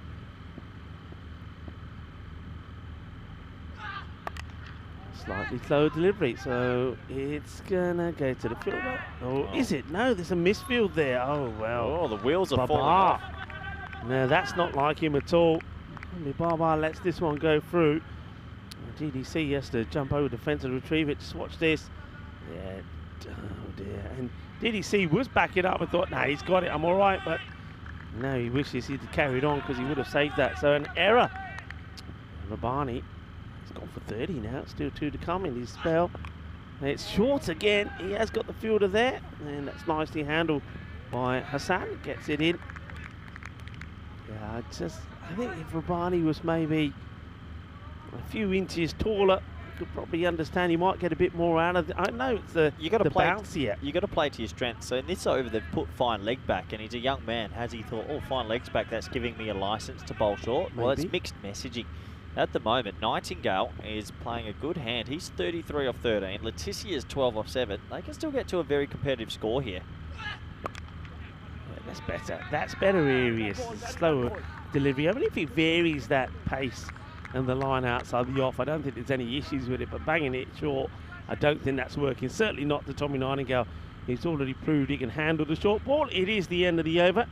So 6 overs complete, 68 for 4. But of course, you know, there's still plenty of good batting to come. That over from Rabani does go magical, 20 off it. Another thing as well, I know Mohamed Baba's a very good player, but you can't have him at that straight position. That straight position has to be someone extremely agile to actually cover 2 positions. So just a couple of creaks showing in this Pakake Badalona team.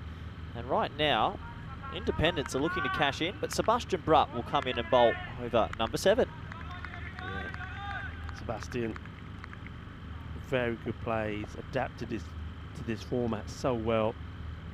And he's somebody who really does get those variations going. And I'd say he's probably somebody who's introduced that the slow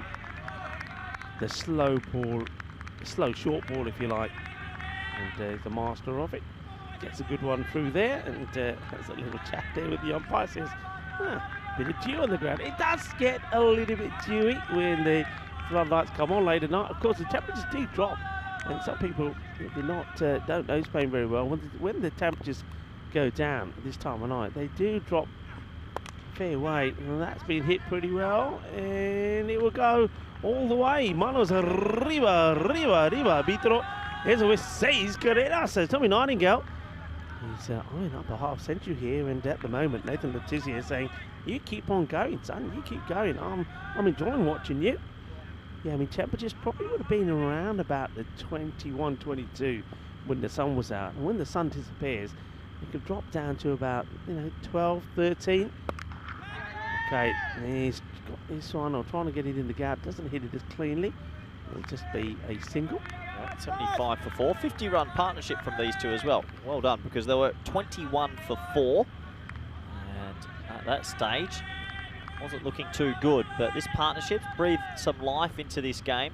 You're right, Rico, 120, 130 under lights, 100% that's playable.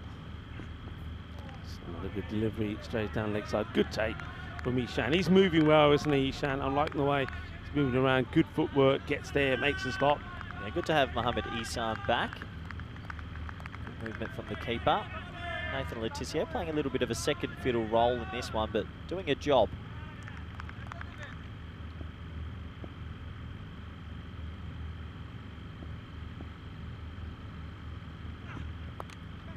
And this one is a bit of luck. Hay poquito de suerte por Letizia.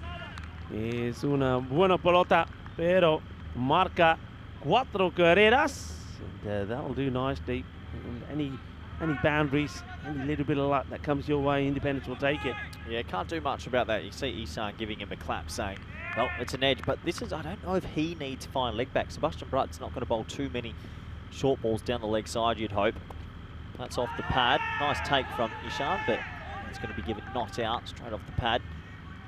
Yeah, just a quicker delivery this time from Sebastian Brutt. Just loses it down the leg side, but batter misses out on it. Letizia. We'll see this again, so it's one that, he sort of spoils a wide and misses the shot, but it was quicker.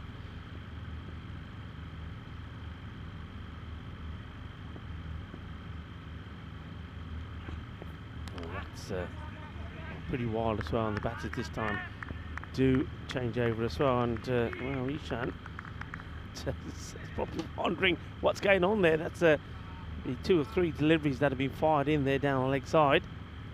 Yeah, just a couple of wides sneaking in as well, which is helping the score. What we're looking at, a good 3-over finish here. If you can put on 40 in that 125 region, you take that from the position that they were. It's a nice looking shot. That is beautifully timed, and he gets a swivel on this. Good. That's Tommy Nightingale. What a lovely shot that is. And a little bit of a little bit of night fever as he gets a nice boundary here. 4 carreras, nicely timed. So you have got that man who's down and fine, but yeah, Corey, I'll probably agree with you. If you're going to have a man out there, you probably have him behind square, so you're in an area where you can at least have a play on that. Yeah, this is what's coming up tomorrow, Rico, and yeah, another full day of cricket action here at the ECL. Some big clashes, but probably nothing bigger than match 7. Donnerstart playing Pakake Badalona, and then Crosby playing Independence. Could be an important match for match A as well. Plenty more permutations to come. Yeah, I mean, depending on how this one goes for the Independence, yeah, that match number 8 could be super important. But yeah, the second match of the day tomorrow, It's going to be a biggie, isn't it? Oh, we're talking about a biggie. That is a biggie. That's a bomb. Has been blasted out of here. What a shot. And Nathan Letizia, he finds his form as he smashes this away. This partnership is growing and growing well as the two batters in the middle, growing in confidence. Definitely growing in confidence and feasting on the short ball. And all early, the wickets were all from full deliveries. Yeah. And it's crept in. And sometimes it can spiral out of control. Hassan Ali, to his normal ball, he does like a short ball, but other bowlers, it's not really what you want them to be doing. Wide. Yeah, he just tries to get it right, but overcompensates. But the better length. So he goes, makes his way back. Just looking at the field, so they have done away with the fine leg now.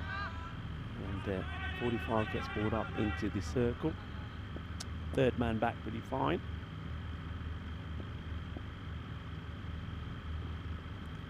Oh well, this one asking the question here, and he's being given. So goes for the short one, bangs it in, catches the bit of the bat, and the umpire thinks long and hard about it and decides, yep, they're worse. So gets a wicket. So, and that's the difference, I suppose. If you watch this short ball, I mean, that's a good short delivery. It's right at the batter. And the umpire thinks and says, yep, the batter didn't want to go. He thought hadn't made a touch. And Imran Singh puts the finger up. But what I was going to say is Hassan Ali's got the genuine pace. When he bowls that short delivery, and that's coming right at you, it's a dangerous delivery. Whereas somebody like Rabbani hasn't really got that pace. So Nathan Letizia, he will go for 22 of 11 deliveries. And that's a partnership that Pakaki Badalona really did want to break. Yeah, good little cameo from him there. Played the second fiddle, but did his job. And Hassan Ali, who bangs it in, usually gets that one to zip off a little bit that time. And must have been a feather through because all the fielders and the keeper went up as one. 23 for 5.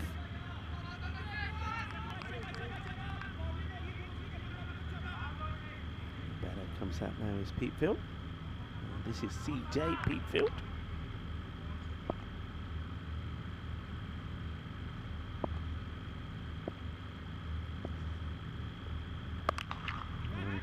This is pretty well, but there's a fielder up there. He's dropped it. And this is gone, I think, into his hands and out. And that's DDC, which you wouldn't expect him to drop him. I know it's not the same in the night as it is in the day. I think he just finds himself a little bit closer to the rope than he thought, maybe. Yeah, I think he was a little bit too much thinking about the rope and not thinking first priority should be keep it in the field of play. And Petefield, he'll get 6 off 1, and there's still a very good score around the corner here for Independence. Shot. That's a really good looking shot. This is all about the wrist work. Gets the wrist into play. Fast wrist, fast hands, 4 runs.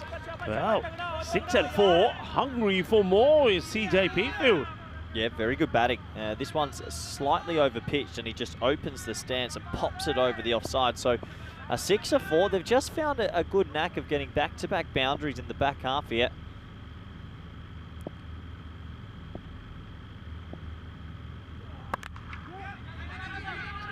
Take the single on. Well, picked up. They'll get there, so that's good. Oh, we're going to be in for a good chase. We know we've seen under lights a few times. 130 under lights is tough. I mean, last night, Forfarshire almost botched a 111 chase. So if you can get the ball to zip around, and it'll suit independent styles of bowling, it's the sort of that medium fast bit of swing. Definitely game on out here at Cartama. Pitches this up, but that's a really good shot. Beautifully played. And some lovely shots. So Nightingale moves to 49 of 19 deliveries. And he's getting support. That's the key thing here this time around. He got good support from Letizia. They put a good partnership together. Now CJ Petefield has come out and he's hit 2 boundaries as well. So Nightingale is probably feeling okay. He's got partners there that are going to keep contributing. 108 for 5 after 8. Yeah, nice shot that last one as well. The old traditional cover drive. Looks like they're going to go probably to Mohammed Atif here. Also got hit for a couple of boundaries. A good response this from Independence, who had a tough loss earlier today. They got caught out by Donnerstadt, who probably, depending on the run chase here, going to tonight as best team on day one. We'll have to wait and see. Nicely hit, but it's to the fielder. No mistakes this time from the man out there. That's Sikandarali, who batted very well in the earlier win against Crosby, scoring a half century. He and DDC were the key batters. We saw a quick fire 20 from Babar as well. Nightingale, 49 off 19, deserves a 50, Rico. And he will get it. And the fielder goes for acrobatic. I mean, this would have been a sensational catch. There's a hand onto this, otherwise it would have gone to the boundary. It is 50 for Nightingale, but it goes down as a drop. I mean, it would have been an outrageous catch. And just watch this, he gets a hand onto it. That would have been sensational. 50 to Nightingale, well batted. Very well batted, 50 off 20. 5 sixes in that innings. Goes all around it, good delivery from Atif.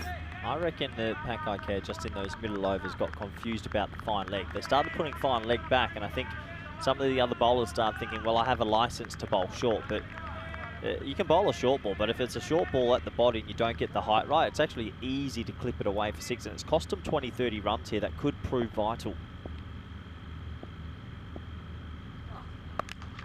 Okay, this is high, but how far? Not far enough, maybe. And what a, oh, well, he can't believe it. Babar, it goes straight in, straight out. Now, does it drop over the rope for 6? I think it may have done. Let's have a look at this again. Mohamed Babar can't believe it. A joy for the supporters, for the Indy side, Independence. Let's have a look at this again. So high up in the air. I mean, we heard this from here. It's straight in and straight out. Watch. Is that 6 or 4 signalled? I mean, it should be 6. Oh, well, this is another sky, but this one is a long way up, and it's gear. Shot. Look out. Well, the medic has to revive the Grizzly as he gives it back. Housey was in the house there as well. Big hit. So, good to see the medics enjoying themselves. Yeah, back-to-back 6s now. I wonder what the medics think of this cricket format. They're running on the field every now and then also getting grizzly balls flying to the tent. Look, I told you before, you've got to have your best fielder in that position, and unfortunately, I don't think Mohamed Babar is that man.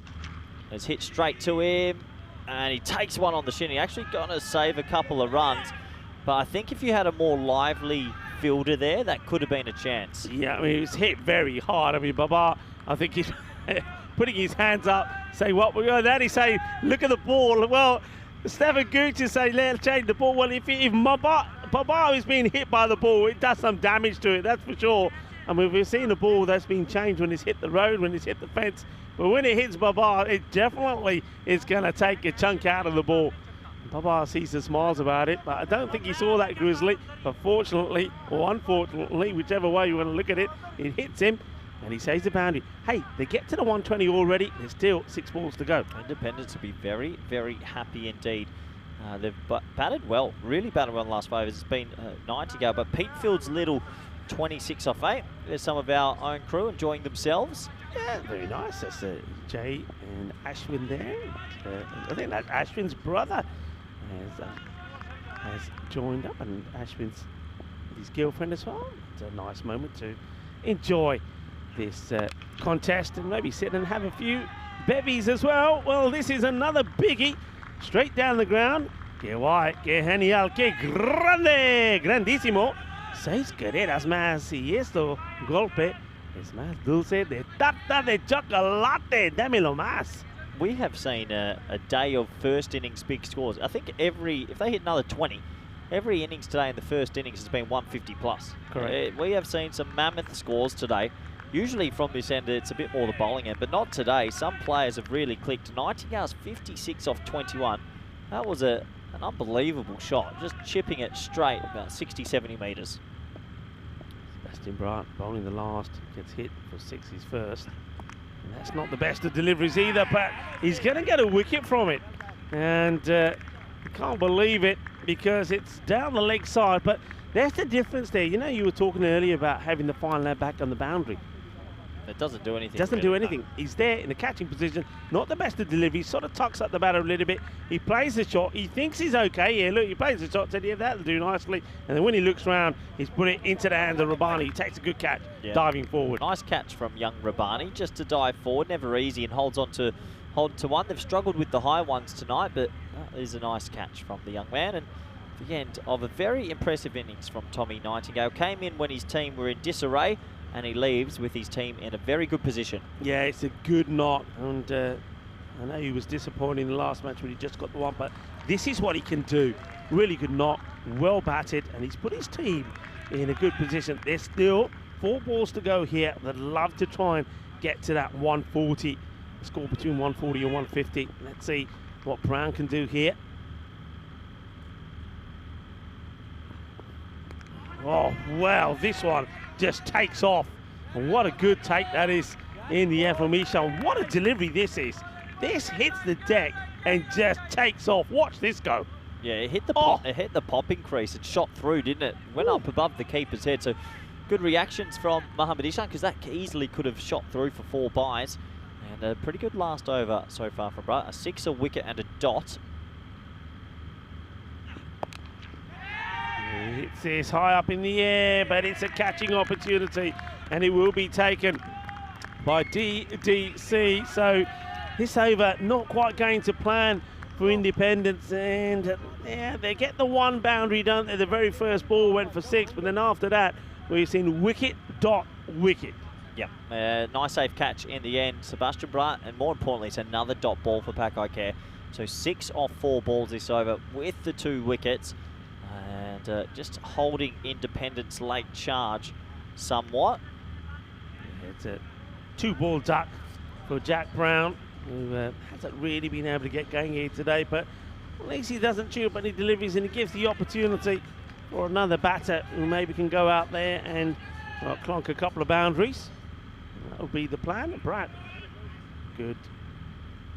2 wickets in the over from him. So it started with a 6, but then it's gone, well, 3 balls, no runs, 2 wickets.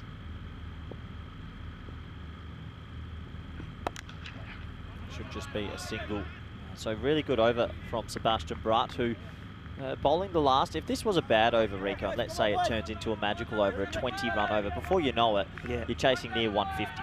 But a really good last over finish, all of a sudden you keep it to 131. You take a little bit of momentum. I think the power play is crucial. If they pick up an early wicket or 2, it's definitely going to be a tight game. It's a good hit straight down the ground. Bolle, ginna sona, shaka lagya, 137. Well, we saw 137 on the board several times in the last group. Sometimes it was a winning score, sometimes it wasn't. But I tell you what, that in the night, I don't think that's a bad score at all. And when you consider the struggles that they had, remember they were 21 for 4 in the power play. It's a great recovery. We saw a great partnership there between the Letizia and in the end by Tommy Nightingale, who got a half century. Letizia made 22. And then that little innings there from CJ Peatfield, 32 of just 9 deliveries. Well, that was a quality knock. Well, they're happy about it. They got smiles on their face. Thing is, though, will they be smiling at the end of the night? Remember, Independence at the moment haven't got a point to the name. Well, this is how it started.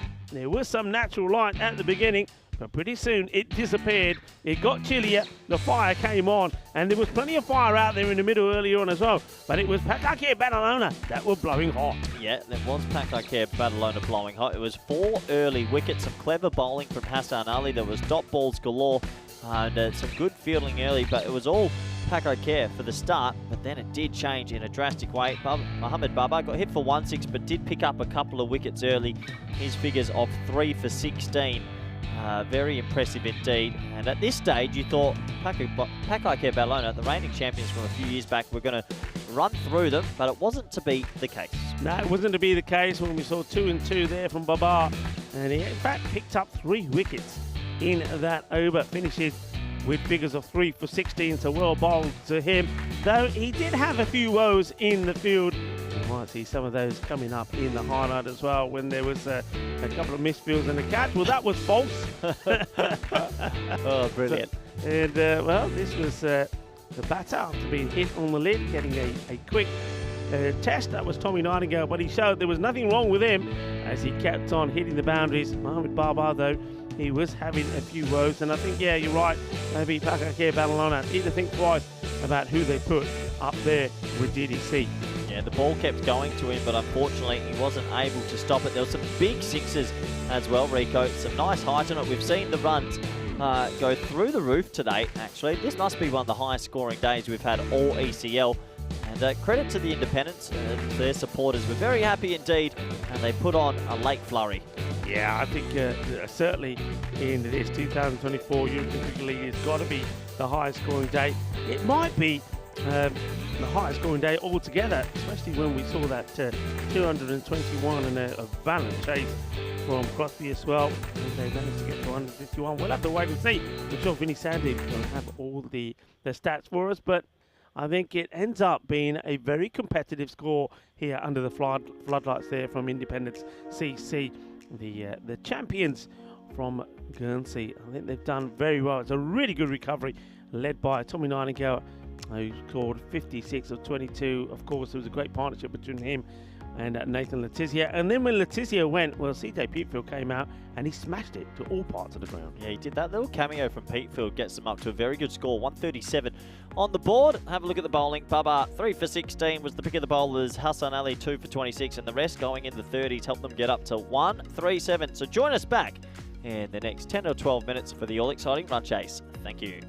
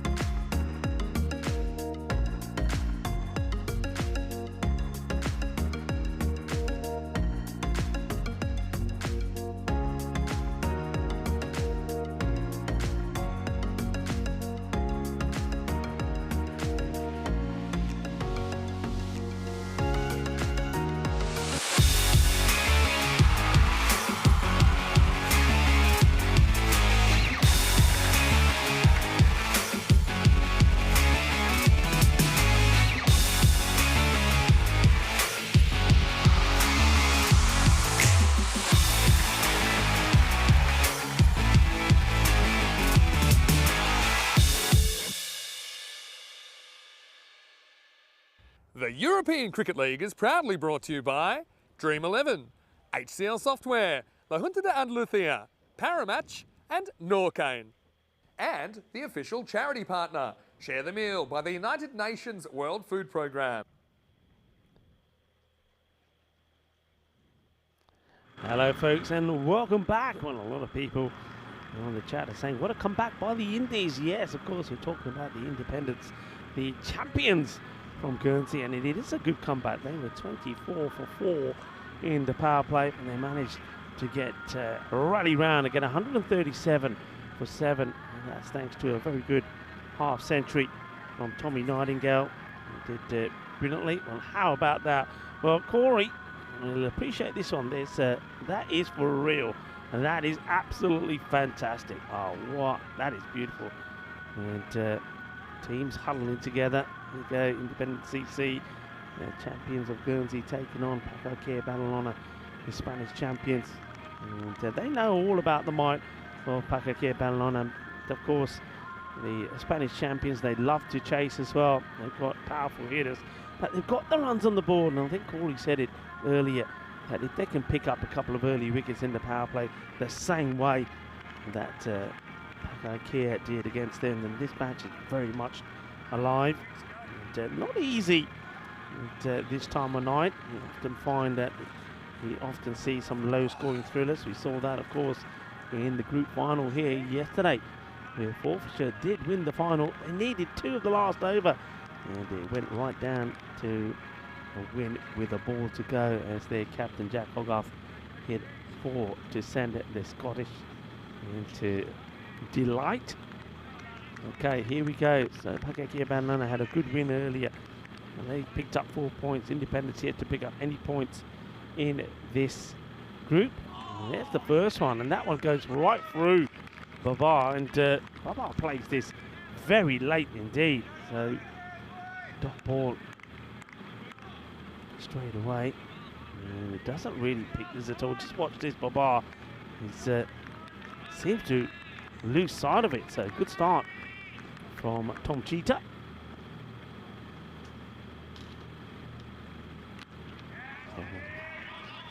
Well, it takes a little bit of time to get used to it. Or Stephen Gooch has got a big smile on his face. He's smiling. And Cheetah maybe just takes a little bit of pace off this one. And enjoying themselves out there. That's important as well. Tom Cheetah goes back to his mark. And he comes again. Babar. Well, third time lucky. He gets this one pretty good, and that one will disappear. So 6 runs. Manos arriba, arriba, arriba from the arbitro. There's a good shot there of Christian Munoz. There's the coach coaching the side, and of course he's got plenty of experience there, and one man who knows all about Christian and his abilities joins me back in the commentary box. Of course, it's Corey Ruckus. Corey, welcome back. Yeah, good to be back, Rico. Should be an interesting chase, this one. Oh, that's a lovely shot as he creams this outside the off. It goes all the way to the boundary. So after missing the first few deliveries, 2 dots and 2 sixes. Yeah, what a shot. He sort of just paused his stroke and waited for it, just inside out over cover. Isn't it such a funny game? Game of inches. That very first ball swung just enough to miss the stumps. And then Bubba gets a bit of a life, and he's on 12 now. It's not the good deliveries. Good take from the keeper and down the leg side. That's Tommy Nightingale. A good take from the keeper. You are right there, Rico. Just slipping that one down the leg side and getting it all wrong. So obviously we know that Paco have a strong batting lineup, but that middle order hasn't batted much in this tournament. So if they do get a couple of wickets, they'll feel some nerves, and there's a lot of youngsters at the lower end. It's a really good shot. It's not the worst of delivery, but just strays slightly, ever so slightly probably, onto the pads, and Babar puts it away. It's full, but still he gets enough of this to send it to the boundary. Nicely played. That's the one thing about Mohamed Babar. The more you watch him, the more you learn about the guy, that there is quite a decent cricket education. Yes, his technique is rare. You don't see as such a low bat lift on, but he can play it all around the wicket. Clubs this down to the fielder. He gets down, makes a stop, then take the single. It's the end of the over as well, and 18 comes from the first. So Babar, after missing a few, he's going, and he wants to stay on strike as well. Did you see? We'll have to walk to the non-strikers. And 20 matches now since a golden ball.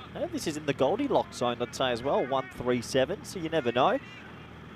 One thing though, got to get these openers pretty quickly. Nice start from Bubba. Yeah, it's just he's a funny player to watch because you look at the first 2 balls and you think, ugh. And then he plays an inside-out drive over cover 6 and then plays a gorgeous flick off middle stump behind square for 4. So he's a very difficult player to bowl to. Pete Field's a smart bowler though. He's got a couple of good slower balls in his arsenal. Looks like the 2 people out are important. He's got deep mid-wicket and deep backward point, so that's quite interesting. Let's see if it works for him. Well, Pete Field starts with a short one, and well, I don't think the fielder sees this at all. He didn't see it. He doesn't see it at all. That's a huge opportunity. Babar hits it at a particular height, and the fielder saying, I don't even see it, because have a look at this. He didn't move. He didn't move. Oh, no. Well, it actually happened to Bubba when he was fielding out at the straight position, and I mean, that's an opportunity almost. So, wow, early moments. Didn't see it in the lights. Yeah, well, this one is going to be 6 runs as it bashes below us. And this is the power of Babar. And, you know, you talk about him, and you're absolutely right, Corey. Babar is an exceptional player. Some of the shots that he played, he's one guy, I've always described as somebody who's so powerful, he never really actually hits the ball in anger. Doesn't feel like it. Never really. It's always timing. It's always that short arm jabs. He always hits the ball sort of, the bat never comes higher than the chest if you watch most of the time when he's hitting. That's class.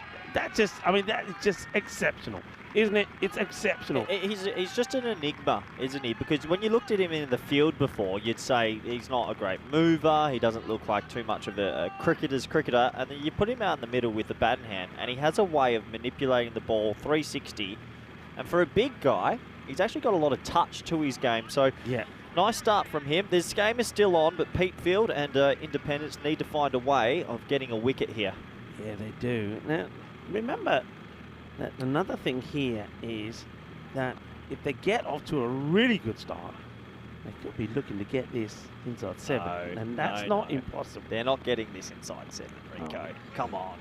It's not impossible. What do you mean? What have we seen already today, Corey? What have we seen already today? Yeah, I get your point. I think with these 28 runs, Mohamed Baba has actually just passed the 2,000 mark on the network as well. So a personal milestone for him. There's Daniel Doyle Kaye. Makes his way out to the middle, and he gets his first ball now. Yeah, he does. And of course, a lot of people that were watching the Barcelona series will know that Babar, I mean, we've talked about him. He can be brutal. He's got that finesse about him. And a lot of people still talking about the one-hand 6s. Oh, yeah, of course. It'll be a wide.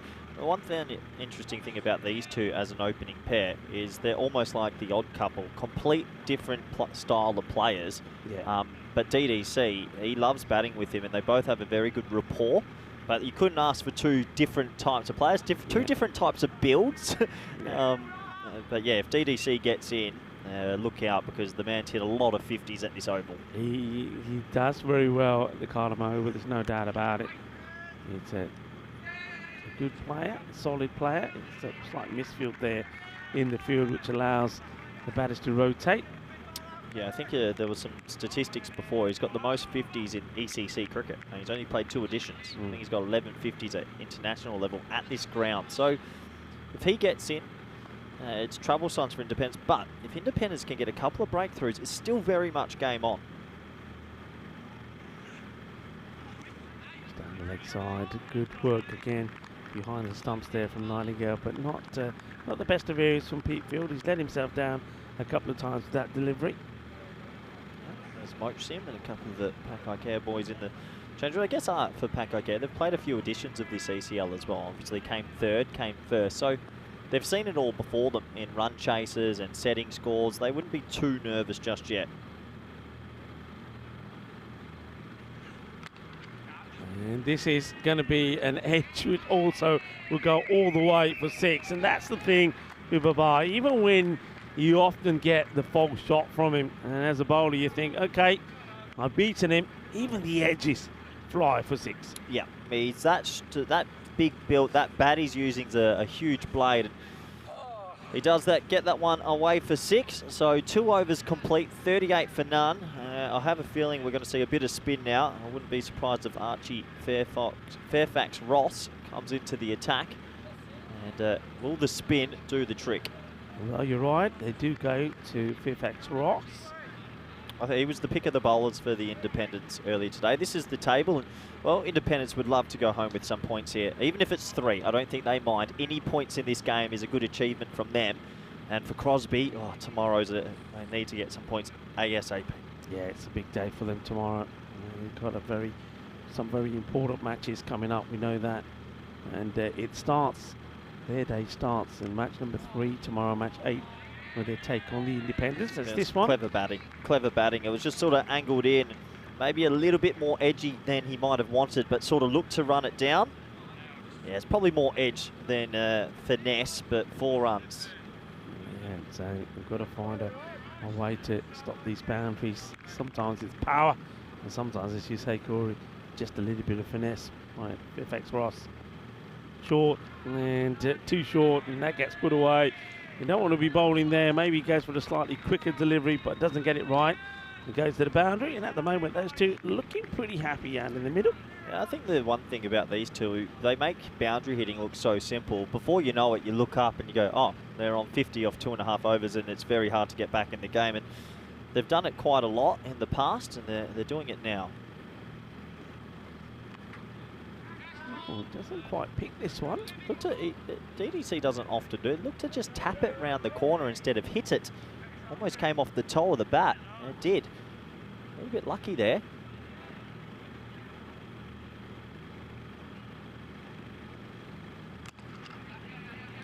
It's nicely played, and they'll get 2 here. It's fielder sliding in to make the stop, but it ricochets off him, and he wrong foots the sweeper. It's a big miss, because the one thing with Mohamed Babar, I actually think sometimes you should go spin early to him. I know he loves the slog sweep, but every now and then he'll play across it. But DDC will get the strike back, and that's probably good news for Pakai Care Badalona.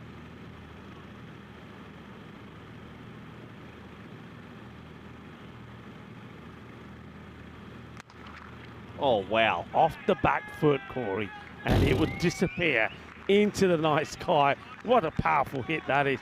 And, well, DDC saying, well, bye-bye, anything you can do, I can do as well, even though I'm half your size. Ridiculous leverage from DDC, and that's probably one feature to his game that I think a lot of people around Europe enjoy watching, is how this boy can hit it over the offside, off the back foot, punching. And that was a huge 6. So the 50's up, another 50 partnership for these two. That's well dug out. Fullest Yorker length delivery. And end of the over, so 54 of the first 3 overs. And they're on their way here, needing 84 more, or 42 balls. You can see the difference in the power play. And it wasn't a good one, was it, for Independent CC? They were 21 for 4. But what was good is the way they fought back. Yeah, absolutely. They did fight back in those sort of middle to late overs. So 54 off 3. Looks like they're going to stick with Pete Field here. I actually like that decision. He's the more senior bowler. And I think that if you are going to win this game, you need your senior players to step up. The power play has ended, so the field will spread. More an opportunity to maybe get a catch in the outfield. He did go for 20 in his first, but he is one of the leading men in this attack.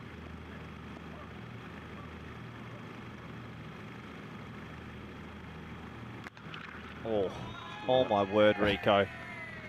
That is ginormous. That has gone over the net by a long way. And I think Bubba just with a cheeky smile to DDC said, yeah, I got that one pretty good. The look on DDD's face, I mean, he can't believe it, because he's actually reaching for this. If you actually look at his technique, he has this, his bat's low, he has this little shimmy before the ball's popped. I don't know how you'd surmise Mohamed Babar, to be honest. The guy is just a genuine freak, especially at T10. And he's 40 off 12, and honestly, just powerful. Okay, Will Peatfield, what will he try next? And, shot. I mean, it's just amazing to watch, isn't he? Because, like you say, I mean, we know, I mean, you mentioned he can be a bit of a freak, so he can come up with some amazing and brutal hits, but then he still can play shots like this, and this is top draw. And that's him reading the room as well. He knows he overpitched the ball before, so he goes, I'll hang. That's him thinking, I'll hang back a bit, get the ball and just work it. He's now one ball away from a rapid 50, and Pakakea already on 64 for none. Okay, tries to give himself a little bit room this time and gets beaten. So yeah, he's on 44. Don't forget he picked up 3 wickets as well. Babar. Question in the chat, just asking if there was any dew in the night games. No, we get a little bit, but we actually sometimes get it in the morning. We used to have the early starts. Yeah, when we had the early starts, it was like a slippery slide. Yeah, I mean, there is a little, because as I mentioned before, there's a big temperature drop from when we're here during the daytime. This is another one that's going to be, it's 4 runs, 1 bounce 4, so this one doesn't fly over the boundary. That's Cuatro Carreras. So again, this one not quite where he's wanting this to go, but they all count on Babar. He gets closer. 1 bounce 4. Alistair Priddle still working hard out there. The ball's followed Alistair today, hasn't it? He's been everywhere, Ali. He's been absolutely everywhere. He's been all around the ground. 70 required third. They've put another man back there, so they've got a third man, a backward point, a deep cover point, a mid-off in cover in the ring. So Independence just trying to find something that will work here. That's not going to work. That's 4. That's his 50. Mohamed Babar is in Baba form. 52 not out of 16. Well, what a wonderful knock. Bahut badaiyan. Mohamed Babar ne apni half century puri kar li. He is just in amazing form at the moment. And of course, a lot of these Pakakea Barcelona players will be blessed with the fact that they played a lot of cricket there at the start of the season in Barcelona in the European Cricket Series. And Babar probably didn't play that much there, but he's been in good form. Whenever he's called up to Spain T10s but for finals days for Pakakea, I think his last innings at the ECS, he hit 100, didn't he, in a losing cause, and that knocked them out. So whenever he comes, he just whacks it. He took 3 for in this game as well. He's missed out on this one. So that's the delivery. That's the plan they've got here. That's why they put 2 fielders back there. A sort of pretty straightish third man and a wide third to try and get him to play that uppercut shot and try and see if they can pick up his wicket. He plays and misses and ended 4 overs. 72 without loss. Snarly Sausage in the chat says Bubba, the Chuck Norris of ECN. He's a destructive fellow, is Mohamed Bubba. Let's not forget, he's got a cheeky 3 for 16 tonight. So he's win or lose. You'd imagine he's getting player of the match in this one. And they're going to the well Independence here. They're going to stick with the left arm off spin. So I actually like the captaincy here. They're saying we're going to bowl our best at the top and we need wickets, so why not? Yeah. Might get a cheeky Snell. Dingot direct hit might be tight, but DDC will get through for 1.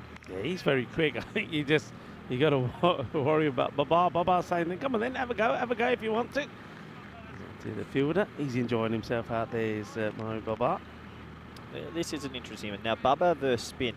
Sometimes it goes the distance, sometimes he can miss it. Batting. He's played that well, hasn't he? Plays the sweep shot beautifully. A lovely shot. And I think a lot of people in the fan zone are enjoying this knock from Babar. Of course, he's got a reputation. As you mentioned, he is an MVP. So we know all about him. And we know all about him on the European Cricket Network as well. He just makes things happen. There's Babar.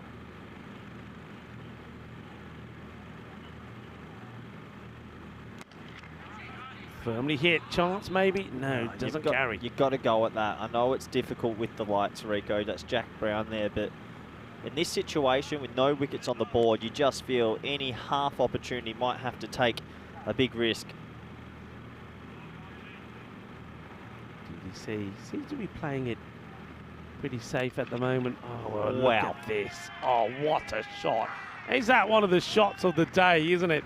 I mean, this is just outrageous, the timing and the distance that he gets from this shot. Well, yeah, Ashwin says, did you like that? Oh, yeah, I loved it. Here we go. That, for me, is the Andalusia shot of the day. If you're a cricket purist, you like that. Inside out, check driven. over cover for 6. Lovely shot from DDC. Well, I hope Vinny's watching because he's going to be in the ECN studio tomorrow. It's not a safe place to be. And now, well, he plays this one away beautifully as well. Cuatro carreras más.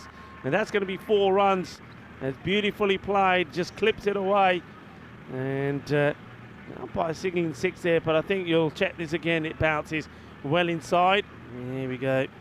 Watch that. And that's 4 runs. Miles inside. So 4 runs, and they'll have to reverse the decision there. DDC tried one of those shots earlier in the innings and got it all wrong. This time he clipped it beautifully. So he's 28 off 10. Babar's 57 off 19. Hey, it looks pretty cozy in there. Does look cozy. Can we get one of those heaters up here for the night matches? I'm just happy to take the single. Well, there was me saying that DDC looks pretty comfortable just staying at the other end and admiring what Babar was doing. And then he comes back with 2 exceptional shots himself. So the hoodies are on over there. They've got the fire that's blazing as well. And well, 5 overs in. Oh well, lights, camera, action, buddy. Lights, camera, action. Well, they actually, Spring Media finally put Comcam on when they're meant to. But hello, everyone. We've just been blinded by the light. About batting prowess. It's a joy to watch when you see 2 people in full flow. Yeah, it is. What you're seeing here, and it's for me, it's like you got Mohamed Babar, who is he's just a beast, isn't he? And he crunches the ball to all parts of the ground. And then you got somebody like DDC there with him, who is somebody who can play the shots out of the manual.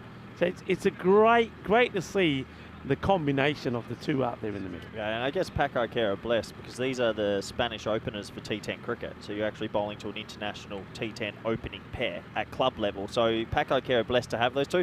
I still think in this competition, for what I've seen from the Austrian champions, I don't think Paco Care are just they're going to get through this group. I think if Independence were to put the perfect game together, maybe even Talon Stallions on their day. But from what I've seen for the day 1, I think the Austrians have been the most impressive side. Yeah, okay, so Donnerstadt, they played some good. Thing with Donnerstadt is you have to say, that style of cricket, it does work, but there's always a time when it backfires, right? We've seen that. So, will it happen this time round? Will it happen in the group stages, or will it go all the way through? We'll have to, Is it match 2 tomorrow? Is Donnerstadt versus Paco Care? Donnerstadt match 2 tomorrow. That's a big match. Pull the popcorn out, because that is literally 2 heavyweights of T10. That is going to be a chaos game, and I think the winner of that will more than likely take top of this table. But yeah, match 2 tomorrow. Make sure you're tuning in. Yeah, don't forget Donnerstadt. They have picked up all the points so far available to them. So 49 required off 30. Still 5 overs to go. So Letitia has the ball in hand now. Bowl some right arm off spin, sort of some little away swingers with the arm ball from time to time as well. Okay, Letitia going to come and have a bowl, see if you can get a breakthrough straight after the strategic timeout. A couple of people in the chat asking about Mohamed Babar's age. Can confirm he is 39, I believe. 37? 39, something like that. You just said you could confirm. Can confirm. He's a giant man, Bo. Shall I check for you? Yep. All right, I'm going to check. Letitia again. Pushed into the offside and tight single. I reckon he would have been run out there. That could have been an opening for Independence, but he misses the stumps.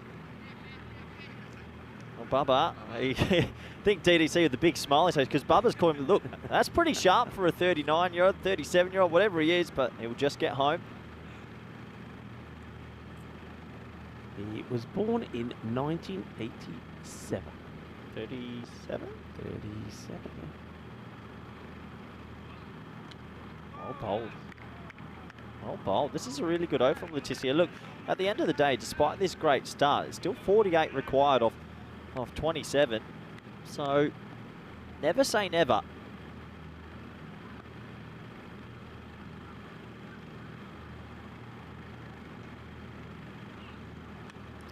Wow, it's a wide delivery. I think that's the ball that he's trying to get Babar to be coming out of the crease. That's what this was about, trying to get him stumped. But Babar keeps that foot firmly planted. They're thinking of a way to break this partnership. It's okay from Letitia. I mean, Look, you keep it still at this. I know it says 98% chance. I don't think it's a 98% they win this still. I know they've got 10 wickets in hand, but if you can get a wicket, get someone out there, they play a few dot balls, all of a sudden the game just shifts a little bit. Oh, that doesn't help. Nah, it doesn't. And that's the thing. And that's what I was saying about this combination. So Babar, you know what he can do. And just then, you know, Babar, he's bogged down a little bit. He doesn't get anything away from those first 4 deliveries, legal deliveries there from Letitia. They change the strike over. And DDC says, okay, if you're not going this time, I'll go. Do me a favour, have a look at DDC stats for me, Rico. I know you're good at all the statistics out there. As we get the last ball of the 6th, can Letitia get out of this over with no more damage? He can. Good over from Letitia. That's 6 overs complete, 98 for 0. Okay, what do you want to know? Yeah, how many? He's played 42 innings and he's got 11 half centuries because there's one this morning, but he averages 45 in T10, striking at 220. So we're talking about a player that has just, and all of his innings, remarkably, Rico, are at Cartama Oval. Yeah, he doesn't play in ECSs around because he's played either just here or here. So it's almost like he's second home. He loves batting here and he's looking good. He's another one. I remember the first few knocks that I saw him have, and you could see that, you know, very much playing the one-day game, limited overs game, but he adapted so well.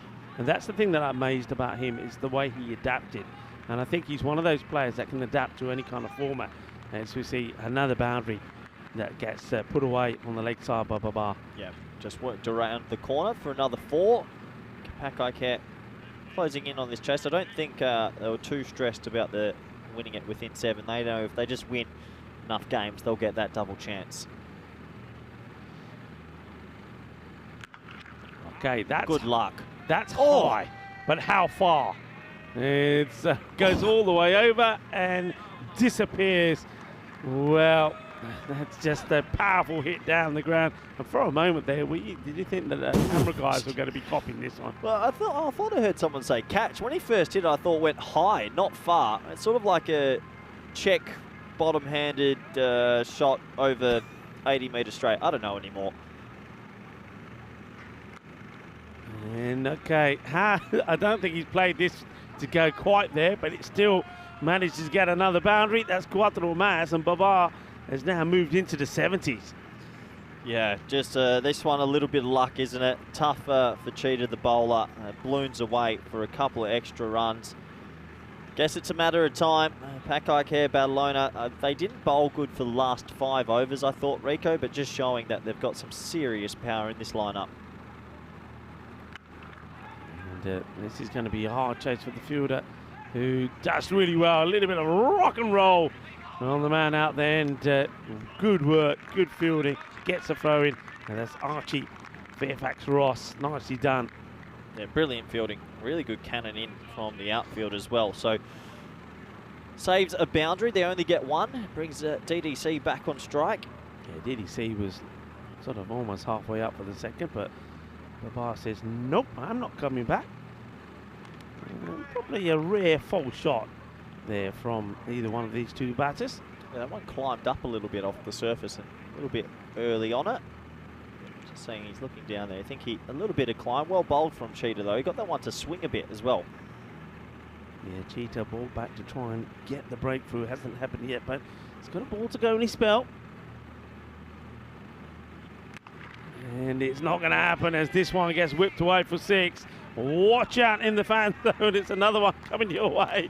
And they're enjoying things at the moment, aren't they? They seem pretty relaxed. There's a nice shot there from DDC, who is, well, approaching a half century of his own. Another potential half century at Cartama Oval for DDC around the corner. This is what's coming up tomorrow. Independent CC taking on Talent Stallions. Then probably the biggest game of the day. Fair to say, match 7. 2 powerhouses in this format, followed by Crosby and Independent CC. Pakai Care again against the Talent Stallions. And Donnerstadt versus Crosby under the lights. Yes, some cracking games coming up tomorrow. And, well, one thing we have seen, especially, I mean, Independence, they go into that match Mat 6 against Stallion Stallions. Remember the Stallion Stallions, well, if you didn't know who they were, everyone knows who they are now after they put 221 on the board without losing a single wicket. And, well, if they wanted to, we know that they could have easily have changed the record. I think the boys are having a bit of a laugh there with Mocham in the tent. A pretty relaxed group at the best of times. Anyway, we've got 3 overs to go. The openers have clicked tonight. 19 off 18 required. It's played away. Okay, a single. I suppose the good news here for Independence so far, they'll take a point if they've got a point. Yeah, and look, it's an important point. You never know if Crosby play a perfect game tomorrow or net run rate somehow falls into it. They'll at least go home with 1.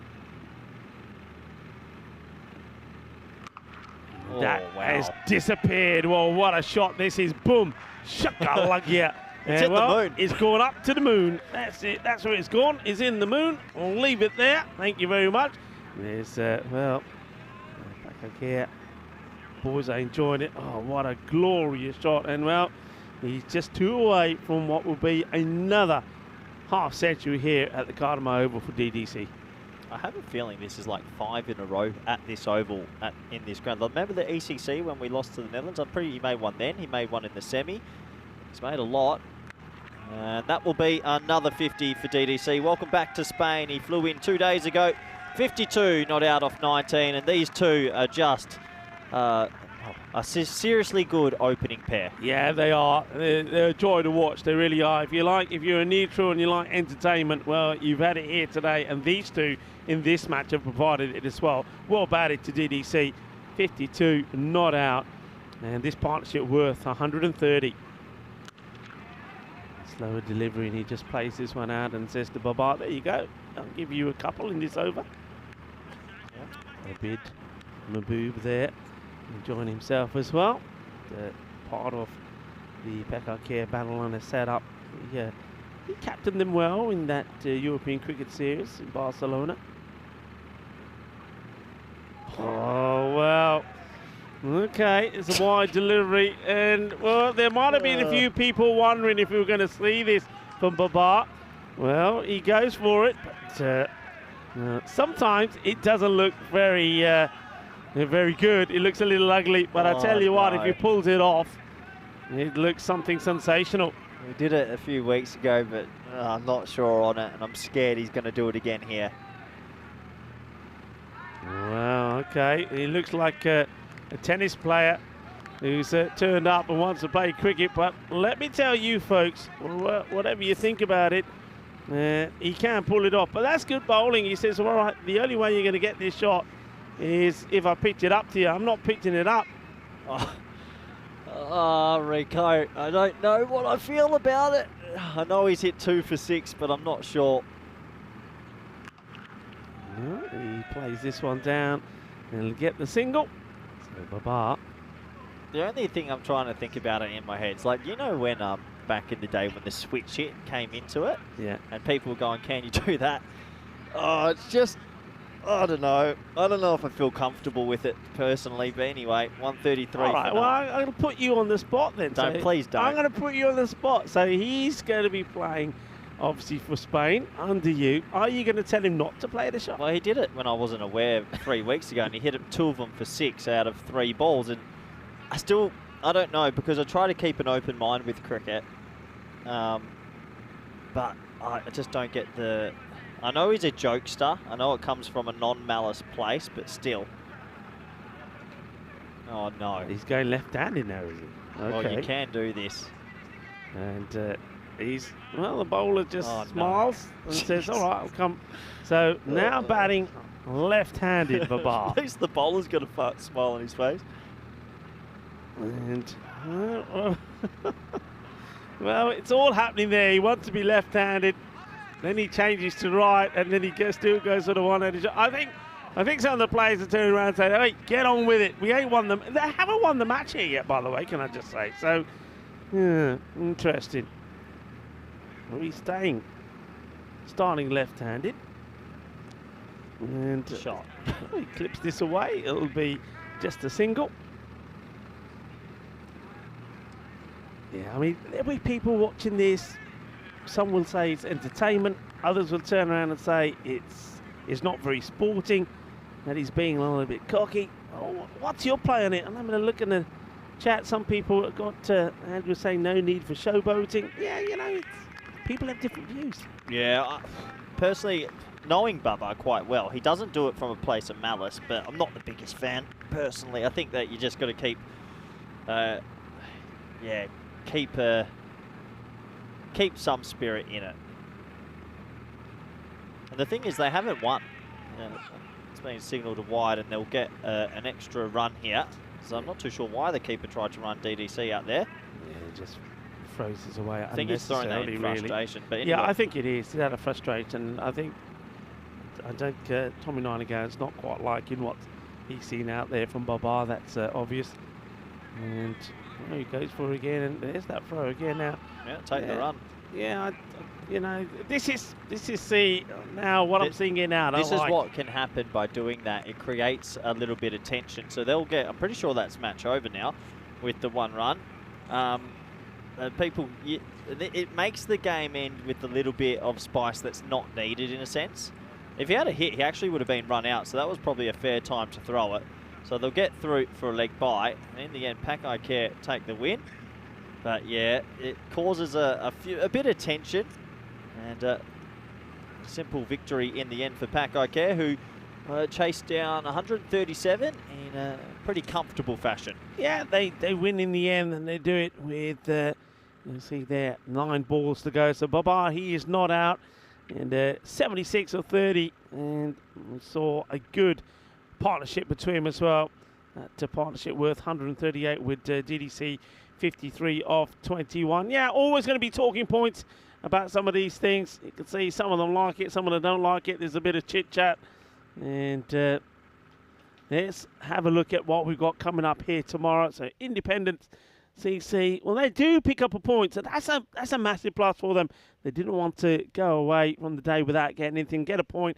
They're up against Telling Stallions, who got a good win earlier and also picked up all 4 points from their win earlier against Crosby. So that'd be a good one. Donnerstadt and Pakai Care battle on it, though. I think that is going to be the exciting match tomorrow. That already there sounds like that's going to be the one that decides who could be finishing top of the table. Certainly those two are looking to finish in the top 2. Crosby then take on Independence. Crosby haven't been able to pick up any points at the moment, so that's going to be a crunch match there for Crosby. And then we've got Pakai Care Badalona taking on the Telling Stallions. And Donnerstadt will finish the group matches off against Crosby. And then we'll know exactly what is happening on finals day. Well, it looked pretty exciting out there. It was lovely to see the moon, the real moon that was. And it was pretty exciting to see this partnership between Mohamed Baba and DDC. Baba got off to a flyer, hitting the ball beautifully. We saw him hit 6 sixes and 8 fours on his way to 76. And DDC 5 sixes and 4 fours on another half century for him as well, 53. Yeah, another half century. So good, well batted from DDC, who was playing sort of the second fiddle, but Mohamed Baba ended up on 76 off 30. DDC 53 of 21. And we talk a lot about 137 potentially being one of those difficult nighttime chases, but these two made it look pretty easily. I can see a lot of people in the chat. It has caused a lot of chat. I think that some people will say yes, some people will say no. It is all part of the game, but obviously I do think there's a degree of where you want to show a bit of respect to the opposition. So that's probably where it will come into. But overall, let's focus on the main part of the game. And Independence, who put on a good score, just couldn't get the wicket they needed. Yeah, that's right. I mean, they tried, didn't they? They tried all sorts of things, and I suppose there was that one opportunity, wasn't it? And it just didn't quite take it. And yeah, this is what other people are talking about. Also, I got to say, I mean, if he played one shot, pulled it off, fair enough. But what we saw there, most of it sort of looked pretty ugly. And I think when he then started to be left-handed to the right, yeah, you know, maybe there is a place for it somewhere. But I'm a bit like you, maybe. I'm not a fan of it. But then at the same time, if he tried it once and he smashed it for a big 6, we would have been up and about. But you can see mixed feelings for people watching around the world, and also some of the people that are there on the group. But the main thing is that Pakai Care Badalona, the Spanish champions, they do get another victory But this time, they don't pick up all the points. They do surrender one of those points to Independent CC. And I think, you know, based on that performance, the way they rallied round with the bat and they managed to get to 137 after being in not the best of positions in the power play, I think fair play to them. I think they deserve that point. Yeah, they did deserve that point because of the runs they made from Nightingale. We look at the bowling figures, Rico. Unfortunately, it's the wickets column that are no wickets, and that is always difficult to win. Some of the economies were okay. Nathan Letizia maybe could bowl some spin a little bit earlier, but overall, they just ran into two batsmen in good form. Yeah, it's been a day of batting, though, hasn't it? I mean, what a day that we've had. There's the Matt Sumby there. And, of course, remember, as you join us in the commentary box here, we've got plenty of action for you still to come. We've got the highlights of the day, and there's some serious highlights. But, yeah, definitely been a good day for the batters here today. Yeah, it's been a probably out of the whole tournament, the biggest batting day. The runs flown, we saw 221. This morning I saw the Austrian-based side put on 130 runs in their last 6 overs. And since that moment, it's just been runs galore. And that usually happens from the commentators' end. We swapped ends today, and I was surprised to see that. So it's an interesting group, but it seems like a batting-dominated group. Yeah, you touched on the point there. I mean, we did swap ends, and I always normally say that this end that we're from here maybe gives the bowlers a little bit more bounce. Well, we've seen 2 centuries here today. And Iqbal Hussain for Donnerstadt scored a fine 120. And then we saw Ghulam Abbas there blast 100 as well. And we almost saw the 2 batters there put a 200 partnership together, both score hundreds. We saw Faraz Abbas just losing out, finished on 96. So what a high scoring day. And that was a 221 run opening partnership. And then we just saw a 138 partnership here. So good day for the batters. Good day for the batters, and I guess going into day 2, it's going to be about how the bowlers adjust and try and limit the pressure. But it just shows, I think, any scores can be chased in this tournament. Yeah, it does show that, and I think it's going to be an interesting day. Everybody's had a chance to look at each other here today, and I think some plans will have to be put into place. We're going to see that tomorrow. It's going to be a very exciting, interesting day. But a great here today. Running out of time. It's time for us, obviously, to say our good nights. But I want to say a big shout out to everybody involved here. I think the umpiring was once again spot on. Well done to the men in black. Well done to Spring Media as well. And of course to everybody around the ground, but most importantly to our fans around the world. Thank you for watching. Thank you for your support. It's time for us to say goodbye. I always like to say be good, be kind, be safe, be happy. Shukriya. Thank you for watching. Hasta mañana, mi familia.